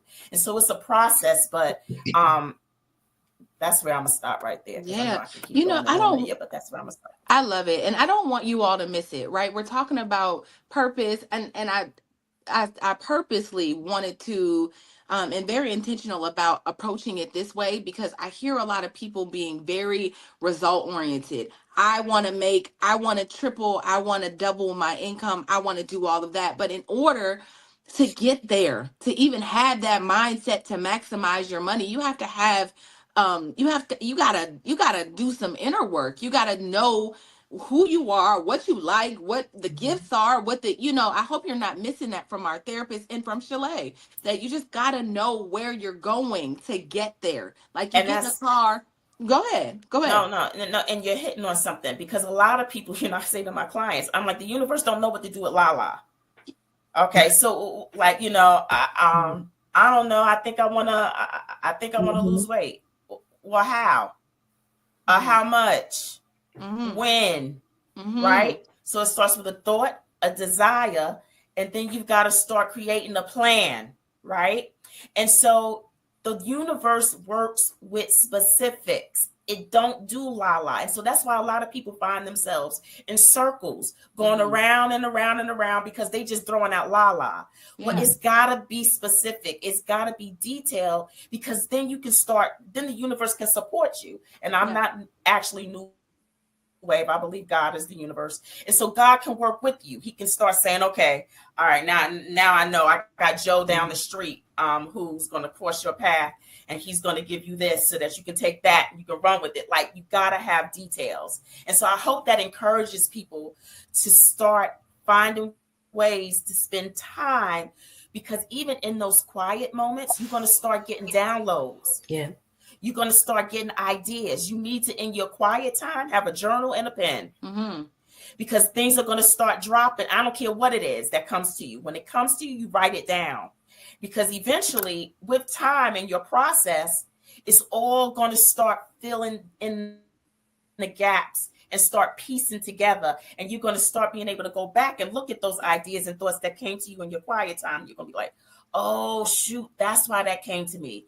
And then when you go back and you look at it, you're like, well, I could piece this with this, and this is going to make that. And so that quiet time is also the time where you're going to start getting ideas dropped into your spirit. And all of those ideas are not in vain. They are to be used, but you got to be patient with the process, because just because the idea is today, it could be 10 years from now. I've looked back at some of my stuff, and it's taken about 10 years before I've seen it really come. I wanted to write a book for so long. I wrote that book about 10 years ago. That was my idea. And I wrote it last year, right? And so it may not happen today, but because you wrote it down, it's a wrap. And so that's why it's so important to get quiet, to get still, and to invest in yourself and start identifying who you are, who you're becoming, And then what's it going to take? Yeah. You know, thank God it came back to me, because Joe said something earlier and I was like, God, you want me to say something? But I do believe you said something about looking back and looking at past traumas and junk that was in your past that may affect how you show up today. So I believe, and I had a visual about this, I believe that with every new morning, we get a new opportunity. It's almost like a new year every single day, right? Because the oldest, you can't get it back. You can't get yesterday back. But what I think that I tell my daughter all the time, I said, I think what people do is just to keep like affirming the negative or whatever it is. They pick things up from yesterday and they bring it into the new day, and then they'll drag stuff and be like, here, let me pick this up. Wait, this hurt me, so I'm gonna just bring it, instead of just saying, I'm gonna just put this down and walk into the new year, or I'm gonna walk into this new day, or I'm just gonna use this next moment as a new, right? I feel like every new second, if you really break it down, is new. So if we could forget, and I know this is not possible, Dr. Joe and Dr. Felice, to forget, but I think that there's something so magical about being able to forget things and just like go into the new. So my question is, and I'm gonna come to you, Shalay, in a minute, but I'm gonna go back to Joe. How can we not become bag ladies and gentlemen saying like, I'm gonna just take the stuff from yesterday and pull it in and carry it over into this next day with me, instead of just walking freely without trauma and baggage and bitterness and ugliness and all of the things that we tend to carry with us? So part of it is like being repetitive about the truth and being honest with yourself constantly. Like you said already, you cannot go back. That's a reality. You know, as much as you might want to, as much as you might want to do things differently, if you can go back and do, you just cannot do it. So in reality, you can't do it.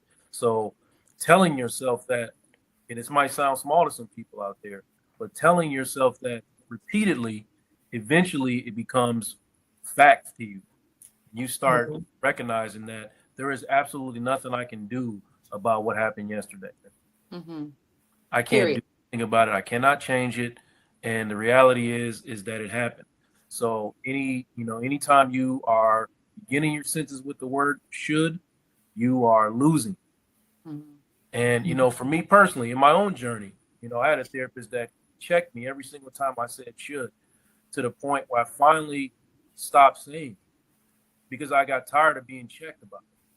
So, and then I started, after my therapist started checking me, I started checking it, right? So then eventually it just became like, ain't nothing I can do about that. That happened already. What am I going to do moving forward that can make my situation better than it was before? Because that's all I had. I don't have any time machines. I don't have any give back. All I have is what I can do now. And that might sound like, well, of course, but honestly, the what I want you to take away from what I'm saying is being repetitive about it, because eventually it starts becoming your reality, your truth. You start really recognizing and accepting that all you can do is go forward. I'm gonna go to commercial, but I love that. So Shalay, I'm gonna throw this to you, but I don't want you to answer until after. I just want to give you some time to think about it. It sounds like there's a level of discipline that you have to have every day. You have to train yourself and retrain and rewire and have a different discipline. And so how do you approach rewiring your brain to not think those negative thoughts, to not drag things into tomorrow? So we're going to answer that when we come back from this break. Hey, what's up? It's your girl, Constance Carter. Where am I? I am on a yacht in the Baltimore Harbor, and I am doing my 7-figure strategic planning solo, baby. I plan on having a 7-figure year. I partnered with the Fly Nubian Money, and we are putting together a training that's going to help you to put together your 6- and 7-figure ecosystem. Yes, there are things that you need to do, strategies you need to put in place so that you can implement and have a 6- to 7-figure year if you don't already have one. If you got a 6-figure year, let's go ahead and get you a 7-figure one. If you got a 5-figure year, let's get you a 6-figure. Let's get you there. Join me, the Fly Nubian Money Club, and let's grow your money in 2025. Yes, yes. So that's what I'm saying. Like we got all types.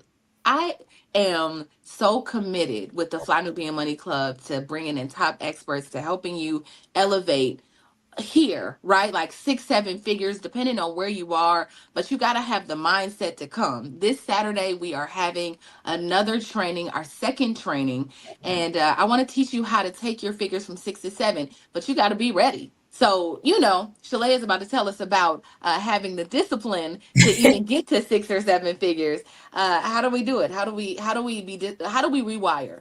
Yes, rewiring and reprogramming is so important because mindset is everything. And all of the battles that we fight on a daily basis is in our mind. Every single thing. Like there are physical obstacles, but every single thing that we fight, it begins in the mind. So one of my favorite quotes, and I'll say the quote first. So one of my favorite quotes is from Bob Proctor. It is what it is, accept it. Harvest the good, forget the rest. I literally, 2024 was a great year and I've had some challenges too. And when those challenges came up, and just like Joe was saying, the repetitiveness, literally drilling it into your mind, because you'll have good days and then you'll have bad days where this stuff comes to attack you. You'll have good days where you feel like you have forgotten it and you're over it and you're moving forward. And then that next day, you're like, wait a minute, why is this thing up on me as potent as it is right now? And it's infiltrating everything and it's affecting me in my daily, life and what I'm trying to get accomplished. So definitely that quote, as soon as I feel it coming up on me, it is what it is. Accept it. I can't change it. I can't go back to the past and change it. It is what it is. Accept it. I'm going to harvest the good. I'm going to look for something in that is good and that's going to serve me on my highest good. And it always is, because it's a lesson. There's always something in there, even in bad situations that happen to us. It's usually because God is sending us a lesson, or the universe is sending us a lesson that we actually need to learn. So harvest the good. The good can be rejection. Rejection is redirection. So harvest the good, forget the rest, and just drilling that in. And also the truth piece that Joe was talking about. Got to be 100% honest with yourself about what it is that you're struggling with and what your part in it was, and forgiving that. Giving yourself the grace enough to forgive that, because I feel like part of us holding on to things is that we haven't forgiven ourselves for having that experience. And I think it's so important for us to forgive ourselves for having our experience, because every single situation that we're in, if we are a person who's striving to do and has the intention to do the best that we can, every situation that we're in, we're only doing the best we can at that time with the information that we have at that time. That's right. So allowing ourselves that grace to be able to say, you know what? That was before I knew this. That was before this was revealed. I forgive myself for that, and giving myself that grace to do that. And then making the choice. Definitely, I'm telling you, like 2024, there have been times I'm like, no, I choose not to feel that way anymore. And literally that day, even if it comes back on me the next day, that day I can feel it like literally like melting off of me. That worry, that anxiety, whatever it is. When I do my prayer to God and I say, you know what? Right now in this moment, I'm making the choice not to feel this way about this anymore. It is what it is. Harvest the good, forget the rest. And I go on with my day. That's something that I have definitely been putting in practice this past year. It's something that I have been imparting on my 7-year-old daughter, who is in this space where she's really emotional and sensitive about things. And I started telling her, this is how I started practicing it. I started telling her, no, you have a choice. You can choose a different emotion right now. And I'm like, wait a minute. If I'm telling my 7-year-old this, I need to be able to do this too. So I'm like, I choose a different emotion right now. I choose not to hold on to it, and I choose not to bring that into tomorrow. Now, if it shows up, I deal with it and I do it again, repetitive. All right. I'll take that. You guys, the hour is up. The hour, we have talked about a little bit of everything, and it has been so It's been so nutritional in the best ways for my spirit. I'm even inspired to get off and go, even more inspired than I was when I woke up this morning. So for that, I thank you. So I'm just going to take us into our final thoughts. Tell the people, of course, where they can find you, but also if you could give them one word that could take them through the year, what would that be? I'll start with you, Joe. You is the one word that I would get. You start with yourself. I'm personally listening to Dr. Felice, and she's right. I've gotten away from a good morning mindfulness routine, and that's my bad. You got to start with yourself. I got to take care of myself so that I can take care of the things that I need to take care of, and I'm advising everybody to do the same thing. Whatever it is that you got to deal with, put the rest of this stuff on the back burner and take care of yourself, because you will be exponentially more productive if you are whole, healthy, and well. And I'm just leave it at that. And you can find me Joe Corley on all platforms. And again, if you're looking to start that journey, spark that journey, real you, the letter U, consulting.com. Take an appointment, set up a consult, and we can talk about how to get that going. Perfect. I love that. Felice, what do you got for me? Where can they find you, and what's that piece of what can we take with us? So I'm going to say for 2025, because I believe that 2025 is going to be, I'm not going to say it's not going to be filled with challenges, but I think that it's going to be a good year, a really good year for people. If you believe, you got to make sure you stay in belief mode. Believe what God put on the inside of you. Believe that you have the tools to get back up in case something or life does happen. Believe that your gifts and talents will make room for you. Believe that if you write the vision and make it plain, it's done and you'll become it. Believe that you can do this thing. You can do it if you just believe. And you got to fight the good fight of faith. You got to do what Joe was saying. You got to do what Shayla was saying. Be repetitive. When those negative thoughts come, challenge them. Get them out the way. Stay in your present and keep believing. You can do this. And you can find me. I'm the Be Big Coach. I am Felice Hightower Britt on Facebook. I'm the Be Big Coach on Facebook, Instagram, and I think I'm on TikTok too. And you can go to my website, thebebigcoach.com. And Happy New Year, everybody. Yes. Shalay.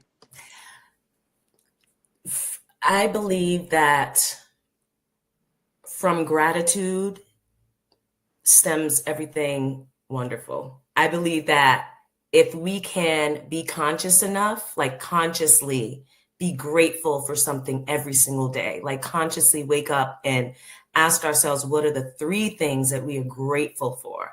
I believe that once you get into that energy flow, then it's a springboard for the other things that you want to manifest. So I do believe that gratitude is one of the most important practices that you can do. I've been practicing it myself. It is definitely every time I'm in a tough spot, it helps me get out of it. What I'm not focusing on what is so tough or challenging about this. That is going to be, it is what it is. What am I grateful for? And it just allows you to shift your mindset and shift your energy, which is the most important thing. But your energy is going to follow your mindset. So again, all of our battles are fought and won in our mind, and just shifting that energy away from negativity and being conscious of the truth.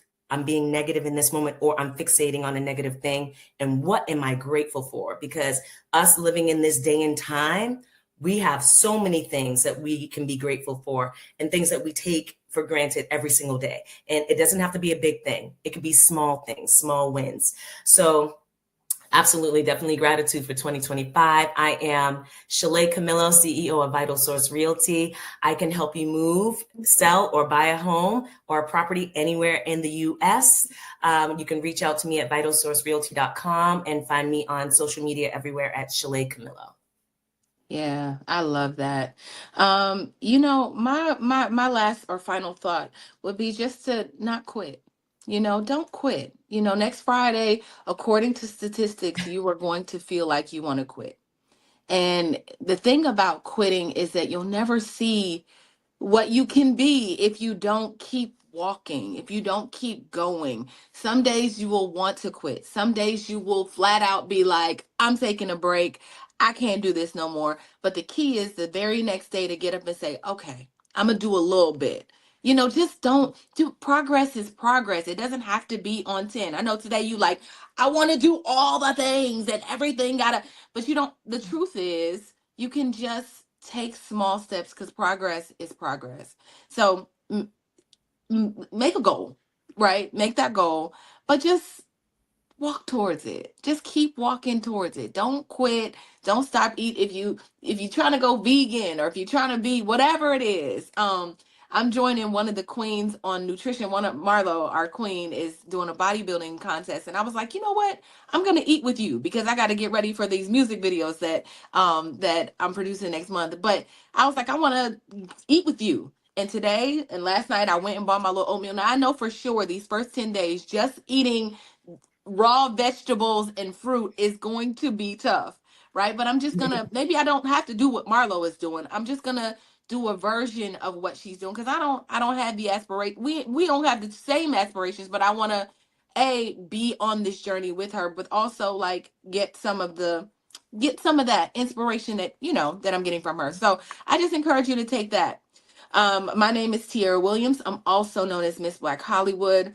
I help creatives. I help entrepreneurs. I take all of this experience that I learned in Hollywood and I help people in their business take their business to the next level. I am also the creator of the Fly Nubian Money Club. Listen, this Saturday we have our second training. Like I said already, Constance Carter is coming. And if you know Constance Carter, you know she is coming with all the jewels, all the noise, all the realness, and just going to really help us take it to the next level. And it is my promise, again, to help you take it to the next level financially, but you have to take it to the next level with your mindset. So that is all I have for you today. Kings and queens, thank you so much for joining me today. And everyone watching, like we said, we know that you could be a million other places, but you're here with us just trying to get your mind right and trying to get your money right. So we appreciate that. We will be here tomorrow. Same time, same place, trying to figure it out and just trying to change the world, y'all. We're trying to change the world around here. So we'll see you tomorrow. We love you. Happy New Year. And see you tomorrow.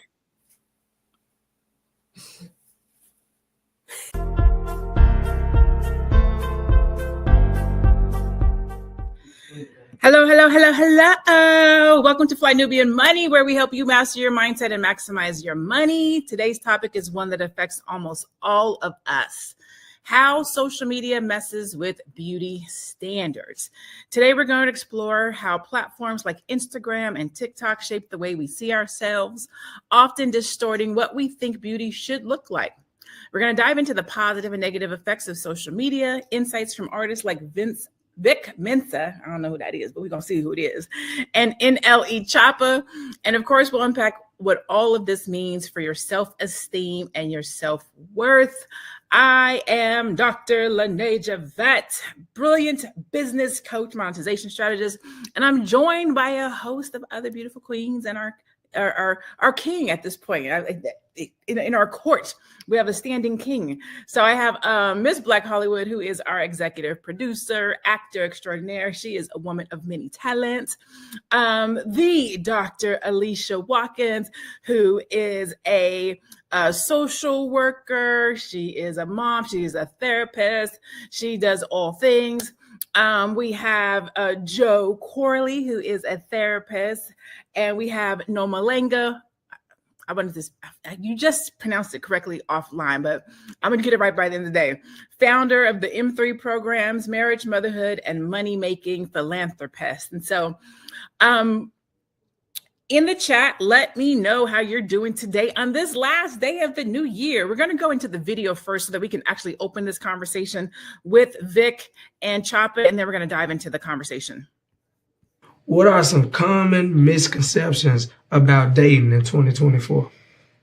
I feel like people haven't changed, you know what I'm saying? Like men and women, you know what I mean? We interact the same, but I do think that social media has like changed how we see each other. Maybe like people got a lot of misconceptions about themselves, like standards of beauty, I think are a common misconception in 2024. That like a woman has to be, you know, this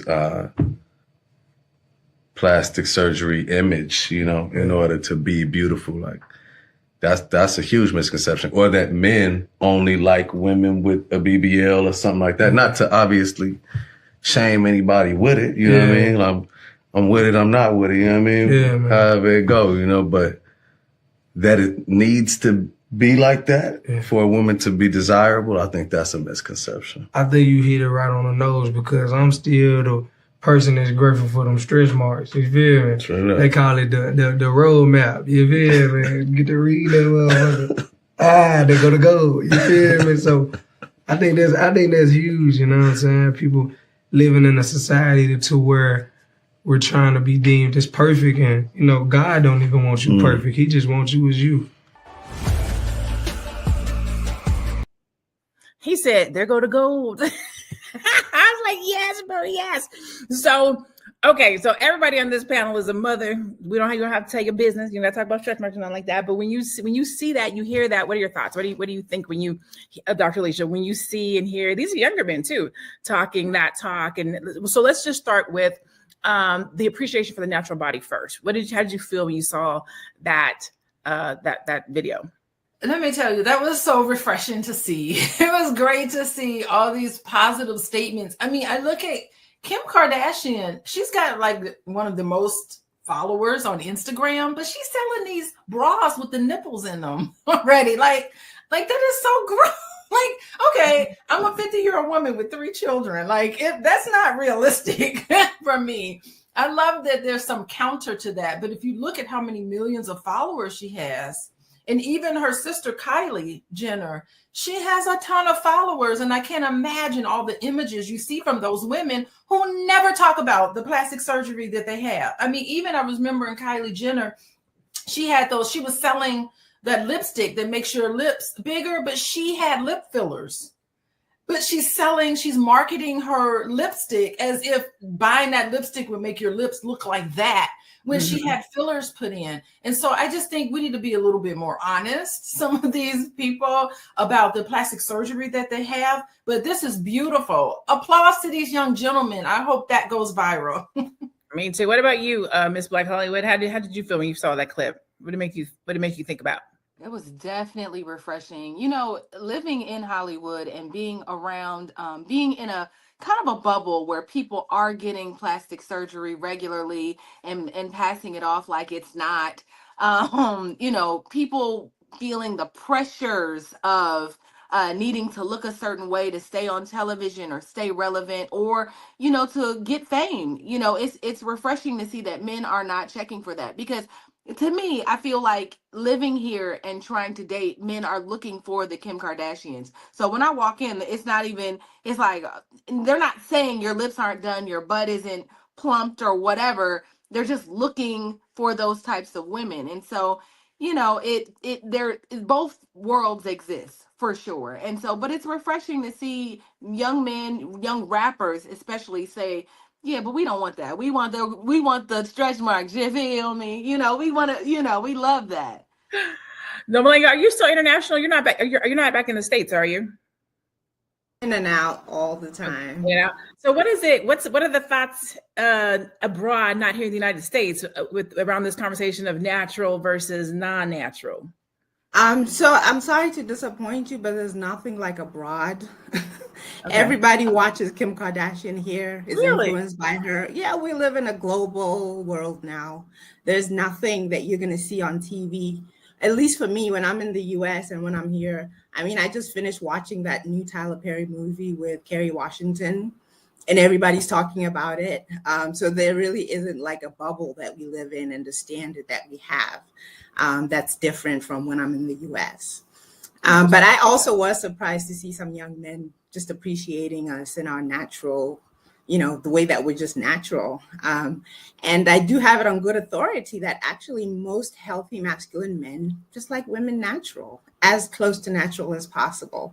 Everything that we do to ourselves, I think we do just for ourselves. But if you're talking about being attractive to men, I've never met a man who said, I'd like her to have a BB. He might say, I want her to have a big butt, but he wants it to be natural, not artificial, or whatever it is. It's not about doing something fake. That hasn't been my experience.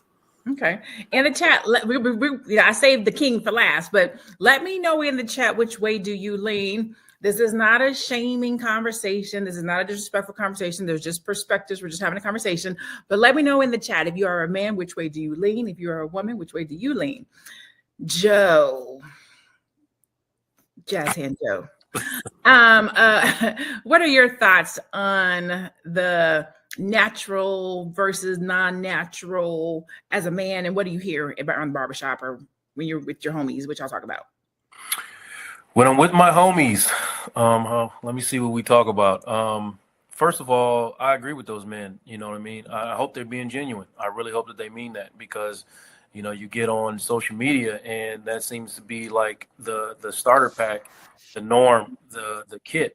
You know, starts. You know, they all have the BBLs and the breast jobs and the baby hairs and the eyelashes and then I, you know, as a teacher, you know, I started to see that. You know, well, not the BBLs, but all the rest of that stuff being implemented with the young girls. Like, it's, you know, it's a generational thing, and now they're all out there. And I'm just wondering to myself, like, who told y'all that was attractive? Like those super long eyelashes and, you know, them eagle wings or whatever who told y'all that was attractive? Because it's not. But you know, yeah, natural bodies for sure. That I mean, as natural as possible. But also you want a woman to be comfortable with who she is. Like, that lack of confidence can be a super huge turnoff.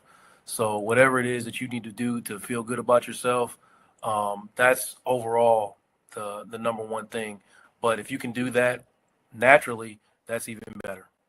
So Joe brought up a great point, right? So there's social media, and you're seeing that the majority of the women on social media these days have the big butts and they have the big breasts and they have the contacts and the eyelashes and the hair.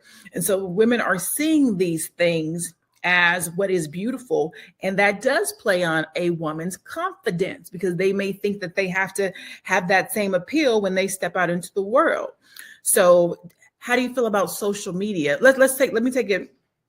Is social media the thing that is impacting a woman's view on beauty based on what she may think it is, and that's impacting her confidence? Or does she already lack confidence and now she's seeing this thing? I'm going to give this to Dr. Alicia.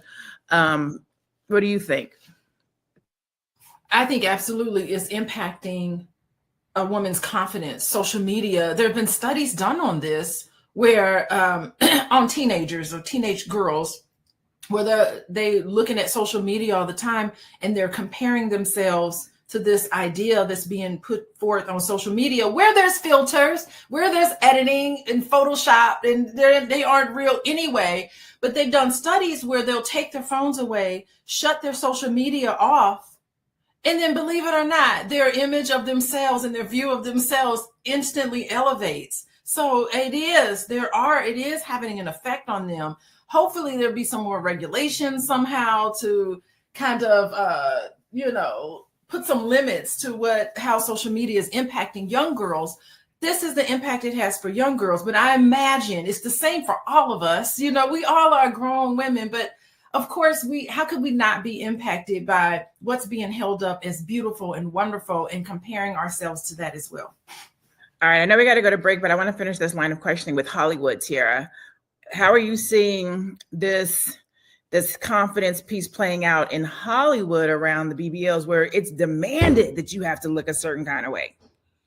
I don't think it's a demand. I think, like Dr. Alicia said, women are taking their cues from one another. So somebody said, whether it's Kim Kardashian, people looking around, I think they're getting around in these circles with these women, and they're looking at them saying, like, this is what is esteemed as beautiful. Like, people look at Kim Kardashian. If you notice, like, and I'm not gonna say certain people, but I notice like people that tend to be around the Kardashians, they look to them as the standard. And then you have these Black girls that hang around them regularly who are starting to kind of like, they already naturally had it, like, but for some odd reason it's like, well, this is what's deemed as beautiful, this is what society is saying. So I just say, I know that women are doing, a lot of our favorite actresses are definitely going and having afternoon facelifts. They're doing all these things, and you guys on the other side are saying, man, they're so beautiful, Black don't crack. It's like, no, Dr. Truesdale is doing his job,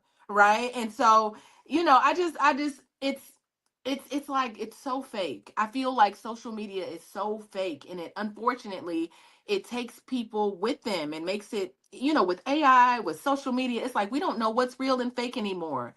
So I was saying this yesterday on the show, that I really strive to just try to live in authenticity. You know what I mean? I try, like, even looking around, I'm like, do I need to put some fillers in my, I don't know. I mean, I don't need to, but I'm saying, like, I could see how you could look and be like, dang, I guess, I want but I'm not going to do it. You don't need it. You beautiful. Black don't crack. I mean, I'm not going to do it, but I'm saying you do. I could see how you would look and be like, well, I mean, she looks beautiful. Whatever that is. It, Tierra. You're fine where you are. You look good, girl. You look good. All right, we're going to go to commercial. We'll be right back. Hey, if you're just tuning in, you are watching Fly Nubian Money, where we help you master your mindset and maximize your money. I am Tierra Williams. I'm also known as Miss Black Hollywood, and I am the proud producer of this show. So I hope that every day when you join us, you leave a little smarter than you came, because that's the point. Otherwise, why are you watching? So if you want to receive notices for when we go live, Fly Nubian Money goes live every single day. That's Monday through Friday at 1 p.m. to 2 p.m. Eastern Standard Time. So if you don't know, now you know. All you have to do is text the word Queens, that's Queens, that's Queens, to 87948. That's 87948. That's Queens to 87948. Yes? If you want. Again, just in case you didn't get it, it's 87948. Text the word Queens to 87948. So you can get notifications when we are here and we are live. You can join us. So, would you ever get any work done? We'll start with you, Joe. I don't know what kind of work men get. Listen, men is getting work done. I seen a man with a BBL the other day. Yes. Lord, I was like, stay, it ain't so. Or getting hair. I know men get hair implants. Men is getting hair God. weaves. Men is getting hair weaves right now. Like, they slapping it on. You don't got to be bald no more if you're a man. Yes. I seen a man in Atlanta with a BBL. I saw tons of them, actually. And it's okay if you do. It's okay. Yeah, No shame. We're just having a conversation. We're just having a conversation. Y'all crazy. Listen, man. If I miss having waves, I miss those days. You know what I mean? If I could somehow get those back, I might be tempted to do it. Or you might mess around and see me come out in some braids. I might have some cornrows next week if I could get it done. There's a lot of them doing it. Yeah, there's a lot of men, a lot of masculine men are getting the braids or the locks or the updos, the man buns. There's a lot of them that's doing that. In all seriousness, men have insecurities too, and I'm sure if there was some surgeries that could be performed, a lot of men would undergo those. You know what I mean? Especially those men who have size insecurities. With a southern regions. They junk. They can go as quickly as y'all fly down to get them BBLs, they get them BDLs. Hey, but me personally, I'm good. I'm not gonna do none of that. But I know some men have insecurities too, and if they could probably do some of those things, they would do them. Okay. form either. What about you, Dr. Alicia? Would you get anything done? And by anything, it could be anything. It could be Botox. It could be anything. Let me tell you, even my daughter was like, girl, you need some Botox. That's what my daughter's telling me. I need some Botox. I'd like to grow old gracefully. But if I did get some work done, I'm not going to hide it. I'm going to own up to it. I'm not going to be ashamed of it. I haven't gotten any yet, I will say. But if I ever felt like I needed to, it wouldn't be anything that I would be ashamed of. And I think that's the thing, you know, don't do it where you think that, oh, there's something wrong with me, inherently wrong with me, and I must fix it. Some people just get hyper focused on this one thing. And it's weird because I'm looking at pictures of myself from like maybe 20 years ago. And I'm like, dang, I thought I was fat back then. It was like before I had children, I thought I was fat, you know, and I wasn't. I just remember back then thinking, oh, if I could just lose 10 more pounds. But now looking at those pictures, I'm like, I wish I could, shoot, I remember that. This is all before I had children. So it's not even realistic to see yourself in this way. I'm just going to grow old and just own whatever comes my way. I will say genetically, you know, some people in my family, they don't tend to really get very wrinkly, but I'm going to embrace it if it happens. I've got wrinkles, but very wrinkly, you know, I'm just going to embrace it. That's what I'm going to tell myself. Okay. What about you, Ms. Black Holly? What's on your agenda for maintenance? Upkeep? You know, I'm not above a little, you know, I mean, I'm not above it if I feel like I want to do it maybe in 20 or 30 years or whatever, if the Lord still has me on this earth. But I do have an issue with grandmas wanting to be their grandchildren. I feel like there's something about, like you said, Dr. Alicia, getting older and kind of earning it. Like aging is a privilege and nobody wants to be old anymore. I see grandmas twerking online. They getting all the way pushed and snatched back. It's like, who's the women with the wisdom around here? You know what I mean? So I'm just going, I'm not trying, because even now I think you start to notice like, okay, there's some things like that ain't the same since I turned 20, but I'm kind of okay with it. Now I'm cool with it. I'm like, I like that. That give me a little, you know, now these gray hairs. No, I got the Beijing on deck. We ain't ready yet. I got the Beijing on deck. Every morning I'll be like, ooh, let's just put this there. Oh but my God. The grandma's the baby. I love that. Other than that, we good. So I haven't had like work done. I've done a couple of things though. I've had a breast reduction. So I had something taken off, nothing added, but that was for myself. And then I've had, I don't even know how to explain it. So it's not artificial, nothing artificial. I haven't done anything artificial. I don't even know what this thing is called, but it's like to plump your butt. They put this little suction thing on them and it like does like this and it does muscles in it. But that's all I've done so far. Nothing too crazy, just a little thing. And I just don't, I don't know. I don't think I can't see myself doing anything. I'm scary.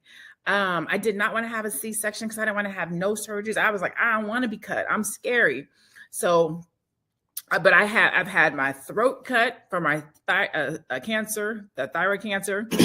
Had a hysterectomy. I've had LASIK, I've had my eyes cut. I'm straight. I feel like I'm good. I don't need nothing else. If it's not mandatory, I'm straight. So I just go to the gym. Like I want a BBL. I want it. But it's ugly. Well, I want J-Lo's though. Okay. That natural. Here's the thing about BBLs. I'm not mad at you for getting one. I just don't want to know it. I want to be able to like, damn, ooh, that's a good work. I can't even tell. It's the ones where it be sitting like up on their back, or they put it on their hips. Like, I don't want you walking around looking like the Elephant Man. I want you to look nice. If you're gonna get it done, do it in a way where, you know what I'm saying, it's nice and complimenting. And I want to be curious, like, damn, that's good work. That's the piece. I don't understand how sometimes somebody does something to make themselves look better, but then they overdo it. That's the piece that I think that's when I can tell somebody's confidence. The ones who get it done, a little bit here and there. Their wedding day, they're doing something, accent, just a little bit of something natural. Boom, I get it. They move on about their business. They go to the gym. They keep it. The ones who get it done and they just overdo. I think that those are the ones where I'm like, okay, I see your confidence. I see your confidence stick hanging out. I think we got to go to a commercial. Okay. Let me know if we need to go to commercial. 2 minutes to commercial. Okay. So, so Joe, you weren't dating back, or you were not on the scene when BBLs and just, I won't say the standard of beauty. I will more so say all the different things that a woman feels makes her beautiful. Because it's not just BBLs. It's the weave. It's the baby hair. It's the eyelashes. It's all of those things. As a man, and I've heard this in a joke before, as a man, have you ever turned a woman away due to any of those things? I have never away, but for any of those things, but I've never seen any of those things on a woman that I was attracted to. You know what I mean? Like, I don't like the ego. I don't like none of that stuff. You know what I mean? That's just me. I mean, if you've got somebody that, you know, that loves it, then you go ahead and go that way. But I never looked at it like, man, I wish my wife had the BBL or the eagle wings or any of those things. Like, I'm definitely still very much attracted to the woman, the way she's constructed already. When I say the woman, I mean my woman, the way that she's built and constructed already. I'm still very much attracted to that, and I don't need any of those extras. You know, that it just don't look. I just don't like it. I'm trying to say it without like being insulted to the women who got it because they feel like they need it, but I just don't like it, and I feel sad. Like, I look at Lil' Kim, and I'm like, Lil' Kim was super beautiful before she did anything to herself. Now I can't even look at her now. You know what I mean? Like, she was beautiful, and she did all that stuff to her body and her face, and she's just unattractive now. She's just like an old lady trying to keep up. You know, so that's what I equated to. Vivica's another one. That chick, I just seen her the other day. She was. I watched that movie. Two Could Play the Game. I think it was. She was in it. Or I saw that movie, and then I saw the one when she's with her and Gabrielle. She's like, okay, that she was. It just look crazy to me. Yeah, but all right, we're gonna go to commercial. Then we're gonna come back and we're gonna go to a video where we're talking about the standard of beauty for Black women specifically. So let's do commercial, and then we'll come back and watch that video. You want to grow your money and not blow your money, as Constance says, check us out at flynubianmoney.com. There's all kinds of resources, programs, videos, resources. In 2024, there's no reason to be broke when there's information all around us. So get your money right. flynubianmoney.com. So get your money right. flynubianmoney.com. I feel like Joe should just be like this when we come back from the break. So he'd be ready to come on. Come on. There we go. Yeah. Y'all see I got fans that match whatever I'm wearing. This is how you know when you anyways. Let's go to the video. Let's go to the video with the Black ladies talking about the standard of Black women specifically. And have you noticed, the standard for Black women to be well kept is higher for any other type of woman? Oh my God. It's like to be deemed as a good looking Black woman, you have to be 10 out of 10, 7 days a week, 24/7. And we are not given the grace, not that we need to be given it, but we don't have a relaxed, casual look where we're still rated 10 out of 10. No, you have to be looking red carpet ready all the time. And that's because a lot of people treat Black women as something that you have to be in awe with. Yeah. Man, I have this conversation all the time as a Black woman. We hair got to be laced. You don't listen like not nothing. You don't see a strand of hair because it is laid down. The edges is tight. We don't like hair out. A messy bun. Get out of here. We got like why is that? Why do you think that is, Dr. Alicia? What happened to us that made us feel like we have to be on point at all times? You know, I see this a lot with a lot of Black women, and it's funny. In my neighborhood, I live in a predominantly white neighborhood. Nobody cares. Everybody wear their messy bun. No one really cares. But I do see some women who I know in my neighborhood who bring that forward, into this space, and it's just like no one really cares. I wear my messy bun. I feel like no one treats me any different. So I do notice that there is this kind of pressure. Like there's some friends of mine that has to have their nails done all the time. Like they can't even leave the house unless they have their nails done. And I'm just looking at them like nobody cares. No one really cares. You can wear, they're rich white people be having on flip-flops, jogging pants, raggedy shirt, messy bun, and they got a ton of money and they don't have to wear their money. So, I mean, it is sort of these messages that you get growing up. I get it. I totally understand. It's like, don't leave the house without your hair looking a certain way. It's these pressures that our grandmamas, I love you, Tiara. The grandma's the baby. The grandma's the baby. To look a certain way, you have to present yourself in a certain way. I love that, actually. I think put your best foot forward is always wonderful. And but I think it's important to like pay attention to that, your surroundings. Like it's not like that. However, my brother went to Howard University back in the 90s, and he talked about how women couldn't go to class without having their little mink and their little fur. So it's environmental sometimes that you have to show your money like that. It's a quite interesting dynamic. And it's tough when I see my children weave in and out of these spaces and how they adjust and see themselves. I spent 5 months in Guyana, and I've never seen all the kids, all of us felt good about ourselves because everybody looked like us. We were the standard of beauty, but then we got plucked back from that and plucked into this other way of being. And it's just interesting. There's no solution to it. All you can do is notice it and talk about it with your family members. Say, have you noticed how you feel about yourself? When we lived in the all black country, we were the white. We didn't see white. I did not see one white person for 5 months unless I wanted to. I had to seek them out. What was that like for you all? So I'm just trying to have a process where you can just sit and talk about and reflect on your behavior. And then like, where is this coming from? Like question yourself, have some self-awareness and insight. All right, that's it for me. I love it. What about you, Nomalinga? Can you hear me? Can you talk back to me? I can't. You might be on mute. I can't hear you right now. Yeah, I can hear you. There you go. Good job.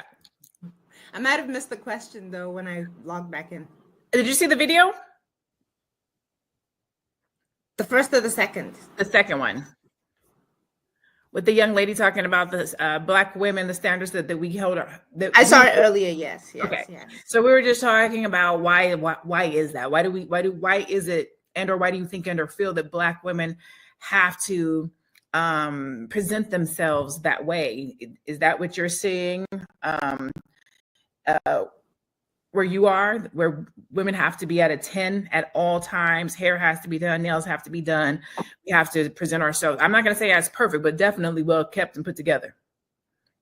So a 10 is kind of like what is natural. And I feel like when people do something to themselves, they're trying to look like how we look when we are natural, like the full lips, people tan, put on extra butt. All of that is how we actually look.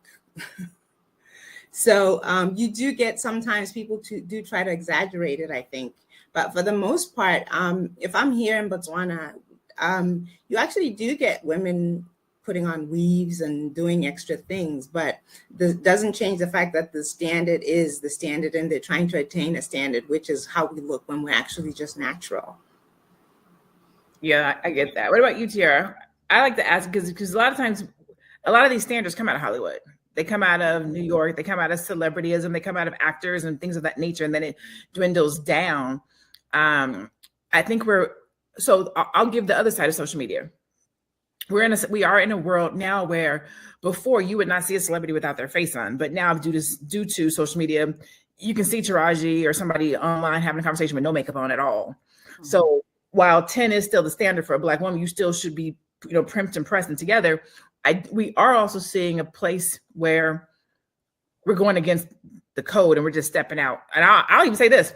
I have noticed when I'm less put together, like if I don't have no makeup on, if I'm just, my videos, my engagement do way better on my social posts than when I'm completely put together. What are you seeing? What do you think about that? You know what's interesting is that even applies to like production, right? I'm a production girl. I've worked for probably all the studios at some point in time doing something, but working in production. And when I remember trying to create content for the web, and I'm just using this as an example, but I was like, it just has to be the best and it has to be perfect and it has to, I can't just be in the living room just chilling. But what I noticed is that there is a space on the internet, like you said, where people just they just like things to be taken down. Everything doesn't have to be produced and processed.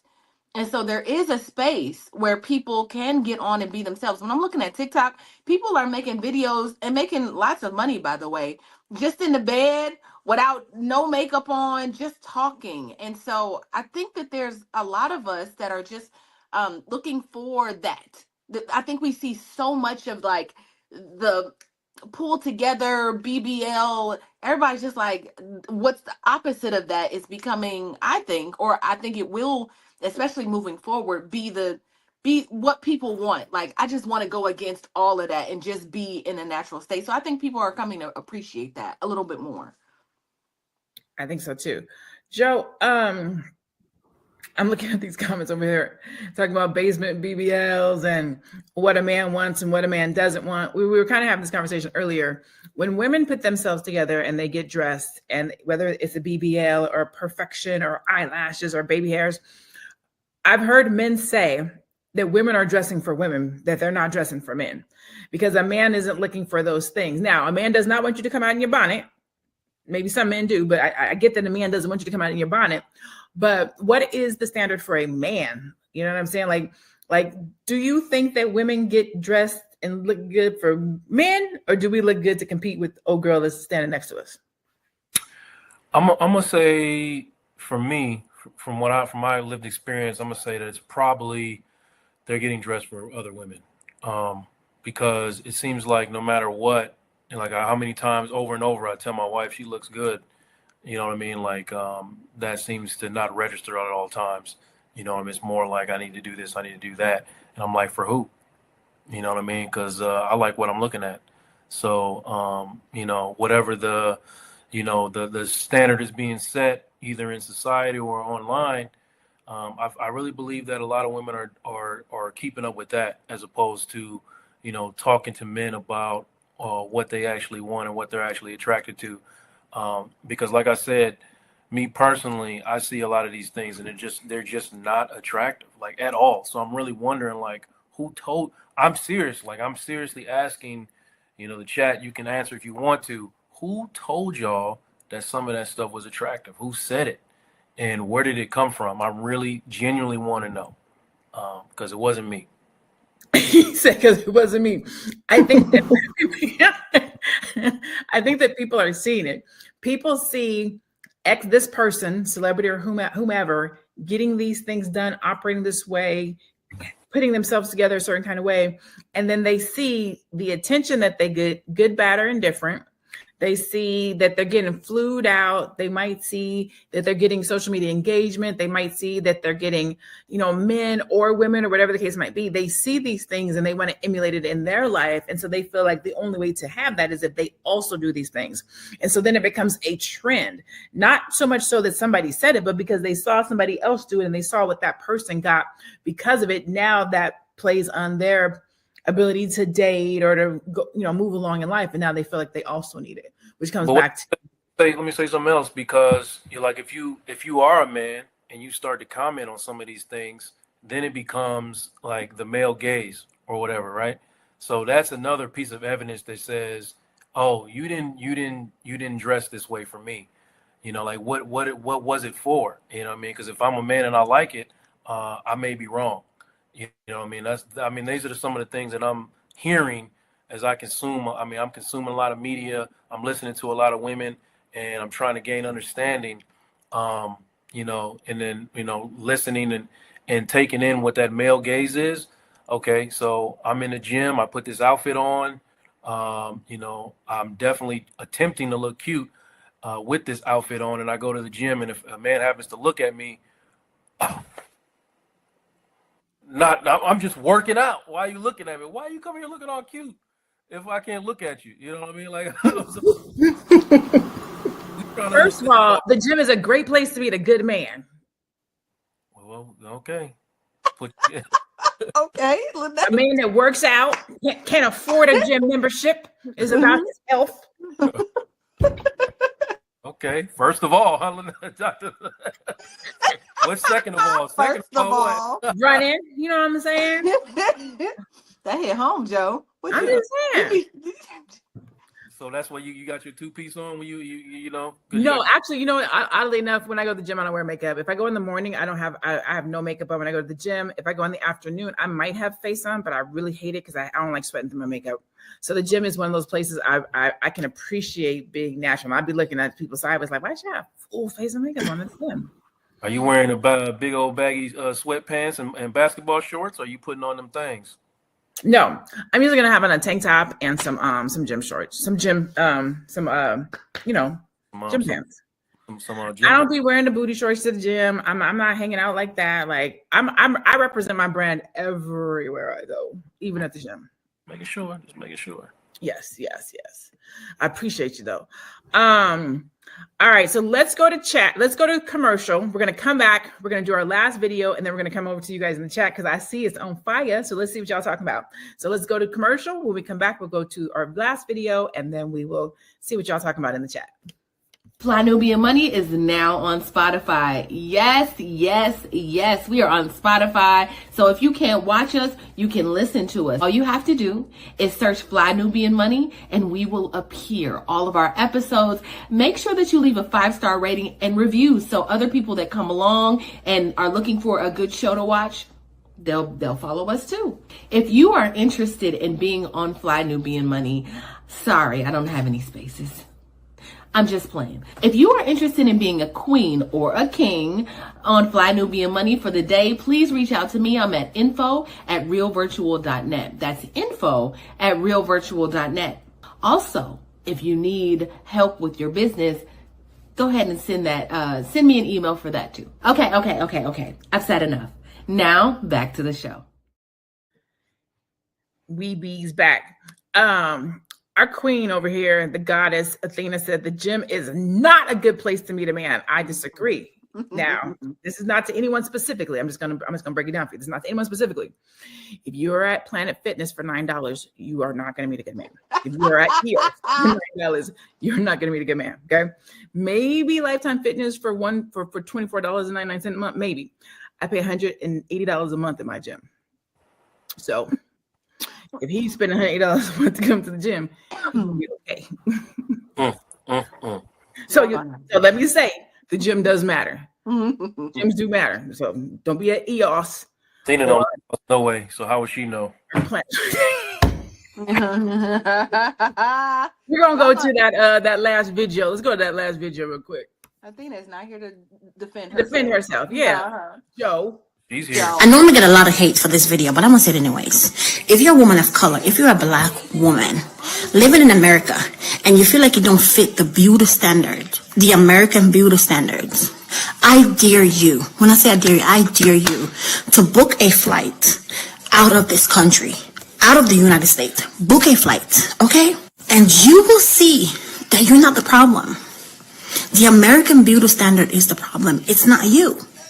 Because when I went to Mexico with my curly big hair, the amount of people who stopped me and asked me to take a picture, the amount of people who asked me, a black woman with big curly hair walking down the street, enjoying the sightseeing, got stopped multiple times asking for pictures. People were so amazed to see a black woman with big curly hair, especially white folks. I'm not kidding you. The amount of love that I received from them. Okay? The amount of love. So you're not the problem. It's the American beauty standard is the problem. So I dare you, book a flight out of the United States. And then when you come back, you're going to see how the level of confidence changed in your whole entire life. Because this whole time you've been blaming yourself, thinking that you don't fit the American beauty standards, but it's not you. It's the standard of America. Book the flight, sis. Please book the flight, and you will see. All right, let me go get my credit card so I can book this flight. I'm right with you. Let me get my No, wallet Malika, out. tell us, is that true? Is it better other places for Black women? Should we be booking flights to go someplace else to get? Absolutely. Absolutely. Tell me what's the difference. Like, what? Why? How? So I'm about the foundation of how you grow up or where you grow up. If you grew up looking at people who look like you, then there really isn't the problem of trying to look like somebody else, especially if you're the majority.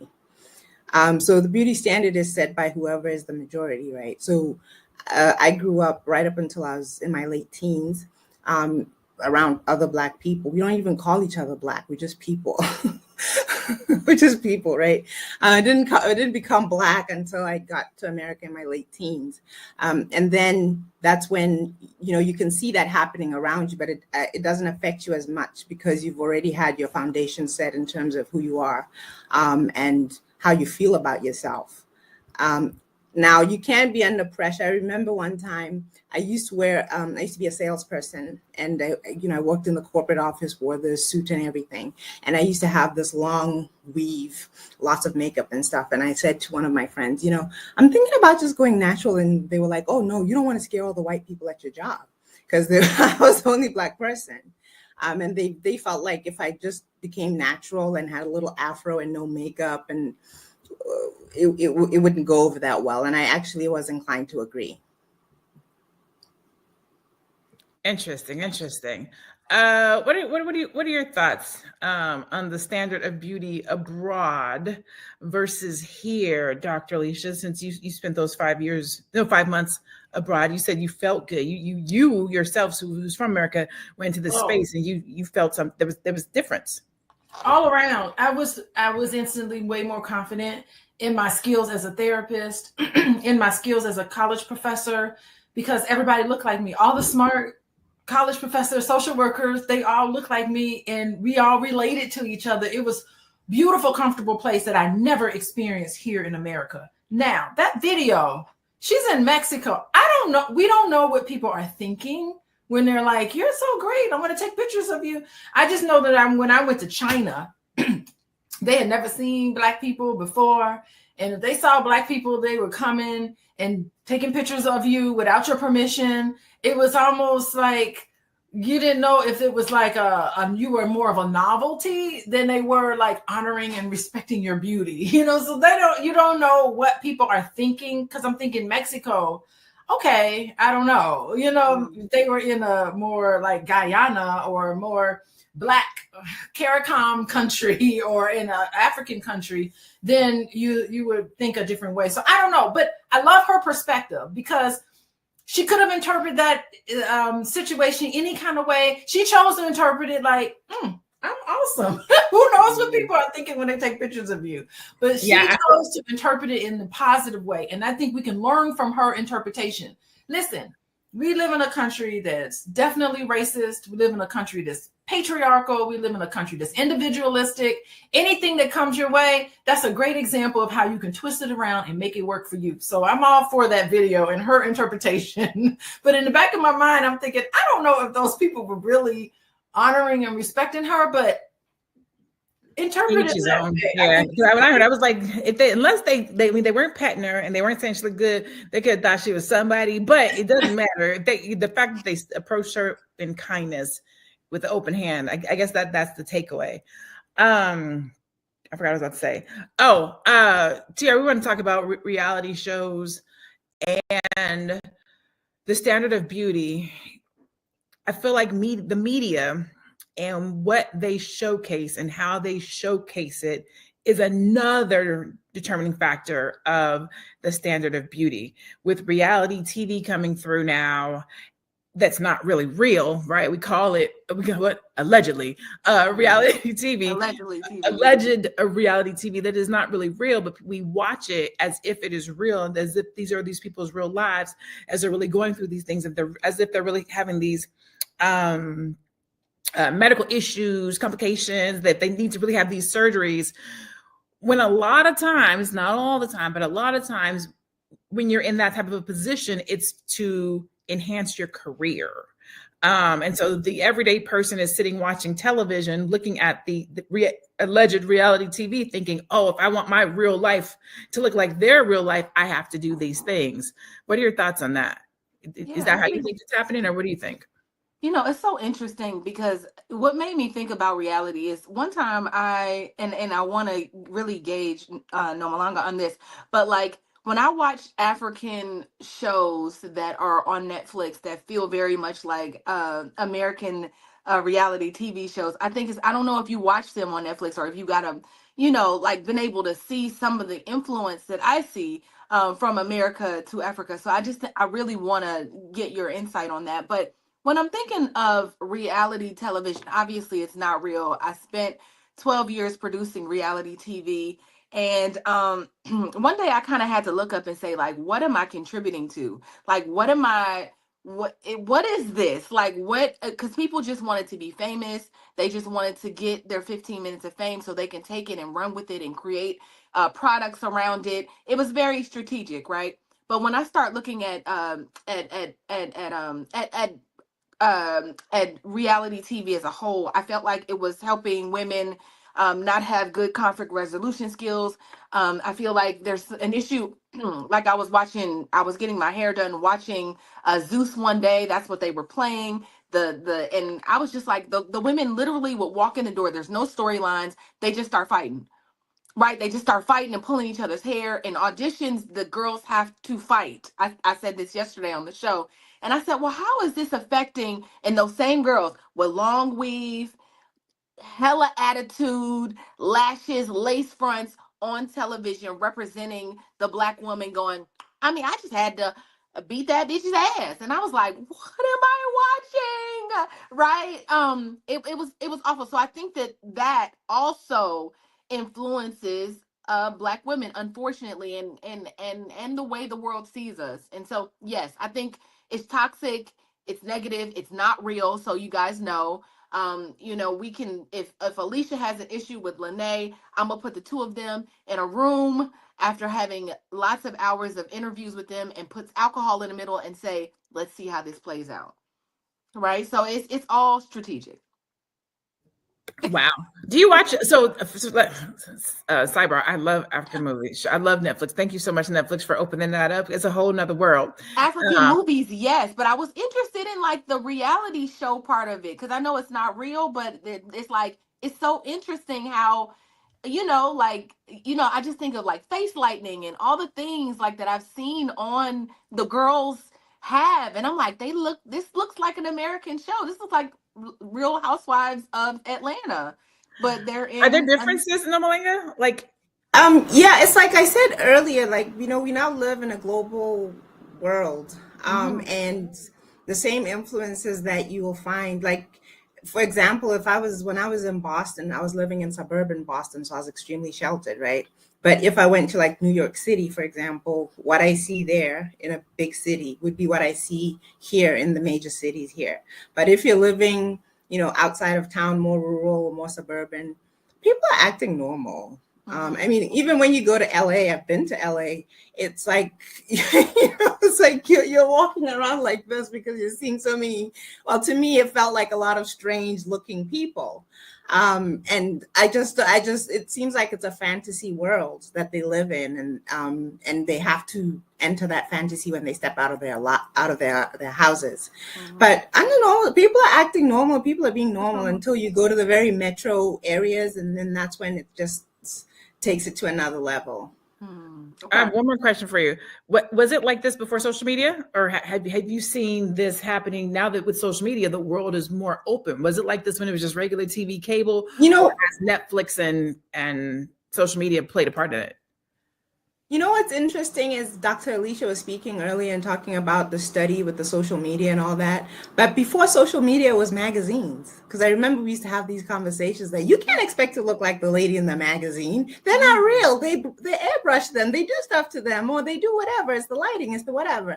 So there's always some fantasy that they're selling, whether it's on social media. And if you're born in the 70s like me, you do remember a time where social media wasn't there, but there were still these fantasy looks that we knew weren't real or were not the expectation was too high for an ordinary woman.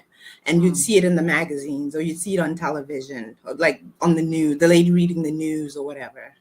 Okay, I forget. Look. I'm like, I forget about that. We did used to have. good. There was magazines back in the day. Mhm. Okay, let's go to our last commercial break, and we're gonna come back and we'll get our final thoughts. Yeah. Hey, what's up? It's your girl, Constance Carter. Where am I? I am on a yacht in the Baltimore Harbor, and I am doing my 7-figure strategic planning solo, baby. I plan on having a 7-figure year. I partnered with the Fly Nubian Money, and we are putting together a training that's going to help you to put together your 6- and 7-figure ecosystem. Yes, there are things that you need to do, strategies you need to put in place so that you can implement and have a 6 to 7-figure year if you don't already have one. If you got a 6-figure year, let's go ahead and get you a 7-figure one. If you got a 5-figure year, let's get you a 6-figure. Let's get you there. Join me, the Fly Nubian Money Club, and let's grow your money in 2025.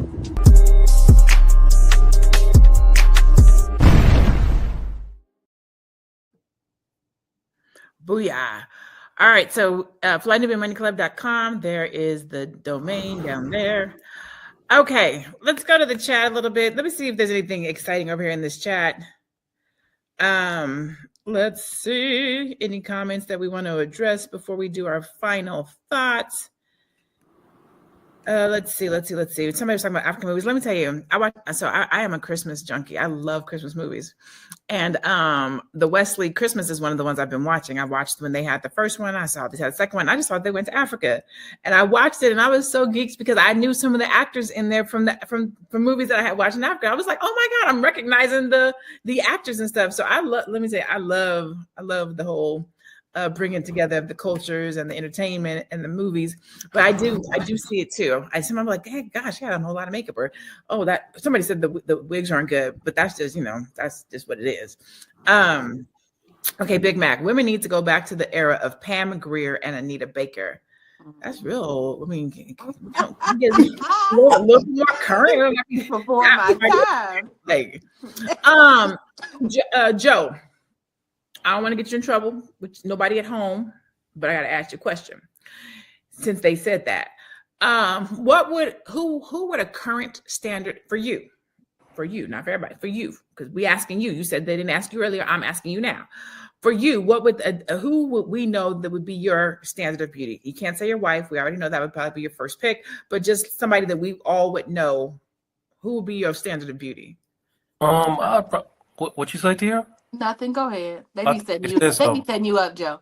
Oh yeah, they throw me on it all the time. But no, they be setting you up, brother. Go ahead. I would probably say, if I had to get off the top of my head, I'd probably say Nia Long. Okay. But she don't have so you can see her freckles and stuff. I mean, you can see that. I mean, most of it is natural. I hope it's natural. I don't know if it's not, then don't tell me. But I told you, remember I said that. I want to be curious. I'm okay with you get something done, but make me curious. Like I can't tell. I like Nia Long. Okay, that's more current too. I'll rock with Nia Long. You said Pam Grier, Anita Baker. Nia Long it is.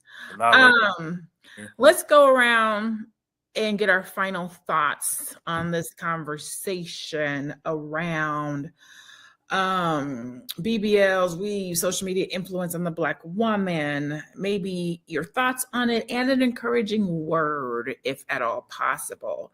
Dr. Allyship, we're going to start with you, and then we will go around the room.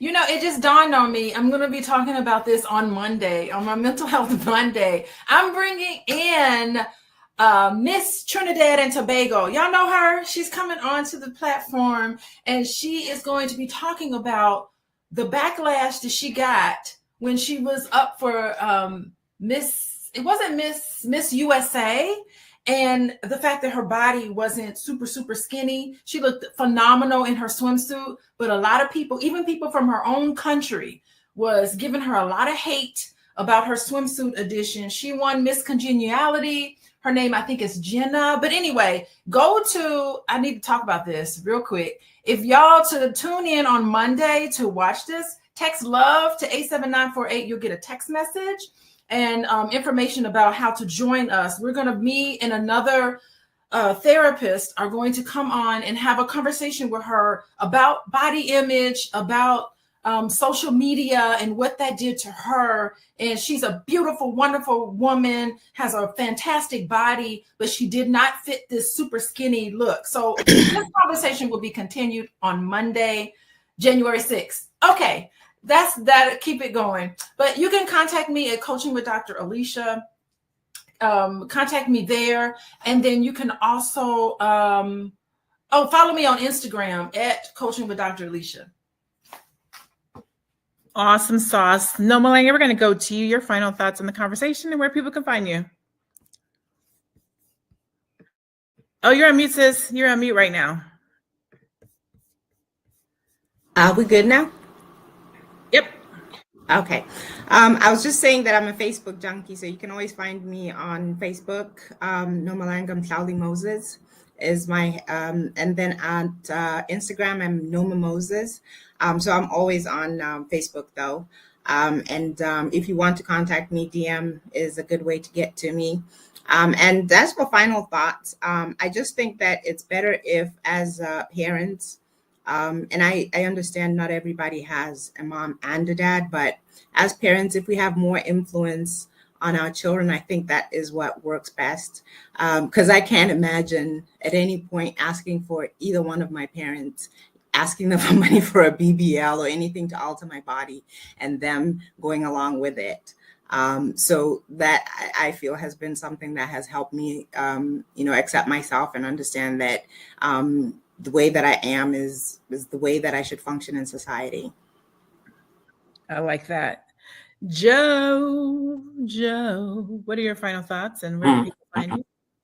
I'm gonna just say this: if you are making decisions to impact your appearance, your outward appearance, based on external validation, you are chasing happiness. And the problem with that is that happiness is temporary and will not be lasting. So you will always have to make decisions and changes based on, trying to receive external validation. And that's just not the way. What you're looking for is eternal validation. You want to do something that makes you feel good about you all the time, not just some of the time or with the confirmation of somebody else's opinion. And to do that, you really need to dig deep and figure out what it is that gives you joy on a consistent basis. And you won't need anybody to tell you anything about you. Now, we're talking about, touching up things that are like long-standing insecurities.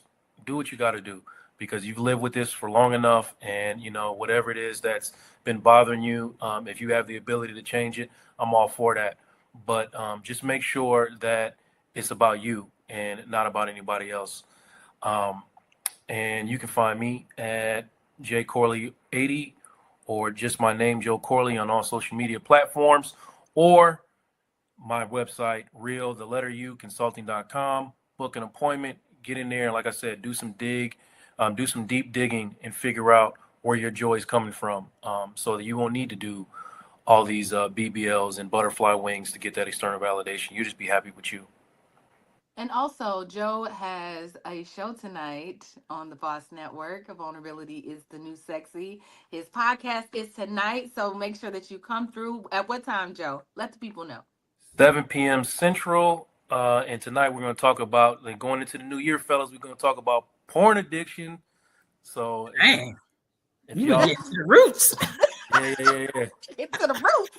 Yeah, y'all really do it. Y'all want to shake that off your back. I'm sitting down with 3 other black male therapists, and we're gonna be talking about porn addiction tonight. So Thank you so much for that topic. That is so beautiful. And it kind of bleeds into what we're talking about today. So we're keeping it going. We got male therapists, female therapists. I love it. Thank you, Joe. That was great. Yeah. T, what's your final thought? It's all not real, y'all. Unfortunately, we watch television. I work in the television industry, and I understand that when I'm watching TV, it's all for entertainment. Back in the day, I feel like we knew the difference, right? We could watch something for entertainment. Maybe in the 90s, like I could watch Little Kim like rap all these lyrics and go and be like, okay, I know it's not me that needs to be like anyone else, but somehow, some way, we've hit a space where we believe what's on television, we believe what's on social media, when really, like I think somebody said earlier, it's all just a fantasy. Yes, yes, get online and escape for a little bit if that's what you need to do. But like, just make sure you're coming back down to real life. Make sure you're really like attaching to things that are real. Because like I said, when you get online, those things aren't real. These girls are not real. They're chasing something that is not real. And so hopefully you were not doing that. My name is Tiara Williams. I'm also known as Miss Black Hollywood.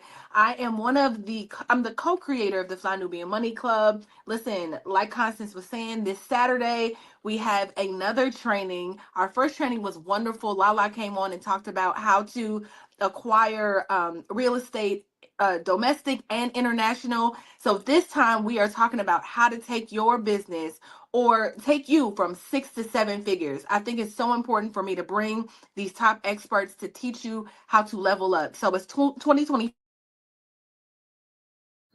All right, she got stuck. Maybe she will come back. I think she's going to say it's 2025. Make sure you get yourself to 6 and 7 figures. I'm sure that was what she was about to say. There she goes. She's back. You're back. I'm gone. I was talking. I was still. It's 2025. It's time to get you right. Exactly what Lene just said. But it's time to get your money together. So flynubianmoneyclub.com. We have a free trial. Come on through. It's Saturday, 10 p.m. EST. Come on. And I'm at Miss Black Hollywood. That's MSBLACK Hollywood. And yeah, come see me. I love it. So I'm going to end with this.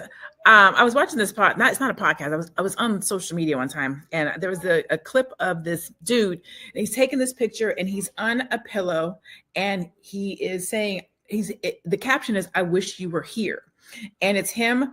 And it's like sand. It's like sand behind him, and he's taking the picture. And then there's another person taking a picture of him, and he's in the middle of trash.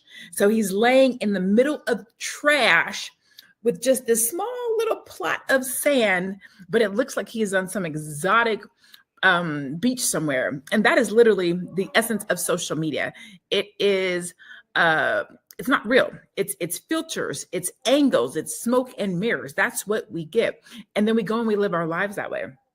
We do it in health. We do it in our fitness. We do it in our business because we think that somebody's doing something great because they are carrying a particular purse. Well, they rented that purse for that day, for that shoot, right? So the thing that I would leave us with is like, just be authentically you, like love yourself. Don't operate off of what the Joneses are doing, because the Joneses who used to be up the street, who you knew personally, is now social media. So when we say you're keeping up with the Joneses, you're keeping up with people you don't even know now. You don't even know these people. You don't know what's going on in their house. You don't know what's going on in their real world. All you see is the smoke and mirrors. And as a Black people, as a Black community, as Black women, we are better.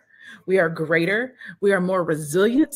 We are the creme de la creme. Everybody wants to be us as Black women, but as Black people as a whole, as a culture. And we just have to sit in that and be resilient in that and know that we are greater together.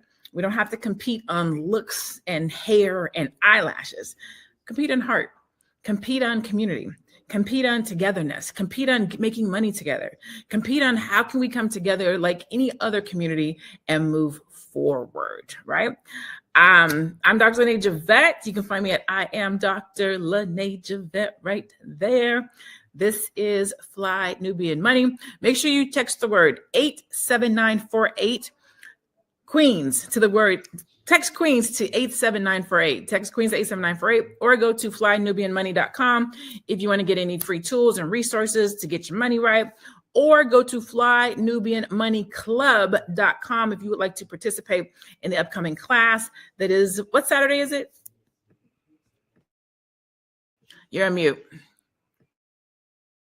Next Saturday, whatever this next Saturday is. What's today? What? I think it's the 4th. I think it's January 4th, if I'm not mistaken. It's the 4th. Yeah, I don't want to start lying, but it's next Saturday, the 4th. All right, cool. So make sure you guys do that. Happy New Year. The next time we see you, it'll be next year.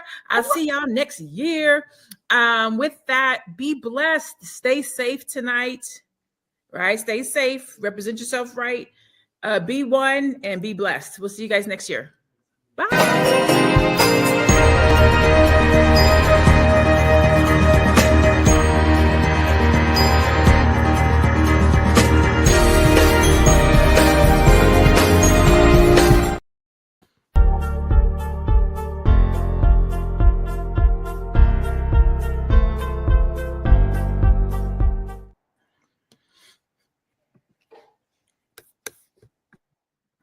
You're on mute, boo. You're on mute. We can't hear you.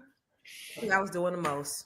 I was doing the most, and my shit wasn't even on. Is my shit on now? Can you hear me? Lord have mercy. See, I was. What's up, good people? It's Christmas Eve. What's up, family? What y'all doing? Happy Christmas Eve. Chilling. What's up with you? I'm good. I'm Gucci. I'm ready. You see, I got my little reindeer ears on, and like I'm in the holiday spirit.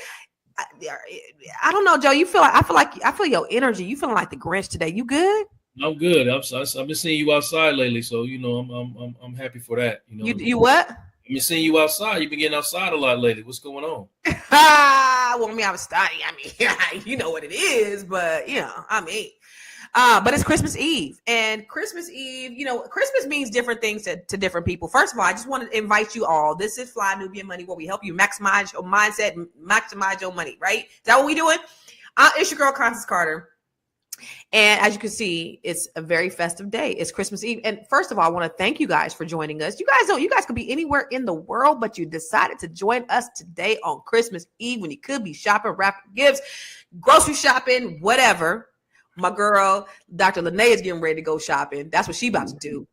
But the holiday season, y'all, is such a magical time. But let's be very, very, very clear. It can also come with a share of stress, a share of expectations and challenges. So whether it's managing a family dynamics, whether it's honoring your traditions or balancing the holiday budget, we all feel pressure to make Christmas memorable every single year. But today we're going to flip the script, y'all. We're going to talk about creating a holiday that works really for you, right? What is the way that you celebrate Christmas that reflects maybe the way you grow up or what you value today? And then what kind of traditions do you want to pass along to your kids? So listen, I want you to grab your hot cup of cocoa, settle in, and let's unwrap all things Christmas. Now, Dr. Lene, what you eating on over there? Because you was just eating. What was you eating? You eating some Cream of wheat. What is 10 a.m. over there in Arizona? It's 11 o'clock, 11:03. I'm getting my cream of wheat in right real quick before I get out in the streets with these shoppers. I know. You know what? We're going to hurry up and get you up out of here. We're going to converse. We're going to have some good, rich conversation, and we're going to get you out of here so you can get out there in time. That madness that is Christmas Eve. You crazy for that, girl. You is crazy. Dr. Joe, what are some of your favoriteest Christmas memories growing up? Favoritist in the whole wide world.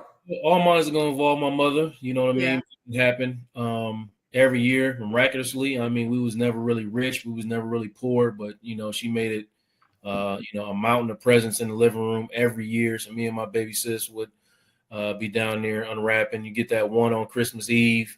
And then, however, actually we was a midnight family. So as soon as midnight hit, we was down there doing what we had to do. And that was it. Not till I became an adult did we start opening up in the early morning. So what are some things that you kind of passed on to your children from your childhood? That one on Christmas Eve is one of them for sure. But a lot of my traditions actually, I didn't get to experience a whole lot of them because, obviously I was, I lost my parents early, but a lot of what goes on in our house now comes from my wife and her family traditions. And we just create new ones. So not too many passed on, to be honest. Oh, I love it. Still, you got to make the best for you and your kids. Yeah. What about you, Dr. Lene? What are some family traditions that you really remember growing up? So one tradition that we used to have, or I used to have, is opening the ends of the presents at the one end so I could see what I got. And then my mom stopped putting my Christmas presents out early because she found out that that's what I would do. So that was my tradition very early in life. Like Joe, we didn't have a lot of money growing up, but my mom always made sure Christmas was good. We didn't open one the night before. We opened on Christmas Day. She always made sure we knew Jesus was the reason for the season. Amen. Growing up, we always did the Christmas play. You was gonna be in this Christmas play at the church. Did you get a speech, or did you get a whole line in the play, or was you like one of the wise men? So my mom used to work in the children's ministry. And so wherever we was needed, if we had to play two roles, we was playing two roles. We might be a donkey in one scene and Mary in the next. You know what I'm saying? It was whatever it took. Like jazz hands, we're gonna be in there doing whatever it takes to make the play work. And so Christmas is always a good time. I'm not a very holiday person. I don't really celebrate really any holidays, to be honest with you, except for I go all out on my birthday. It's like the only time I celebrate myself. And then Christmas. Christmas is a big deal for me. Yeah. But like 4th of July, Memorial Day, Labor Day, none of those other, I don't really do any I do Easter because I do Resurrection Sunday. But Christmas is the one where I get to like have a really good time. And Christmas has changed from when we were younger. My mom was a single mom, you know, raising 3 girls, to today, multiple 6 figures. She goes all out. We go all out. I love it.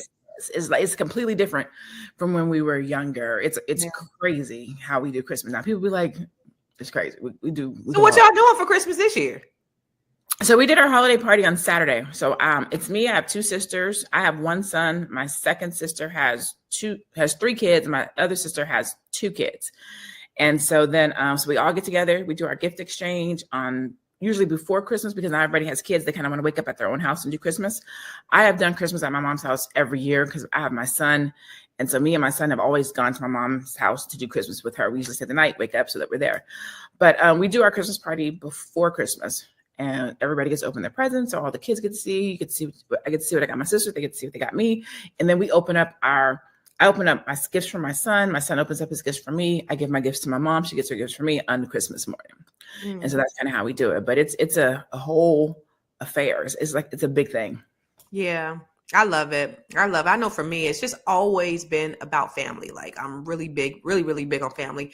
My most memorable Christmas though, because I had a lot of great Christmases, but we had some barren Christmases. We've had some Christmases where nobody got nothing. We got up and it was just another day. It's just another day and ain't nobody getting nothing. We had a few of those, you know. One year we had a Christmas where I got a tea set. Nobody else got nothing because I'm the baby. So the baby gonna get something, but nobody else got nothing. So we've had a few of those. And then I remember my first Christmas when my mom left. My dad gave us a stocking, and he put some walnuts and some oranges and some apples in it because that was what he would get for Christmas. And he cherished those moments. And so that was what we got. Some walnuts and oranges and apples. So that was something that he like, you know, that was like a really big thing for him. But it wasn't such a great Christmas for us because, you know, that was our first Christmas without our mom. But we've had years like that. Like we've had years where finances were difficult. And I'm talking about when we were older, like we're grown. And sometimes some years we'll just be like, you know what, let's not buy gifts, let's make gifts. And so that's a creative year where everybody has to try to figure out, okay, what can I make this person? Or what can I do for this person that's not something that we have to buy? And those years have been fun too, because you have to really get into the person's mind, or you have to be listening to hear what is something that they would like or something that they would want. My sister is very artistic. And so she makes things out of resin. She has this cut machine.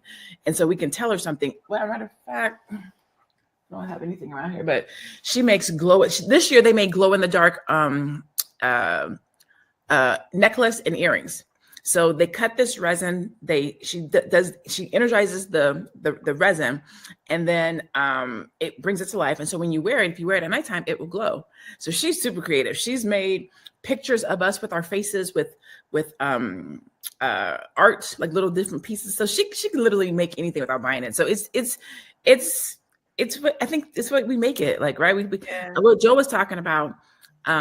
First of all, I'm sorry that you lost your parents early, but I think it's beautiful that you now get to create your own traditions with your children. So they aren't lost. You just get to make them for yourself and instill them. And they'll be able to say, this is what we did with my family when I was growing up.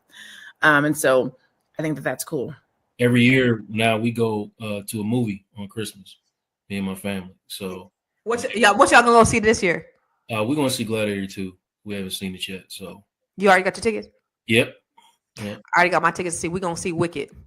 Oh, for real? Yeah. See, it was a list, and for some reason they didn't want to go see that. You know, usually they into that type of stuff, but it was. Like, I just told my son right before we got on here. I was like, I got tickets. He was like, I seen that last week. I said, how was it? He was like, it was good, but you know, it was just a lot of singing. And by the time it was almost over, I was like ready for it to be over.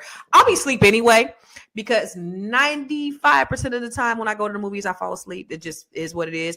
But we're gonna order some food. We're gonna have a good time. This year for me, I'm just gonna send some cash apps out. I don't got no presents under the Christmas tree. I don't got we've moved. So I've been doing house stuff and I've been doing all that. So it's not going to be, you know, what they're used to. My kids are used to having an overly abundance of gifts, but I really want them to, and I may not even do the Cash App, y'all. I'm still debating on that. Because I told them I wasn't going to give them nothing, but I think they need to get to a point where they understand that that's not what Christmas is about. Christmas is not about the gifts. Sometimes it's, it's just family.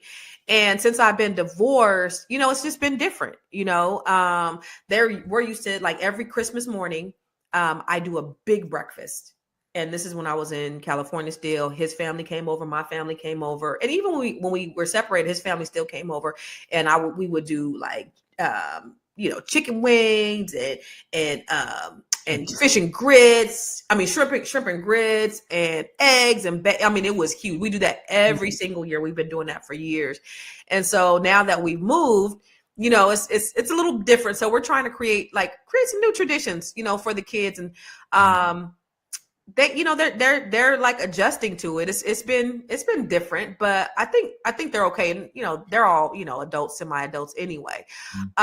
But let's talk about, like, the new year and what is that looking like for you? Like, what are your goals for the new year? Because Christmas is always a time for me of reflection of what has happened over the past year, and kind of I've been really planning, like, what my new year looks like, and in my mind, and I'm going to sit down and, like, with my kids, I do a vision board. So we'll go here we got a basement. We'll go in the basement and we'll have, the flip charts, and we'll have everything. We'll sit everything out and we'll just talk about what our vision and our goals are for the year.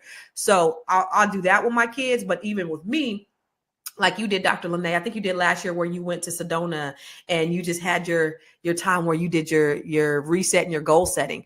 What does that look like for you? Like, what you do for the end of the year? For me, it's reflection.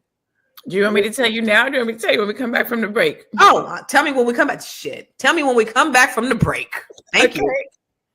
Hey, if you're just tuning in, you are watching Fly Nubian Money, where we help you master your mindset and maximize your money. I am Tiara Williams. I'm also known as Miss Black Hollywood, and I am the proud producer of this show. So I hope that every day when you join us, you leave a little smarter than you came, because that's the point. Otherwise, why are you watching? So if you want to receive notices for when we go live, Fly Nubian Money goes live every single day. That's Monday through Friday at 1 p.m. to 2 p.m. Eastern Standard Time. So if you don't know, now you know. All you have to do is text the word Queens, that's Queens, that's Queens, to 87948. That's 87948. That's Queens to 87948. Yes? If you want. See, girl, listen. So I want you to hear the greediness in this whole little situation. Because the only reason this ninja wanted to go to break, even though it was time, and it was back there saying break. This one right here, the reason why she said break is because her greedy ass wanted to eat. That's all. I gotta put you out there, Dr. Lene. It was good too, man. Look at it; it's getting down to the nitty gritty. I'm down to the bottom. Man, this cream of wheat is where it's at. Y'all don't know. Y'all be playing games. You hear me? But you know what? Again, we always love for you to talk back to us and talk black to us. So what are some of the things that you do at the end of the year to kind of like reflect and plan for the new year? And I know we're going to talk about that a little bit more when we get into the new year too. But what are some things, for the folks who are listening today and watching, because we love to hear you talk. But Dr. Lene, what are some things that you kind of do at the end of the year to kind of prepare for the next year? I do. We go to Sedona. I just got back. I went the weekend before last. I was up there Thursday through Sunday. I go every year. And it's my time to. So what I do is I go away. I get away from the day-to-day, the grind, all the stuff being pulled in all the different directions. And I just go and I take a minute. Sedona is beautiful. It's like, I feel like it's one of the places that allows you to be close to God. Red Rock Mountains, you can sit on top of the mountain and it's quiet. You can't hear nothing. It's like the wind doesn't move. I don't know if you've ever been in some place where you hear nothing, like nothing. And I just go up there and I sit. And the first thing I do is I'll pray and I just download into me what you want me to do, where am I supposed to go this next year? What's my focus supposed to be? Whatever the case might be.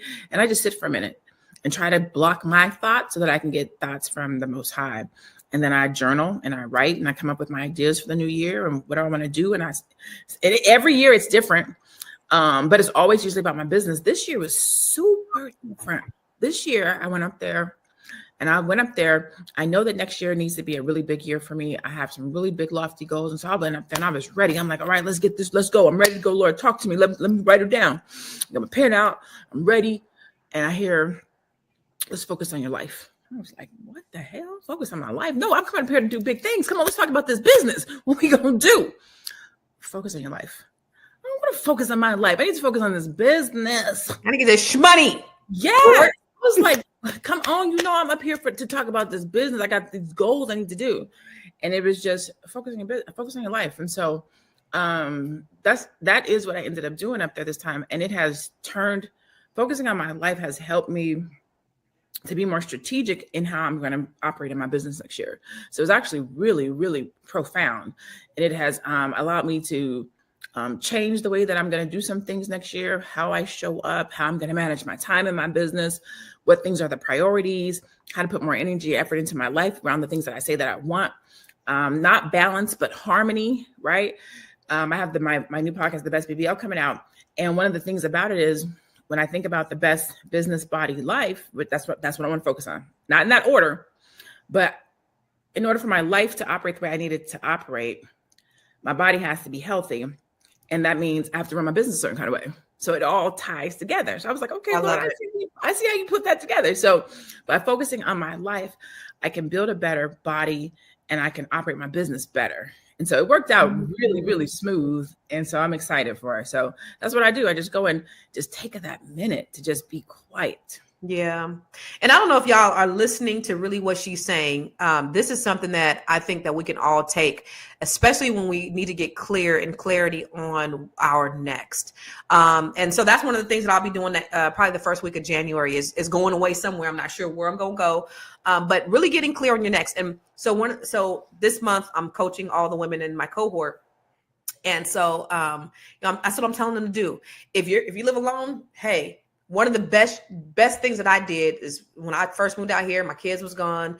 My daughter didn't live here yet, and it was just me. And I took the week off and I fasted, I prayed, I journaled, and I just got downloads. And 22 was the worst year ever. 23 was a great, phenomenal year for me because of the way I prepared. And I say, you know what? It's going to be even better because I'm going to do even more in 24. So 25 is going to be live, y'all. But I really want you guys to take what Dr. Lene said, because if you really want to change the trajectory of your life, you have to get clear and focused on you. Get those downloads, set those goals, get a vision for your life, write down the vision and make it plain. Speak your vision as if they're affirmations, and then embody it and work it so that you can manifest it. So I love that. Miss Black Hollywood, I'm loving them glasses. Work the shit out your glasses. Boo! What's happening? I can't hear you, boo. Good morning, everybody. Good morning. Thanks for joining I'm just us. Over here getting ready for Christmas. I couldn't see on camera if I like these ones or if I was gonna give y'all Rudolph. I think I'm gonna do these. Oh yeah, no, yep. We could be twinsies. We could be Rudolph twinsies. Are you Rudolph? All right, I'm gonna keep them on. There we go. Yeah, no, I'm over here getting ready for the holidays. I mean, it is 70 degrees outside, but that's cool. there's no snow. Blessing.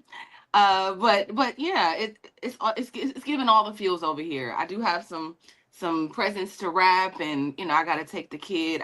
She doesn't really have any gifts. Her grandmother just sent her everything, so I haven't even bought Lauren like one gift yet. I have to. But but she has tons of things under the tree, so that's a blessing. Yeah. So how do you prepare, or how do you for your end of the year and reflection and prepare for the new year? What does that look like for you? Yeah, I love what you said, Dr. Lene. Can you hear me? Yep. Yeah, I love what you just said about preparation. There's so much that's happened this year. As you know, I've just experienced so much this in this last month. So it's just really made me think about how I want to move forward and what's most important. And so I've just been thinking about that and praying about that, trying to rest a little bit more. I was feeling a little under the weather, so I was kind of forced to lay in the bed for this entire week.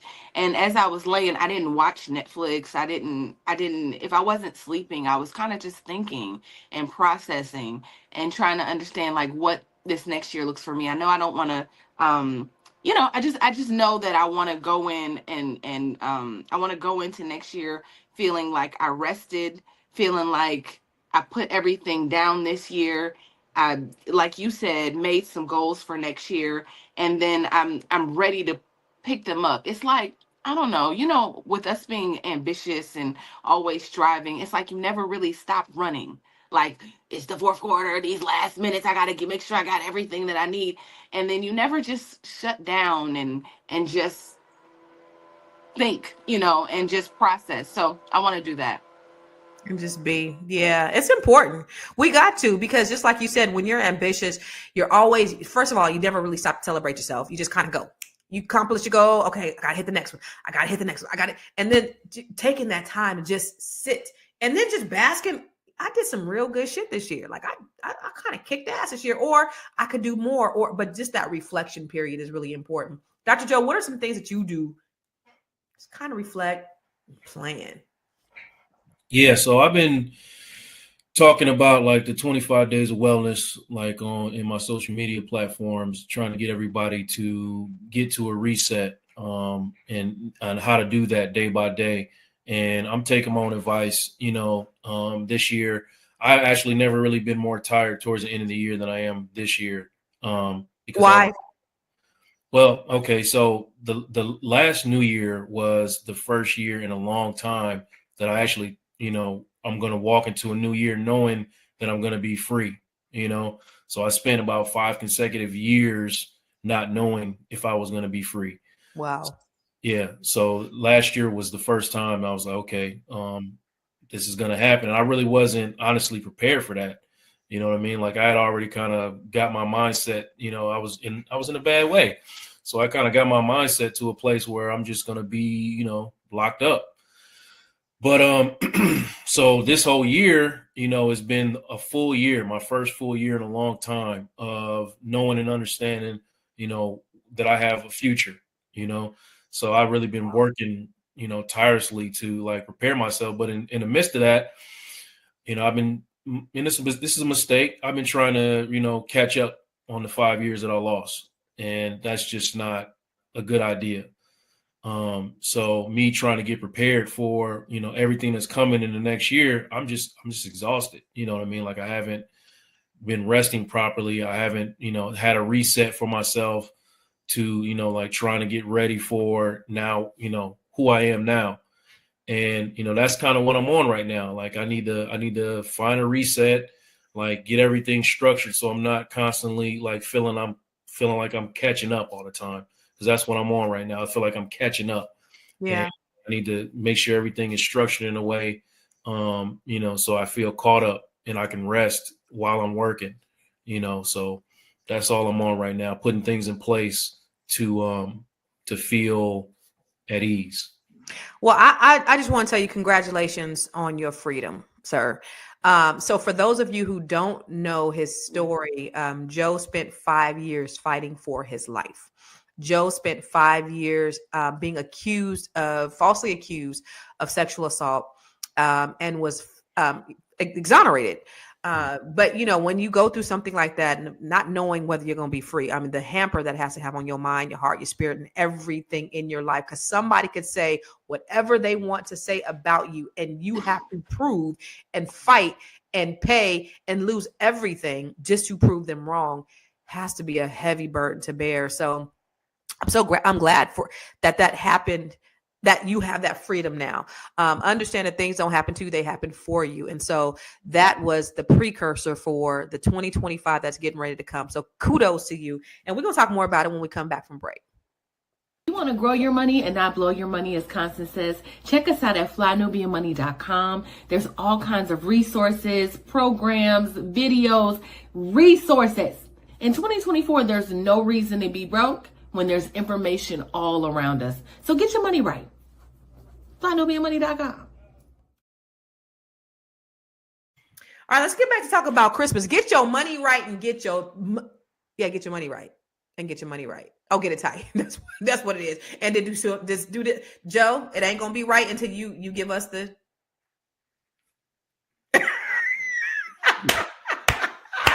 It ain't gonna ever be right. But let's talk about getting our money right and getting our money tight, because oftentimes this holiday season can bring a lot of angst and pressure to keep up, to provide a certain lifestyle, or to provide certain things, or do certain things, or go broke. A lot of people go broke. I remember there was this girl who told me, you know, when my kids were little, like I didn't spend a lot of money on shoes and stuff like that. And this girl who was living from pillar to post, didn't have no place to live, but her son had the best Jordans. And she was like, and you know, my kids wore light up shoes. And she was like, Constance, I know you ain't buying your kids no light up shoes. Yeah, but they got money in the bank. They got investments. Yeah, they might have light up shoes. They got Skechers, but we don't spend our money on those material things. But oftentimes we feel pressured because our kids feel pressure, right? My daughter often talks about the time when she wanted Tim's and I bought her Bims, and and got roasted. Roasted. But have you guys ever felt pressured, like, you know, just society, right? Miss Black Hollywood, have you ever felt pressure to keep up with the Joneses? Yes and no. Like Lauren's father is a bit like that, where he, you know, everything has to be designer. Like he gonna go get the Uggs, even if he gonna go get all the things. So I kind of have always kind of depended on him to do that, because he's gonna find all the name brand stuff. So I just be like, well, I'll just focus on other things, you know, whatever that is. Like. And so I don't necessarily always feel like I'll go get her a scooter or like, you know, a hoverboard or something like that. You know what I mean? Like I'll just let him do all of those things and let other people buy. My mother buy things that are way expensive for Lauren, because we just don't get into that. But we want experiences. We like experiences around here. Experiences are everything. Yeah. Like taking little trips, going, you know, we might do a little staycation, her and I. We may... Right. You know, go to Atlanta or Texas, or, you know, just those are more important to me. Mm-hmm. Yeah, experiences. What about you, Dr. Lene? Have you ever felt pressure to just like do extra for your son? I won't say pressured and do extra as much as so I think one of the things that we do as parents is we try to give our kids better than what we gave them, right? So it's better than what we had. Better than what we had, yeah. So it's not extra so much to keep up with the Joneses as much as it is. I'm in a different place in my life than my mom was when she had me and my sisters, and so I have more to do, right? So I do more because I have more. But also I think a lot of it is overcompensating. As my son was growing up, the first 5 years of his life is with his dad, and then we moved to Arizona. And I just always felt like I took him. So for me, I think it was more guilt than keeping up with the Joneses. Like just wanted to make sure he had an overabundance of stuff since he didn't get to be in California with his dad and his brothers and sisters. So it was more of that so much than keeping up with the Joneses, because I didn't grow up keeping up with the Joneses. So I would always be like, you know, whatever our parents said, just because they have it, I mean, you have to have it. If they jump off the cliff, you know, all the stuff that our parents told us, I believe that too. So I'd be like, you don't need all that. It don't take all that to do those things. But definitely overcompensating, the guilt, just being in a better place, and so being able to do more. Yeah, for sure. What about you, Joe? You ever felt pressure? I mean, sometimes, you know, but honestly, you know, I have a wife, a partner who, you know, has a money tree somewhere. I'm still looking for it, because she, you know, she makes it happen on these holidays, and she does a good job of taking care of the family. And, you know, I kind of, you know, I don't know how selfish or this is or not, but I just focus on her. All I have to do is focus on her. So I take care of her. She takes care of everything else. And that's just the way it rolls, you know. And, you know, my mother-in-law, when she's in town, she does a good job of filling up that tree too. So, and just now talking to y'all, like, I'm just thinking about like my Christmases in the past, and I'm really just realizing that my mother just filled the tree with a bunch of stuff that we actually needed, but we felt like it was a lot of stuff, but honestly, it was just like drawers and socks. And I love it. we was happy. He said, "Ooh, drawers!" And it was so many. Like it was 2 pairs of drawers. It was 2 different gifts we opened up. And Yeah. So yeah, no, I never really felt the pressure. I always felt like I had a lot, and I always feel like we have a lot too. And my kids have a lot, so I'm good. Yeah. What y'all cooking for Christmas? Anybody cooking anything special? Regular. Look, we go all out for Christmas.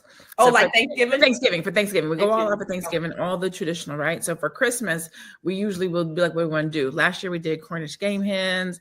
I've done seafood boil. This year we're just doing ribeyes. We're doing steaks, loaded baked potatoes. My mom does this corn on the cob with this really good something.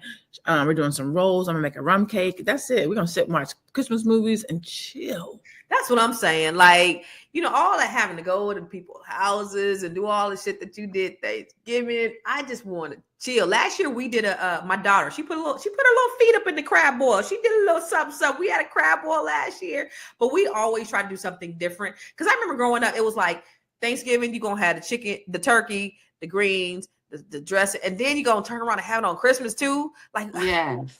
You remember that? Did y'all do that too? Do people still do that? Because we are the They still do that. of that. Oh yeah, so I can't do that again. What you cooking?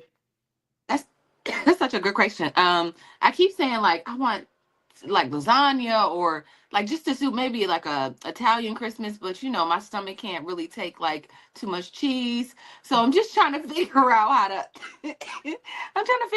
what to make. Like I have no idea. So we may just end up at dinner.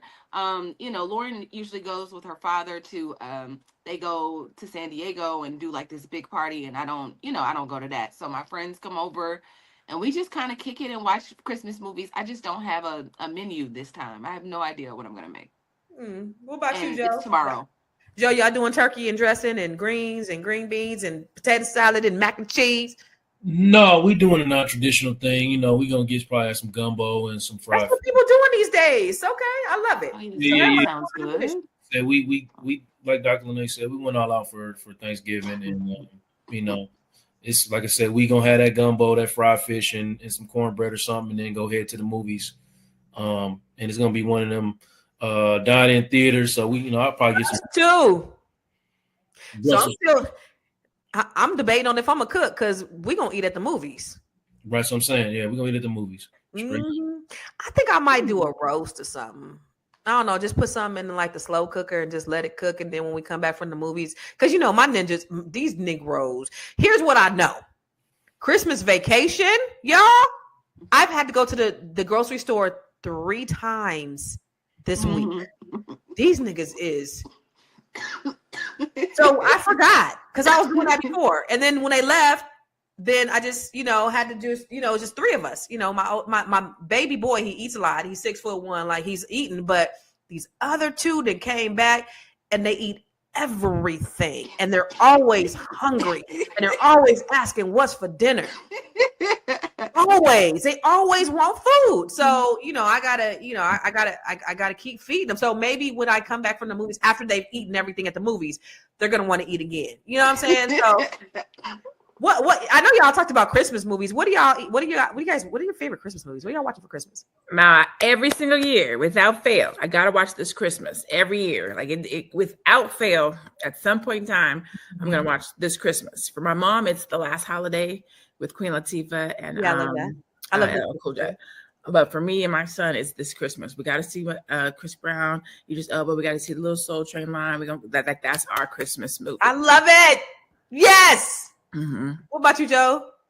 We watching them all over here. I was just before the show started watching a Tubi-esque film called something about Christmas in the plane or something like that. I just watched that last night. Yeah. What was it? Was it on Netflix? Were they on the plane with the chick, the dude that married Rudy? Whatever her name was. Yes. Yeah. I just watched that last night. It was on Netflix or it's on Tubi for real? I think it's on Tubi or Hallmark. I saw it on Prime. It was on Amazon Prime, but I don't even know how to get to Tubi. Man, my wife loves it. Now my mother-in-law here, so they love Christmas movies, so they finding them all every single time, white, black, everything. Yeah.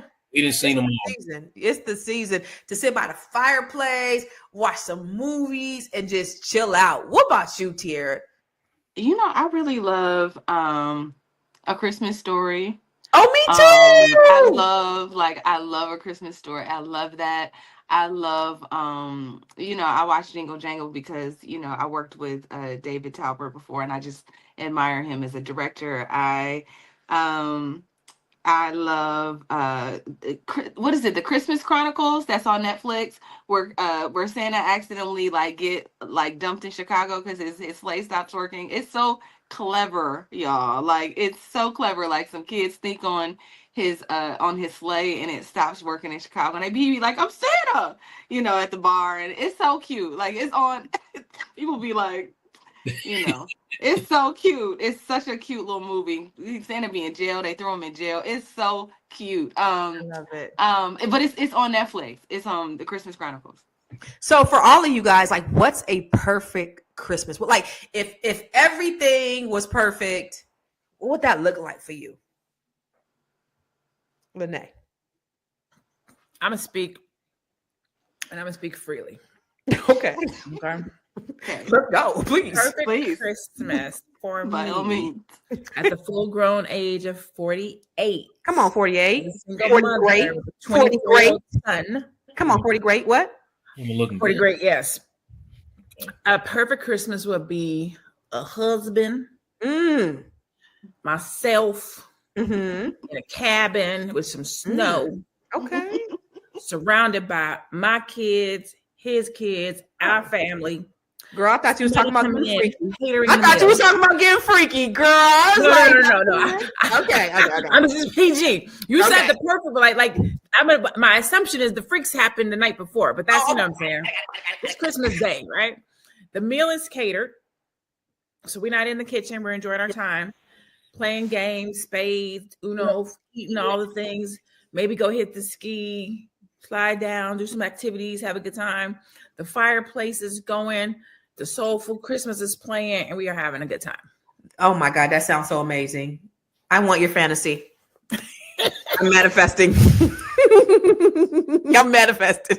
That's mine. That's mine. That's me. That's what I see.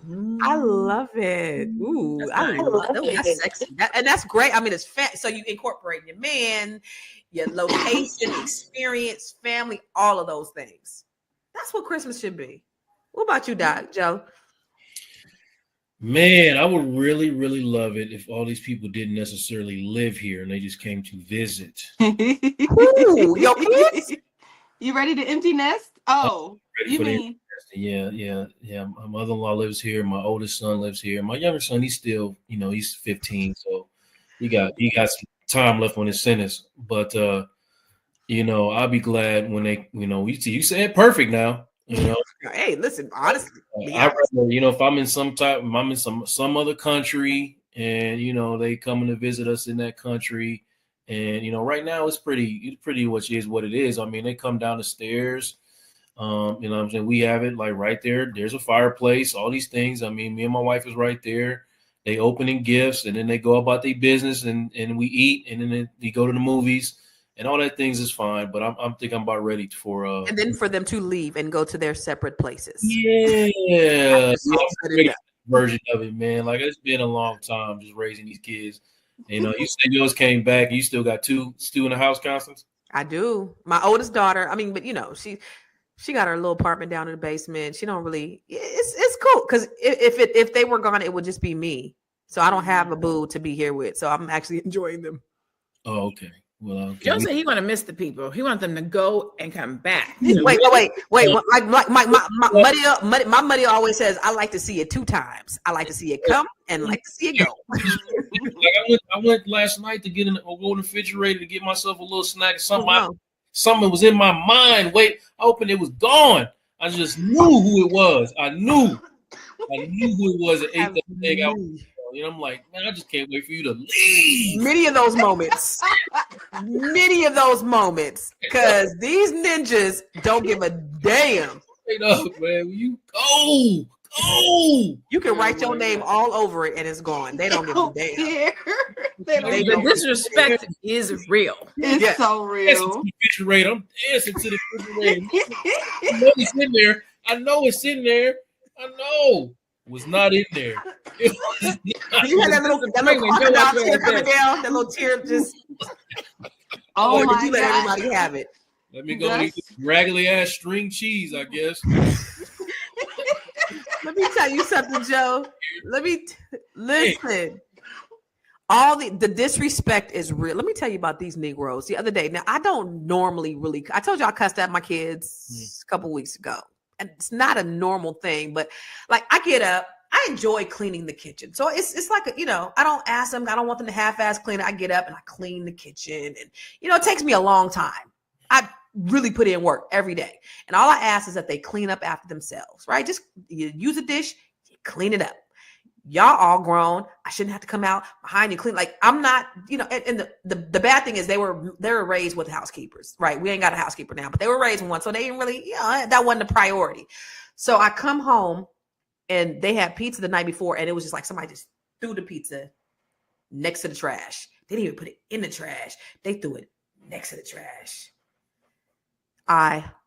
Everybody in the house got cussed out. Everybody got cussed. One by one, even the cat came in, was like, everybody got cussed out. So I overstand, like so I'm your maid. You know what I'm saying? Like the disrespect. So anyway, I get it. Miss Black Hollywood, what about you? I really want, Lauren and I have matching pajamas. We do that whole thing and we do. I love it. I love, like, usually my mom will come here. The last few years my mother has come and I make them dress like every Christmas. It never fails. I buy the pajamas. They don't want to wear them. It's cool up until the morning of Christmas. I don't know why everybody starts to feel independent around here, but my mom be like, I don't want to wear that. I want to wear my regular clothes. Lauren then follows her and says, me too. Listen, y'all gonna put these pajamas. Y'all get on code. Y'all better get on code. Y'all better put on these pajamas. I come out in my pajamas. Put on these goddamn pajamas. I'm like, y'all go put on these pajamas and be happy. Literally, y'all. They be stomping and fussing, but they'll go change their clothes. You gonna put on these goddamn pajamas? Ideally, like Lauren usually opens up her gifts. Like I said, here we make cookies and stuff the night before. We leave them for Santa. All of that is perfect for me. Like the traditions that I've been able to create with her, and then we go over her father's house, and then she opens gifts over there, and then they do their thing.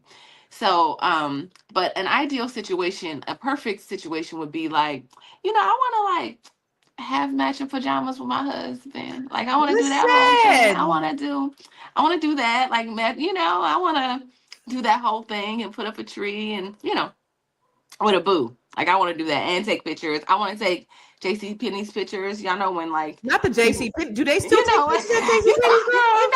The pictures people have with like their Christmas stuff on, and they she didn't even say a brand photo shoot. Like you have the photographer come to the house. JC Penney. You want to go to the studio? Y'all know what I'm talking about on the internet. Yeah, I know you want. Yeah. Like when people make really they be making like stupid poses and standing over each other and being silly. I want to do that. Yes, like all of that. Yes. I want to do that. Things around here, we do that. Last year we had the color purple pajamas on. We all had a shirt with one of our favorite sayings from the original Color Purple on there. Oh, we went to the movies in our little matching pajamas and watched Color Purple. I love it. We did too. We watched Color Purple too. That was so fun. Mm-hmm. You said you had your favorite. What was it? What was the favorite quotes from the Color Purple? Well, mine said, "Well, time to go." Her said, "Harpo, who this man?" And I can't remember what my boys had on. Oh, okay. It's live on my TikTok. Y'all can go see it. What's your TikTok, Joe? It's my name. Okay. Joe Corley. That's right. On TikTok. Oh, okay. I'm gonna go check it out. Right. Now, mine will be, I guess, with my kids and a boo. I don't want no husband, but it'd be fun to have a little, little something come through. Because guys, I've never introduced my children to a man. They've never seen me with anybody outside their daddy. So whoever comes up in here has to be pretty darn special because, we just don't do it. But anyway, we'll talk more about it when we come back from commercial. Yeah, I was just about to say. Fly Nubian Money is now on Spotify. Yes, yes, yes. We are on Spotify. So if you can't watch us, you can listen to us. All you have to do is search Fly Nubian Money and we will appear. All of our episodes. Make sure that you leave a 5-star rating and reviews so other people that come along and are looking for a good show to watch, they'll follow us too. If you are interested in being on Fly Nubian Money, sorry, I don't have any spaces. I'm just playing. If you are interested in being a queen or a king on Fly Nubian Money for the day, please reach out to me. I'm at info@realvirtual.net. That's info@realvirtual.net. Also, if you need help with your business, go ahead and send me an email for that too. Okay. I've said enough. Now back to the show. Now, so many things have changed over the years, just how we've evolved as a people and the commercialism of Christmas and just the way we do things, right? Our lifestyles. You know, a lot of us when we grew up, things were sort of tight. And so we do things differently than the way we did them when we were growing up. How has Christmas evolved for you? Like how is it different or transformed since you were a child? What would you say, Dr. LeMay? We still see you chewing, by the way. But go ahead. Ooh, greedy. Are you eating cream of wheat? None on my lips. Are you still eating cream of wheat? Girl, she's tearing up that cream of wheat. I feel like serial killers eat cream of wheat. Like what? Like who eats that? Like I don't buy it. Wheat, not oatmeal. Straight up. I like oatmeal too, but cream when it's cold, I love. What about? Do you like grits? I eat grits. Okay. Wait. Before we go on, salt and pepper or butter and sugar? It depends on the day. I like salt and pepper. I like butter and sugar, and I like jelly. In your grits? Serial killer. I'm convinced. Okay, well, what you eat your grits with? You didn't even say cheese. I like cheese grits too. Cheesy grits. I'm not a racist. I'm not a gritist. I'm greedy. I like food. I don't only have it one way. If you got it, let me try it. Let me jelly, strawberry jelly, or grape jelly. She sweetened it up a little bit. I like strawberry jelly and grape jelly. I don't gangbang. And your grits? If I'm eating a biscuit, I put the jelly on my biscuit and I'll dip it in my grits. The best way to eat grits: cheesy grits, salt and pepper. Throw some scrambled eggs up in there. That's a fact. Well, I don't want to put them together, but you got to. No. You got to mix that shit up. Girl, you tripping? How you eat your grits, Tiara? Don't play all with the way, all the ways. Not with jelly in it though, but like I do. I like. I haven't done sugar in a really long time, but like definitely like since I was like a kid, but definitely like salt and pepper, cheese. I like. And sugar and butter too.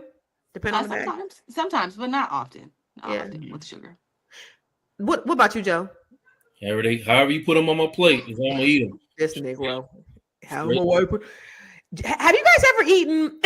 Have you guys ever eaten cornbread and buttermilk? What? No. Oh my God, it's so amazing. My mama made some cornbread, and so that's how they was raised. My parents, from the country. So So after they make the cornbread, then leftover cornbread, we put in some buttermilk and we eat it like cereal. Oh my God, it's the best. They putting wood in the stove before they make that. It's the best. Y'all don't even know the country shit y'all missing out on. It is the best. And I only get it when my mama come out here, but it's great. But you asked Dr. Lene a question. I didn't mean to interrupt. Yes, no, it's good. No, it's good. Keep the conversation going. But anyway, how has it evolved for you? Oh, I like that question. Mm-hmm. I have the money to buy what I want to buy. You start out on a budget. You got to try to get 75 gifts with $200. You're trying to figure out who's going to get the $10 gift and who's going to get the $5 gift. Now it's different. You know what I'm saying? I have 3 sisters. They got between them 3, 4, 5 kids. I got my mom. And so now it's like, okay, sisters, they get 50. This is get da-da-da. And by the end, you'd be like, oh, Lord, you know what I'm saying? I take care of my mom, like all the things. And so some people's budget has 3 numbers. My son's budget usually has 4 numbers. So it just, the budget is what has changed. The ability to shop and it not hurt at the end, or you look back like, oh my God, I can't pay my bill because I went shopping. That not being a factor is beautiful. I love that. I love that. You know what? I haven't bought anybody gifts outside of my kids in forever. Like you're gonna have to pick and choose, or we're gonna do the white elephant or something, because everybody ain't it's too many motherfuckers up in the family to try to get everybody gifts. So I don't remember the last time I got gifts from my nieces and nephews and great nieces and great nephews. And it's interesting. Joe, how has it done for you? Like how you're I'm always making it less silly, but I went for like 10 plus years with like no traditions, no home, house hopping and whatnot. When it's been an exercise for me in trying to appreciate year after year more and more that I have a family now, and that, I'm in that family and we're here to celebrate together. So every year it's evolving more and more into an exercise of like making your own traditions and getting out of the funk of the holidays and being present with the people that are here with me now. So it's constantly evolving. It's getting better and better each year. I'm more and more appreciative. But like I said, my kids is getting ready to get up out. So now we moving towards a less pressured, more like, them Negroes don't need all that type of stuff. Kind of fight a little bit with my wife. Like, no, this is too much. They a little older now. One gift should be enough, and a trip or something. So it's constantly evolving now. One gift. Yeah, how old is your son? Like 23, right? Right? You got a tree full of presents under your tree for your son, Dr. Lynn? Not just yet, but I haven't shopped yet. But there's definitely gonna be like 6 or 7 or 8 at the under there. Well, it's a different. But let me say this: I do the one pack of draws is gonna be 3 gifts. I do that. Like I'm not getting draws, but I will separate something out. Like for example, he's probably gonna get like $100 in cash. I'm going to wrap probably 250s like that. You know what I'm saying? I do stretch the gifts. But one gift? Yes. Let her know sometimes you got to put a bow on them damn light switches and a bow on that refrigerator. Listen, yo, come out. Merry Christmas. Yeah. I just spent hundreds of thousands of dollars to get them in the house. I want y'all to come. Yeah, those kind of years. Yeah, I get that. Merry Christmas. Come outside and look at this air conditioning unit. Right. Very demure. I'm very mindful. I'm gonna go get a bow and put it on their new bed that they just got, or their dresser that they just got. Just if that was the case, I understand in that situation. Yeah, no, in that kind of an environment and situation, absolutely. No, I get it. No, because I mean, typically that's what we try to do, and those experiences are everything. I love what you guys said earlier. Experiences are really everything. You know, getting away from having to have a certain amount of gifts under the tree, because we did that. Like, you had the whole living room full of gifts, and and then like after they open the gifts, it's kind of anticlimactic, right? Mm-hmm. It's okay, over. Yeah, it's over. It's excitement, and then they don't even play with half the shit anyway. And yes. But what about you? How's the transition for you over the years, Dr. Miss Hollywood? Well, it used to be about me back in the day. I mean, like when you used to wake up and it'd be like, I got, 50 gifts under the tree. Fast forward 20 years later, that's not it. It's not about me. It's about Lauren and making sure she's happy. But also, like I said, just creating those experiences is probably what's most important. Like, instead of us focusing on what's under the tree, I'm so glad, like I keep saying, thank you, Mama, thank you, Jesus. But thank you for filling up the tree. Now I can just, she was talking to me yesterday, like, I just really want to do something with you, Mom. I was like, okay, but I don't know what that's going to be. But I think she's even like an experienced girl. Like, she just wants to hang with her mama, right? It's not about what she has. So, her dad is very much like making sure she has gifts. I'm very much like, let's go. I don't know. Let's go somewhere. Let's go see Wicked on Broadway. I don't know. Let's go do something like that. Yeah, no, that's so dope. And I think because our kids generally, and that's American kids, period, are so fucking spoiled. They get every single day. It's like, what can you do to top this on Christmas? because they get Right. everything. Like, what do you do? And on a how Thursday. Right. And how can On they a- appreciate Christmas when they get so much throughout the year? Mhm. You know? So I want to go with our final thoughts. We're going to go ahead and wrap this up with a bow, like it's Christmas Eve. Mhm. But, you know, I think the biggest thing is just creating memories, whatever that looks like. For me, that's how it's always been. I've had some really fantastic memories, and it's just really kind of being present, being in the moment. And even when it's slim, just appreciating that too, because it's the togetherness, it's the quality, it's not the quantity. But I'm going to start with you, Miss Black Hollywood. Let's give us your final thought. Y'all, tomorrow is Christmas. May you have yourself a merry little Christmas. Like, have the best time. Like, I know we all talked about our traditions, but I really do pray that we know that Jesus is the reason for the season. I'm about to play that. Like, those are all my jams, y'all. Right?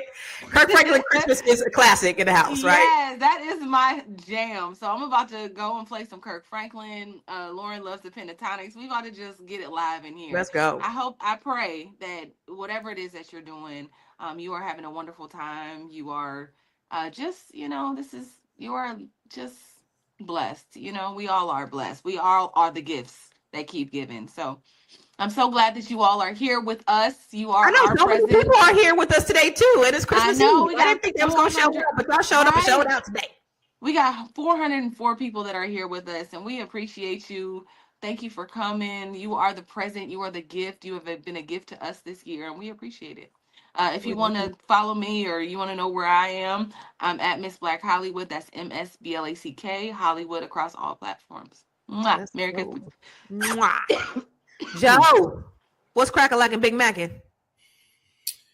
Man, I just want to tell everybody that it's okay to get ready for a reset. You know what I mean? The new year's coming. And, if you did not enjoy this year, that's okay. My cousin gave me a good idea of like writing yourself a letter about all the kind of things you want to do in the coming year that you don't want to bring in from the previous year. And then, holding on to it and then, talking, opening it up next year around the same time and kind of, measuring your progress. But knowing kind of that you have accountability to yourself can be a motivator, whatever you need to do in order to make, your next year better. Even if you had a good year, we can go into this one making it better. So yeah, that's all I got to say. I'm Joe Corley on all platforms. Come back tonight because we are still doing Vulnerability is the New Sexy tonight. We're going to talk about non-monogamous relationships. Oh.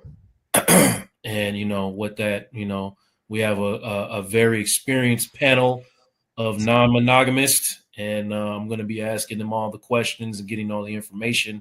So we want y'all to come back tonight, especially if you got your opinions or if you just want to learn something. Also, if you're looking for counseling in the new year, you want to make sure your next year is better. Consulting.com. Come sit on this couch and get that healing together. Merry Christmas, y'all. So this these are all men? No, there's one female and two men. Okay. Yes. And y'all talking about how to be cheaters. Okay, great. Dr. Lene, what about you? So first of all, I didn't even know the pentatonic, whoever they are, that those were real people. But since they are, make sure you guys check out. There's a Christmas movie with Christina Milian, I think that's how you say her name. And that group is on there. And her and Develle Ellis. It's really cute. It's a really cute movie. And what's it called? It's on I'll Netflix. See You Next Christmas or something like that. It's what? So it's like, so they're at the airport with a coffee. Oh boy, coffee. So you think that she's gonna fall for him because they meet at the airport. Okay, wait. Don't get a plot. I'm not gonna get away to you. I'll just say that those are the characters. Okay, right? Okay. And the pentatonics, they're supposed to meet a year later at the pentatonics concert. Yeah. That's I seen the previews of that. Yes. Okay. I was like, that's a real group. I thought Even though the Christmas. pentatonics was real, they is real Yes. and amazing. They are amazing. Yes, so they're in that movie. I didn't know that was real, but anyways, so if you check that out, it was a cute movie. But anyways, my final thought is just, don't wait till the end of the year, one time a year to get with your family, to show people love. to speak to Jesus, to think about Jesus, to get your relationships and your life together. Don't wait till the end of the year to start thinking about the new year, right? A lot of people are like, oh, and then, I got a couple more weeks to keep going down this road. I got a couple more weeks to eat this way. I got a couple more weeks to keep doing this thing. I'll get it together next year. Next year is next week. Get a jump start. And that's really it. That's really all. I don't ever say new year, new me. I always say new year, better me. And that new year, that better you, that time with your family, that giving, that taking time for yourself, that spending quiet time. It does not have to happen at this time of year. It can happen at any time of year. Even myself, I'm getting ready to go from doing it, the my Sedona thing once a year to quarterly. I'm getting ready to do this thing on a quarterly basis because I can see how my life and my business has elevated every year. And I'm like, well, what about if I elevate every quarter? I wonder if I should start doing this every quarter so I can have quarterly elevation. I don't want once a year elevation. So just take the time to spend with yourself and your thoughts and your family and your wants for yourself. And that's it. That's all I got to say about that. You can find me at I am Dr. Lene Javette. Trust me, you want to. Whenever we talk about the new year, I want to be on that panel. I would love to talk about some stuff that I'm dealing with, that I've been dealing with, that I'm working on, that I'm changing so that I can live at my fullest potential next year because I've identified some of my flaws. And so hopefully we'll be talking about what does a new year, better version of you look like and how do you get it? Because you don't go to sleep on the 31st and wake up on the 1st and it's all better. It doesn't happen like that. There's some work that has to happen. There's some self-awareness that has to happen. There's some demons that have to be slayed. You have to fight yourself. You have to get disciplined. And it's not easy and it's not fun. But when you want what's on the other side, it's worth it. Come on, girl. That's the conversation that definitely we need to have. Because if we want to live our best life, we got to do those things. So thank you for that. And I just want to tell everybody, listen, love your people, enjoy the moments, be present with the people. It's definitely not about the quantity, it's about the quality. And just make memorable moments with your family, make memorable moments with your friends, and love on everybody. That's it. That's all. I just want you to love everybody. I love my people, and I'm just going to enjoy them to the fullest. I'm going to kiss them. I'm going to sneak kiss them, and they're going to hate it. I'm going to hug them all day long like I always do, and I'm just going to enjoy my babies. That's what I'm going to do. And I suggest that you do the same because, once this time goes, you can never get it back. There are moments in the past, there were Christmases that you've had with people that everybody in that room will never be in the same room again. And so just enjoy those moments because you may not ever get them back. So that's all I got to say. Listen, we appreciate you just being here with us. We ain't going to be here tomorrow because I'm not going to be here tomorrow. You going to be here tomorrow, Tiara? You going to be here tomorrow, Joe? You going to be here, Dr. Lene? I ain't going to be here tomorrow. But we want you to enjoy and have a very, very Merry Christmas. But if you just happen to be on YouTube and you want to just kind of watch what we've been doing, come back on the YouTube. Go to Fly Nubian Queen and watch Fly Nubian Money, or on Dr. Boyce's platform, or even on Tiara and Dr. Lene and Joe's. We all push this content out on all of our platforms. Come on over and follow us, please. Subscribe to our channels. Every last one of our channels. We all have channels here. We all have Instagrams and Facebooks. Go and take the time and follow. I am Dr. Lene Javette, J. Corley 80, Miss Black Hollywood. I am Constance Carter. Make sure you follow each one of us. And then guess what, y'all? We is on Spotify. So if you can't watch us, because I know some of you, I pay for the YouTube upgrade where I'm able to listen and I don't got to have it on, but I know most of you cheap motherfuckers don't have it. So go ahead over to Spotify and listen to us and search for Fly Nubian Money so that you can listen to us and you don't have to watch us. All right. And then if you want to learn how to grow your money and not blow your money, go to flynubianmoney.com. And guess what, Tiara? Guess what I'm about to do next week? On New Year's Eve, we are going to have a training on how to. No. Is it New Year's Eve? Oh, yes, it is New Year's Eve. I'm gonna be Constance. You know what you're doing. Let me cook. Okay, cook, sis. Go, get it. 31st. New Year's Eve, we are going to have a training on how the roadmap to build your 6- and 7-figure empire. If you want 2025 to be live, join our training on Fly Nubian Money, the FlyNubianMoneyClub.com. Yes. And finally, last but not least, Good job, because Dr. B gonna whoop our ass. Every time you want to hear us to go live, text the word Queens to 87948. That's QUEENS to 87948 if you want to get notified every time we come live. And I also want to send a shout out to Dr. B. He lost his mother today. Yes. So all of you guys, please, please, please send your prayers and your condolences his way to Dr. Boyce Watkins, who lost his mom.